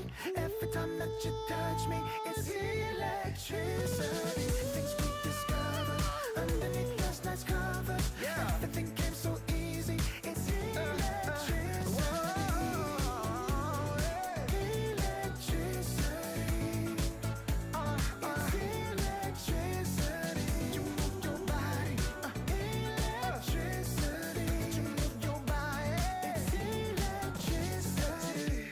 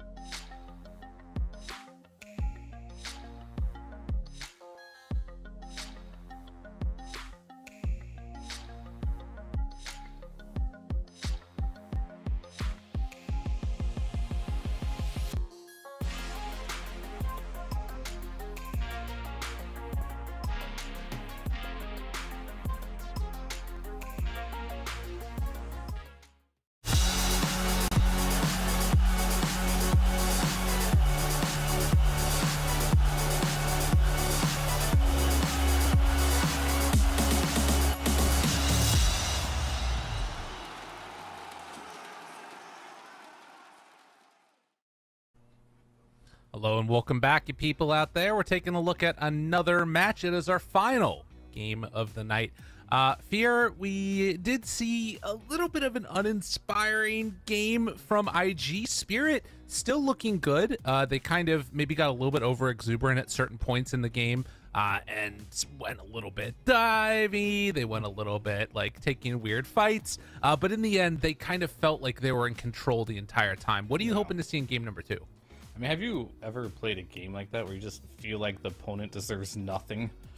Yeah, how the game went, and right. That's kind of what Spirit were doing in that game. It's like, you guys deserve nothing, and then they got punished a little bit for it. But what I want from game number 2 is I want mainly IG to pick something new. Okay. Pick something that had, I mean, they went for little auras. I think the problem I had with their previous drafts is they wouldn't pick auras. They just all be a little bit selfish, as we can see that in the PYW Monkey King here too. He's really just playing for himself, but at least they made up with that with some Visage. Throw Luna in the dumpster. Okay. And leave it there. Don't pick this hero. Why not? And especially don't pick it with Visage. Okay. But I mean, it just doesn't look good Yeah. from when they play. It's just, simply put, it just doesn't look good for them. What does look good for them is when Emo gets a little bit crazy, maybe they build a bit more auras so they can team fight a bit more. Find something that works for them. Okay. Which they haven't found yet, as they haven't won a single map yet, but maybe that's where you should start. As far as Team Spirit goes, it's just consistency with this team. Like, they look really good sometimes, and other moments they might make a couple derpy plays here and there, but if they can work on the consistency, this team is a team that has a lot of potential to just be at the top, maybe even top 3 finishes, but they really got to clean up. That's janitor duty. They got to clean up a lot of issues that they have in their micro gameplay mistakes. To me, it feels like it's an issue that's very common amongst some of these top teams, which is that they can kind of play with some of the best of them.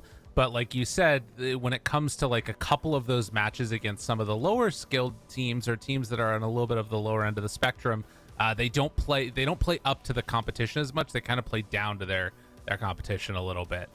Which is, not the worst thing in the world, but it's something that you want to at least be able to like play with the best of them, which they definitely can do. We'll see if they can close out the game, because this would be the type of match that you would hope they just come out with the 2-0. And I do believe that, once we get done looking at the ultra kills and just complete and total domination coming out from Team Spirit, that we should be ready to hop into the draft pretty quickly here and get it underway. I liked Laurel's hero this game. I remember watching him on BetBoom and thinking he was a super talented up-and-coming player, and he was playing Dawnbreaker mid. Oh. At the current point in time. And it's kind of these kind of wonky, you don't expect to see mid very often type of heroes. Right. He seems to really excel at these. His Underlord, that game, his game impact has been one of the highest I've seen in a very long time from him, compared to, let's say, like when he was playing Void Spirit or heroes of these type of nature. Not that he can't play them, but just seeing impact on Laurel makes me smile. Okay. Whenever he can like have a lot of impact, and he had a lot of impact on that Underlord that game, tons of impact, and I want to see that more from him. Whatever hero that he feels comfortable with, I think Spirit should just draft for him. Okay. Maybe give him a last pick. I don't care. Like, he got last pick that game. He clearly has the hero pool to be a last pick player. Sometimes you have a player who just only plays 5 heroes, and you just first pick them all every game, and it's fine. He performs. But then you got the type of player who can pull something out no matter what, even the first lot of bans, to find a way to win the lane. He seems like that type of guy to me. Okay. I like that, and I think that this is the type of game where you could try that, or they just want to do more of the same. IG, they do decide to take the QIQX Enchantress another time. This is not leaving open Doom, but CM is still in the pool. I anticipate seeing that, because CM kind of took her to task in game 1. I remember, again, like waiting up on that high ground and just frostbiting her as she passed by, and then Ench was low coming to lane and just got first blooded. I wouldn't mind that. I think it worked really well in last game. It's always a decent response to the Enchantress, because you have a couple plays on Ench. Either you go for the creep or you play around the Impetus, and it kind of takes away that option to play around that creep. And plus, it's a lot of magical burst damage, which Enchantress does not enjoy playing against. Oh, speaking of which, magical burst damage. Yeah. Dude, QIQX is going to be so sad this game. Maybe. I hope not, because like the thing of why this inch hero is first picked all the time, even into counters, you should theoretically still be strong. Okay. But these are good responses to the Enchantress nonetheless. It's one of those things where if you step out of position just a little bit on the Enchantress, you're dead. But if you have perfect positioning and you're just throwing out the impetuses from behind there, we saw what happened last game. This hero was killing the Underlord, the mid Underlord. If it wasn't for the inch, this Underlord probably would have died 0 times in that game outside of the laning stage. So it's all about positioning for Enchantress. Okay. Yeah, that makes sense. I was thinking more in terms of the lane, but you're right. If they can get to mid game, her damage output should be pretty strong if she's able to put herself in a good position on the map. IG again, having to take a lot of time for this next pick here. What do they want to run? Lots of options.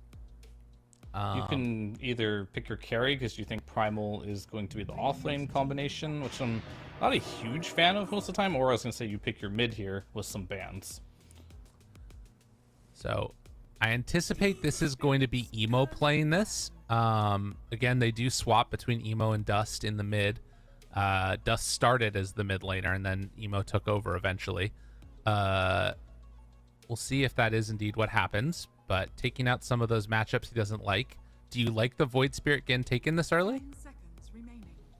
It's kind of like flavor of the patch, one of the mid laners that can play into most all matchups, right?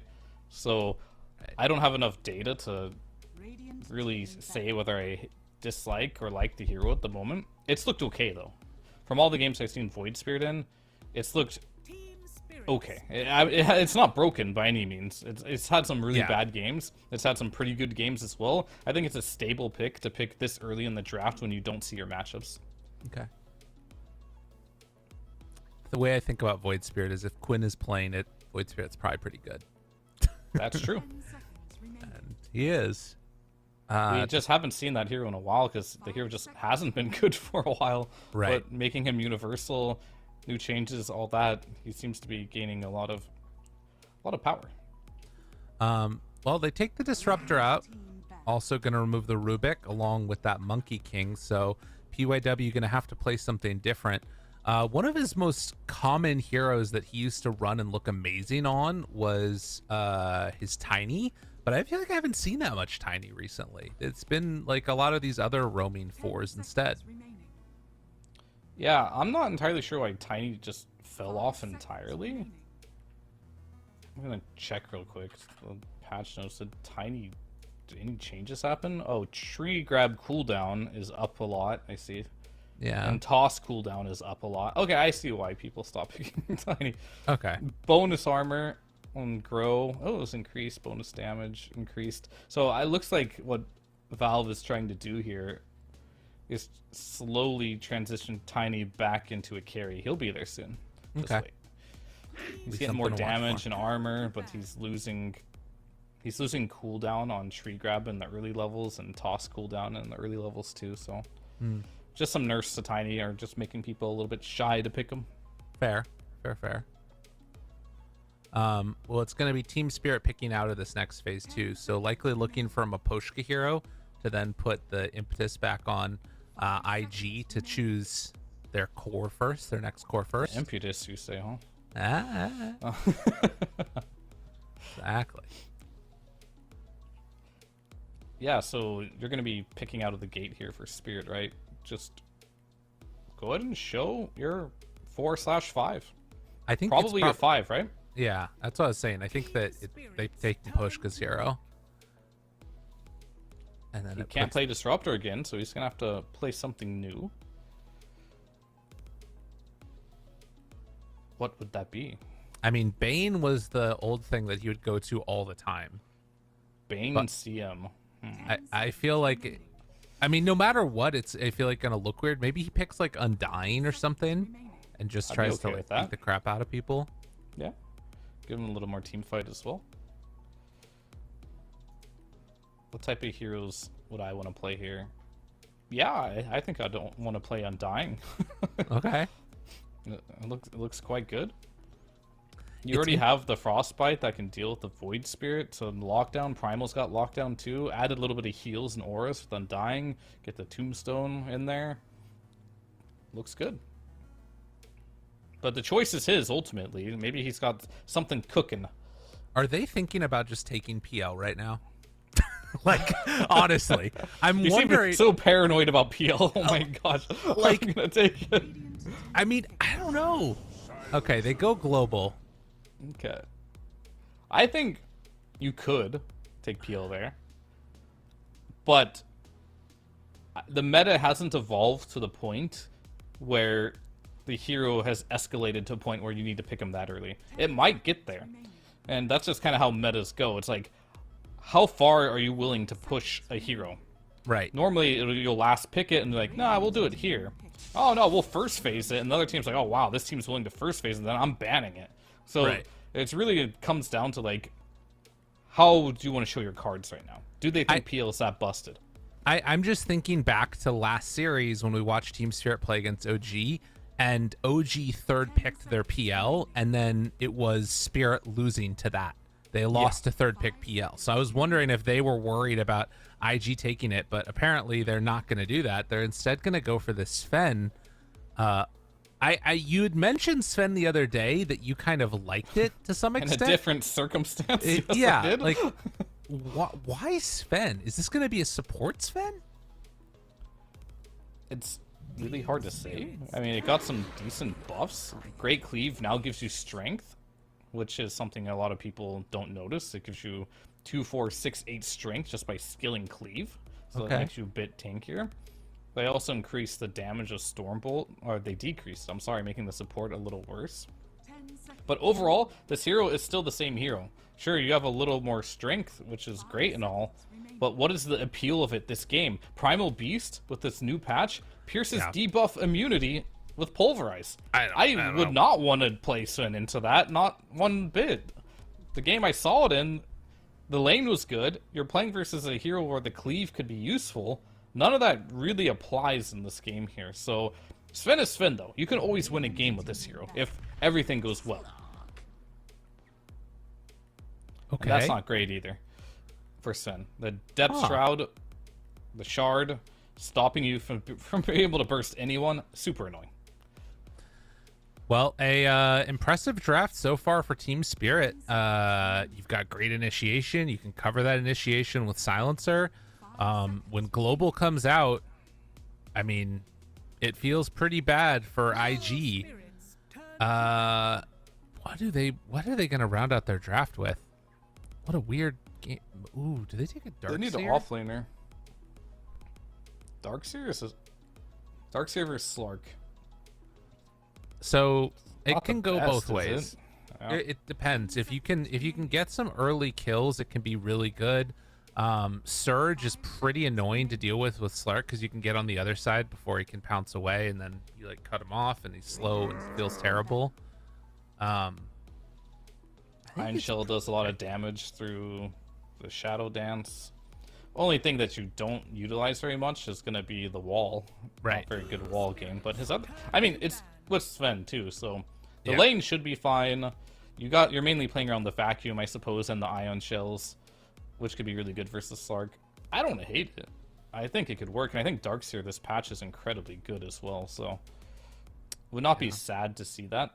10 seconds remaining. And especially if you lane it with Undying or something. I mean, IG has really... They're going all in on the laning stage. They got an Enchantress and Undying, some of the two strongest zero-stun, lane-dominating supports in the game. So I think they really do need to double down here and just go for a snowball game. Because this Sven, he's going to farm fast, no matter what. This is what he does. But he falls off eventually at some point in the game as these items come on. Primal Beast is going to lock him down like crazy. He's going to need a Lincoln Sphere probably because of this interaction. So he's going to need a lot of items. He's going to need to hit a timing. And more than anything, I think Enchantress / Undying are going to have to scale with them here. It's a playable draft for sure by IG. Much better than last game, but it's still a little bit scary. Well, they have 15 seconds left to make that choice. I've been playing a ton of it. I love Darkseer, but I think that they're probably going to go a different route. Yeah, they go the Bloodseeker. So the matchup against Slark, does this mean we're going to get off-lane Sven? Is Dusk going to play Bloodseeker? I would rather play Bloodseeker offlane than offlane Sven versus Slark. Okay, fair enough. Because like as a Sven offlane, it doesn't seem like a matchup that you particularly like. Yeah. But as a Bloodseeker, I don't know if it should be better to some degree. Especially if you have an Undying or Inch in your lane. I'd probably want Inch in my lane most likely, just spamming the impetuses on him. Okay.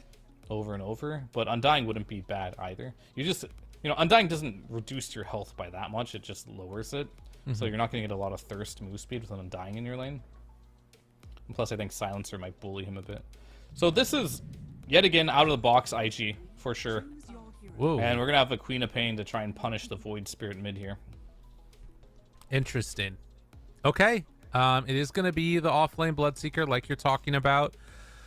And Laurel playing on a Queen of Pain against Emo in the mid lane. Is this going to be what they need to take this game on Spirit for their first 2-0 of this group stage? It would be a big win for them.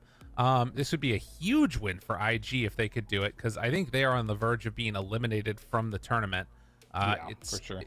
pretty damn close, if not almost guaranteed. But, anything could happen. Who's to say?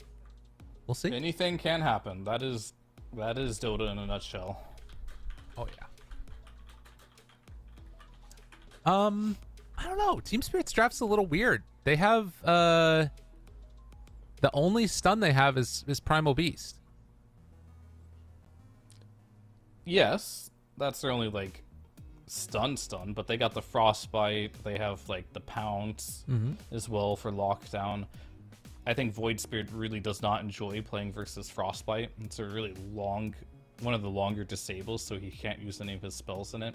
Well, he can use his Q and his E, but he has no maneuverability. He can't escape. So it should be enough. They got the global silence too. And Luposha is going to be playing the CM, and it's going to be a 4 silencer with the Primal Beast here. So a little bit of a switcheroo here on the heroes. And I think that is mainly because potentially they see like PY. I guess they don't get a see in the drafting, or you don't get to see who picks what. So they just kind of knew that this Enchantress would be playing into the POS 4 position, and they want the CM to just follow the Inch. That's the game plan. Yeah, and I mean, it's going to be easier to do that now because you're also dealing with, like, lane swaps through the gate and things like that, right? So we're getting into this game number 2, our final game of the night. Spirit facing off against IG.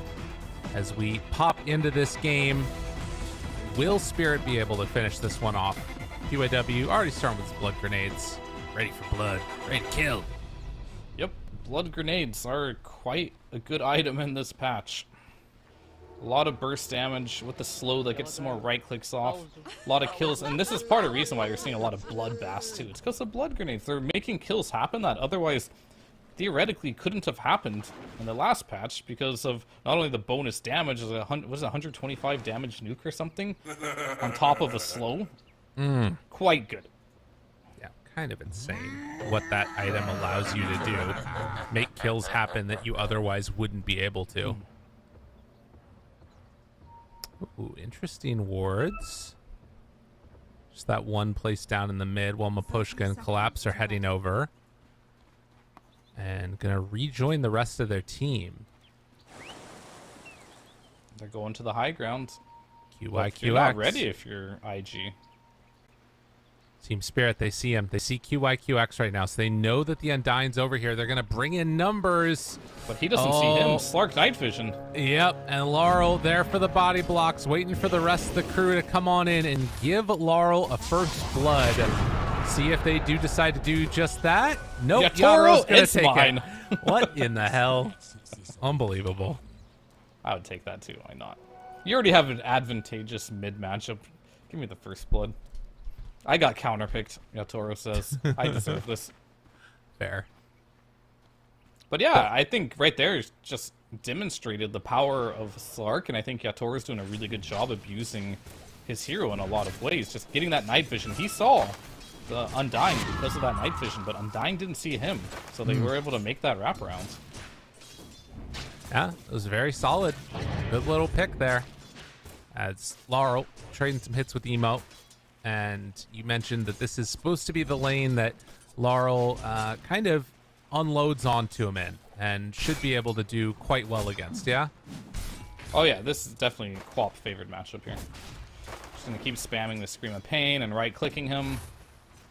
And it's not a fun time, most likely.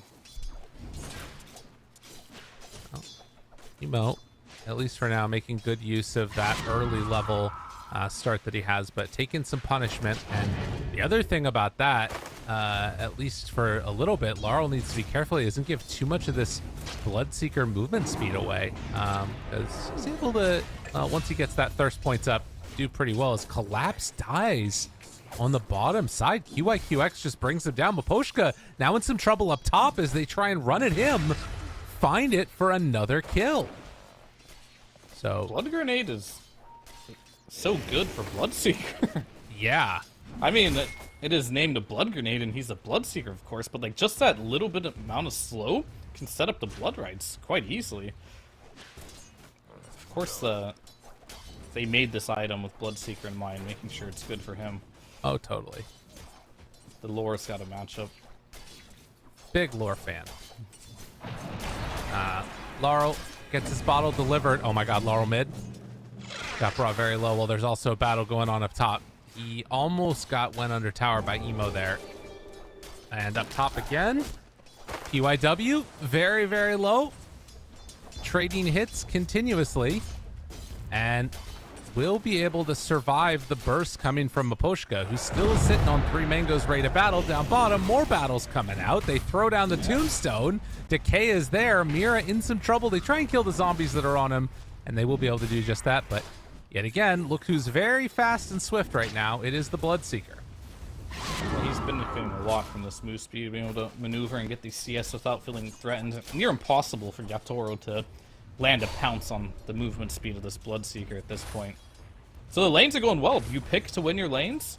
You're winning your lanes. Things are looking good. This mid lane matchup isn't as bad as it could be. Emo holding his own here, but a lot could change, and this matchup does get slowly but surely worse. For Emo, you're saying as mid? Oh my Yeah. god. Laurel has to blink away. They maintain vision. Oh man, he's getting handled a little bit. Emo's taking him to task. Yep, that can happen. But it shouldn't. But it can, and it is. You pick this Quap to punish the mid lane. It's not really working out that way. I'm already like psychoanalyzing Laurel a lot when I watch him play, and like I'm starting to realize, seeing this Underlord and Dawnbreaker seems to be really good on heroes that are big and tanky. But when he plays like these high mobility, squishy heroes, he gets himself into a lot of trouble. Right. And I was like keeping my eye on how he played the early laning stage. Before he got his bottle, he was like at 10% health and 10% mana. Like, really, really low. Maybe not like managing his resources the best possible way, or just perhaps he just likes taking damage as a player. He's a bit aggressive. Doesn't work out on some heroes. Oh, speaking of taking damage. Oh, what an impetus. That was a lot thrown back at Yatoro, and well, it's a blood. Oh my god. Maposhka. See him able to block with the big body there. Keeps him out of harm's way. But still not able to hit creeps as he loses his courier too. Yeah. They're out of region on this top lane. So maybe you save Yatoro for now, but he's definitely going to be in a bit of danger. As Inch left the lane, maybe they can make something happen. He's too fast. I mean, yeah, the entire rest of the team is like sitting at kind of low HP except for bottom. I guess that's just Laurel. Laurel's just been hurting, and him sitting at low HP is really bad for this top lane. Yatoro's level 3. It's not great. And the worst part is just he has the lowest CS of all the cores right now. It's not a huge difference. Collapse, turns, tombstone down, pops the war cry. Mira kills off that tombstone. He's got a stun. Why did he stop? Not going for it. Well, doesn't go for it.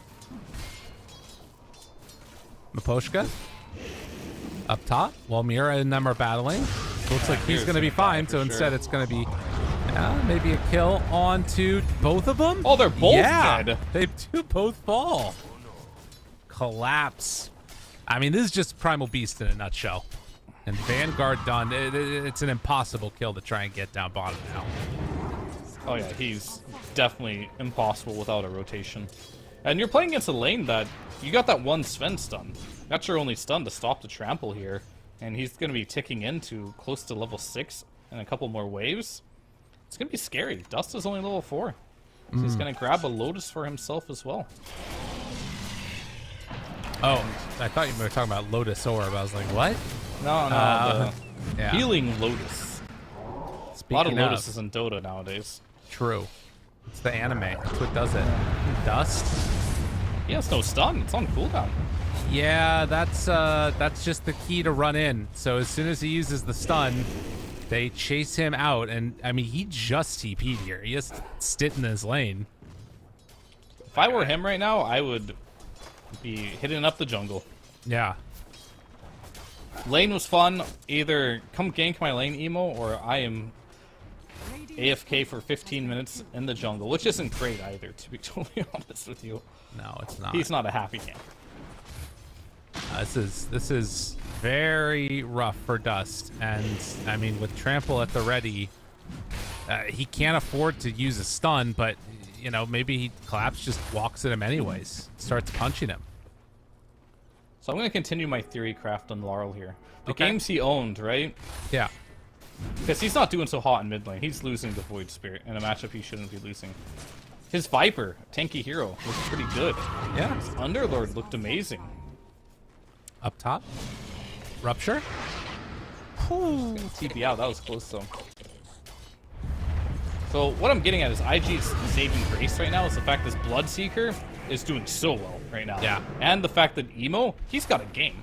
He's playing into a matchup where he probably shouldn't have the greatest game, but he's got a good game here. So as bad as the Sven's game is right now, they still have a hope just because the other cores on IG are performing pretty well right now. Okay. I like it. Emo needs to be careful to not get caught there. Sonic Wave is at the ready, but they've already lost the Tombstone Man himself. Zombie goes down. Laurel went for the blink in, but Emo able to get out of harm's way. And he's TPing in right into Laurel right now. He's dead. What? Wait, what? He wanted the bottom shield rune, so he TP'd to the tier 1. Is under attack. And then I just can't gets believe that Sonic just waved in happened. the face. I can't believe that just happened. It's Emo. Can you really not believe it? Okay, you're right. I believe it. I'm surprised it didn't happen earlier. This collapse is gonna go at QIQX. Yeah, that guy, he has no fear. The unfortunate thing is that fear is a biological response meant to tell us when there is danger nearby. And he was not born with He that. is not a biological creature. No, Yadaro gonna go down. They kill off PYW in exchange. Laurel trying to stand tall in this matchup, and Zhang Yu just forced to run away. Good rotation. Laurel, just like that. I don't know, like, who to credit that to, Laurel or to Emo. Right. But it is what it is at this point. Emo now shrunk down to the bottom of the net worth after having such a good start. Not the end of the world. He can always find a comeback. Maybe make rotation, and this is the beginning of it right now in the top lane. Let's see if they can make it happen. Mira already dead. PYW gets hit. Couple more tats. Laurel does have blink back up in 2 seconds. Does he want to go in on him? Oh, Emo. He's fine. Yeah, so they back out. Blink away. A little bit of exchange of blows. Both boss fours go down. Yeah. You know, have you ever gotten into like rock climbing or anything like that? No, not yet. But Okay. I heard a lot of people are getting into that. There's this guy named Alex Arnold, as we're gonna see QIQX die, and they found out that he does free soloing, which means climbing without a rope. And they studied his brain, and they found out he was born without a pituitary gland or something that made it so he didn't experience fear in the same way. And it Okay. allowed him to do these amazing magical things in the world, which is, you know, climb this crazy mountain. But it also meant that, you know, he put himself in danger all the time. That's what I think about Emo. And, Right. you know, these amazing plays that he can make like this, taking down Collapse, just goes in, not a care in the world. Or Collapse just walks away. He's going to be fine. And then also you have the TPs in towards mid. And now there's a Rupture up top. Laurel Getting gone on. Blinks away. Got the blink trick fine. And Maposhka, oh, with the big ulti. Tries to get him, but it's not quite enough. Everybody's so freaking low, but they don't quite have the damage to get the kill. Sonic Wave from far. Not going to do it. Oh! No, they got him. You got him. After he missed the Sonic Wave, he blinked and got the scream. Just, it's like flushing a rat out of its hiding place, you know? Just screaming to get him out, then gets him. Yeah, the thing about... You scream at rats. Get out! You don't do that? No, I don't really. Oh, okay. Shoot him. Try to shoot him from America. Shoot him up. But yeah, I think right now... What was I gonna say? The situation of the game right now, Collapse being ultra farmed with the drums, hasn't been attended to, whatever, but that's not what I wanted to say. What I wanted to say, I've never seen a player make Midas as much as Yatoro. Yeah. This man makes a Midas, I feel like, whenever he has any reason to. I missed 2 CS, I'm tilted. I'm making a Midas. Oh, I got free farm. I'm making a Midas. Exactly. I see a Midas on this guy so much. Oh, I see a Global Sounds coming out. Mira trying to save himself. Zhang Yu running away and manages to get a little bit of separation. Laurel still caught by that rupture. Emo, they blink away on Laurel, keeping him alive. Now with 2 dead, can they kill off Yatoro? It doesn't look like it. Collapse, he's found PYW. Here. They're making these fights work very well on the side of Team Spirit. As a little juke to the side, PYW sprinking out of trouble. He's still dead. Get enough of the trample. Big dinosaur, man. Too Trample strong. you down. What's scarier than that? A dinosaur trampling, running faster than you. I mean, Can't think of one. two of them. Yeah. Okay. Is that scarier though? Because at that point, like, you just stand still and admit defeat. But if All there's right. one, at least you try to make it out. Yeah. Maybe they'll fight each other. Then you're saved. I mean, Collapse is enormous this game. Some real Jurassic Park shit right there. Yeah. Yeah. So, Alright, what is the build? Alright, go ahead. well, I'm just saying, IG, they're sort of got, like, up top, 2 heroes farming the same wave. It feels like there's some questions about what they need to do at this point in the game. What do you think IG need to make happen now? It's a 3K gold ERA for Spirit. Play defensively. You've picked 2 carries. Bloodseeker and Sven. Bloodseeker's going Maelstrom. He's literally playing like a carry. So fighting is not going to be hard. So play defensive, bait them into spots they don't want to be. Well, Laurel has not taken that much damage from Rupture this game. His blinks have been on point with that little movement trick beforehand. Yeah. And, I mean, Yatoro sitting pretty with his Midas. They go in onto QIQX, miss the blood right. Now Emo thinks that he can fight. He definitely can't. He definitely is going to die here as the silence finish off comes out, and 5 heroes mid from Team Spirit. They take the kills. They're going to get the tower. They are running away with this. Collapse is such a good player. Every game I see him, he's always top net worth, first pick. Exactly what you want from, like, at least one of your players. If you can have a player who can first pick their hero and still have this type of performance consistently, he's something special, that's for sure. This team owes a lot to his performances for their wins. He's owning. Absolutely. Oh man, those stacks. Juicy stacks to return to. For who? For Spirit. Oh, okay. I mean, there's just so many camps on the map, I don't know where to look for the stacks. Right. I'm looking bottom, I'm looking to the right side. Like, where are the stacks? The Ancients, I guess. There's just so many camps now. It's so hard to keep track of. Well, they will break this Maposhka ulti in just a moment, but... Oh, no. Oh, he don't no!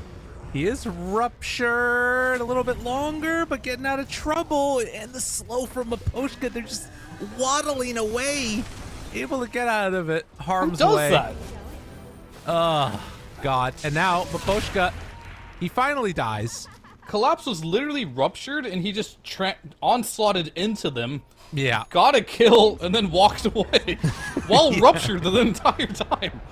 I mean, he is a big boy. He has got 2,000 HP. He does not care about your feeble rupture. It's only level 1 rupture, too.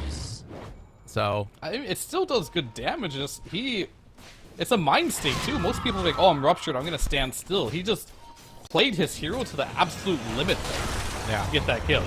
Nice connection here. They find Emo again and Collapse at, what, 5% HP, secures the kill with the Pulverize. Maybe they thought he went home, but Collapse is not going home. He has a Perseverance and a Dream, and now he's got an Octarine Core. Why this item? I mean, spell life? No, the cooldown reduction, right? Surely, it's good. I don't know. How do you build this again? It requires Perseverance, Soul Booster, Recipe. Goodbye, Bloodseeker. And Yadoro down bottom, still regenning. He has Diffusal Blade Midas. Just happy as can be. Because I thought people would stop buying Octarine Core just because you lost the Aetherlands, which was part of why it was so OP. But it gives you a lot of... I mean, I don't know what I said. I say HP cast range on Aetherlands made Octarine really good. But now it gives you a lot. Holy shit, it actually gives you a lot of HP and mana. 625 health? Yeah. That is so much. It's kind of crazy, the value you get. And I mean, again, the buildup of being able to go like Arcane Boots early, although it looks like Primal went for phase anyways. But yeah, it's some good value there. It's Yadoro. Don't worry, he went back for Tranquils. Yeah, building up stats. Tries to TP out. Dust is there. Oh, Yadoro, what have you done? Oh, that is a nice chunk of change for the fellas. And one here. Mira also going to drop suddenly. IG find a sign of life. Why is it that, like, we watch these teams, right? And it's always the same player doing the same thing every game. Like, they're crushing, they're owning, then all of a sudden Yatoro, like his peel in the last game, is behind the tier 2 and dies. Similar story here on his Slark here. I think Yatoro is going through an arc right now where he's just trying to push his limits to the absolute max. And he's getting a bit punished for it. And it generally comes out in these games where he probably feels like he can't lose, even if he does make a mistake. Right.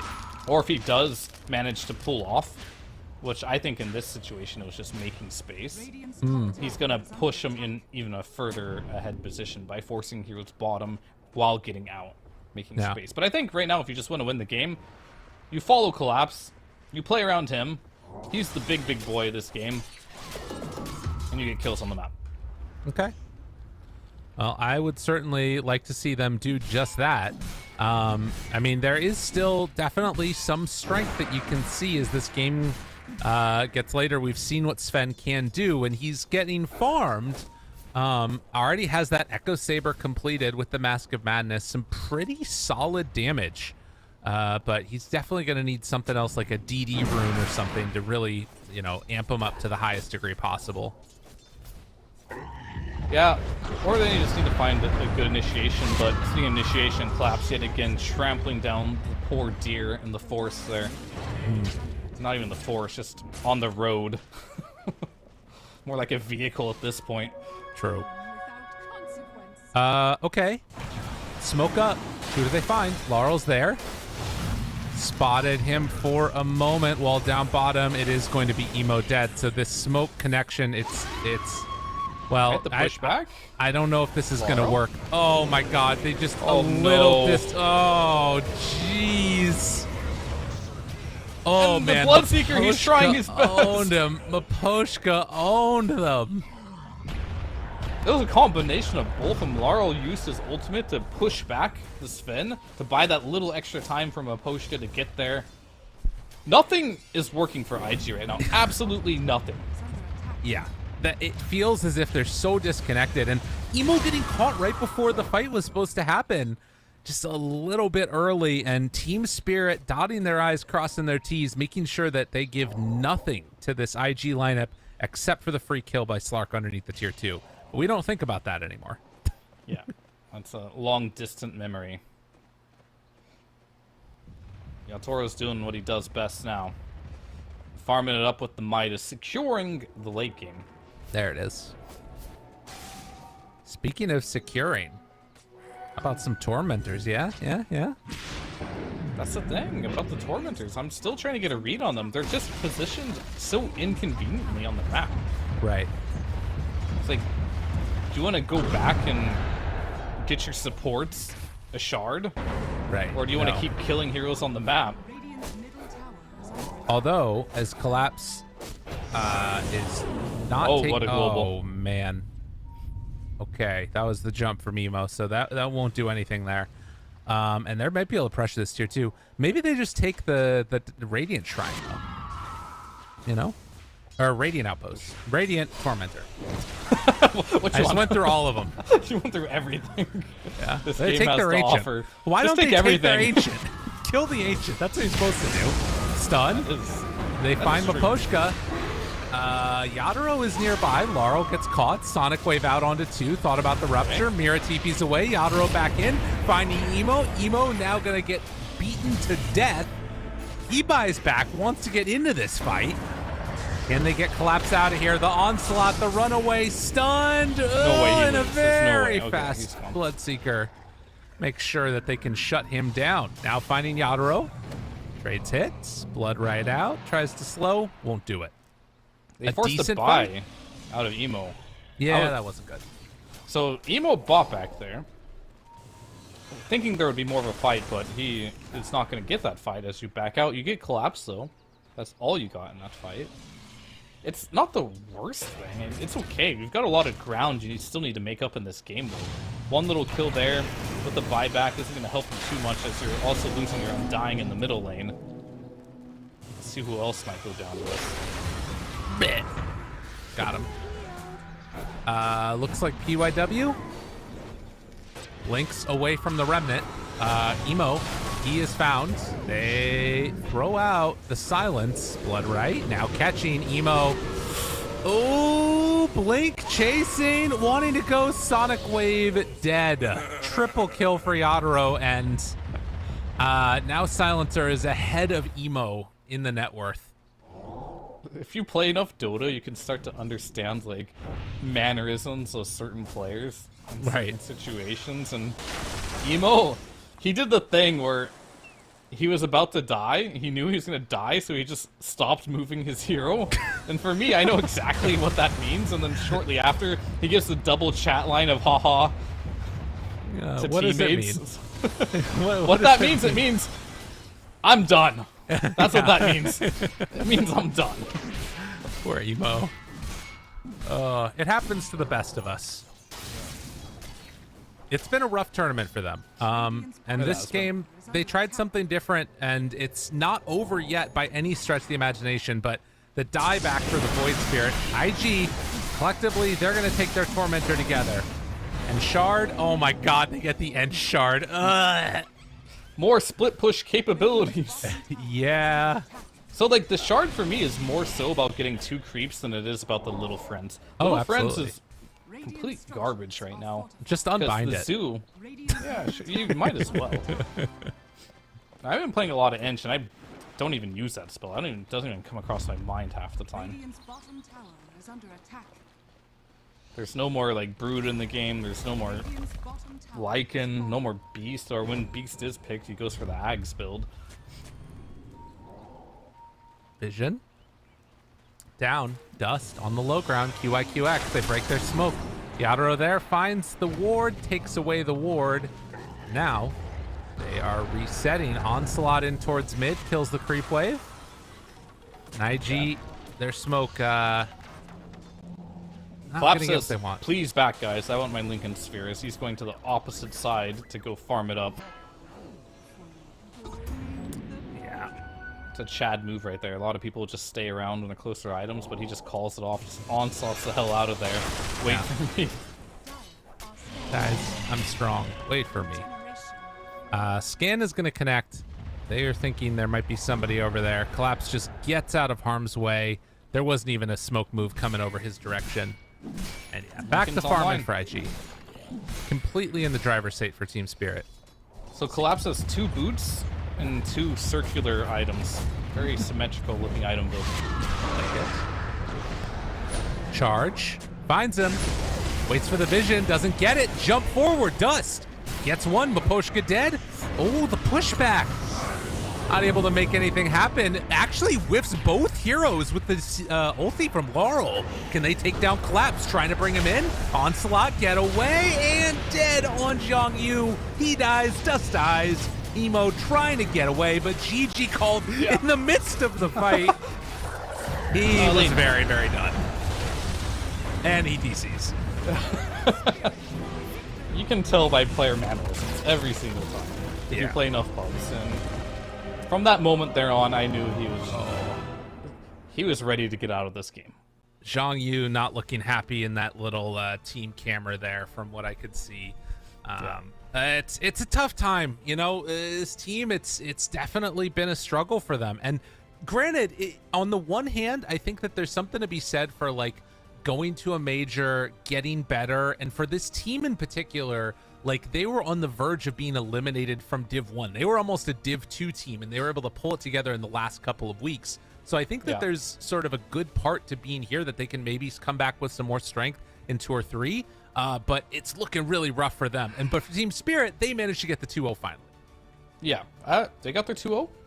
They should have got the 2-0 in this series. IG looking undoubtedly one of the weakest teams in this Group B, right? So it's something they needed, for sure. This is not a team you wanted to draw against. They didn't do it. Only uphill for Team Spirit. The trajectory is going up. It's not flatlining, which is really good to see. For Team IG here, I don't know. It feels like they have an identity crisis, and most of the time, you can't fix this without a roster change. They got 2 mid laners. What can you do? They have 2 mid laners, then they had an off laner that game that wanted to be a carry. I mean, yeah. After 7 losses, you just pull anything out. I've been there. You lose enough, you're like, at some point you don't really care and you just play for some fun. Yeah, true. Well, I don't know if they're having a ton of fun in that game, but that is going to end it for today. I imagine that we're going to be one of the streams that gets done more quickly.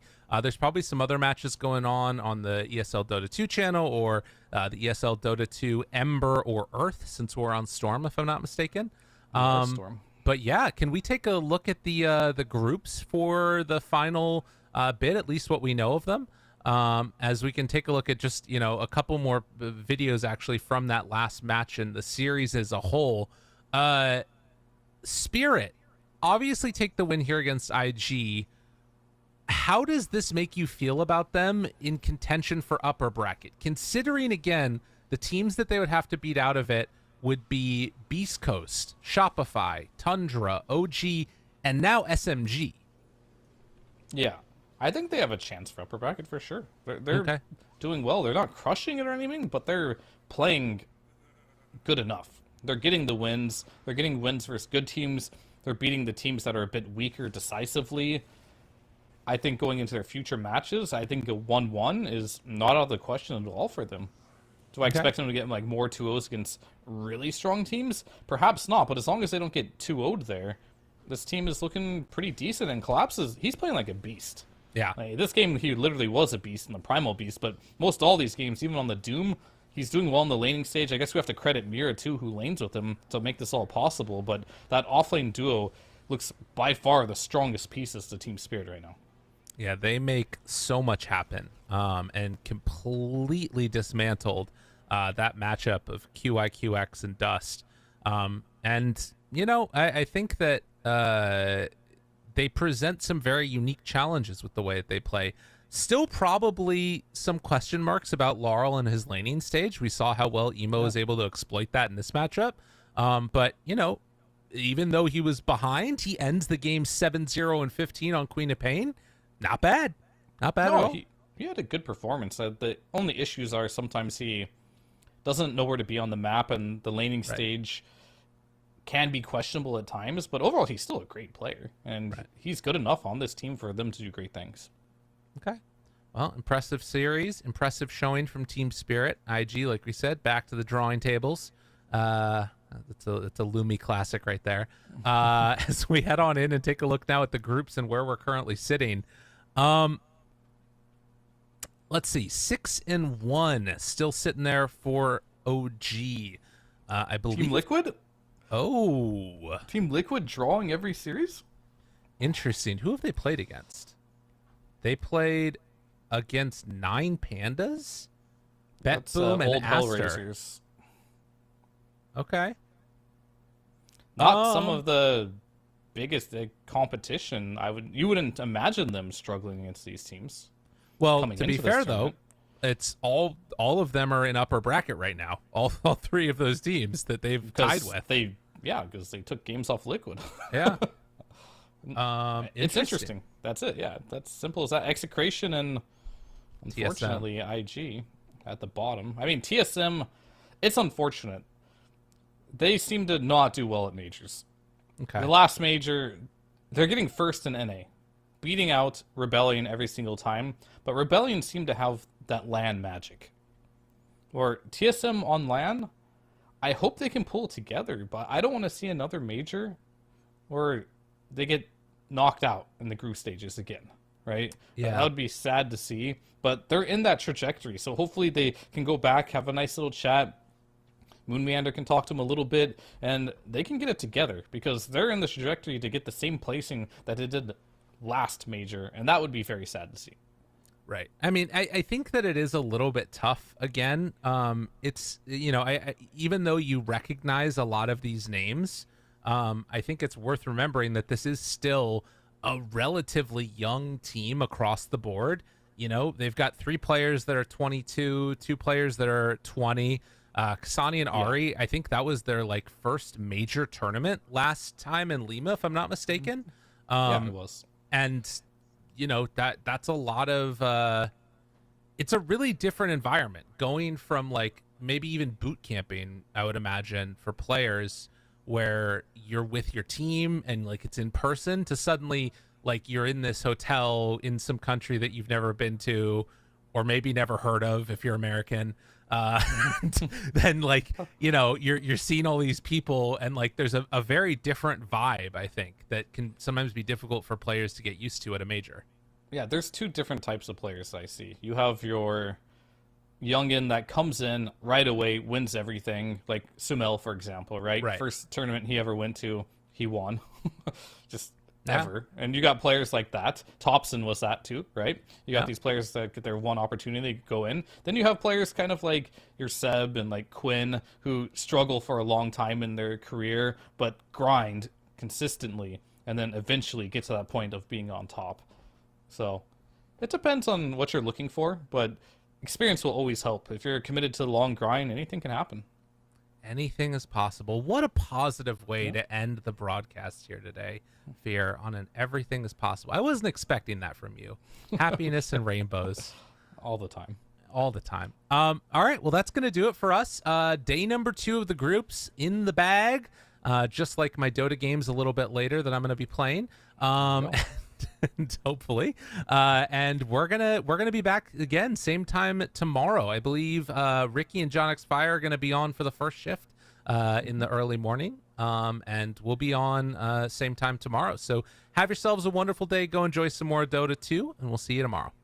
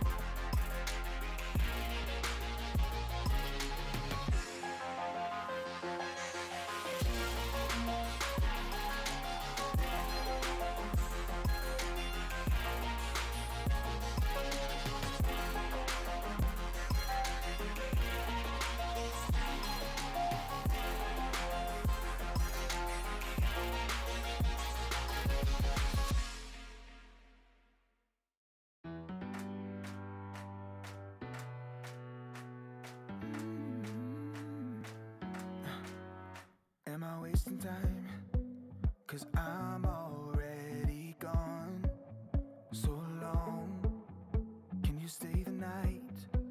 'Cause you're the thing I want.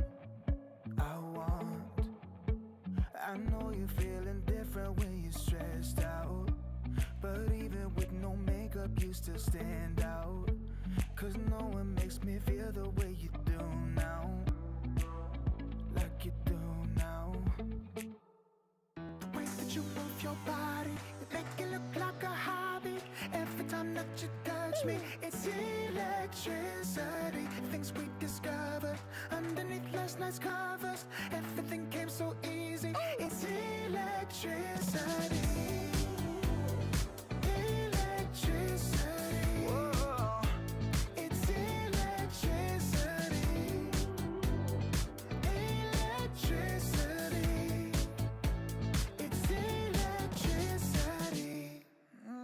When it's late at night, I feel you on my skin. My skin. You're all that's on my mind. It's finally sinking in. You're it. I know you're feeling different when you're stressed out, but even with no makeup you still stand out. 'Cause no one makes me feel the way you do now. Like you do now. The way that you move your body, you make it look like a hobby. Every time that you touch me, it's electricity. Things we discovered underneath last night's cover. Everything came so easy. It's electricity. Electricity. It's electricity. Electricity. It's electricity.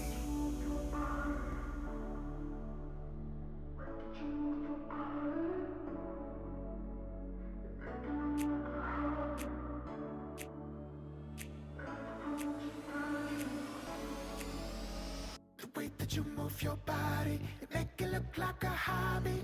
Every time that you touch me, it's electricity.